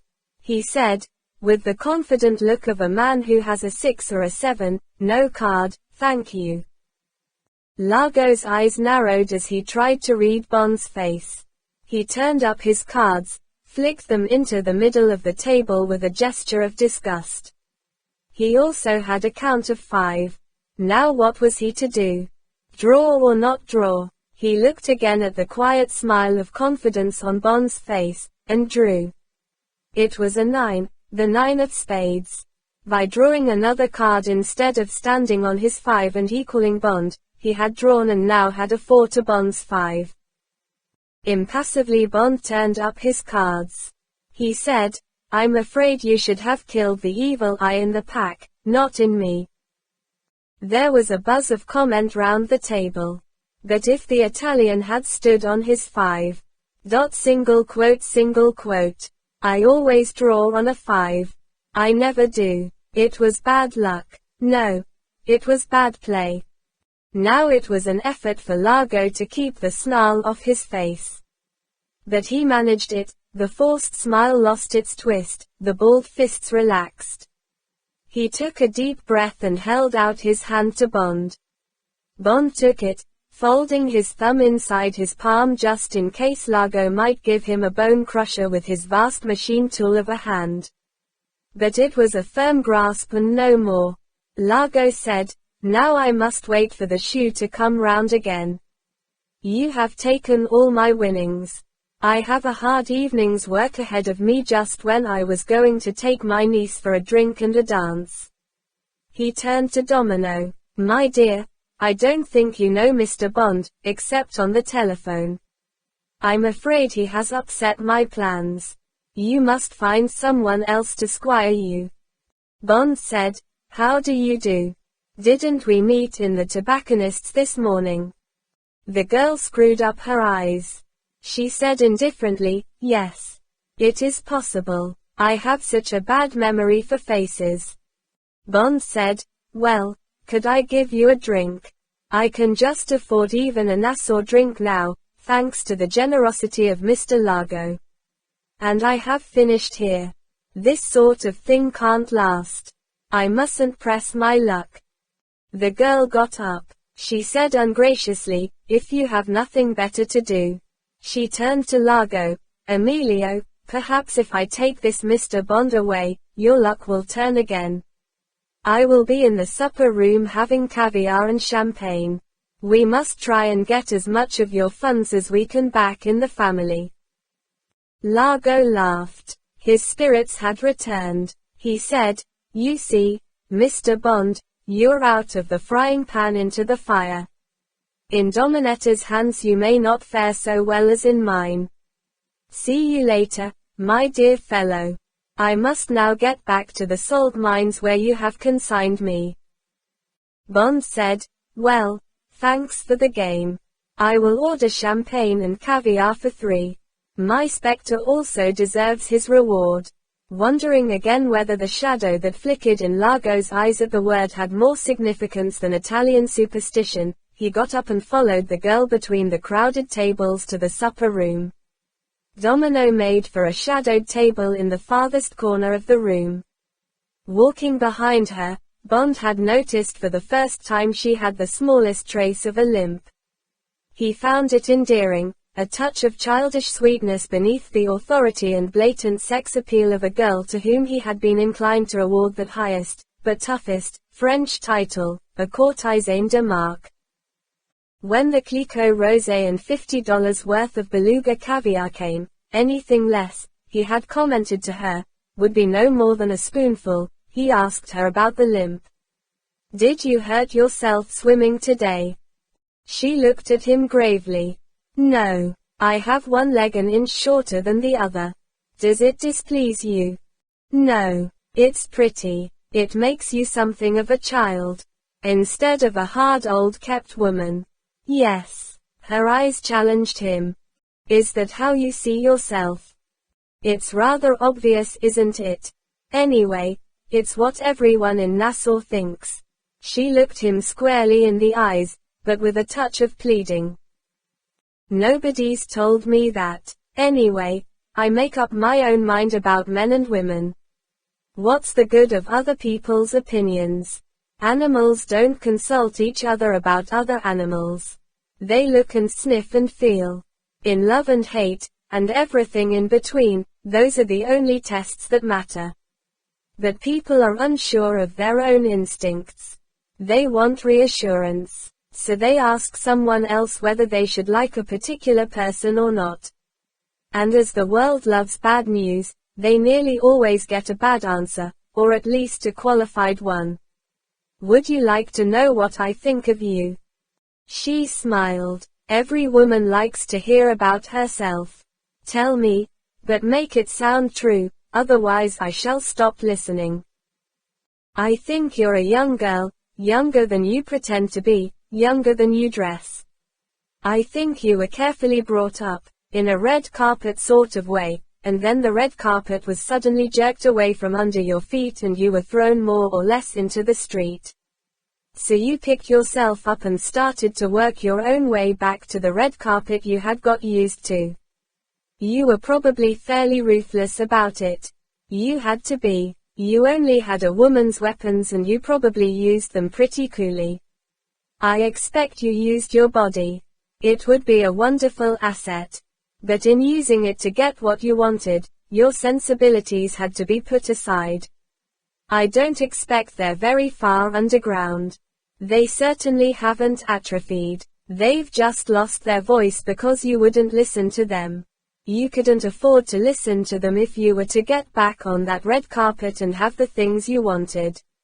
And now you've got the things." Bond touched the hand that lay on the banquette between them. "And perhaps you've almost had enough of them." He laughed. "But I mustn't get too serious. Now about the smaller things. You know all about them, but just for the record, you're beautiful, sexy, provocative, independent, self-willed, quick-tempered, and cruel." She looked at him thoughtfully. "There's nothing very clever about all that. I told you most of it. You know something about Italian women. But why do you say I'm cruel? If I was gambling and I took a knock like Largo did and I had my woman, a woman, sitting near me watching, and she didn't give me one word of comfort or encouragement, I would say she was being cruel. Men don't like failing in front of their women." She said impatiently, "I've had to sit there too often and watch him show off. I wanted you to win. I cannot pretend. You didn't mention my only virtue. It's honesty. I love to the hilt and I hate to the hilt. At the present time, with Emilio, I am halfway. Where we were lovers, we are now good friends who understand each other. When I told you he was my guardian, I was telling a white lie. I am his kept woman. I am a bird in a gilded cage. I am fed up with my cage and tired of my bargain." She looked at Bond defensively. "Yes. It is cruel for Emilio. But it is also human. You can buy the outside of the body, but you cannot buy what is inside, what people call the heart and the soul. But Emilio knows that. He wants women for use. Not for love. He has had thousands in this way. He knows where we both stand. He is realistic, but it is becoming more difficult to keep to my bargain. Let's call it sing for my supper. She stopped abruptly. She said, give me some more champagne. All this silly talking has made me thirsty. And I would like a packet of Players. She laughed, please, as they say in the advertisements. I am fed up with just smoking smoke. I need my hero. Bond bought a packet from the cigarette girl. He said, what's that about a hero? She had entirely changed. Her bitterness had gone, and the lines of strain on her face. She had softened. She was suddenly a girl out for the evening. Ah. You don't know. My one true love, the man of my dreams. The sailor on the front of the packet of Players. You have never thought about him as I have. She came closer to him on the banquette and held the packet under his eyes. You don't understand the romance of this wonderful picture, one of the great masterpieces of the world. This man, she pointed, was the first man I ever sinned with. I took him into the woods, I loved him in the dormitory, I spent nearly all my pocket money on him. In exchange he introduced me to the great world outside the Cheltenham Ladies' College. He grew me up. He put me at ease with boys of my own age. He kept me company when I was lonely or afraid of being young. He encouraged me, gave me assurance. Have you never thought of the romance behind this picture? You see nothing, yet the whole of England is there. Listen. She took his arm eagerly. This is the story of Hero, the name on his cap badge. At first he was a young man, a powder monkey or whatever they called it, in that sailing ship behind his right ear. It was a hard time for him. Weevils in the biscuits, hit with marlinspikes and rope's ends and things, sent up aloft to the top of all that rigging where the flag flies. But he persevered. He began to grow a moustache. He was fair-haired and rather too pretty. She giggled. He may even have had to fight for his virtue or whatever men call it, among all those hammocks. But you can see from his face, that line of concentration between his eyes, and from his fine head, that he was a man to get on. She paused and swallowed a glass of champagne. The dimples were now deep holes in her cheeks. Are you listening to me? You are not bored having to listen about my hero. I'm only jealous. Go on. So he went all over the world, to India, China, Japan, America. He had many girls and many fights with cutlasses and fists. He wrote home regularly, to his mother and to a married sister who lived at Dover. They wanted him to come home and meet a nice girl and get married.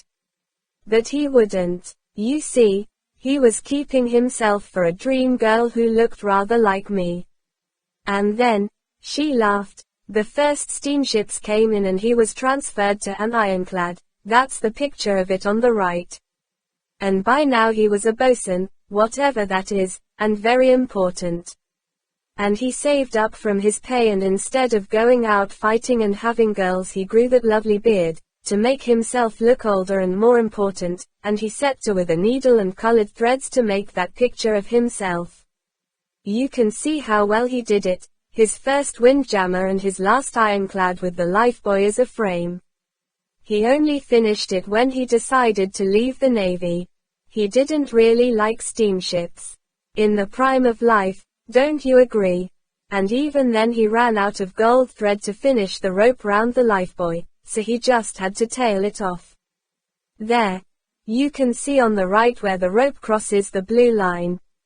So he came back home on a beautiful golden evening after a wonderful life in the Navy, and it was so sad and beautiful and romantic that he decided that he would put the beautiful evening into another picture. So he bought a pub at Bristol with his savings, and in the mornings before the pub opened he worked away until he had finished, and there you can see the little sailing ship that brought him home from Suez with his duffel bag full of silks and seashells and souvenirs carved out of wood. And that's the Needles Lighthouse beckoning him into harbor on that beautiful calm evening. Mark you, she frowned, I don't like that sort of bonnet thing he's wearing for a hat. And I'd have liked him to have put HMS before the hero, but you can see that would have made it lopsided and he wouldn't have been able to get all the hero in. But you must admit it's the most terrifically romantic picture. I cut it off my first packet, when I smoked one in the lavatory and felt terribly sick, and kept it until it fell to pieces. Then I cut off a fresh one.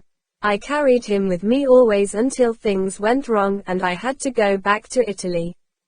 Then I couldn't afford players. They're too expensive in Italy and I had to smoke things called Nazionales. Bond wanted to keep her mood. He said, but what happened to the hero's pictures?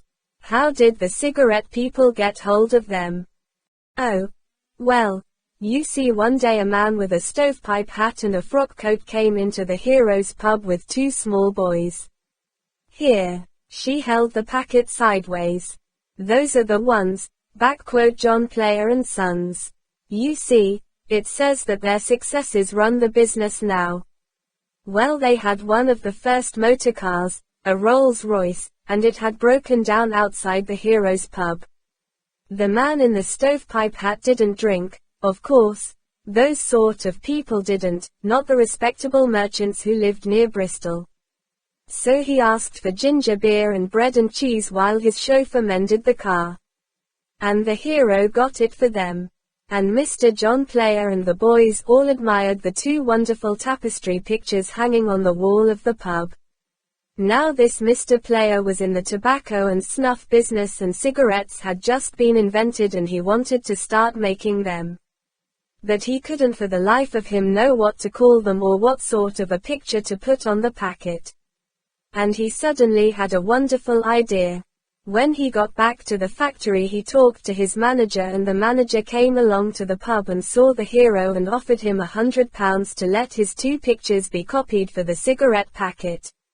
And the hero didn't mind, and anyway he wanted just exactly £100 to get married on. She paused. Her eyes were far away. She was very nice, by the way, only 30 and a good plain cook, and her young body kept him warm in bed until he died many years later. And she bore him two children, a boy and a girl. And the boy went into the Navy like his father. Well, anyway, Mr. Player wanted to have the hero in the lifebuoy on one side of the packet and the beautiful evening on the other. But the manager pointed out that that would leave no room for all this. She turned over the packet, about "rich, cool," and "Navy cut tobacco," and that extraordinary trademark of a doll's house swimming in chocolate fudge with Nottingham Castle written underneath. So then Mr. Player said, "Well then, we'll put one on top of the other." And that's just exactly what they did, and I must say I think it fits in very well, don't you? Though I expect the hero was pretty annoyed at the mermaid being blanked out. The mermaid. Oh. Yes. Underneath the bottom comer of the lifebuoy where it dips into the sea, the hero had put a tiny mermaid combing her hair with one hand and beckoning him home with the other. That was supposed to be the woman he was going to find and marry. But you can see there wasn't room, and anyway her breasts were showing, and Mr. Player, who was a very strong Quaker, didn't think that was quite proper. But he made it up to the hero in the end. Oh. How did he do that? Well, you see, the cigarettes were a great success. It was really the picture that did it. People decided that anything with a wonderful picture like that on the outside must be good, and Mr. Player made a fortune, and I expect his successors did too. So when the hero was getting old and hadn't got long to live, Mr. Player had a copy of the lifebuoy picture drawn by the finest artist of the day. It was just the same as the heroes except that it wasn't in color and it showed him very much older, and he promised the hero that this picture too would always be on his cigarette packets, only on the inside bit. Here. She pushed out the cardboard container. You see how old he looks. And one other thing, if you look closely, the flags on the two ships are flying at half-mast. Rather sweet of Mr. Player, don't you think, to ask the artist for that? It meant that the hero's first and last ship were remembering him. And Mr. Player and his two sons came and presented it to him just before he died. It must have made it much easier for him, don't you think? It certainly must. Mr. Player must have been a very thoughtful man. The girl was slowly returning from her dreamland. She said in a different, rather prim voice, "Well, thank you anyway for having listened to the story. I know it's all a fairy tale.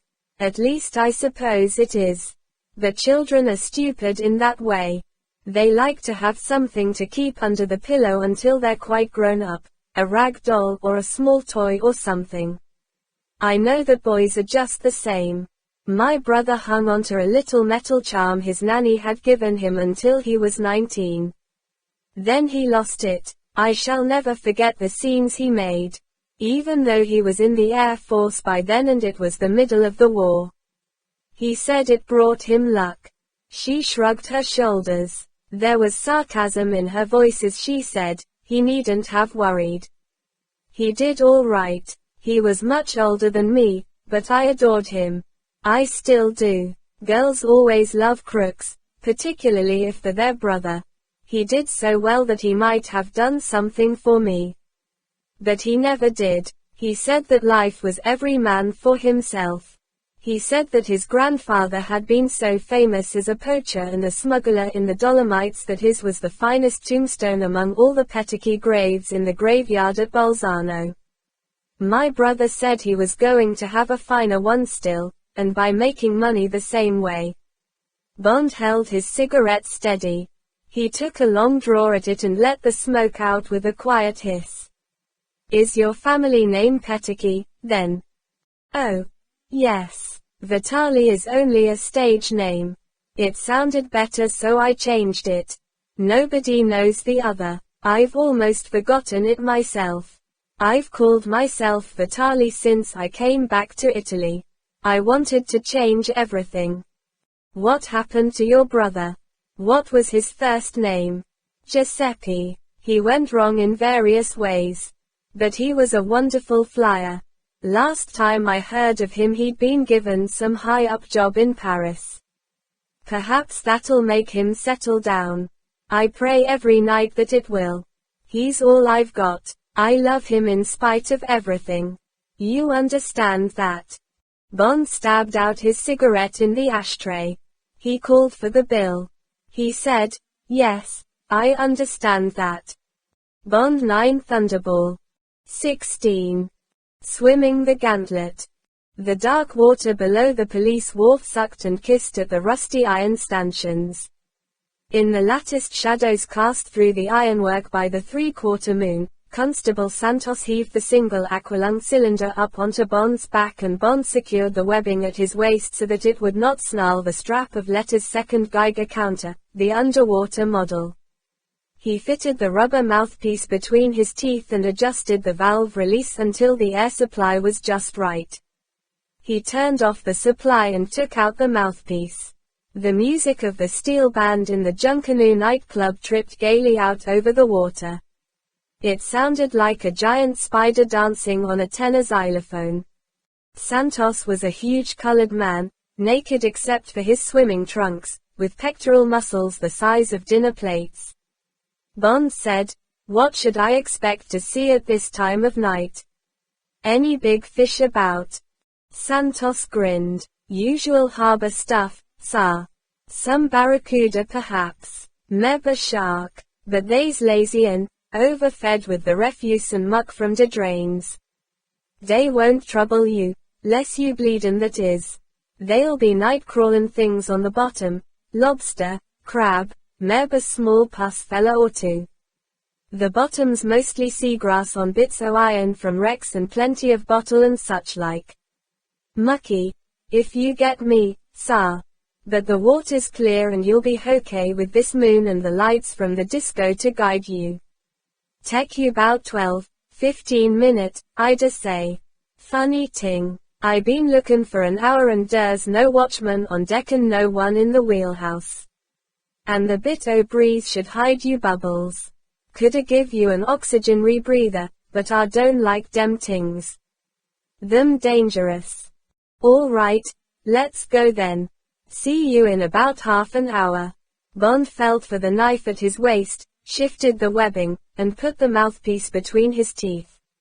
He turned on the air and, his fins slapping on the muddy sand, walked down and into the water. There he bent down, spat into his mask to prevent it steaming up, washed it out, and adjusted it. Then he walked slowly on, getting used to the breathing. By the end of the wharf he was up to his ears.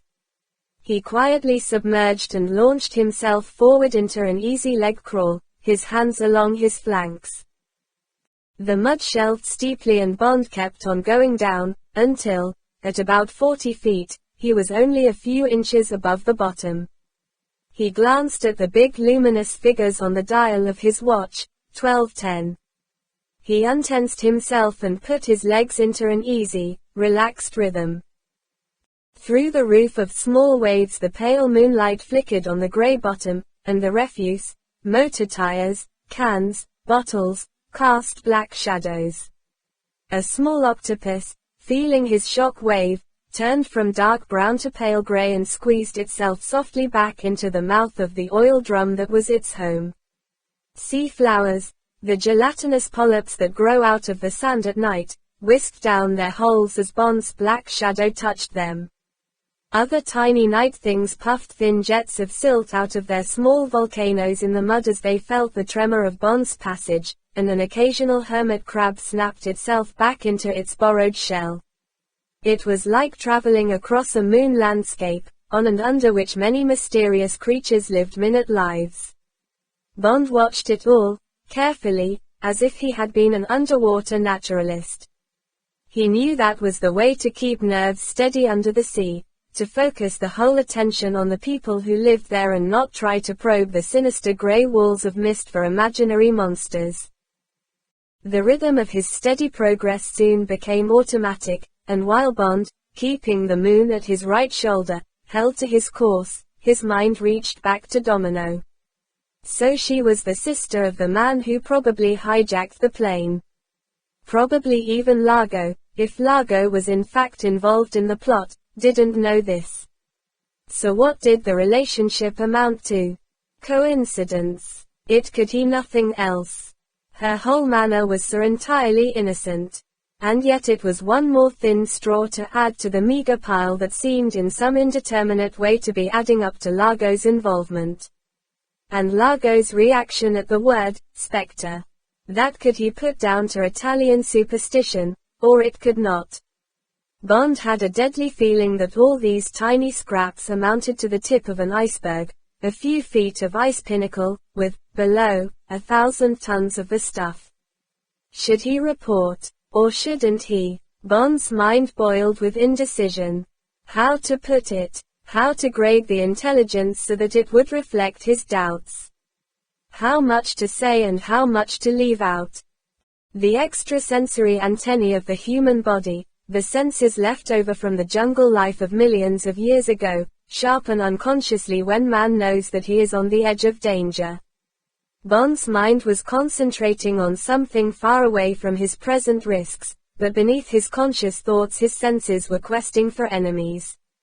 Now suddenly the alarm was sounded by a hidden nerve. Danger. Danger. Danger. Bond's body tensed. His hand went to his knife and his head swiveled sharply to the right, not to the left or behind him. His senses told him to look to the right. A big barracuda, if it is 20 pounds or over, is the most fearsome fish in the sea. Clean and straight and malevolent, it is all hostile weapon, from the long snarling mouth in the cruel jaw that can open like a rattlesnake's to an angle of 90 degrees, along the blue and silver steel of the body to the lazy power of the tail fin that helps to make this fish one of the 5 fastest sprinters in the sea. This one, moving parallel with Bond, 10 yards away just inside the wall of grey mist that was the edge of visibility, was showing its danger signals. The broad lateral stripes showed vividly, the angry hunting sign, the gold and black tiger's eye was on him, watchful, incurious, and the long mouth was open half an inch so that the moonlight glittered on the sharpest row of teeth in the ocean, teeth that don't bite at the flesh, teeth that tear out a chunk and swallow and then hit and scythe again. Bond's stomach crawled with the ants of fear and his skin tightened at his groin. Cautiously he glanced at his watch. About 3 more minutes to go before he was due to come up with the disco. He made a sudden turn and attacked fast toward the great fish, flashing his knife in fast defensive lunges. The giant barracuda gave a couple of lazy wags of its tail, and when Bond turned back on his course it also turned and resumed its indolent, sneering cruise, weighing him up, choosing which bit, the shoulder, the buttock, the foot, to take first. Bond tried to recall what he knew about big predator fish, what he had experienced with them before. The first rule was not to panic, to be unafraid. Fear communicates itself to fish as it does to dogs and horses. Establish a quiet pattern of behavior and stick to it. Don't show confusion or act chaotically. In the sea, untidiness, ragged behavior, mean that the possible victim is out of control, vulnerable. So keep to a rhythm. A thrashing fish is everyone's prey. A crab or a shell thrown upside down by a wave is offering its underside to 100 enemies. A fish on its side is a dead fish. Bond trudged rhythmically on, exuding immunity. Now the pale moonscape changed. A meadow of soft seagrass showed up ahead. In the deep, slow currents it waved languidly, like deep fur. The hypnotic motion made Bond feel slightly seasick. Dotted sparsely in the grass were the big black footballs of dead sponges growing out of the sand like giant puffballs, Nassau's only export until a fungus had got at them and had killed the sponge crop as surely as myxomatosis has killed rabbits. Bond's black shadow flickered across the breathing lawn like a clumsy bat. To the right of his shadow, the thin black lance cast by the barracuda moved with quiet precision. A dense mass of silvery small fry showed up ahead, suspended in midstream as if they had been bottled in aspic. When the 2 parallel bodies approached, the mass divided sharply, leaving wide channels for the 2 enemies, and then closing behind them into the phalanx they adopted for an illusory protection. Through the cloud of fish Bond watched the barracuda. It moved majestically on, ignoring the food around it as a fox creeping up on the chicken run will ignore the rabbits in the warren. Bond sealed himself in the armor of his rhythm, transmitting to the barracuda that he was a bigger, a more dangerous fish, that the barracuda must not be misled by the whiteness of the flesh. Amongst the waving grass, the black barb of the anchor looked like another enemy. The trailing chain rose from the bottom and disappeared into the upper mists. Bond followed it up, forgetting the barracuda in his relief at hitting the target and in the excitement of what he might find. Now he swam very slowly, watching the white explosion of the moon on the surface contract and define itself. Once he looked down, there was no sign of the barracuda. Perhaps the anchor and chain had seemed inimical. The long hull of the ship grew out of the upper mists and took shape, a great zeppelin in the water. The folded mechanism of the hydrofoil looked ungainly, as if it did not belong. Bond clung for a moment to its starboard flange to get his bearings. Far down to his left, the big twin screws, bright in the moonlight, hung suspended, motionless but somehow charged with thrashing speed. Bond moved slowly along the hull toward them, staring upward for what he sought. He drew in his breath. Yes. It was there, the ridge of a wide hatch below the water line. Bond groped over it, measuring. About 12 feet square, divided down the center. Bond paused for a moment, wondering what was inside the closed doors. He pressed the switch of the Geiger counter and held the machine against the steel plates. He watched the dial of the meter on his left wrist. It trembled to show the machine was alive, but it registered only the fraction letter had told him to expect from the hull. Bond switched the thing off. So much for that. Now for home. The clang beside his ear and the sharp impact against his left shoulder were simultaneous. Automatically, Bond sprang back from the hull. Below him the bright needle of the spear wavered slowly down into the depths. Bond whirled. The man, his black rubber suit glinting like armor in the moonlight, was pedaling furiously in the water while he thrust another spear down the barrel of the CO2 gun. Bond hurled himself toward him, flailing at the water with his fins. The man pulled back the loading lever and leveled the gun. Bond knew he couldn't make it. He was 6 strokes away. He stopped suddenly, ducked his head, and jackknifed down. He felt the small shock wave of the silent explosion of gas and something hit his foot. Now, he soared up below the man and scythed upward with his knife. The blade went in. He felt the black rubber against his hand. Then the butt of the gun hit him behind the ear and a white hand came down and scrabbled at his airpipe. Bond slashed wildly with the knife, his hand moving with terrifying slowness through the water. The point ripped something. The hand let go of the mask, but now Bond couldn't see. Again the butt of the gun crashed down on his head. Now the water was full of black smoke, heavy, stringy stuff that clung to the glass of his mask. Bond backed painfully, slowly away, clawing at the glass. At last it cleared. The black smoke was coming out of the man, out of his stomach. But the gun was coming up again slowly, agonizingly, as if it weighed a ton, and the bright sting of the spear showed at its mouth. Now the webbed feet were hardly stirring, but the man was sinking slowly down to Bond's level. Suspended straight in the water, he looked like one of those little celluloid figures in a Ptolemy jar that rise and fall gracefully with pressure on the rubber top to the jar. Bond couldn't get his limbs to obey. They felt like lead. He shook his head to clear it, but still his hands and flippers moved only half-consciously, all speed gone. Now he could see the bared teeth round the other man's rubber mouthpiece. The gun was at his head, at his throat, at his heart. Bond's hands crept up his chest to protect him while his flippers moved sluggishly, like broken wings, below him. And then, suddenly, the man was hurled toward Bond as if he had been kicked in the back.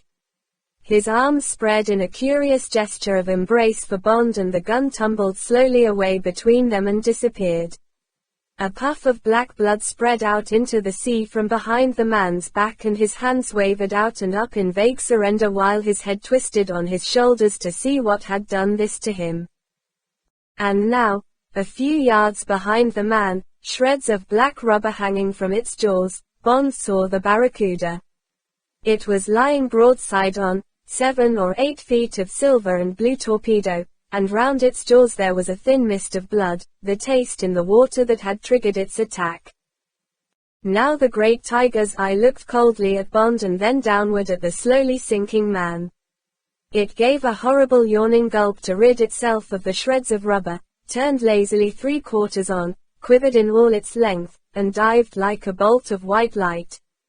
It hit the man on the right shoulder with wide open jaws, shook him once, furiously, like a dog with a rat, and then backed away.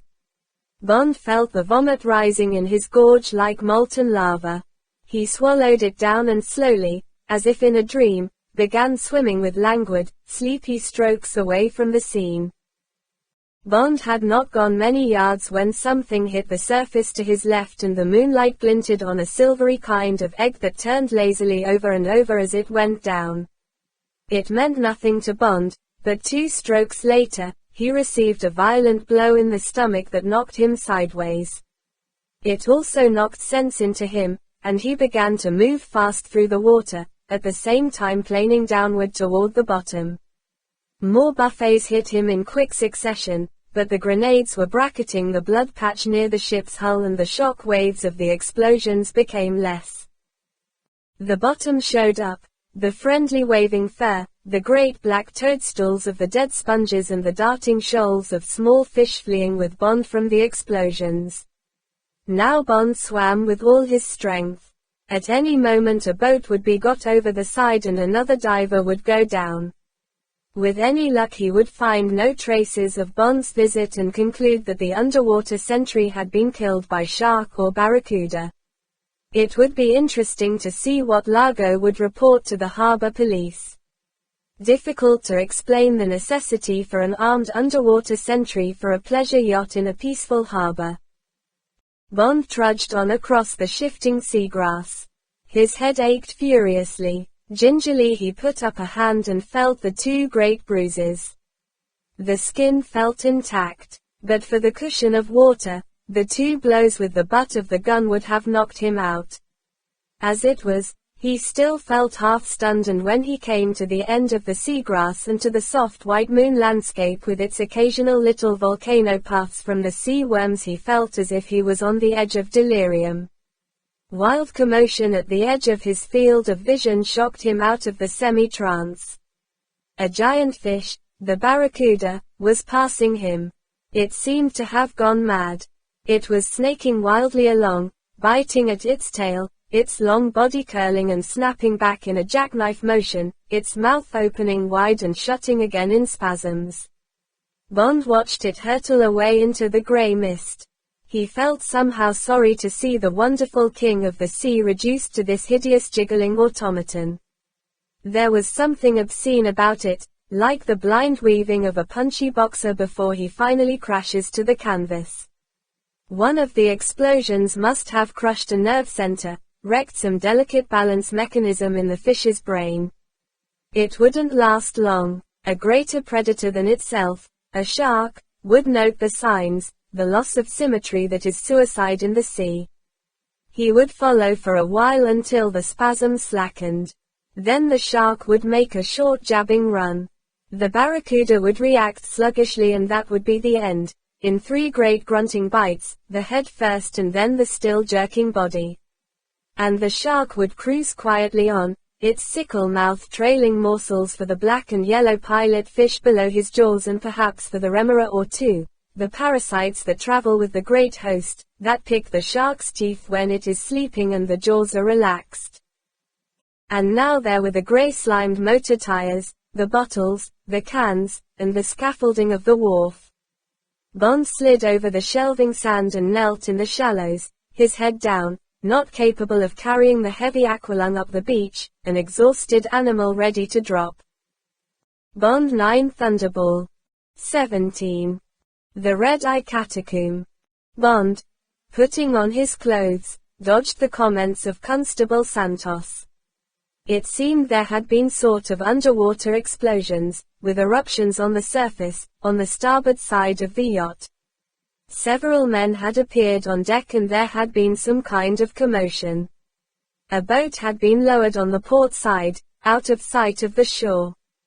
Bond said he knew nothing of these things. He had cracked his head against the side of the ship. Silly thing to do. He had seen what he had wanted to see and had then swum back. Entirely successful. The constable had been a great help. Thank you very much and good night. Bond would be seeing the commissioner in the morning. Bond walked with careful steadiness up the side street to where he had parked Letters Ford. He got to the hotel and telephoned Letters' room and together they drove to police headquarters. Bond described what had happened and what he had discovered. Now he didn't care what the consequences might be. He was going to make a report.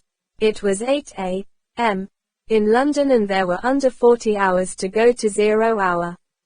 All these straws added up to half a haystack. His suspicions were boiling like a pressure cooker. He couldn't sit on the lid any longer. Letter said decisively, "You do just that. And I'll file a copy to CIA and endorse it. What's more, I'm going to call up the Manta and tell her to get the hell over here." You are. Bond was amazed at this change of tune. What's got into you all of a sudden? Well, I was sculling around the casino taking a good look at anyone I thought might be a shareholder or a treasure hunter. They were mostly in groups, standing around trying to put up the front of having a good time, sunshine holiday and all that. They weren't succeeding. Largo was doing all the work, being gay and boyish. The others looked like private dicks or the rest of the Torrio gang just after the St. Valentine Day massacre. Never seen such a bunch of thugs in my life, dressed up in tuxedos and smoking cigars and drinking champagne and all that, just a glass or two to show the Christmas spirit. Orders, I suppose, but all of them with that smell one gets to know in the service, or in Pinkerton's for the matter of that. You know, careful, cold fish, thinking of something else kinda look the pros have. Well, none of the faces meant anything to me until I came across a little guy with a furrowed brow and a big egghead with pebble glasses who looked like a Mormon who's got into a whorehouse by mistake. He was peering about nervously and every time one of these other guys spoke to him he blushed and said what a wonderful place it was and he was having a swell time. I got close enough to hear him say the same thing to two different guys. Rest of the time he just mooned around, sort of helpless and almost sucking a corner of his handkerchief, if you get me. Well, that face meant something to me. I knew I'd seen it before somewhere. You know how it is. So after puzzling for a bit I went to the reception and told one of the guys behind the desk in a cheery fashion that I thought I'd located an old classmate who'd migrated to Europe, but I couldn't for the life of me remember his name. Very embarrassing as he seemed to recognize me. Would the guy help? So he came along and I pointed this fella out and he went back to his desk and went through the membership cards and came up with the one I wanted. Seemed he was a man called Trout, Emil Trout. Swiss passport. One of Mr. Largo's group from the yacht. Letter paused. Well, I guess it was the Swiss passport that did it. He turned to Bond. Remember a fellow called Kotzer, East German physicist.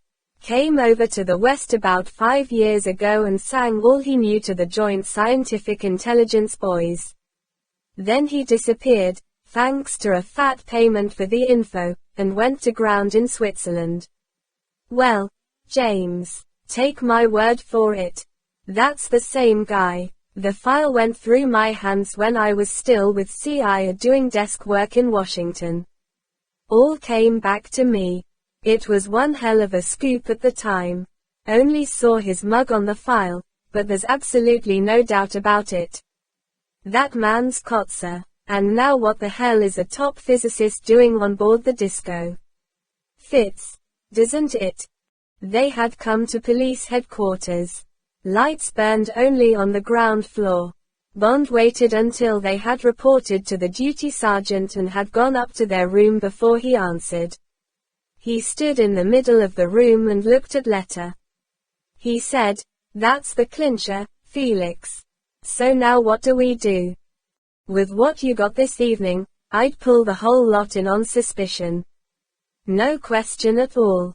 Suspicion of what? Largo would reach for his lawyer and they'd be out in 5 minutes. Democratic processes of the law and so forth. And what single fact have we got that Largo couldn't dodge? All right, Sir Trout is Kotzer. We're hunting for treasure, gentlemen, we need an expert mineralogist.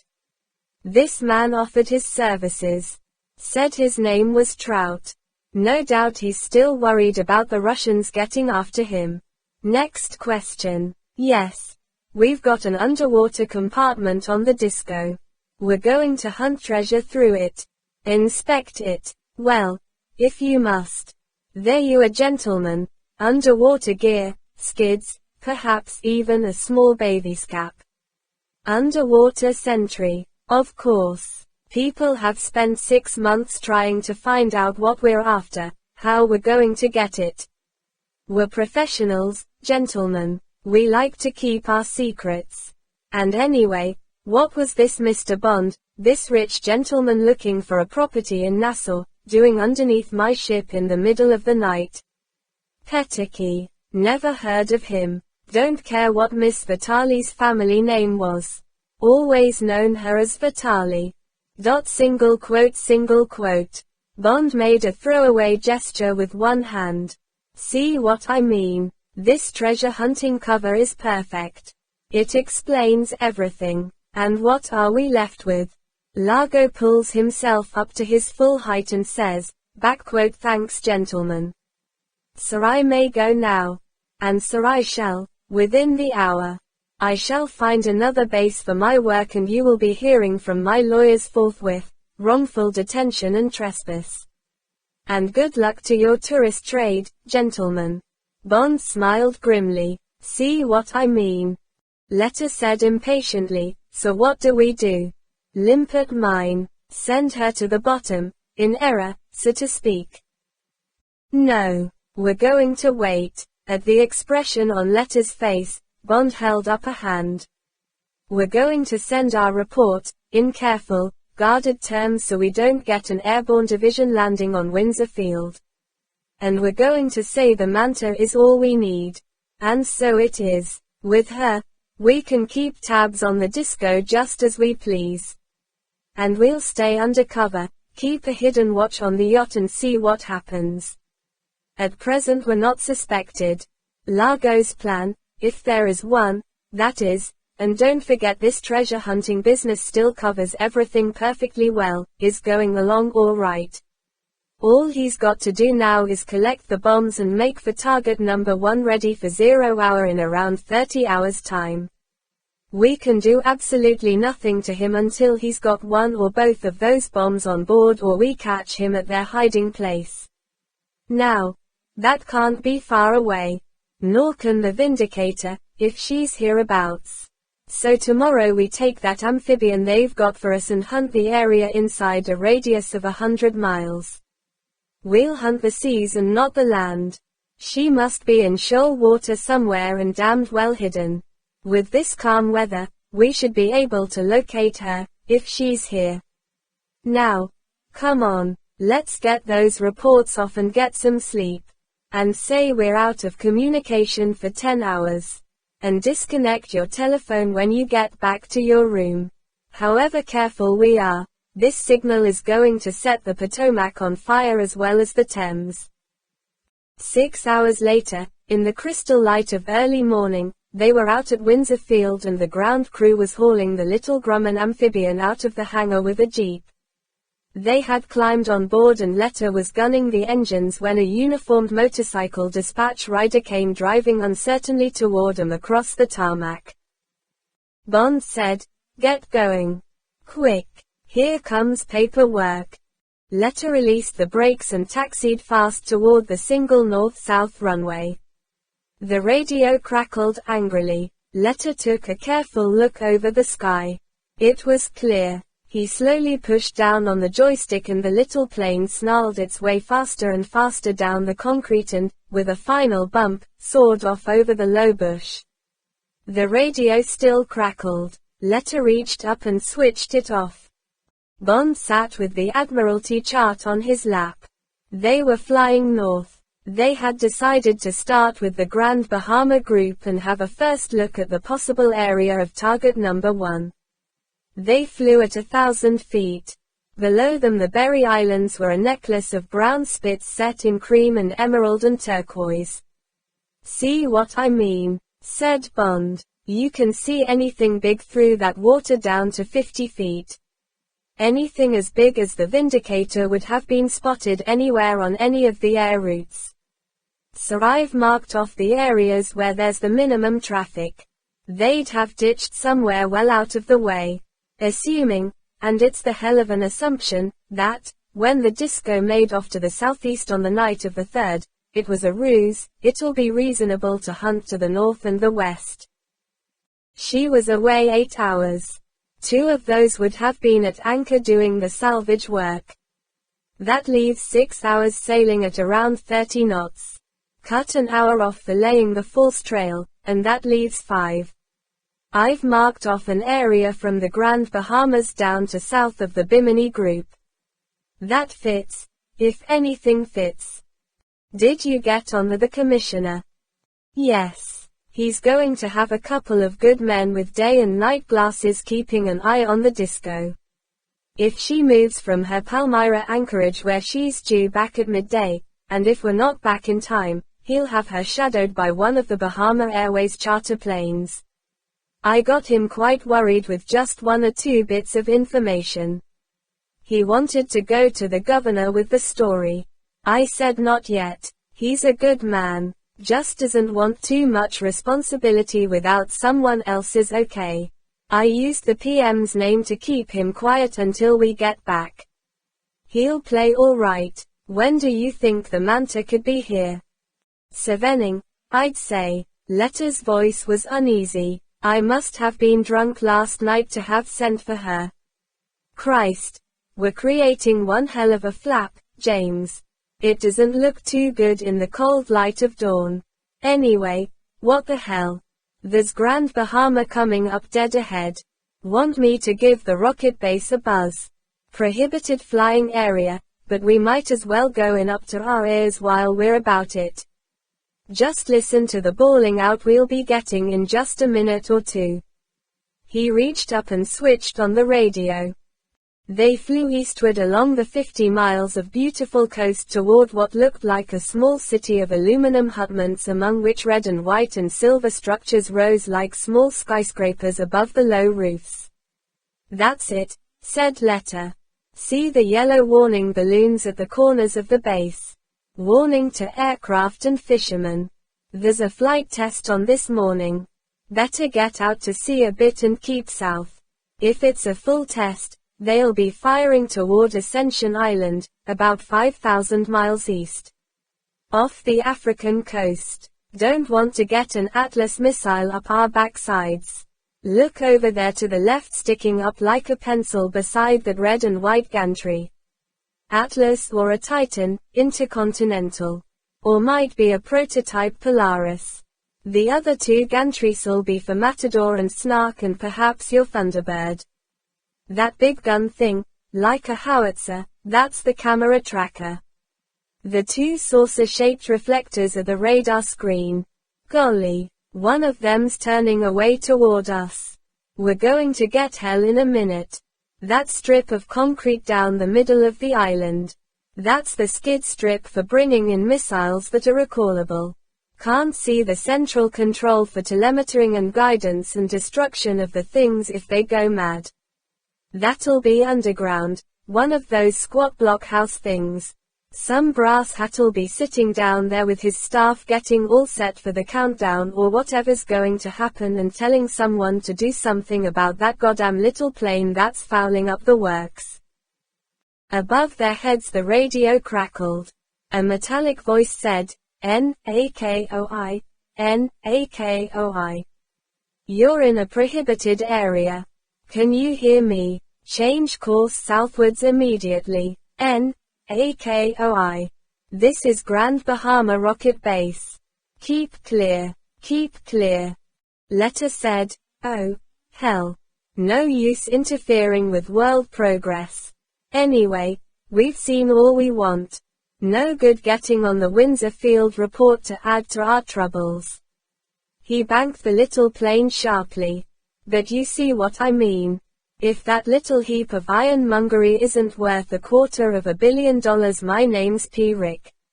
And it's just about 100 miles from Nassau. Perfect for the disco. The radio started again. N-A-K-O-I, N-A-K-O-I. You will be reported for entering a prohibited area and for failing to acknowledge. Keep flying south and watch out for sudden turbulence. Over. The radio went silent. Letter said, that means they're going to fire a test. Keep an eye on them and let me know when. I'll cut down the revs. No harm in watching $10 million of the taxpayers' money being blown off. Look. The radar scanners turned back to the east. They'll be sweating it out in that blockhouse all right. I've seen 'em at it. Lights 11B blinking all over the big board way down underground. The kibitzes 11B at their periscopes. Voice'll come down over the pier system, beacon contact. Warning balloons up. Telemeter contact. Tank pressure okay. Gyros okay. Rocket tank pressure correct. Rocket clear. Recorders alive. Lights all green. 10, 9, 8, 7, 6. Fire. Despite Letter's graphic countdown, nothing happened. Then, through his glasses, Bond saw a wisp of steam coming from the base of the rocket. Then a great cloud of steam and smoke and a flash of bright light that turned red. Breathlessly, for there was something terrible in the sight, Bond gave the blow-by-blow to Letter. It's edging up off the pad.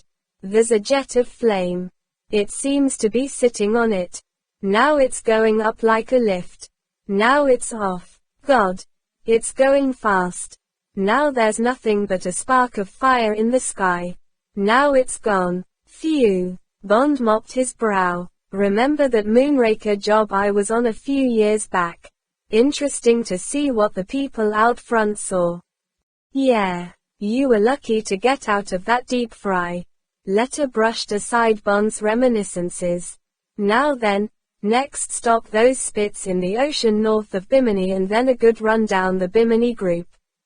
Around 70 miles southwest. Keep an eye out. If we miss those dots, we'll end up in the grounds of the Fontainebleau in Miami. A quarter of an hour later, the tiny necklet of K's showed up. They were barely above the water line. There was much shoal. It looked an ideal hiding place for the plane. They came down to 100 feet and slowly cruised in a zigzag down the group. The water was so clear that Bond could see big fish meandering around the dark clumps of coral and seaweed in the brilliant sand. A big diamond-shaped stingray cowered and buried itself in the sand as the black shadow of the plane pursued and shot over it. There was nothing else and no possibility of concealment. The green shoal waters were as clean and innocent as if they had been open desert. The plane flew on south to North Bimini. Here there were a few houses and some small fishing hotels. Expensive-looking deep-sea fishing craft were out, their tall rods streaming. Gay people in the well decks waved to the little plane. A girl, sunbathing naked on the roof of a smart cabin cruiser, hastily snatched at a towel. Authentic blonde, commented Letter. They flew on south to the cat cays that trail away south from the Biminis. Here there was still an occasional fishing craft. Letter groaned. What the hell's the good of this? These fishermen would have found it by now if it was here. Bond told him to keep on south. 30 miles farther south there were little unnamed specks on the Admiralty chart. Soon the dark blue water began to shoal again to green. They passed over 3 sharks circling aimlessly. Then there was nothing, just dazzling sand under the glassy surface, and occasional patches of coral. They went on carefully down to where the water turned again to blue. Letter said dully, well, that's that. 50 miles on this Andros. Too many people there. Someone would have heard the plane, if there was a plane. He looked at his watch. 11:30. What next? Hawkshaw. I've only got fuel for another 2 hours flying. Something was itching deep down in Bond's mind. Something, some small detail, had raised a tiny question mark. What was it? Those sharks, in about 40 feet of water, circling on the surface. What were they doing there? 3 of them. There must be something dead that had brought them to that particular patch of sand and coral. Bond said urgently, just go back up once more, Felix. Over the shoals. There's something. The little plane made a tight turn. Felix cut down the revs and just kept flying speed about 50 feet above the surface. Bond opened the door and craned out, his glasses at short focus. Yes, there were the sharks, two on the surface with the dorsals out, and one deep down. It was nosing at something. It had its teeth into something and was pulling at it. Among the dark and pale patches, a thin straight line showed on the bottom. Bond shouted, "Get back over again." The plane zoomed round and back. Christ! Why did they have to go so fast? But now Bond had seen another straight line on the bottom, leading off at 90 degrees from the first. He flopped back into his seat and banged the door shut. He said quietly, "Put her down over those sharks, Felix. I think this is it." Letter took a quick glance at Bond's face. He said, "Christ." Then, "Well, I hope I can make it. Damned difficult to get a true horizon. This water's like glass." He pulled away, curved back, and slowly put the nose down. There was a slight jerk and then the hiss of the water under the skids. Letter cut his engines and the plane came to a quick stop, rocking in the water about 10 yards from where Bond wanted. The two sharks on the surface paid no attention. They completed their circle and came slowly back. They passed so close to the plane that Bond could see the incurious, pink button eyes. He peered down through the small ripples cast by the two dorsal fins. Yes, those rocks on the bottom were bogus. They were painted patches. So were the areas of sand. Now Bond could clearly see the straight edges of the giant tarpaulin. The third shark had nosed back a big section. Now it was shoveling with its flat head trying to get underneath. Bond sat back. He turned to Letter. He nodded. "That's it, all right. Big camouflaged tarpaulin over her. Take a look." While Letter leaned across Bond and stared down, Bond's mind was racing furiously. Get the police commissioner on the police wavelength and report. Get signals sent off to London. No. If the radio operation on the disco was doing his job, he would be keeping watch on the police frequency. So go on down and have a look. See if the bombs were still there. Bring up a piece of evidence. The sharks. Kill one and the others would go for the corpse. Letter sat back. His face was shining with excitement. Well, I'll be goddamned. Boy oh boy. He clapped Bond on the back. We've found it. We've found the goddamn plane. What do you know? Jesus Christ. Bond had taken out the Walter PPK. He checked to see there was a round in the chamber, rested it on his left forearm, and waited for the two sharks to come round again. The first was the bigger, a hammerhead, nearly 12 feet long. Its hideously distorted head moved slowly from side to side as it nuzzled through the water, watching what went on below, waiting for a sign of meat. Bond aimed for the base of the dorsal fin that cut through the water like a dark sail. It was fully erect, a sign of tension and awareness in the big fish.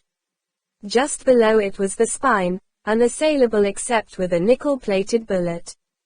He pulled the trigger. There was a thud as the bullet hit the surface just behind the dorsal. The boom of the heavy gun rolled away over the sea.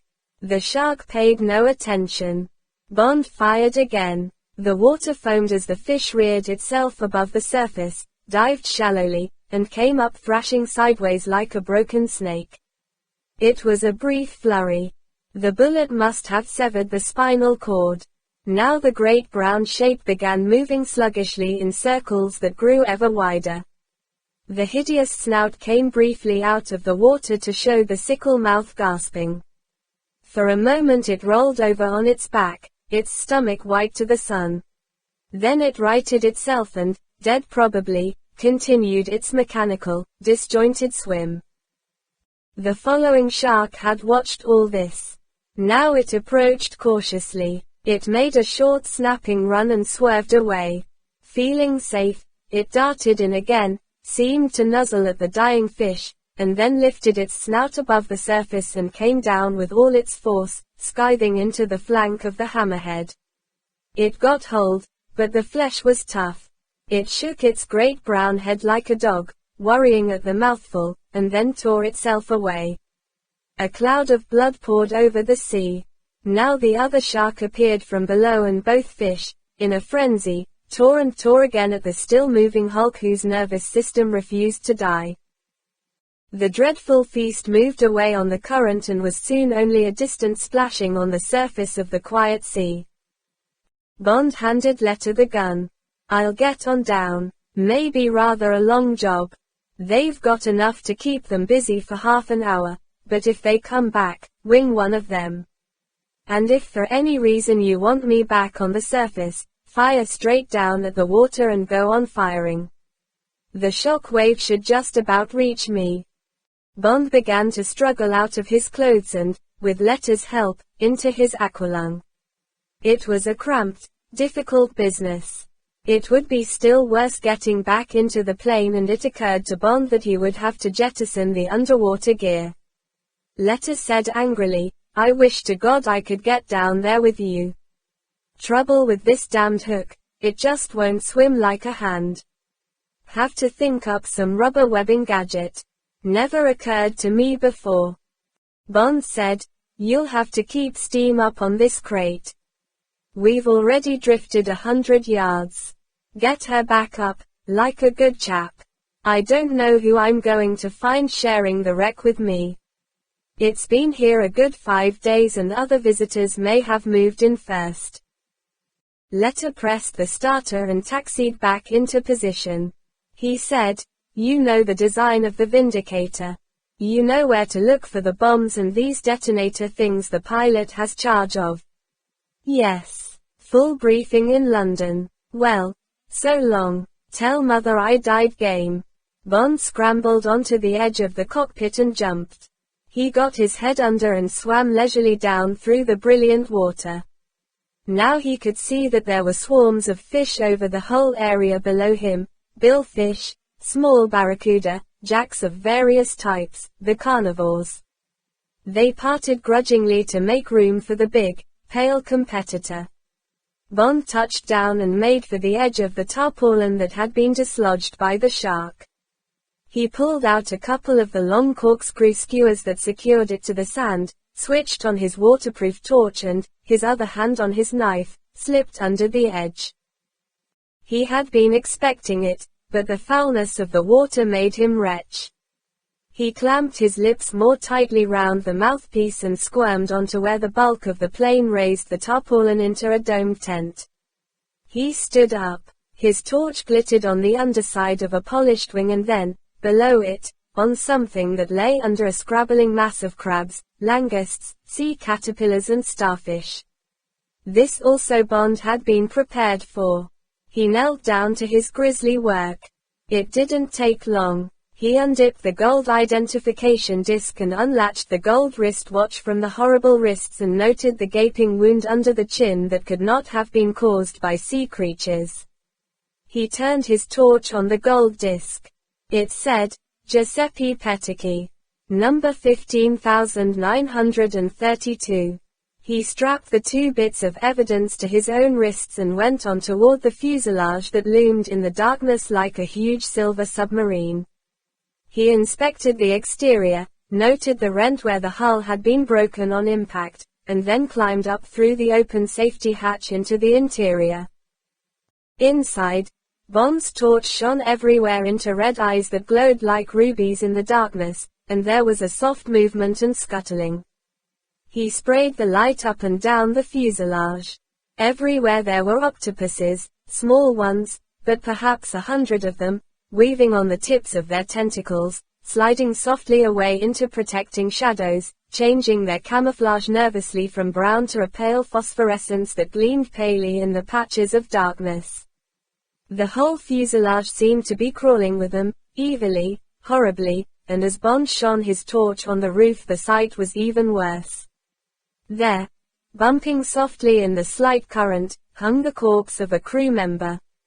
In decomposition, it had risen up from the floor, and octopuses, hanging from it like bats, now let go their hold and shot, jet-propelled, to and fro inside the plane, dreadful, glinting, red-eyed comets that slapped themselves into dark corners and stealthily squeezed themselves into cracks and under seats. Bond closed his mind to the disgusting nightmare and, waving his torch in front of him, proceeded with his search. He found the red-striped cyanide canister and tucked it into his belt. He counted the corpses, noted the open hatch to the bomb bay, and verified that the bombs had gone. He looked in the open container under the pilot's seat and searched in alternative places for the vital fuses for the bombs. But they also had gone. Finally, having a dozen times had to slash away groping tentacles from his naked legs, he felt his nerve was quickly seeping away. There was much he should have taken with him, the identification discs of the crew, the pulp of the logbook that showed nothing but routine flight details and no hint of emergency readings from the instrument panel, but he couldn't stand another second of the squirming, red-eyed catacomb. He slid out through the escape hatch and swam almost hysterically toward the thin line of light that was the edge of the tarpaulin. Desperately, he scrabbled his way under it, snagged the cylinder on his back in the folds, and had to back under again to free himself. And then he was out in the beautiful crystal water and soaring up to the surface. At 20 feet the pain in his ears reminded him to stop and decompress.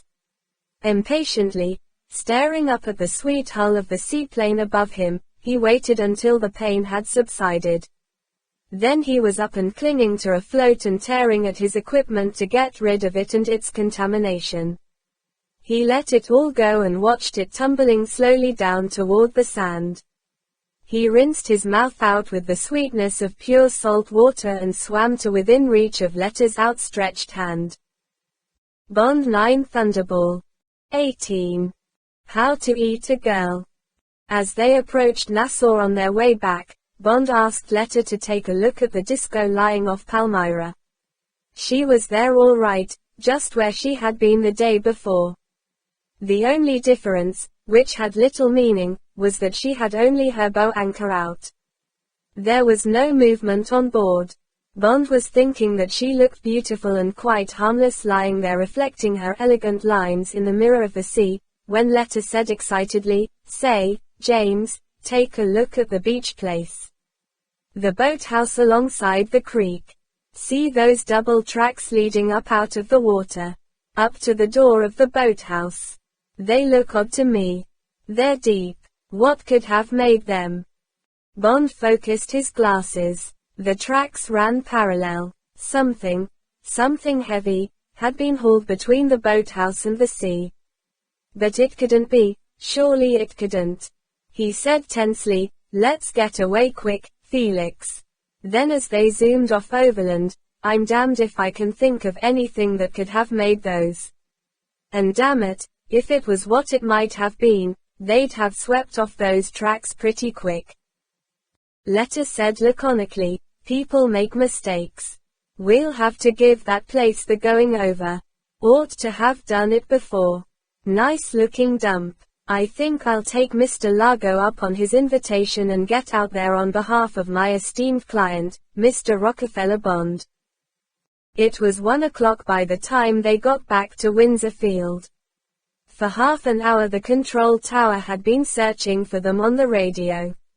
Now they had to face the commandant of the field and, providentially as it happened, the governor's ADC, who gave the governor's blanket authorization for the string of their misdemeanors and then handed Bond a thick envelope which contained signals for both of them. The contents began with the expected rockets for breaking communication and demands for further news, "that they'll get," commented Letter as they raced toward Nassau in the comfortable back of the governor's Humber Snipe saloon. ETA for the Manta was 5 o'clock that evening. Inquiries through Interpol and the Italian police confirmed that Giuseppe Petacchi was in fact the brother of Dominetta Vitali, whose personal history as given to Bond stood up in all other respects. The same sources confirmed that Emilio Largo was a big-time adventurer and suspected crook, though technically his dossier was clean. The source of his wealth was unknown but did not stem from funds held in Italy. The disco had been paid for in Swiss francs. The constructors confirmed the existence of the underwater compartment. It contained an electric hoist and provision for launching small underwater craft and releasing skin divers. In Largo's specifications, this modification to the hull had been given as a requirement for underwater research. Further inquiry into the shareholders had yielded no further facts, with the significant exception that most of their backgrounds and professions dated back no further than 6 years. This suggested the possibility that their identities might be of recent fabrication and, at any rate in theory, this would equate with possible membership of Spectre, if such a body did in fact exist. Kotzer had left Switzerland for an unknown destination 4 weeks previously. Latest photographs of the man were on the midday Pan American plane.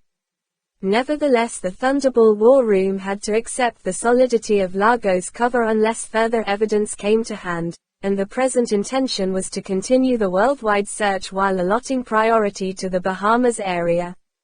In view of this priority, and the extremely urgent time factor, Brigadier Fairchild, C.B., DSO, British military attaché in Washington, with Rear Admiral Carlson, U.S. NRET, until recently Secretary to the U.S. Chiefs of Staff Committee, would be arriving at 1900 EST by the President's Boeing 707, Columbine, to take joint command of further operations. The full cooperation of Messrs. Bond and Letter was requested and, until the arrival of above-named officers, full reports every hour on the hour were to be radioed to London, copy to Washington, under joint signature.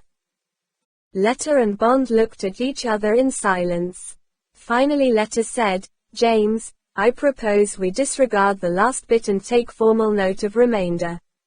We've already missed 4 hours and I don't propose we spend the rest of the day sweating it out in our radio room. There's just too much to do. Tell you what, I'll do the stint of telling 'em the latest and then I'll say we're going off the air in view of the new emergency. I then propose to go and look over Palmyra on your behalf, sticking to our cover story. And I propose to have a damned good look at the boathouse and see what those tracks mean. Right. Then, at 5, we'll rendezvous with the Manta and prepare to intercept the disco if and when she sails. As for the big brass in the President's Special, well they can just play pinochle in Government House until tomorrow morning. Tonight's the night and we just can't waste it on the backquote after you Alphonse, routine." Okay, Bond reflected. They were coming into the outskirts of Nassau, through the shantytown slums tucked away behind the millionaire facade along the waterfront. He had disobeyed many orders in his life, but this was to disobey the Prime Minister of England and the President of the United States, a mighty left and right. But things were moving a damned sight too fast. M had given him this territory and, right or wrong, M would back him up, as he always backed up his staff, even if it meant M's own head on a charger. Bond said, "I agree, Felix. With the Manta we can manage this on our own. The vital thing is to find out when those bombs go on board the disco. I've got an idea for that. May work, may not. It means giving the Vitali girl a rough time, but I'll try and handle that side. Drop me at the hotel and I'll get cracking. Meet you here again around 4:30. I'll call up Harling and see if he's got anything new on the disco and ask him to pass the word upstairs to you if anything's cooking. You've got all that straight about the plane. Okay, I'll hang on to Pettiky's identification disc for the time being. Be seeing you." Bond almost ran through the lobby of the hotel. When he picked up his key at the reception desk they gave him a telephone message. He read it going up in the lift. It was from Domino, "Please telephone quickly." In his room, Bond first ordered a club sandwich and a double bourbon on the rocks and then called the police commissioner. The disco had moved to the oiling wharf at first light and had filled her tanks. Then she had moved back to her anchorage off Palmyra. Half an hour ago, at 1:30 precisely, the seaplane had been lowered over the side and, with Largo and one other on board, had taken off eastward. When the commissioner had heard this on the walkie-talkie from his watches, he had got onto the control tower at Windsor Field and had asked for the plane to be radar tracked. But she had flown low, at about 300 feet, and they had lost her among the islands about 50 miles to the southeast.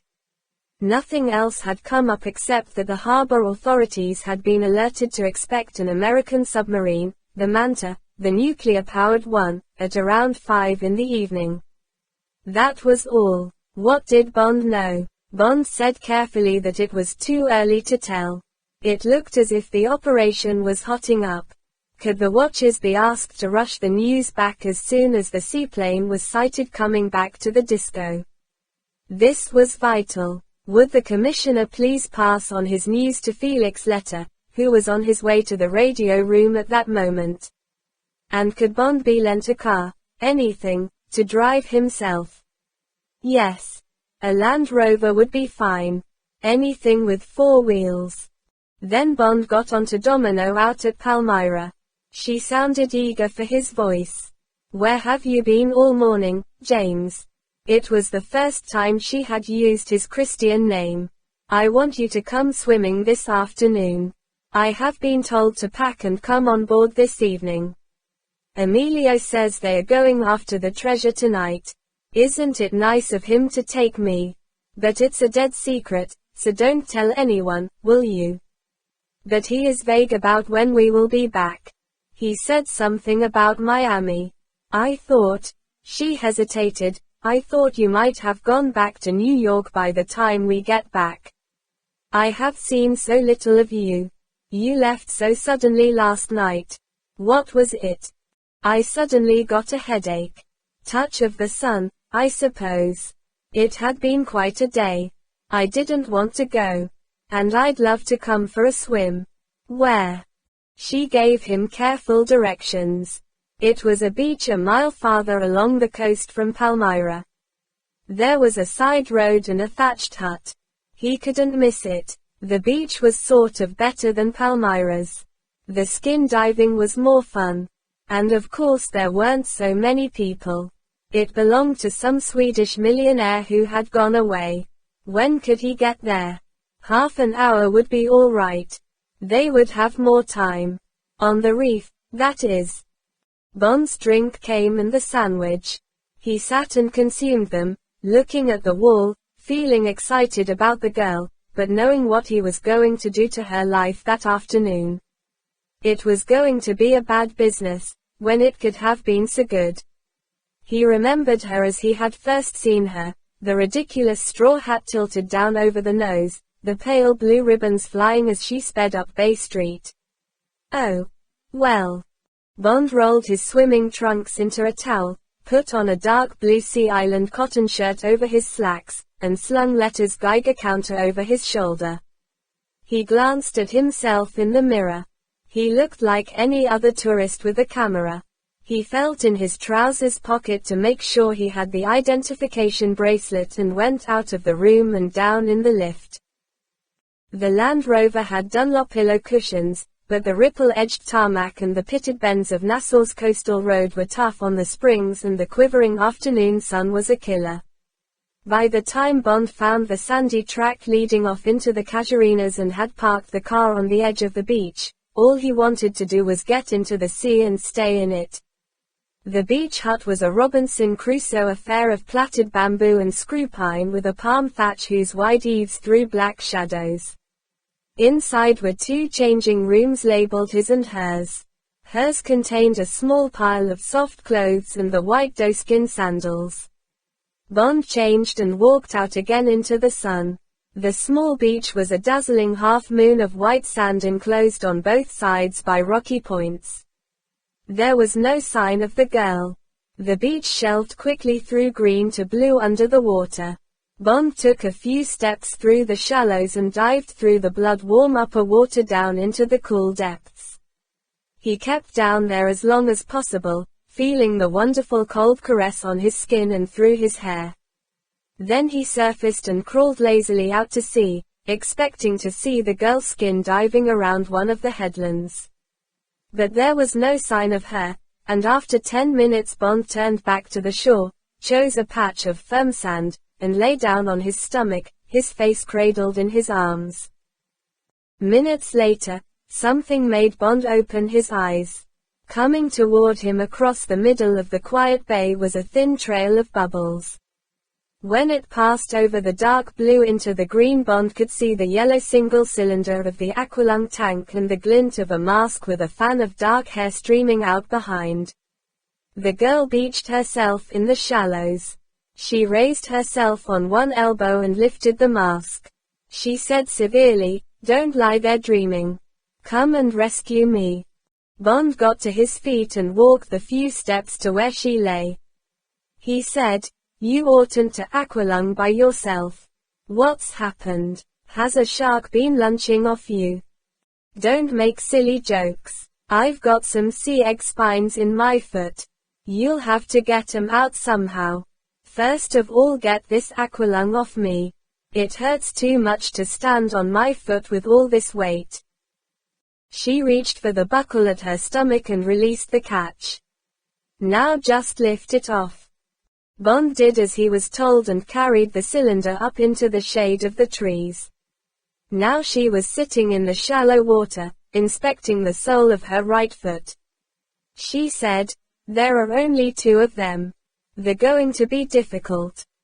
Bond came and knelt beside her.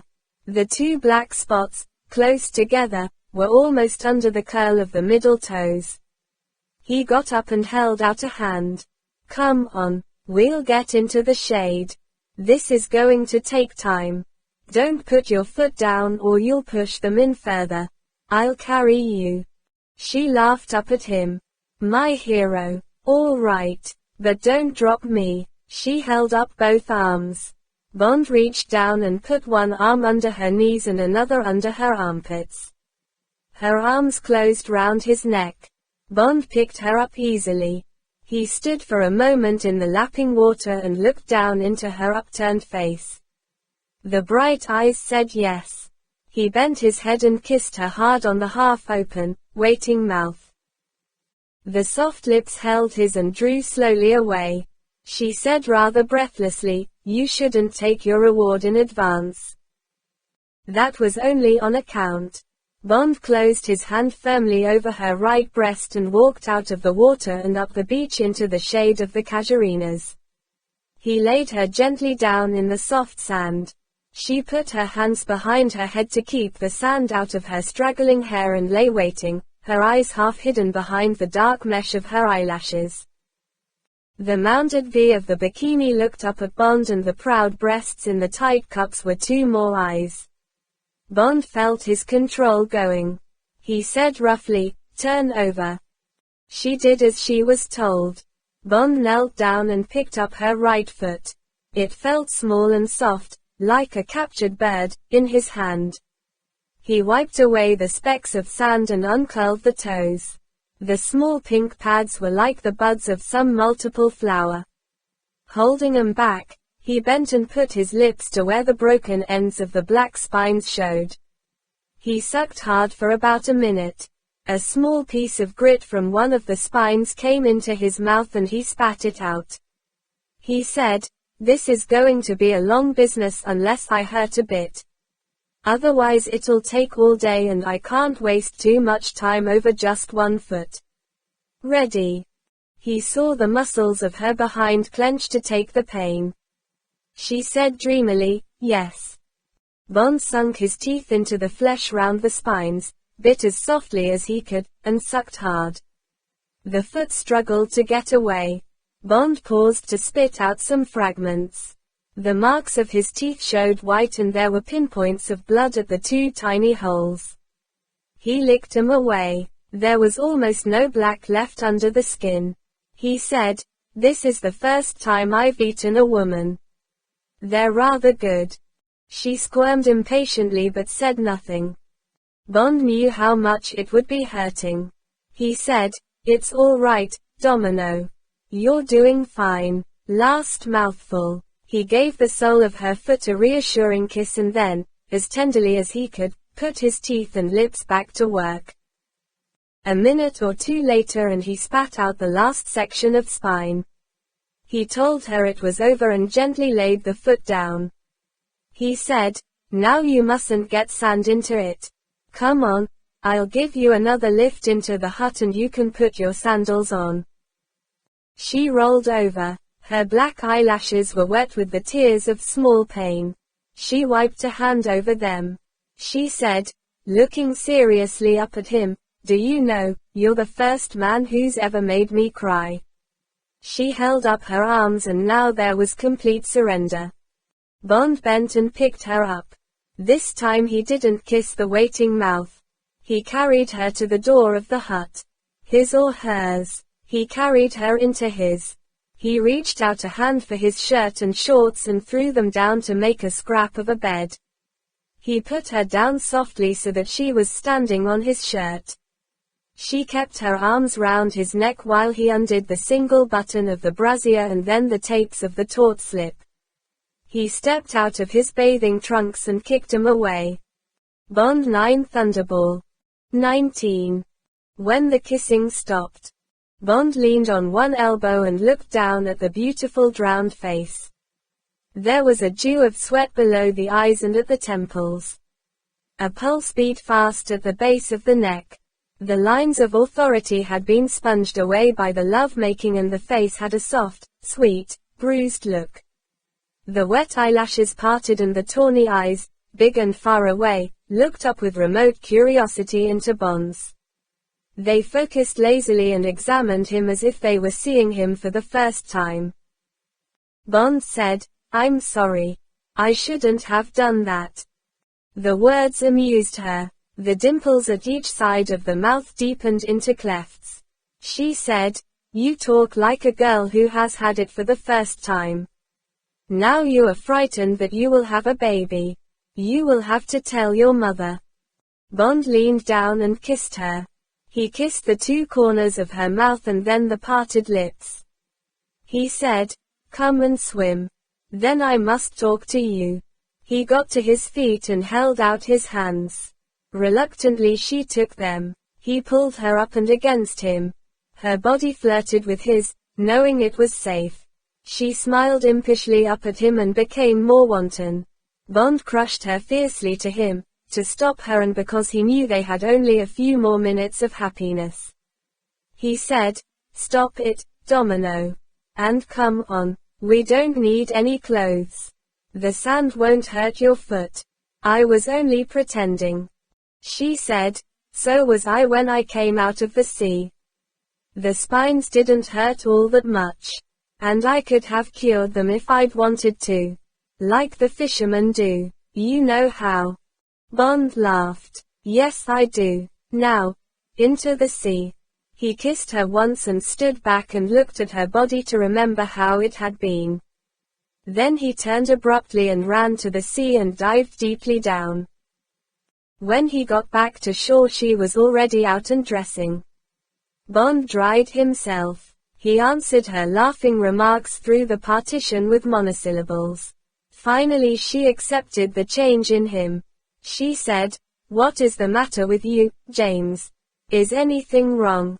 "Yes, darling." Pulling on his trousers, Bond heard the rattle of the little gold chain against the coins in his pocket. He said, "Come outside. I've got to talk to you." Sentimentally, Bond chose a patch of sand on the other side of the nut from where they had been before. She came out and stood in front of him. She examined his face carefully, trying to read it. Bond avoided her eyes. He sat with his arms around his knees and looked out to sea. She sat down beside him, but not close. She said, "You are going to hurt me. Is it that you two are going away? Be quick. Do it cleanly and I will not cry." Bond said, "I'm afraid it's worse than that, Domino. It's not about me. It's about your brother." Bond sensed the stiffening of her body. She said in a low, tense voice, "Go on. Tell me." Bond took the bracelet out of his pocket and silently handed it to her. She took it. She hardly gave it a glance. She turned a little away from Bond. So he is dead. What happened to him? It is a bad story, and a very big one. It involves your friend Largo. It is a very great conspiracy. I am here to find out things for my government. I am really a kind of policeman. I am telling you this and I will tell you the rest because hundreds and perhaps thousands of people will die unless you help to prevent it. That is why I had to show you that bracelet and hurt you so that you would believe me. I am breaking my oath in doing this. Whatever happens, whatever you decide to do, I trust you not to tell what I am going to say. So that is why you made love to me, to make me do what you want. And now you blackmail me with the death of my brother. The words came out between her teeth. Now in a soft, deadly whisper, she said, I hate you, I hate you, I hate you. Bond said coldly, in a matter-of-fact voice, your brother was killed by Largo, or on his orders. I came here to tell you that. But then, he hesitated, you were there and I love you and want you. When what happened began to happen I should have had strength to stop it. I hadn't. I knew it was then or perhaps never. Knowing what I knew, it was a dreadful thing to have done. But you looked so beautiful and happy. I wanted to put off hurting you. That is my only excuse.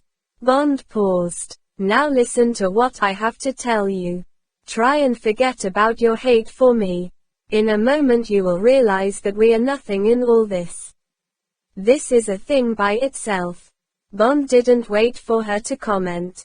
He began from the beginning and went slowly, minutely, through the whole case, omitting only the advent of the Manta, the one factor that could now be of help to Largo and perhaps alter his plans.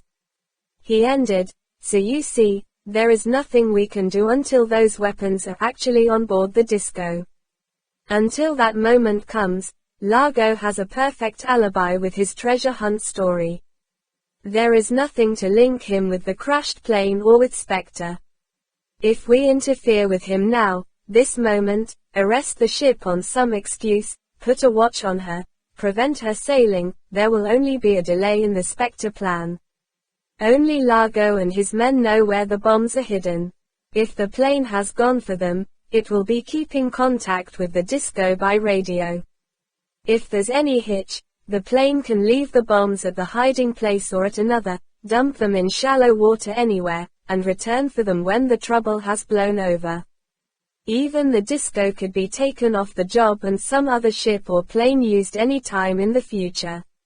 Spectre headquarters, wherever they are, will inform the Prime Minister that there has been a change of plan, or they can say nothing at all. Then, perhaps weeks from now, they will send another communication.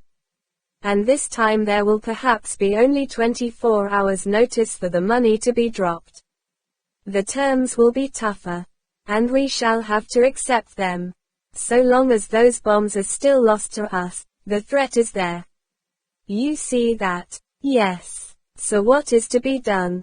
The voice was harsh. The girl's eyes glittered fiercely as they looked at and threw Bond towards some distant target, not, he thought, at Largo the great conspirator, but at Largo who had had her brother killed. We have got to know when those bombs are on board the disco. That is all that matters. Then we can act with all our weight. And we have one great factor on our side.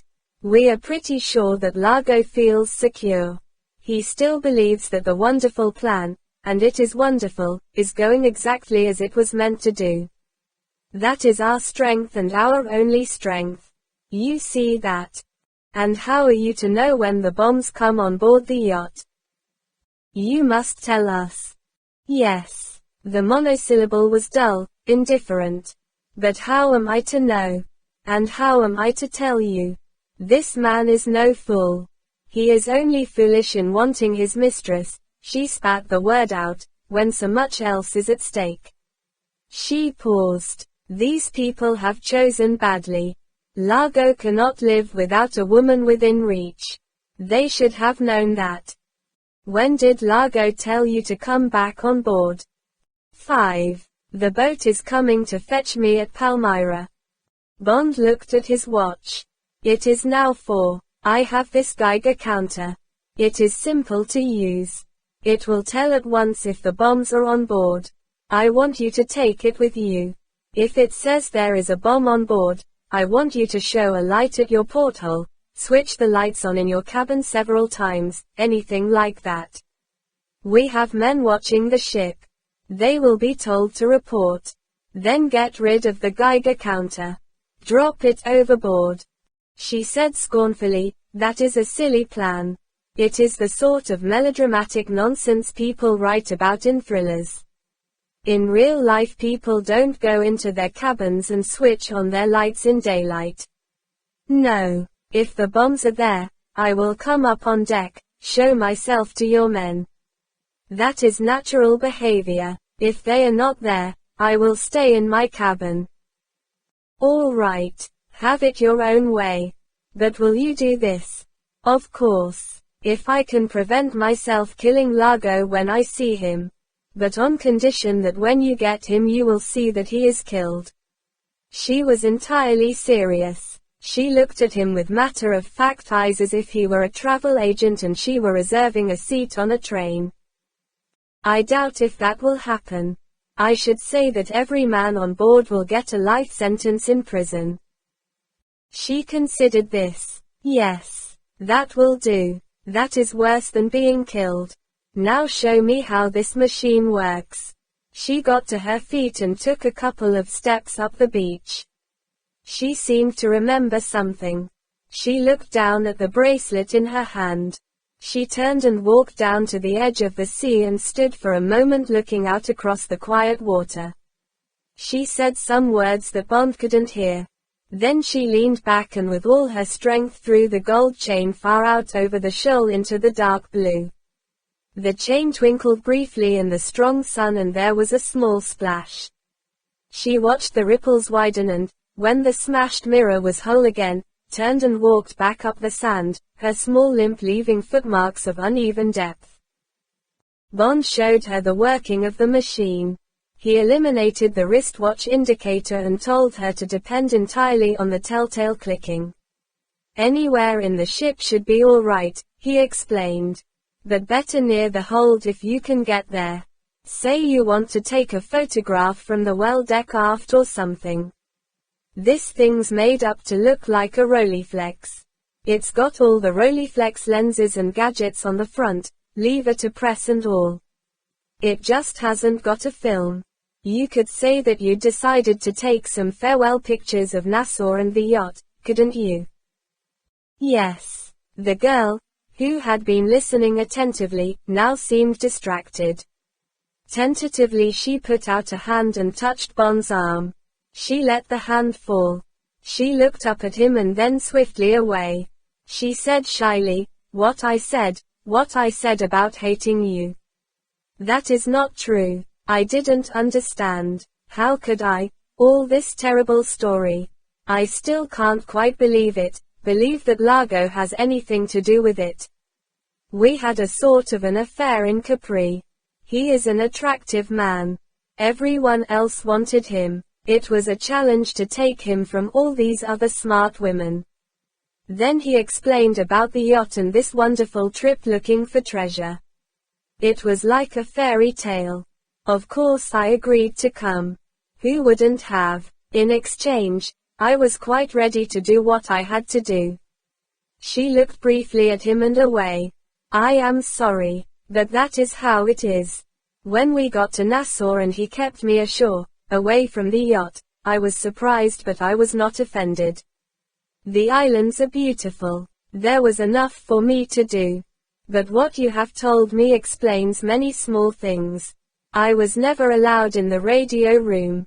The crew were silent and unfriendly. They treated me like someone who was not wanted on board, and they were on curious terms with Largo, more like equals than paid men. And they were tough men and better educated than sailors usually are. So it all fits. I can even remember that, for a whole week before last Thursday, Largo was terribly nervous and irritable. We were already getting tired of each other. I put it down to that. I was even making plans for flying home by myself. But he has been better the last few days, and when he told me to be packed and ready to come on board this evening, I thought I might just as well do as he said.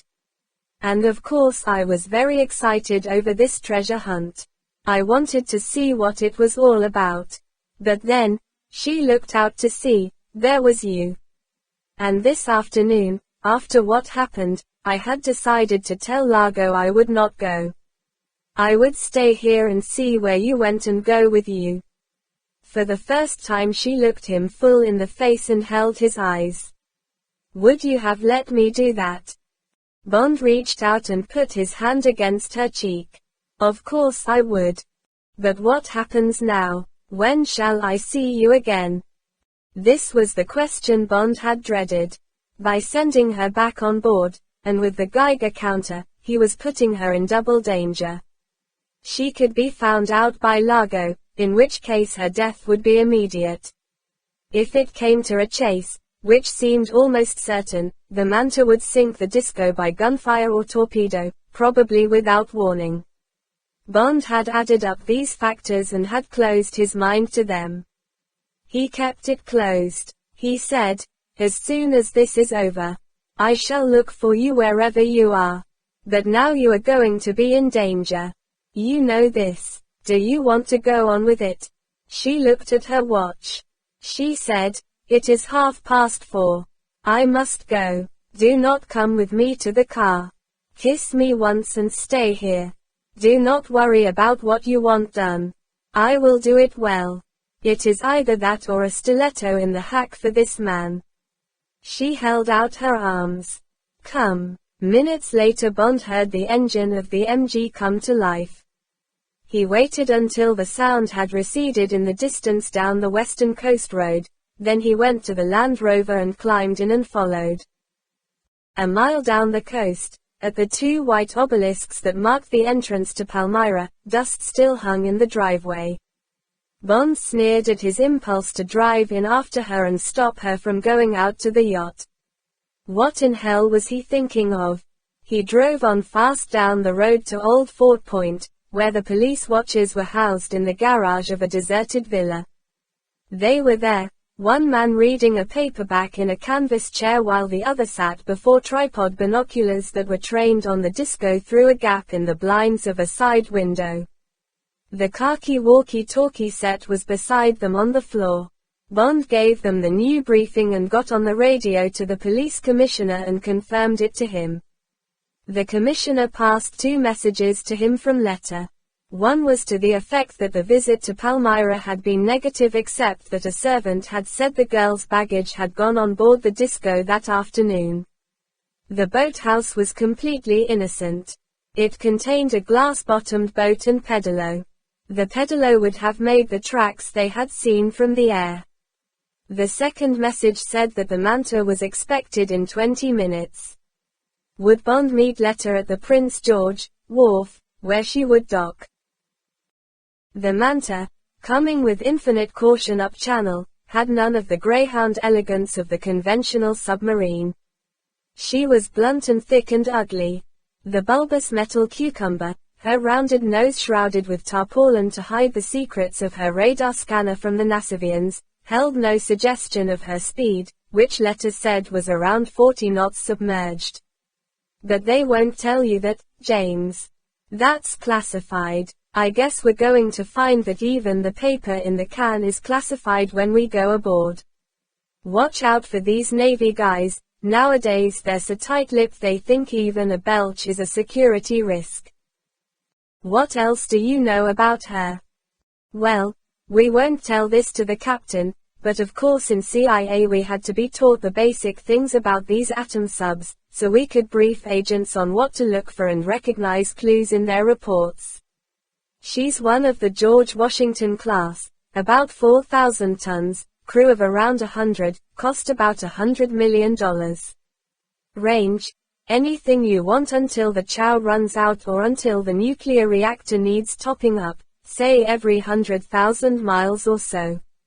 If she has the same armament as the George Washington, she'll have 16 vertical launching tubes, 2 banks of 8, for the Polaris solid fuel missile. These have a range of around 1,200 miles. The crews call the tubes the Sherwood Forest, because they're painted green and the missile compartment looks like rows of great big tree trunks. These Polaris jobs are fired from way down below the surface. The sub stops and holds dead steady. They have the ship's exact position at all times through radio fixes and star sights through a tricky affair called a star tracker periscope. All this dope is fed into the missiles automatically. Then the chief gunner presses a button and a missile shoots up through the water by compressed air. When it breaks surface, the solid fuel rockets ignite and take the missile the rest of the way. Hell of a weapon, really, when you come to think of it. Imagine these damn things shooting up out of the sea anywhere in the world and blowing some capital city to smithereens. We've got 6 of them already and we're going to have more. Good deterrent when you come to think of it. You don't know where they are or when. Not like bomber bases and firing pads and so on you can track down and put out of action with your first rocket wave. Bond commented dryly, they'll find some way of spotting them. And presumably an atomic depth charge set deep would send a shock wave through hundreds of miles of water and blow anything to pieces over a huge area. But has she got anything smaller than these missiles? If we're going to do a job on the disco, what are we going to use? She's got 6 torpedo tubes up front and I dare say she's got some smaller stuff, machine guns and so forth. The trouble's going to be to get the commander to fire them. He's not going to like firing on an unarmed civilian yacht on the orders of a couple of plainclothes guys, and one of them a limey at that. Hope his orders from the Navy Department are as solid as mine and yours. The huge submarine bumped gently against the wharf. Lines were thrown and an aluminum gangplank was run ashore. There was a ragged cheer from the crowd of watchers being held back by a cordon of police. Letta said, well, here we go. And to one hell of a tad start. Not a hat between us to salute the quarter deck with. You curtsy, I'll bow. Bond 9 Thunderbolt. 20. Time for decision. The interior of the submarine was incredibly roomy, and it was stairs and not a ladder that led down into the interior. There was no clutter, and the sparkling paintwork was in two-tone green. Power lines painted in vivid colors provided a cheerful contrast to the almost hospital decor. Preceded by the officer of the watch, a young man of about 28, they went down 2 decks. The air, 70 with 46% humidity, explained the officer, was beautifully cool. At the bottom of the stairs he turned left and knocked on a door that said, Commander P. Pedersen, USN. The captain looked about 40. He had a square, rather Scandinavian face with a black crew cut just going grey. He had shrewd, humorous eyes but a dangerous mouth and jaw. He was sitting behind a neatly stacked metal desk smoking a pipe. There was an empty coffee cup in front of him and a signal pad on which he had just been writing. He got up and shook hands, waved them to 2 chairs in front of his desk, and said to the officer of the watch, "Coffee, please, Stanton. And have this sent, would you?" He tore the top sheet off the signal pad and handed it across. "Most immediate." He sat down. "Well, gentlemen, welcome aboard. Commander Bond, it's a pleasure to have a member of the Royal Navy visit the ship. Ever been in subs before?" "I have," said Bond, "but only as a supercargo. I was in intelligence, RNVR. Special branch. Strictly a chocolate sailor." The captain laughed. "That's good. And you, Mr. Letta?" "No, Captain. But I used to have one of my own." "You operated it with a sort of rubber bulb and tube. Trouble was they'd never let me have enough depth of water in the bath to see what she could really do." Sounds rather like the Navy Department. They'll never let me try this ship full out. Except once on trials. Every time you want to get going, the needle comes across a damn red line some interfering so-and-so has painted on the dial. Well gentlemen, the captain looked at letter, what's the score? Haven't had such a flood of top secret most immediates since Korea. I don't mind telling you, the last one was from the Chief of the Navy, personal. Said I was to consider myself under your orders, or, on your death or incapacity, under Commander Bonds, until Admiral Carlson arrives at 1900 this evening. So what? What's cooking? All I know is that all signals have been prefixed Operation Thunderbolt. What is this operation? Bond had greatly taken to Commander Pedersen. He liked his ease and humor and, in general, the old Navy phrase came back to him, the cut of his jib. Now he watched the stolid good-humored face as Letter told his story down to the departure of Largo's amphibian at 1:30 and the instructions Bond had given to Domino Vitali. In the background to Letter's voice there was a medley of soft noises, the high, constant whine of a generator overlaid by the muted background of canned music, the ink spots singing, I love coffee, I love tea. Occasionally the PA system above the captain's desk crackled and sang with operational double talk, Roberts to Chief of the boat, Chief Engineer wants Openshaw, Team Blue to Compartment F, and from somewhere came the suck and gurgle of a pump-like apparatus that sounded punctually every 2 minutes. It was like being inside the simple brain of a robot that worked by hydraulics and electrical impulses with a few promptings from its human masters. After 10 minutes, Commander Pedersen sat back. He reached for his pipe and began filling it absent-mindedly. He said, well, that's one hell of a story. He smiled, and strangely enough, even if I hadn't had these signals from the Navy Department, I'd believe it. Always did think something like this would happen one of these days. Hell, I have to carry these missiles around, and I'm in command of a nuclear ship. But that doesn't mean that I'm not terrified by the whole business. Got a wife and 2 children, and that doesn't help either. These atomic weapons are just too damned dangerous. Why? Any one of these little sandy cays around here could hold the whole of the United States to ransom, just with one of my missiles trained on Miami. And here am I, fellow called Peter Pedersen, age 38, maybe sane or maybe not, toting around 16 of the things, enough to damn near wipe out England. However, he put his hands down on the desk in front of him, that's all by the way. Now we've got just one small piece of the problem on our hands, small, but as big as the world. So what are we to do?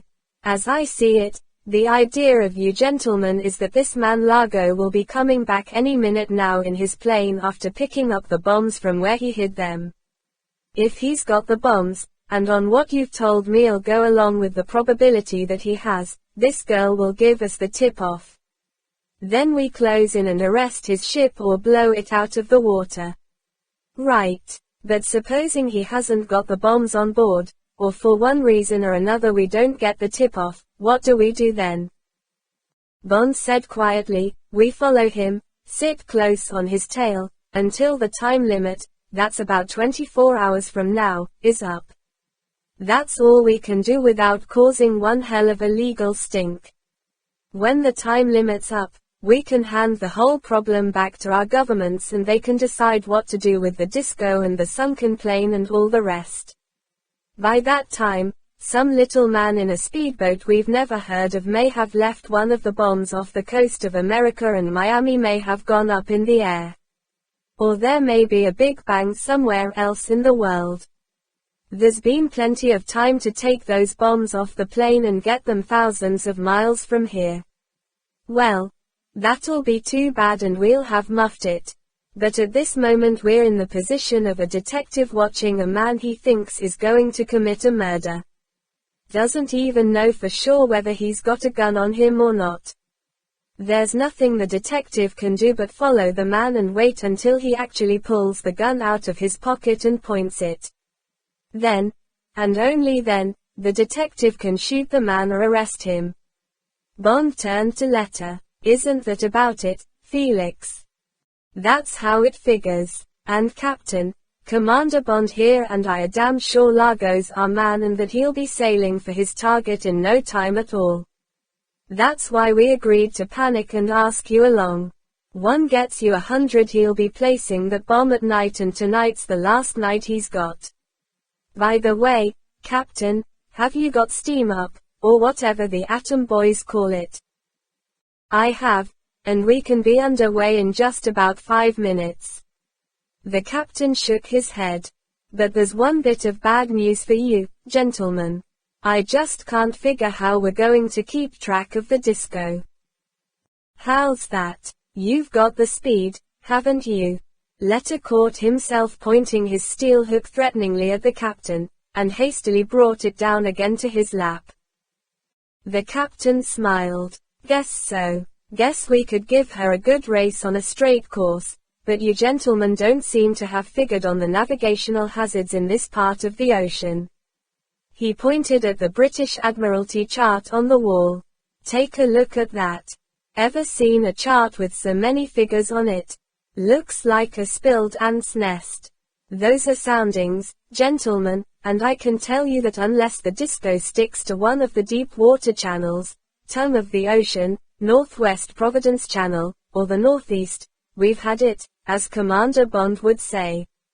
All the rest of that area, he waved a hand, may look the same blue color on a map, but after your trip in that Grumman Goose you know darned well it isn't the same blue color. Darned near the whole of that area is banks and shoal with only around 3 to 10 fathoms over it. If I was quite crazy and looking for a nice cozy job ashore, I'd take the ship along surfaced in 10 fathoms, if I could bribe the navigator and seal off the echo sounder from crew members.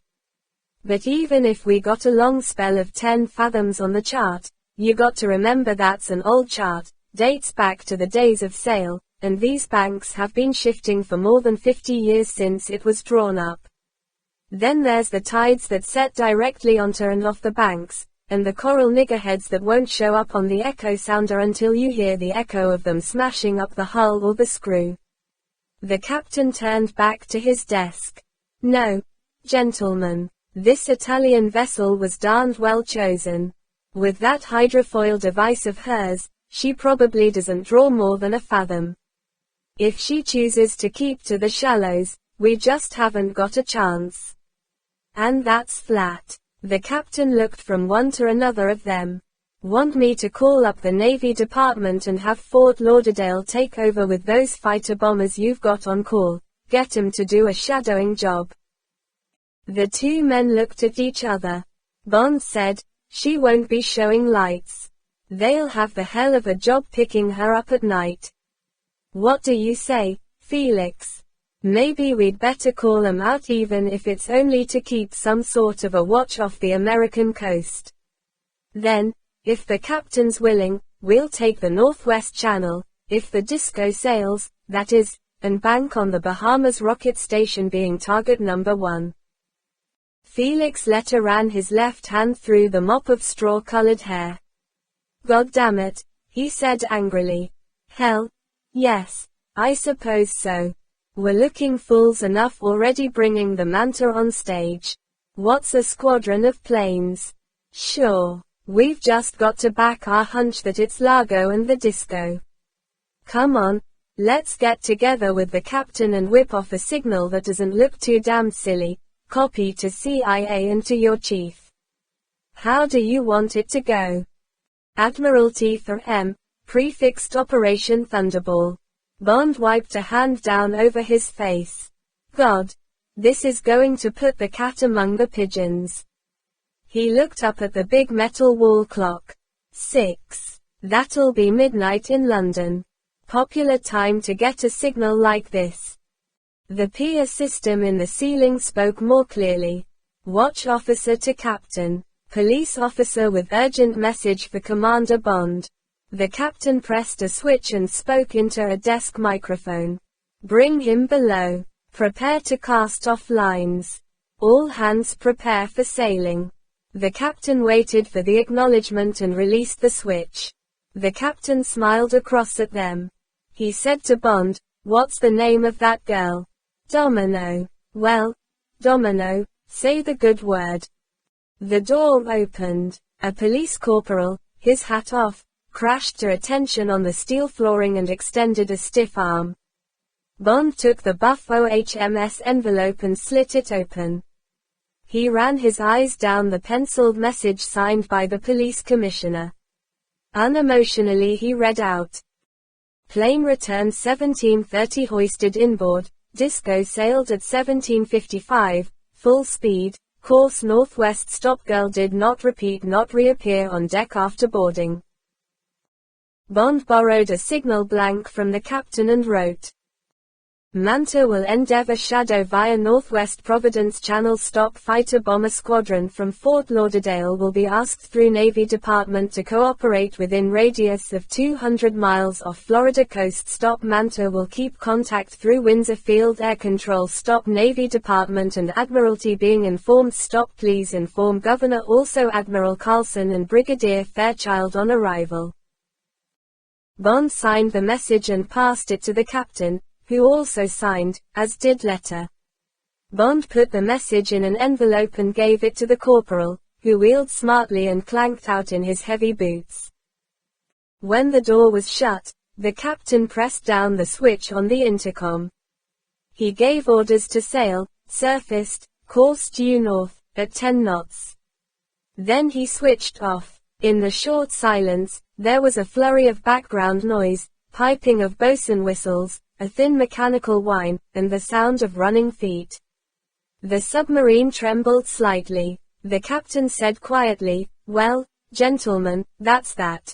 I'd like to have the goose a bit less wild and a bit more solid. But I'll be glad to chase her for you. Now then, that signal." With only half his mind on the wording of the signal, Bond sat and worried about the significance of the commissioner's message and about Domino. It looked bad. It looked as if either the plane had not brought back the two bombs, or one of them, in which case the mobilization of the Manta and of the fighter bombers was a pretty meaningless precaution, hardly justified by the evidence. It could easily be that the crashed Vindicator and the missing bombs were the work of some entirely different group and that, while they chased the Disco, the field was being left clear for Spectre. But Bond's instincts refused to allow him to accept this possibility. As cover, the whole Disco Largo setup was 100% watertight. It could not be faulted in any respect. That in itself was enough to arouse Bond's suspicions. A plot of this magnitude and audacity would only have been conceived under faultless cover and down to the smallest detail. Largo could have just set off on his treasure hunt, and everything, down to the last-minute plane recce of the treasure location, to see if there were any fishing boats about, for instance, fitted in with that possibility. Or he could be sailing to lay the bomb, adjust the time fuse for perhaps a few hours after the deadline to allow time for its recovery or destruction if England and America at the last moment agreed to pay the ransom, and get far enough away from the danger area to avoid the explosion and establish an alibi.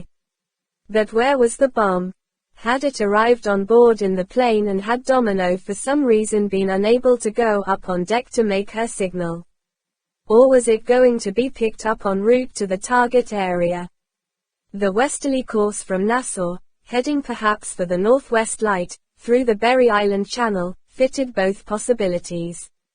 The sunken plane lay westward, south of the Bimini's, and so did Miami and other possible targets on the American coast. Or, after passing through the channel, about 50 miles west of Nassau, the Disco could veer sharply northward and, after another 50 miles of sailing through shoal water that would discourage pursuit, get back into the Northwest Providence Channel and make straight for the Grand Bahamas and the missile station. Bond, fretted with indecision and the fear that he and Letta were making majestic fools of themselves, forced himself to face one certainty: he and Letta and the Manta were engaged on a crazy gamble. If the bomb was on board, if the disco veered north for the Grand Bahamas and the missile station, then, by racing up the Northwest Channel, the Manta might intercept her in time. But if this gamble came off, with all its possibilities of error, why hadn't Domino made her signal? What had happened to her? Bond 9 Thunderball. 21. Very softly, very slowly. The disco, a dark torpedo leaving a deep, briefly creaming wake, hurtled across the indigo mirror of the sea. In the big stateroom there was silence save for the dull boom of the engines and the soft tinkle of a glass on the sideboard. Although, as a precaution, the storm shutters were battened down over the portholes, the only light inside came from a single port navigation lantern hung from the roof. The dim red light only just illuminated the faces of the 20 men sitting round the long table, and the red and black shadowed features, contorting with the slight sway of the top light, gave the scene the appearance of a conspiracy in hell. At the top of the table Largo, his face, though the cabin was air-conditioned, shining with sweat, began to speak. His voice was tense and hoarse with strain. I have to report that we are in a state of emergency. Half an hour ago, number 17 found Miss Vitale in the well deck. She was standing fiddling with a camera. When number 17 came upon her she lifted the camera and pretended to take a photograph of Palmyra, although the safety cap was over the lens. Number 17 was suspicious. He reported to me. I went below and took her to her cabin. She struggled with me. Her whole attitude aroused my suspicions. I was forced to subdue her by drastic measures. I took the camera and examined it. Largo paused. He said quietly, the camera was a fake. It concealed a Geiger counter. The counter was, very naturally, registering over 500 milliroentgens. I brought her back to consciousness and questioned her. She refused to talk. In due course I shall force her to do so and then she will be eliminated. It was time to sail. I again rendered her unconscious and roped her securely to her bunk. I have now summoned this meeting to acquaint you of this occurrence, which I have already reported to number 2. Largo was silent. A threatening, exasperated growl came from round the table. Number 14, one of the Germans, said through his teeth, and what, Mr. Number 1, did number 2 have to say about this? He said we were to carry on. He said the whole world is full of Geiger counters looking for us. The secret services of the whole world have been mobilized against us.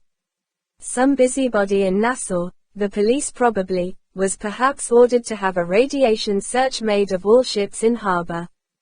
Perhaps Miss Vitale was bribed to bring the counter on board. But number 2 said that once we have placed the weapon in the target area there will be nothing to fear. I have had the radio operator listening for unusual traffic between Nassau and the coast. The density is quite normal. If we were suspected, Nassau would be deluged with wireless traffic from London and Washington. But all is quiet, so the operation will proceed as planned. When we are well away from the area, we will dispose of the lead casing of the weapon. The lead casing will contain Miss Vitale. Number 14 persisted, but you will first obtain the truth from this woman. It is not pleasant for our future plans to think that we may be under suspicion. Interrogation will begin as soon as the meeting is over. If you want my opinion, those 2 men who came on board yesterday, this, Bond and the man Larkin, may be involved. They may be secret agents. The so-called Larkin had a camera. I did not look at it closely, but it was similar to that in the possession of Miss Vitale. I blame myself for not having been more careful with these 2 men. But their story was convincing. On our return to Nassau tomorrow morning, we shall have to be circumspect. Miss Vitale will have fallen overboard. I will work out the details of the story. There will be an inquest. This will be irritating but nothing more. Our witnesses will be unshakable. It will be wise to use the coins as additional alibi for our whereabouts tonight.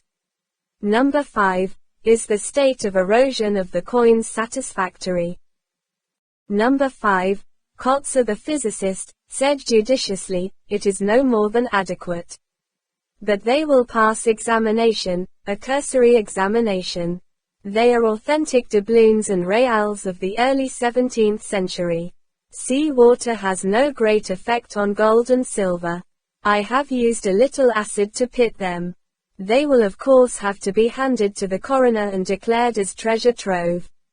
It would need a far greater expert than he or the court to pass judgment on them. There will be no compulsion to reveal the location of the treasure. We could perhaps give the depth of water, 10 fathoms let us say, and an unspecified reef. I see no means by which our story could be upset. There is often very deep water outside reefs. Miss Vitale could have had trouble with her aqualung and could have been seen disappearing over the deep shelf where our echo sounder gave the depth as 100 fathoms. We did our best to dissuade her from taking part in the search. But she was an expert swimmer. The romance of the occasion was too much for her. Number 5 opened his hands. There are often accidents of this nature. Many lives are lost in this way every year. A thorough search was instituted, but there were shark. The treasure hunt was broken off and we immediately returned to Nassau to report the tragedy. Number 5 shook his head decisively. I see no reason to be dismayed by this occurrence. But I am in favor of a most rigorous interrogation. Number 5 turned his head politely in Largo's direction. There are certain uses of electricity of which I have knowledge. The human body cannot resist them. If I can be of any service. Single quote. Largo's voice was equally polite.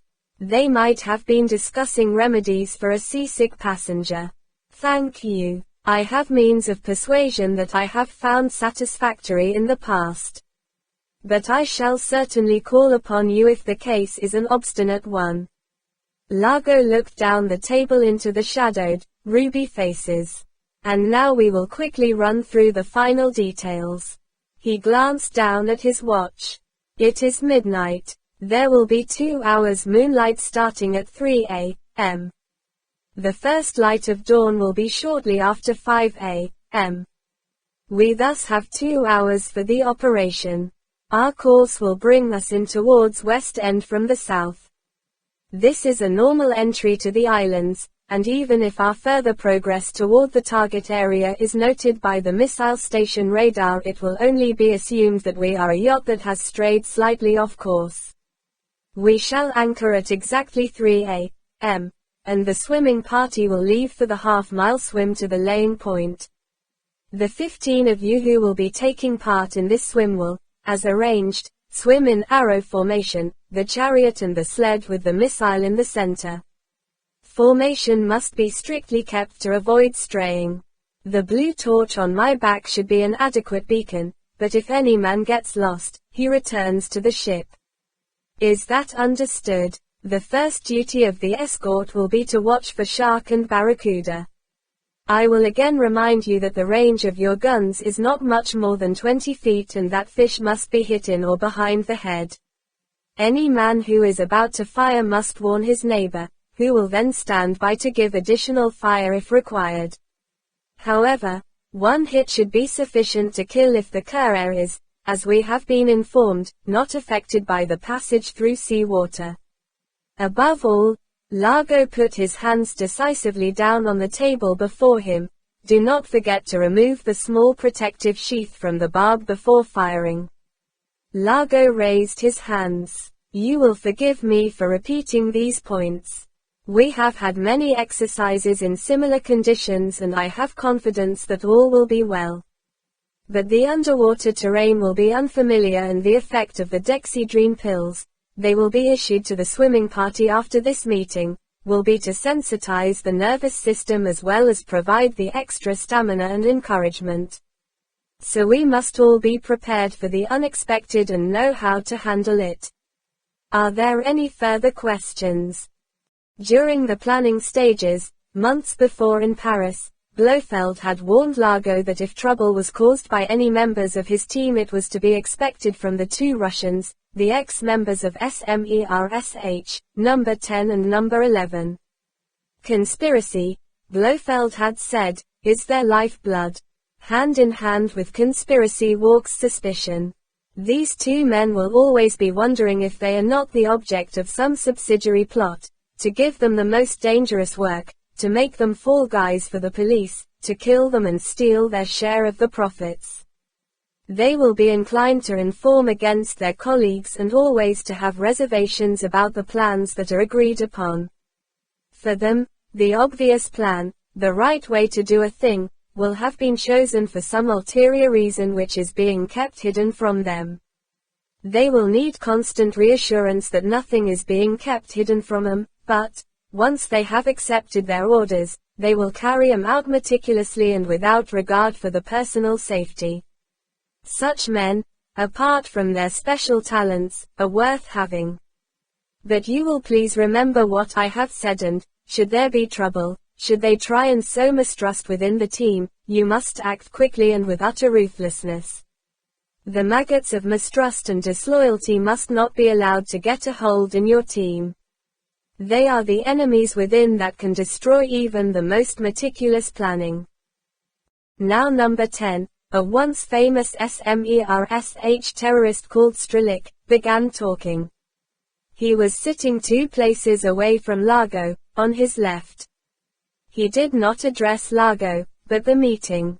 He said, "Comrades, I am thinking of the interesting matters recounted by number 1, and I am telling myself that everything has been excellently arranged.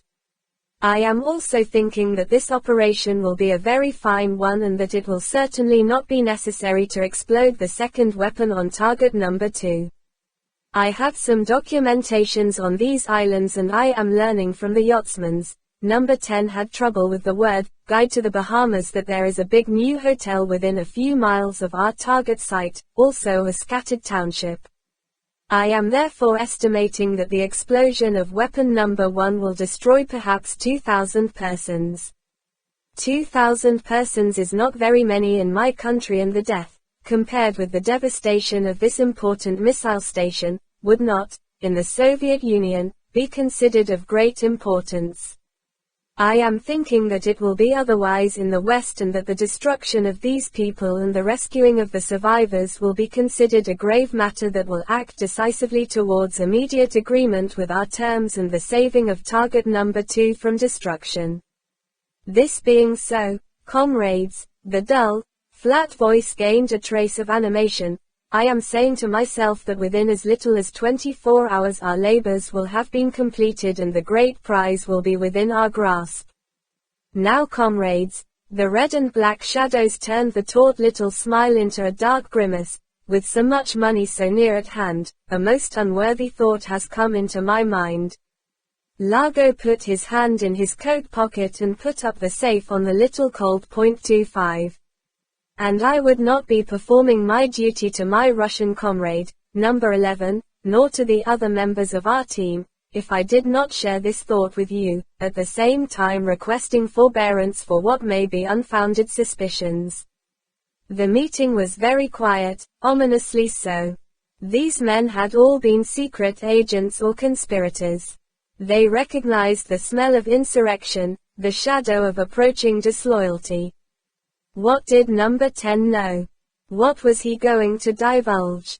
Each man got ready to decide very quickly which way to jump when the cat was let out of the bag. Largo slipped the gun out of his pocket and held it along his thigh. "There will come a moment," continued number 10, watching the faces of the men opposite for a quick gauge of their reactions, "very shortly, when 15 of us, leaving 5 members and 6 sub-agents on board this ship, will be out there," he waved a hand at the cabin wall, "in the darkness, at least half an hour's swim from this ship. At that moment, comrades," the voice became sly, what a thing it would be if those remaining on board were to sail the ship away and leave us in the water. There was a shifting and muttering round the table. Number 10 held up a hand. Ridiculous, I am thinking, and so no doubt are you, comrades. But we are men of a feather. We recognize the unworthy urges that can come upon even the best of friends and comrades when fortunes are at stake. And comrades, with 15 of us gone, how much more of a fortune would there be for those remaining, with their story for number 2 of a great fight with sharks in which we all succumbed. Largo said softly, and what is it you propose, number 10?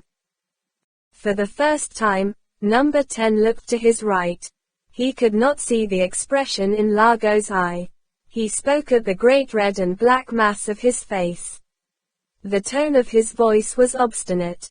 He said, I am proposing that one member of each national group should stay on board to safeguard the interests of the other members of his national group. That would reduce the swimming party to 10. In this way those who are undertaking this dangerous work would go about it with more enthusiasm, knowing that no such happening as I have mentioned could come about. Largo's voice was polite, unemotional. He said, I have one very short and simple answer to your suggestion, number 10. The light glittered redly on the metal thumb that protruded from the big hand. The 3 bullets pumped so quickly into the face of the Russian that the 3 explosions, the 3 bright flashes, were almost one. Number 10 put up 2 feeble hands, palms forward, as if to catch any further bullets, gave a jerk forward with his stomach at the edge of the table, and then crashed heavily backward, in a splinter of chair wood, onto the floor. Largo put the muzzle of the gun up to his nose and delicately sniffed at it, moving it to and fro under the nostrils as if it was some delicious phial of perfume. In the silence, he looked slowly down one rank of faces and up the other.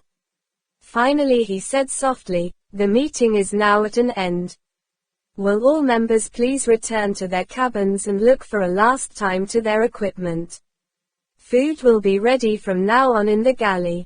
1 drink of alcohol will also be available for those who want it. I will detail 2 crew members to look after the late number 10. Thank you. When Largo was alone he got to his feet, stretched, and gave a great cavernous yawn.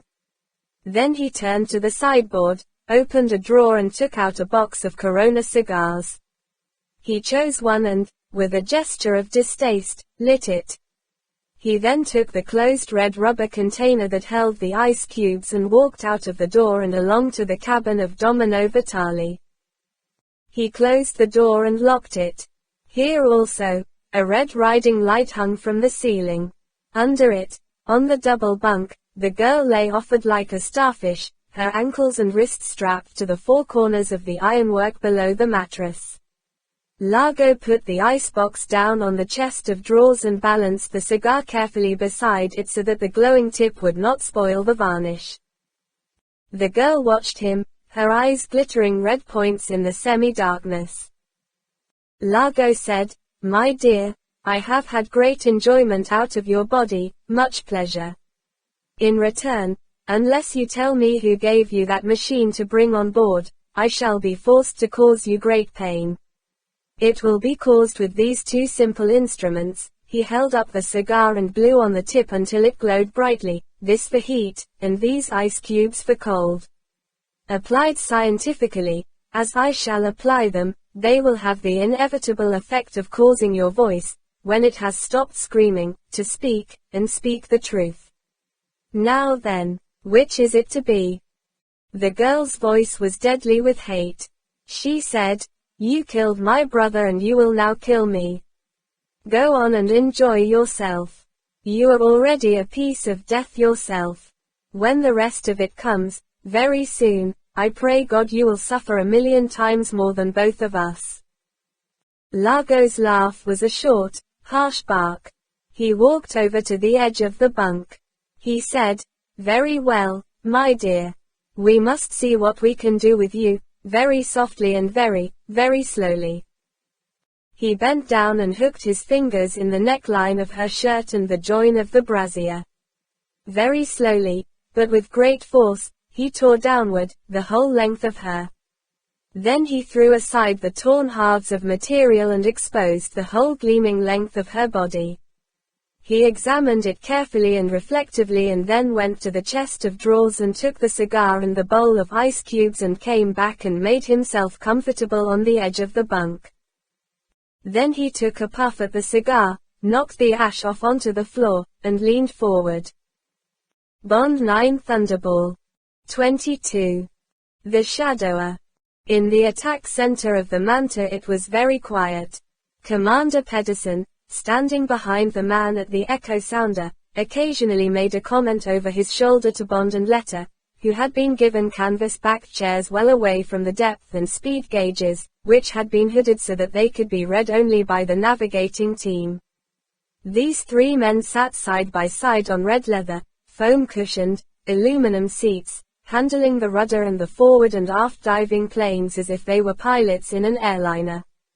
Now the captain left the echo sounder and came over to Bond and Letta. He smiled cheerfully. 30 fathoms and the nearest K is a mile to westwards. Now we've got a clear course all the way to Grand Bahama. And we're making good speed. If we keep it up, we've got about 4 hours sailing. Be off Grand Bahama about an hour before first light. How about some food and a bit of sleep? There won't be anything on the radar for an hour. These Berry Islands 11 fill the screen until we're clear of them. Then, 11 come the big question. When we clear them, shall we see that one of the smallest of the Ks has broken loose and is sailing fast northwards on a parallel course to ours? If we see that on the screen, it'll be the Disco. If she's there, we'll submerge. You'll hear the alarm bells. But you can just roll over and have a bit more sleep. Nothing can happen until it's certain that she's in the target area. Then we'll have to think again. The captain made for the stairway. Mind if I lead the way? Watch your head on the pipes. This is the one part of the ship where there isn't much clearance. They followed him down and along a passage to the mess hall, a well-lighted dining room finished in cream with pastel pink and green panels. They took their places at the head of one of the 4 mica-top tables away from the other officers and men, who looked curiously at the 2 civilians. The captain waved a hand at the walls of the room. Bit of a change from the old battleship Grey. You'd be surprised how many eggheads are involved in the design of these ships. Have to be, if you want to keep your crew happy when the ship's submerged for a month or more at a time. The trick cyclists said we couldn't have just one color, must have contrast everywhere or the men's eyes get sort of depressed. This hall's used for movies, closed-circuit television, cribbage tournaments, bingo, God knows what, anything to keep the men off duty from getting bored. And you notice there's no smell of cooking or engine smells. Electrostatic precipitators all over the ship that filter them off. A steward came with menus. Now then, let's get down to it. I'm having the baked Virginia ham with red-eye gravy, apple pie with ice cream, and iced coffee. And steward, don't go too easy on that red-eye. He turned to Bond. Getting out of harbor always gives me an appetite. You know, it isn't the sea the captain hates, it's the land. Bond ordered poached eggs with rye toast and coffee. He was grateful for the captain's cheerful talk, but he himself had no appetite. There was a gnawing tension inside him which would be released only when the Disco was picked up on the radar and there would be a prospect of action. And lurking behind his concern about the whole operation was worry about the girl. Had he been right to trust her with so much of the truth? Had she betrayed him? Had she been caught? Was she alive? He drank down a glass of iced water, and listened to the captain explaining how the ice cubes and the water were distilled from the sea. Finally Bond became impatient with the cheerful, even tone of the conversation. He said, "Forgive me, Captain, but could I interrupt for a moment and clear my mind about what we're going to do if we're right about the disco and if we come up with her off the Grand Bahama? I can't quite figure what the next step ought to be. I've got my own ideas, but were you thinking we'd try and go alongside and board her, or just blow her out of the water? The captain's grey eyes were quizzical. He said, I was kind of leaving all that to you fellas. The Navy Department says that I'm under your orders. I'm just the chauffeur. Supposing you tell me what you have in mind and I'll be glad to go along with anything you suggest so long as it doesn't endanger my ship. He smiled. Too much, that is. In the last resort, if the Navy Department means what it says, and from your account of this operation it does, the safety of the ship will also have to go by the board. As I told you aloft in the attack center, I got acknowledgement of our signal and full approval for our proposed course of action. That's all the clearance I need. Now then, you tell me. The food came. Bond pecked at his eggs and pushed them away. He lit a cigarette. He said, looking at Felix's letter, well, I don't know what you've worked out, Felix, but this is how I see the picture we may find around 4 o'clock in the morning, on the assumption, that is, that the disco has been sailing north in shoal water under cover of the Berry Islands and that she'll then make for the Grand Bahama shore somewhere off the site of the missile station.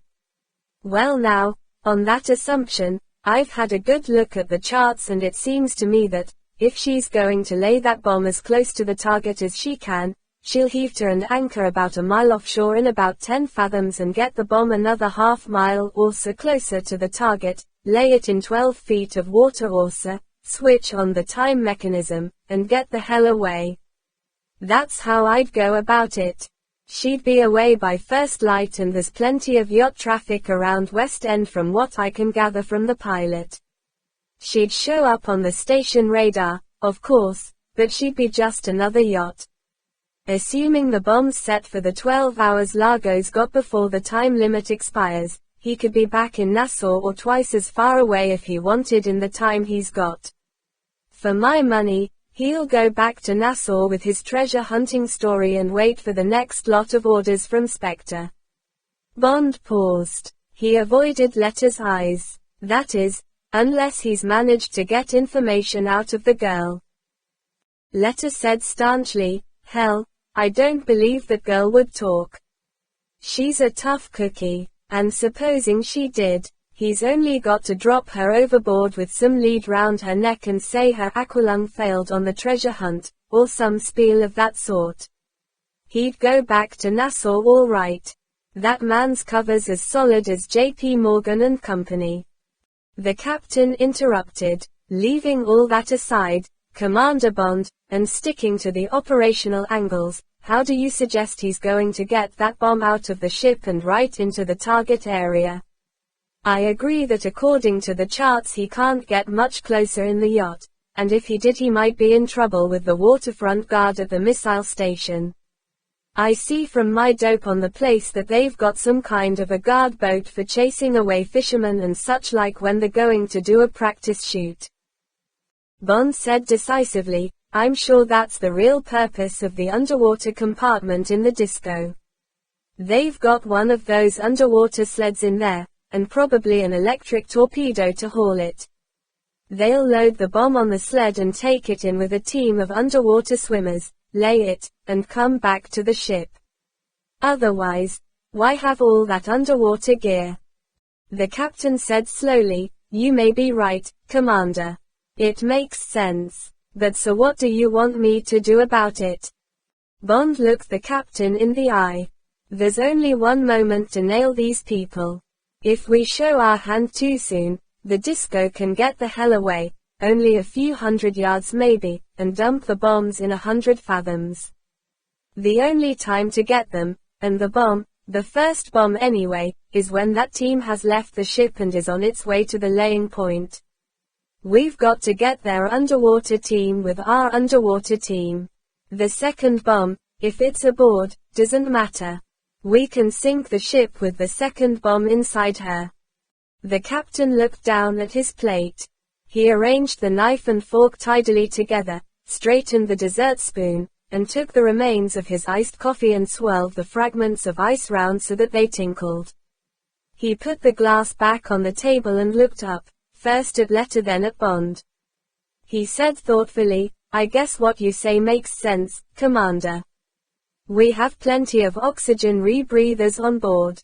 We also have 10 of the finest swimmers in the nuclear flotilla. But they'll only have knives to fight with. I'll have to ask for volunteers." He paused. "Who's going to lead them?" Bond said, "I'll do that. Skin diving happens to be one of my hobbies. And I know what fish to look out for and which ones not to mind about. I'll brief your men about those things." Felix Letter interrupted. He said obstinately, "And don't think you're going to leave me behind eating Virginia ham. I put an extra foot flipper on this," he held up the shining hook, "and I'll race you over half a mile any day, gammy leg and all. You'd be surprised the things one gets around to improvise when someone chews off one of your arms. Compensation it's called by the medics, in case you hadn't heard about it." The captain smiled. He got to his feet. Okay. I'll leave you two heroes to fight it out while I have a word to the men over the speaker system. Then we'll have to get together with the charts and see that the gear's okay and such like. You fellas aren't going to get any sleep after all. I'll have a ration of battle pills issued to you. You're going to need them." He raised a hand and went off down the mess hall. Letta turned to Bond. "You goddamn shyster. Thought you were going to leave your old pal behind, didn't you? God. The treachery of you limeys. Perfidious Albion is right, all right." Bond laughed. "How the hell was I to know you'd been in the hands of rehabilitators and therapists and so on? I never knew you took life so seriously. I suppose you've even found some way of petting with that damned meat hook of yours." Letta said darkly, "You'd be surprised. Get a girl round the arm with this and you'd be amazed the effect it has on the good resolutions. Now then, let's get down to cases. What sort of formation are we going to swim in? Can we get some of those knives made into lances? How are we going to recognize our side from theirs underwater, and in semi-darkness at that? We've got to make this operation pretty solid. That Pedersen's a good guy. We don't want to get some of his men killed through some damn silly mistake of ours." The voice of the captain sounded over the communication system. "Now hear this. This is your captain speaking. It is possible that we may encounter hazards in the course of this operation. I will tell you how this may come about. This ship has been chosen by the Navy Department for an exercise that is tantamount to an operation of war. I will tell you the story, which will remain classified top secret until further orders. This is what has happened." Bond, asleep in one of the duty officers' bunks, was awakened by the alarm bell. The iron voice of the PA system said, "Diving stations. Diving stations," and almost at once his bunk tilted slightly and the distant whine of the engines altered pitch. Bond smiled grimly to himself. He slipped off the bunk and went along and up to the attack center. Felix Letter was already there. The captain turned away from the plot. His face was tense. He said, "It looks as if you were right, gentlemen. We've got her, all right. About 5 miles ahead and 2 points to starboard. She's doing around 30 knots. No other ship could be holding that speed, or would be likely to. And she's showing no lights. Here. Care to have a look through the scope? She's raising quite a wake and kicking up plenty of phosphorescence. No moon yet, but you'll see the white blur when your eyes get used to the dark." Bond bent to the rubber eye sockets. In a minute he had her, a white scut on the horizon of the soft, feathery swell. He stood back. "What's her course?" "Same as ours, western end of Grand Bahama. We'll go deeper now and put on a bit of speed. We've got her on the sonar as well, so we shan't lose her. We'll get up parallel and close in a bit later. The Met report gives a light westerly breeze in the early hours. That'd be a help. Don't want it too calm when we unload the swimming party. The surface'll boil quite a bit as each man goes out. Here. He turned to a powerful-looking man in white ducks. This is Petty Officer Fallon. He's in command of the swimming party, under your and Mr. Letter's orders, of course. All the top swimmers volunteered. He's chosen 9 of them. I've taken 'em off all duties. Maybe you gentlemen would like to get acquainted with your team. You'll want to discuss your routines. I guess discipline'll have to be pretty tight, recognition signals and so forth.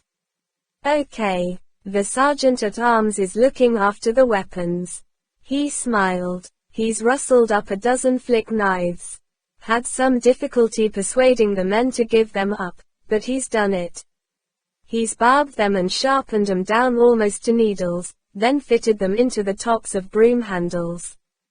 Guess he'll make you sign an indent for the brooms or he'll have the supply officer on top of him when we get out of this. All right then. Be seeing you. Ask for anything you want. He turned back to the plot. Bond and Letter followed Petty Officer Fallon along the lower deck to the engine room and then to the engine repair shop.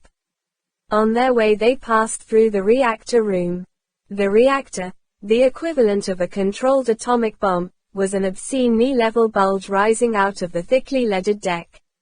As they passed it, Letter whispered to Bond, "Liquid sodium submarine intermediate reactor Mark B." He grinned sourly and crossed himself. Bond gave the thing a sideways kick with his shoe.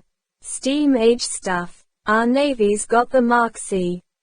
The repair shop, a long low room equipped with various forms of precision machinery, presented a curious sight. At one end were grouped the 9 swimmers clad only in bathing trunks, their fine bodies glowing with sunburn. At the other, 2 men in gray overalls, drab figures of the machine age, were working in semi-darkness with only pinpoints of bright light cast on the whirring lathes from which the knife blades threw small fountains of blue and orange sparks. Some of the swimmers already had their spears. After the introductions, Bond took one and examined it. It was a deadly weapon, the blade, sharpened to a stiletto and notched near the top into a barb, firmly wired into the top of a long stout stave. Bond thumbed the needle-sharp steel and touched the tip. Even a shark's skin would not stand up to that. But what would the enemy have? CO2 guns for a certainty. Bond looked the smiling bronzed young men over. There were going to be casualties, perhaps many. Everything must be done to effect surprise. But those golden skins and his own and Letter's paler skins would show at 20 feet in the moonlight, all right for the guns, but well out of range of the spears. Bond turned to Petty Officer Fallon. "I suppose you don't have rubber suits on board?" "Why sure, Commander. Have to. For escape in cold waters." He smiled. "We're not always sailing among the palm trees. We'll all need them. And could you get white or yellow numbers, big ones, painted on their backs? Then we'll know more or less who's who." Sure. He called to his men. "Hey, Fonda and Johnson. Go along to the quartermaster and draw rubber suits for the whole team. Bracken, get a pail of rubber solution paint from stores. Paint numbers on the backs of the suits. A foot deep. From 1 to 12. Get going." Later, with the gleaming black suits hanging like giant bat skins along the wall, Bond called the team together. "Men, we're going to have one hell of an underwater battle. There'll be casualties. Anyone care to change his mind?" The faces grinned back at him. "All right, then. Now, we'll be swimming at around 10 feet for a quarter, perhaps half a mile. It'll be pretty light. The moon'll be up and the bottom's white sand with some seagrass. We'll take it easy and go in triangle formation with me, number 1, leading followed by Mr. Letterhere as number 2, and Petty Officer Fallon as number 3. Then we broaden out behind like a wedge of geese. All you have to do is follow the number in front of you and no one'll get lost. Watch out for isolated niggerheads. As far as I can gather from the chart, there's no true reef, only broken clumps. It'll be getting on for early feeding time for the fish, so watch out for anything big. But leave it alone unless it gets too inquisitive. Then 3 of you take it on with the spears. But don't forget that it's most unlikely any fish will attack us. Close together we'll look like one hell of a big black fish to anyone else, and I guess we'll be given a wide berth. Watch out for sea eggs on the coral and mind the tips of your spears. Hold them right up near the blade. Above all, keep quiet. We must try and get surprise on our side.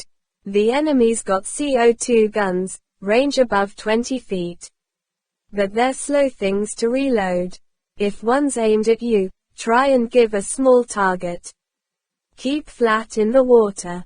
Don't put your feet down and give him a full-length target. As soon as he's fired, go for him like hell with your spear right out. One jab of those things in almost any part of the head or body and your man's had it. Wounded men will have to look after themselves. We can't spare stretcher bearers. If you're wounded, back out of the fight and get away to a coral clump and rest on it. Or make for the shore and shallow water. If you've got a spear in you, don't try and pull it out. Just hold it in the wound until someone gets to you. Petty Officer Fallon will have one of the ship's signal flares. He'll release that to the surface as soon as our attack begins, and your captain will at once surface and put out an escape dinghy with an armed party and the ship's surgeon. Now then, any questions? What do we do as soon as we get out of the sub, sir? Try and not make any fuss on the surface. Get down quickly to 10 feet and take your place in the formation. We're likely to get help from a light breeze, but we're bound to create turbulence on the surface. Keep it down as much as you can. What about signals underwater, sir? Suppose a mask goes wrong or something. Thumbs down for any kind of emergency. Arm held straight out for a big fish. Thumbs up means "I understand," or "coming to help you." That's all you'll need. Bond smiled. If the feet go up, that's the signal that you've had it. The men laughed various kinds of laugh. There came the sudden voice of the pier system. Swimming party to the escape hatch. I repeat, swimming party to the escape hatch. Don equipment, don equipment. Commander Bond to the attack center, please. The whine of the engines died to a moan and then was silent. There was a slight bump as the Manta hit bottom. Bond 9 Thunderbolt. 23. Naked Warfare. Bond shot upward out of the escape hatch in a blast of compressed air. Far above him the surface of the sea was a glittering plate of quicksilver bubbling and swirling with the small waves that Bond was glad to see had materialized. The balloon of air rushed on past him and he watched it hit the silver ceiling like a small bomb. There was a sharp pain in his ears. To get decompression he fought with his fins and slowed down until he hung suspended 10 feet below the surface. Below him the long black shape of the Manta looked sinister and dangerous. He thought of the electric light blazing inside her and 100 men going about their business. It gave him a creepy feeling. Now there came a great explosion from the escape hatch as if the Manta was firing at Bond, and the black projectile of letter shot up at him through the burst of silver air bubbles. Bond moved out of his path and swam on up to the surface. Cautiously he looked above the small flurry of the waves. The disco, still blacked out, lay stopped less than a mile away to his left. There were no signs of activity on board. A mile to the north lay the long dark outline of Grand Bahama edged with the white of sand and small waves. There were small patches of broken white on the coral and niggerheads in the intervening water. Above the island, on top of the tall rocket gantries that showed as indistinct black skeletons, the red aircraft warning lights winked on and off. Bond got his bearings and quietly jackknifed his body down below the surface. He stopped at about 10 feet and, keeping his body pointed like a compass needle along the course he would have to follow, lay, paddling softly with his fins to keep position, and waited for the rest of his team. 10 minutes before, Commander Pedersen's stolid calm had given way to controlled excitement. "By gum, it's working out like you said it would," he had said wonderingly when Bond came into the attack center. "They hove to just about 10 minutes ago, and since then the sonar keeps on picking up odd noises, underwater noises, just what one would expect if they were getting things mobilized in that underwater compartment of theirs. Nothing else to go on, but it's quite enough. I guess you and the boys had better get going. As soon as you're out of the way, I'm going to float up a surface antenna and get a signal off to Navy Department, give them a sitrep and have the missile station warned to stand by to evacuate if things go wrong. Then I'm going to come up to 20 feet or so and have 2 tubes loaded and keep a periscope watch. I'm issuing Petty Officer Fallon with a second flare. I've told him to keep out of trouble as much as he can and be ready to let off the second flare if it looks as if things are going really bad for our side. Unlikely, but I can't take chances with things as they are. If that second flare comes up, I'm going to close in. Knock a piece or 2 off the disco with the 4-inch and then board her. Then I'm going to be rough as hell until that bomb's been recovered and rendered safe." The captain shook his head doubtfully. He ran his hand over the black iron filings of his crew cut. "This is one hell of a situation, Commander. We'll just have to play it by ear."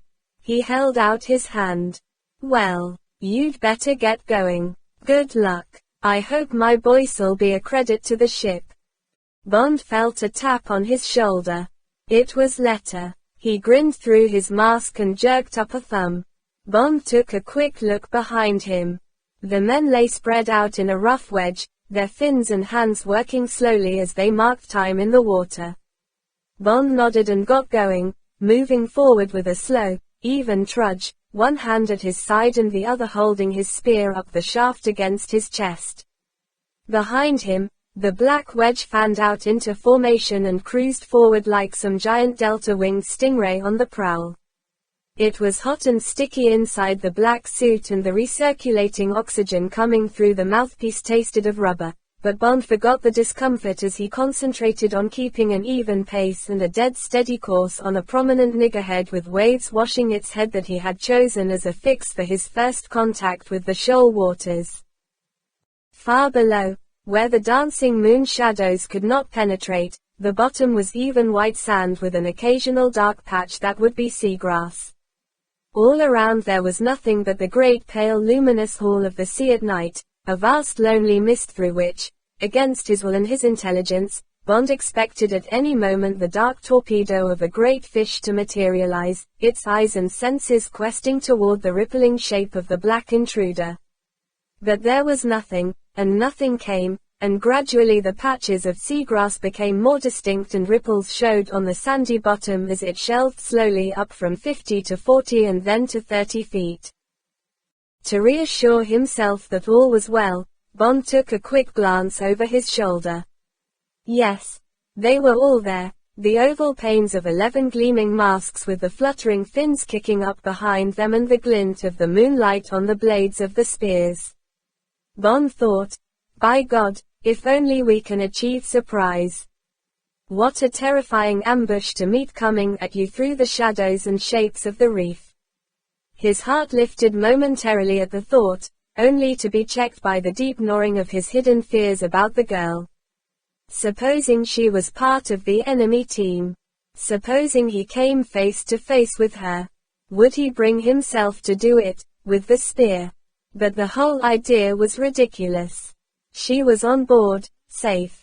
He would be seeing her again soon as this work was done. A small coral clump showed up below and refocused his mind. Now he gazed watchfully ahead. There were more clumps, the ink splashes of sea eggs, crowds of small glittering reef fish, a small forest of sea fans that beckoned and waved with the ebb and flow like the hair of drowned women. Bond slowed and felt Letter or Fallon bump into his fins. He made the slowing signal with his free hand. Now he crept carefully forward, looking for the silvery wash of the waves against the top of his navigation mark. Yes. It was there, away to the left. He was a good 20 feet off course. He swerved toward it, gave the halt signal, and came slowly up under its protection. With infinite caution he raised his head through the sucking waves. He glanced first toward the disco. Yes. She was still there, showing more plainly with the moon now full on her. No sign of life. Bond inched his gaze slowly across the intervening sea. Nothing. A flurry of wavelets down the mirrored pathway of the moon. Now Bond slid round to the other side of the coral head. Nothing but the broken waters of the shoal and, 500 or 600 yards away, the clear coastline and the beach. Bond searched the clear channels for unusual turbulence in the water, for shapes, for anything moving. What was that? 100 yards away, on the edge of a big patch, almost a lagoon of clear water among the coral, a pale head with the glitter of a mask across it, had broken the surface for an instant, taken a quick look around, and immediately submerged. Bond held his breath. He could feel his thrilled heart hammering against the inside of his rubber suit. Feeling stifled, he took the breathing tube from between his teeth and let his breath burst out of him. He quickly gulped in some mouthfuls of fresh air, got a good fix on the position, crammed the tube roughly between his lips and slid back and down. Behind, the masks gazed blankly at him, waiting for a signal. Bond jerked up his thumb several times. Through the near masks he could see the answering flash of teeth. Bond shifted his grasp on the spear down to an attacking position and surged forward over the low coral. Now it was only a question of speed and careful navigation among the occasional higher outcrops. Fish squirted out of his path and all the reef seemed to waken with the shock wave of the 12 hastening bodies. 50 yards on, Bond signaled to slow, to fan out in the attacking line. Then he crept on again, his eyes, aching and bloodshot with the strain, boring ahead through the jagged shapes among the pale mist. Yes, there was the glitter of white flesh, and there. Bond's arm made the hurling signal for the attack. He plunged forward, his spear held in front of him like a lance. Bond's group came in from the flank. It was a mistake, as Bond quickly saw, for the Spectre team was still moving forward and at a speed that surprised Bond until he saw the small whirring propellers on the backs of the enemy. Largo's men were wearing compressed air speed packs, bulky cylinders strapped between the twin cylinders of their aqualungs, that operated small screws. Combined with the trudge of the fins, this gave them at least double normal swimming speed in open water, but here, among the broken coral, and slowed by the maneuvering of the sled preceded by the electric chariot, the team was perhaps only a knot faster than Bond's group, now thrashing their way forward to an interception point that was rapidly escaping them. And there were a hell of a lot of the enemy. Bond stopped counting after 12.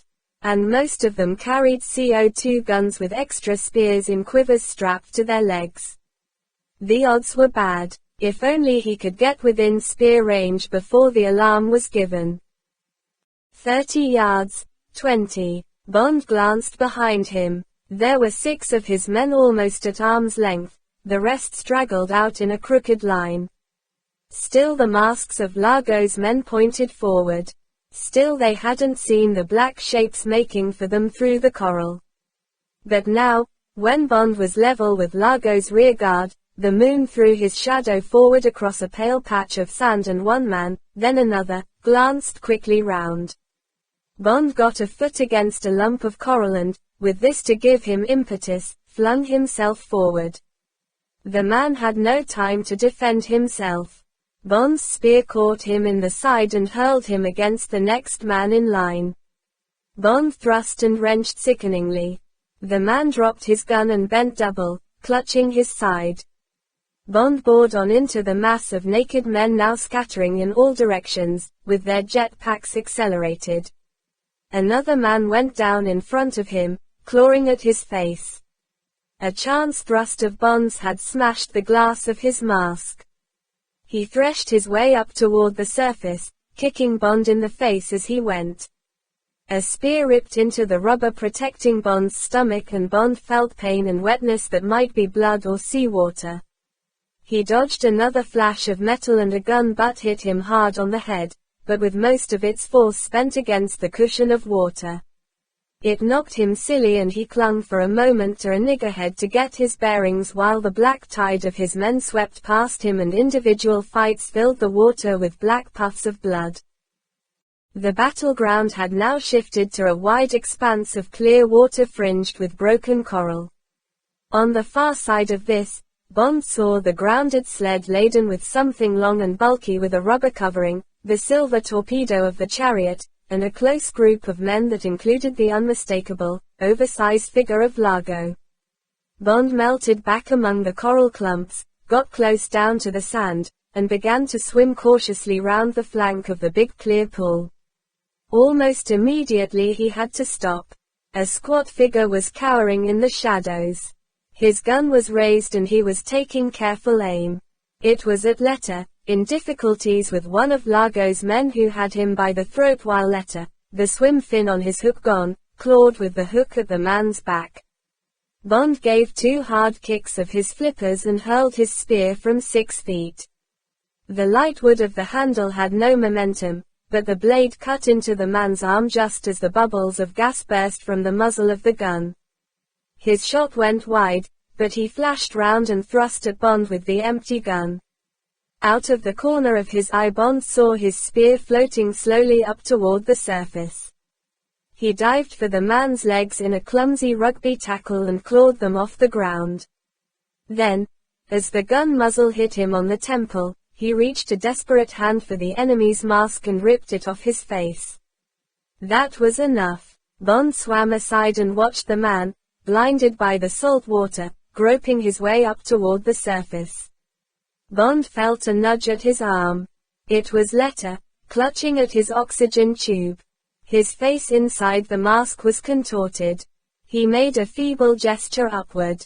Bond got the message. He seized Letta round the waist and leaped for the surface 15 feet up.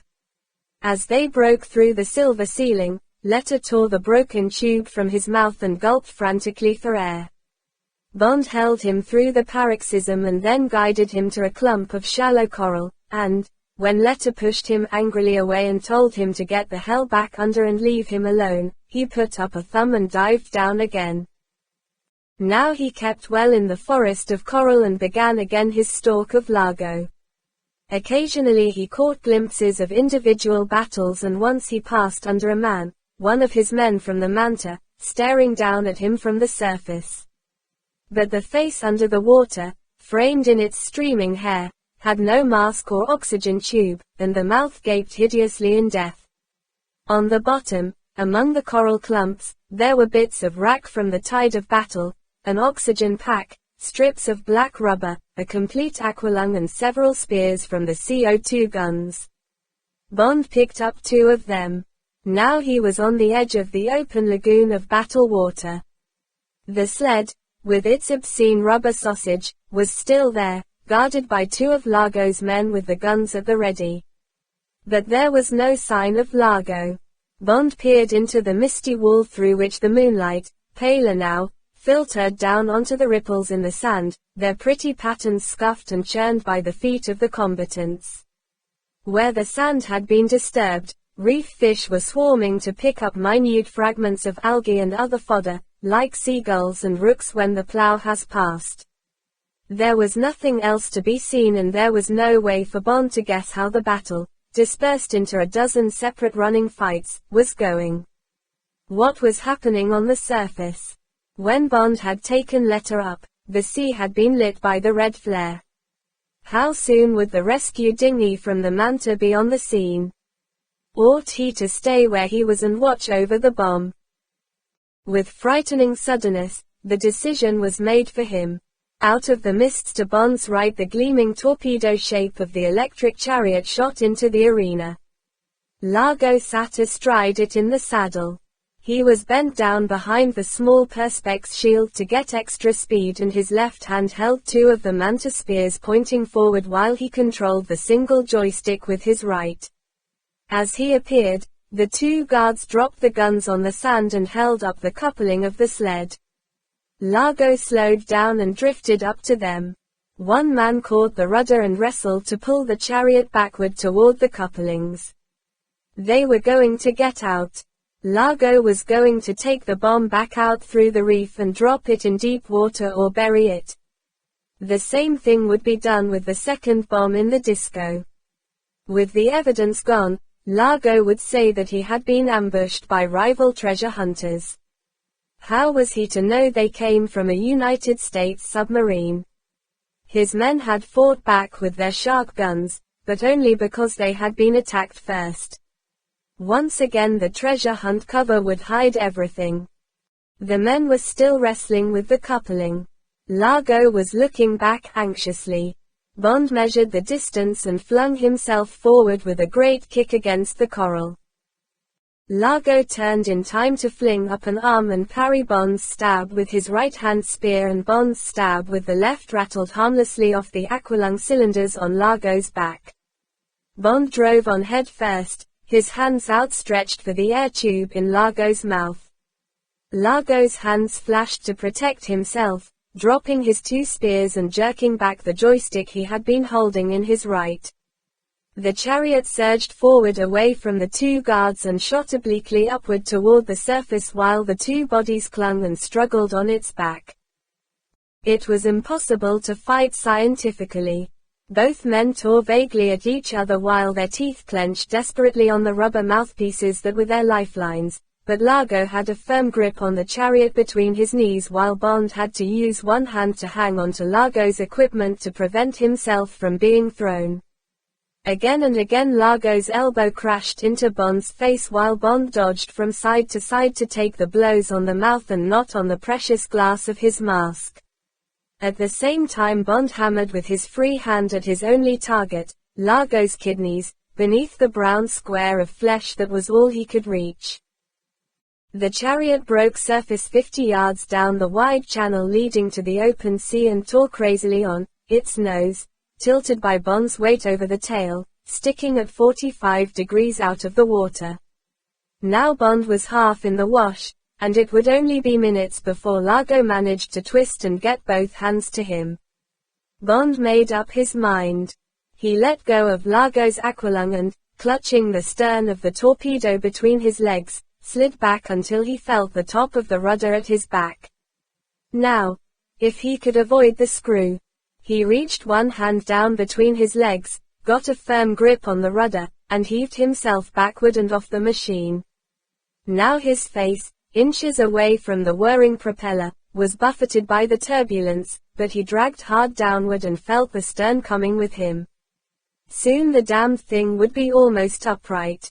Bond wrenched the blade of the rudder sideways in a right-angled turn and then, his arms almost torn out of their sockets by the strain, let go. Above and in front of him, as the torpedo veered right-handed, Largo's body, thrown by the sharp turn and the change of balance, crashed into the water, twisted quickly over and faced downward, the mask searching for Bond. Bond was beat, utterly defeated by exhaustion. Now there was nothing for him but to get away and somehow stay alive. The bomb was immobilized, the chariot gone, careering in circles over the sea.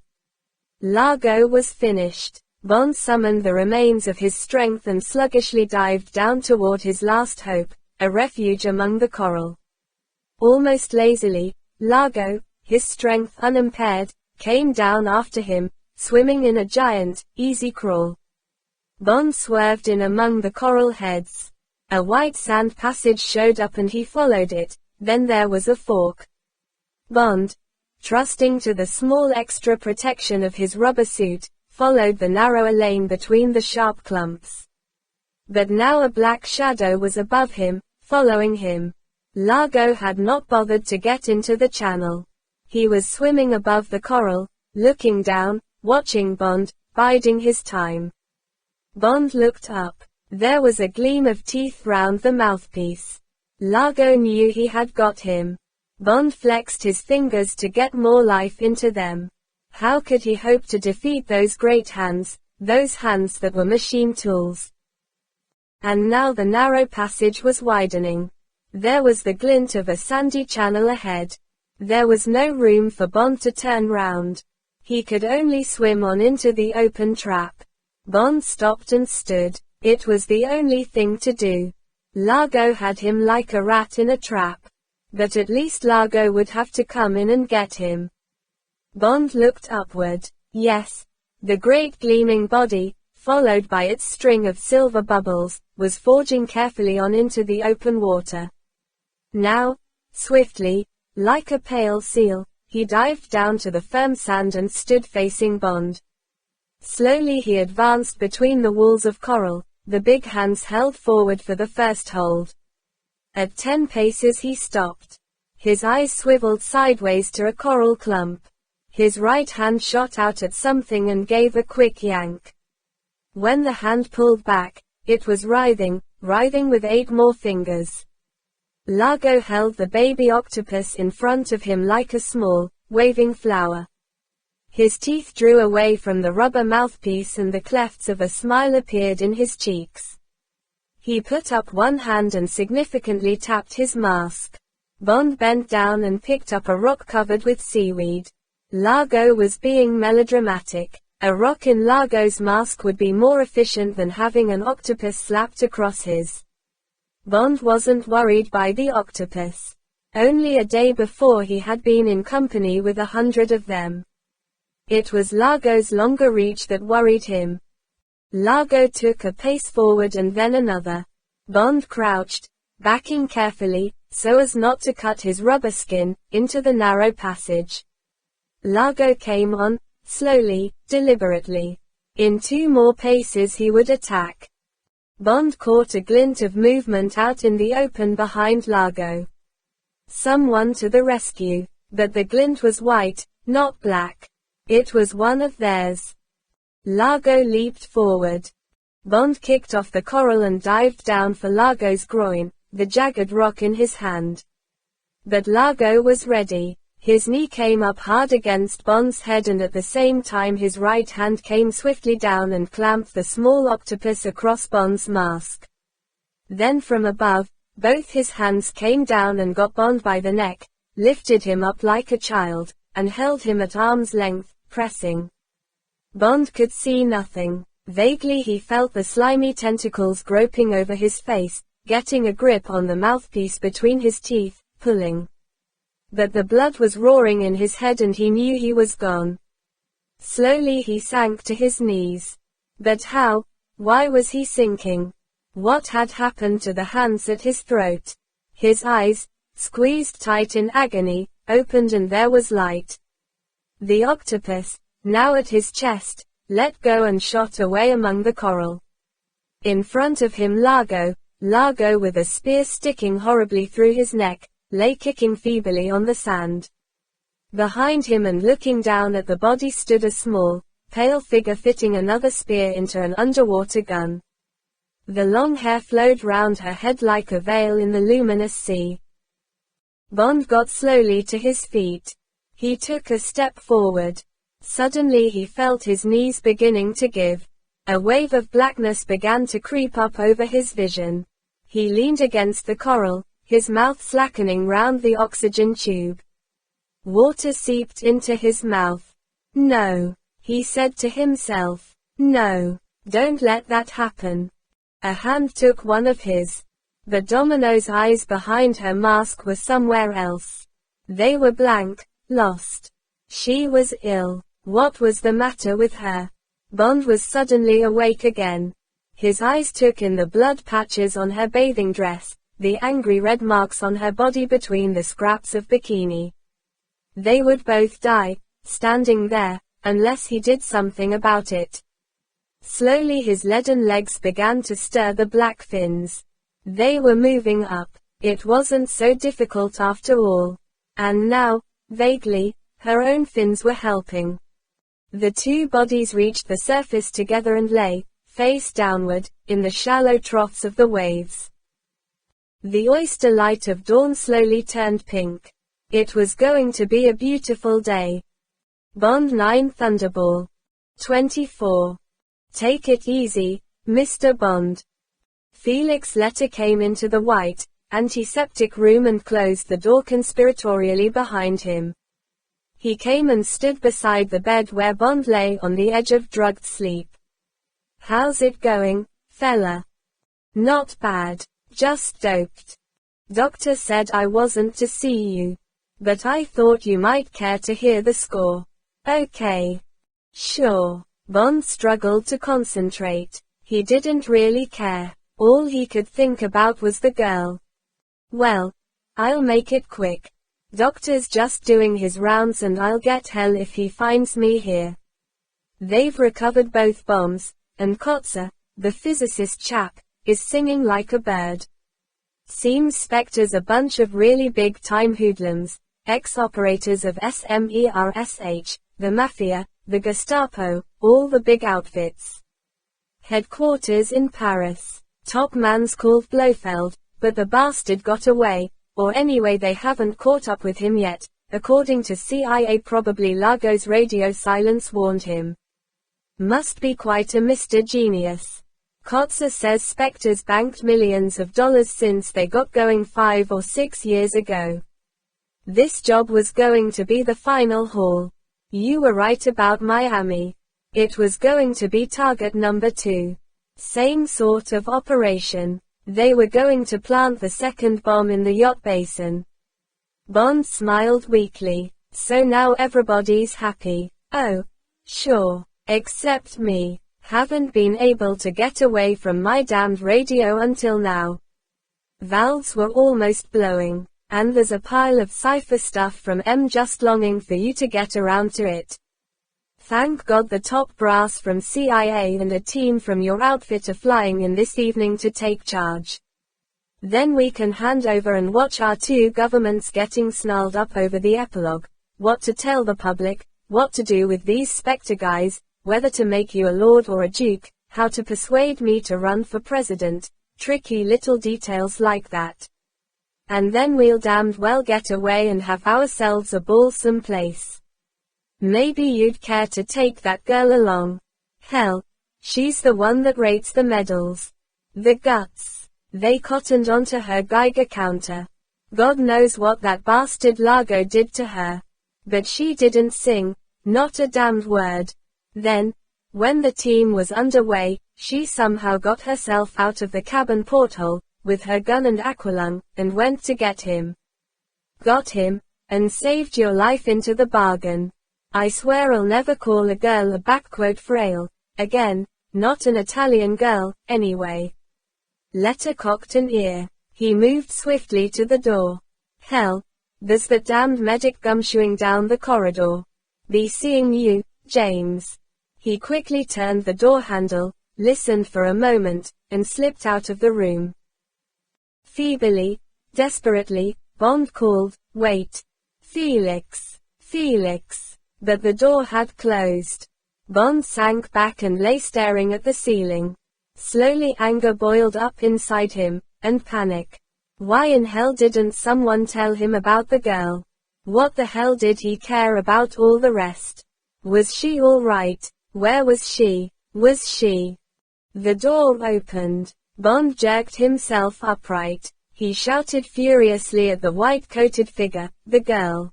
How is she? Quick, tell me." Dr. Stengel, the fashionable doctor of Nassau, was not only fashionable but a good doctor.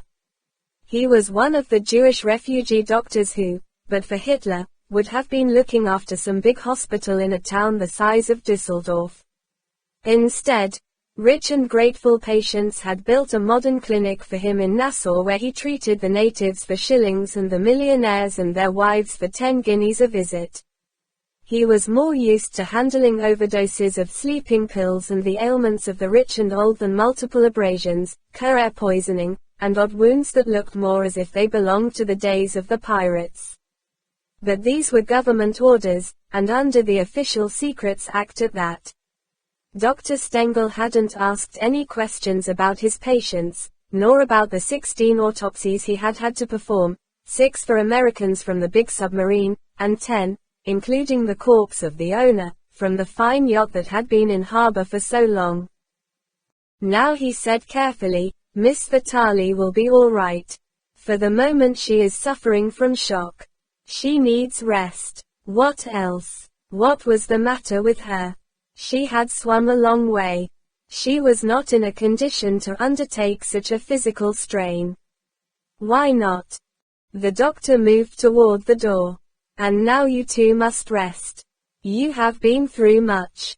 You will take one of those hypnotics once every 6 hours. Yes. And plenty of sleep. You will soon be on your feet again. But for some time you must take it easy, Mr. Bond. Take it easy. You must take it easy, Mr. Bond. Where had he heard those idiotic words before? Suddenly Bond was raging with fury. He lurched out of bed. In spite of the sudden giddiness, he staggered toward the doctor. He shook a fist in the urbane face, urbane because the doctor was used to the emotional storms of patients, and because he knew that in minutes the strong soporific would put Bond out for hours. Take it easy. God damn you. What do you know about taking it easy? Tell me what's the matter with that girl. Where is she? What's the number of her room? Bond's hands fell limply to his sides. He said feebly, for God's sake tell me, doctor. I need to know. Dr. Stengel said patiently, kindly, someone has ill-treated her. She is suffering from burns, many burns. She is still in great pain. But, he waved a reassuring hand, inside she is well. She is in the next room, in number 4. You may see her, but only for a minute. Then she will sleep, and so will you. Yes. He held open the door.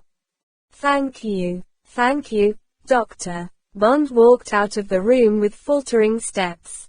His blasted legs were beginning to give again. The doctor watched him go to the door of number 4. Watched him open it and close it again behind him with the exaggerated care of a drunken man. The doctor went off along the corridor thinking, it won't do him any harm and it may do her some good. It is what she needs, some tenderness. Inside the small room, the jalousies threw bands of light and shadow over the bed. Bond staggered over to the bed and knelt down beside it. The small head on the pillow turned toward him. A hand came out and grasped his hair, pulling his head closer to her. Her voice said huskily, you are to stay here. Do you understand? You are not to go away. When Bond didn't answer, she feebly shook his head to and fro. Do you hear me, James? Do you understand? She felt Bond's body slipping to the floor. When she let go his hair, he slumped down on the rug beside her bed. She carefully shifted her position and looked down at him. He was already asleep with his head cradled on the inside of his forearm. The girl watched the dark, rather cruel face for a moment. Then she gave a small sigh, pulled the pillow to the edge of the bed so that it was just above him, laid her head down so that she could see him whenever she wanted to, and closed her eyes. The end.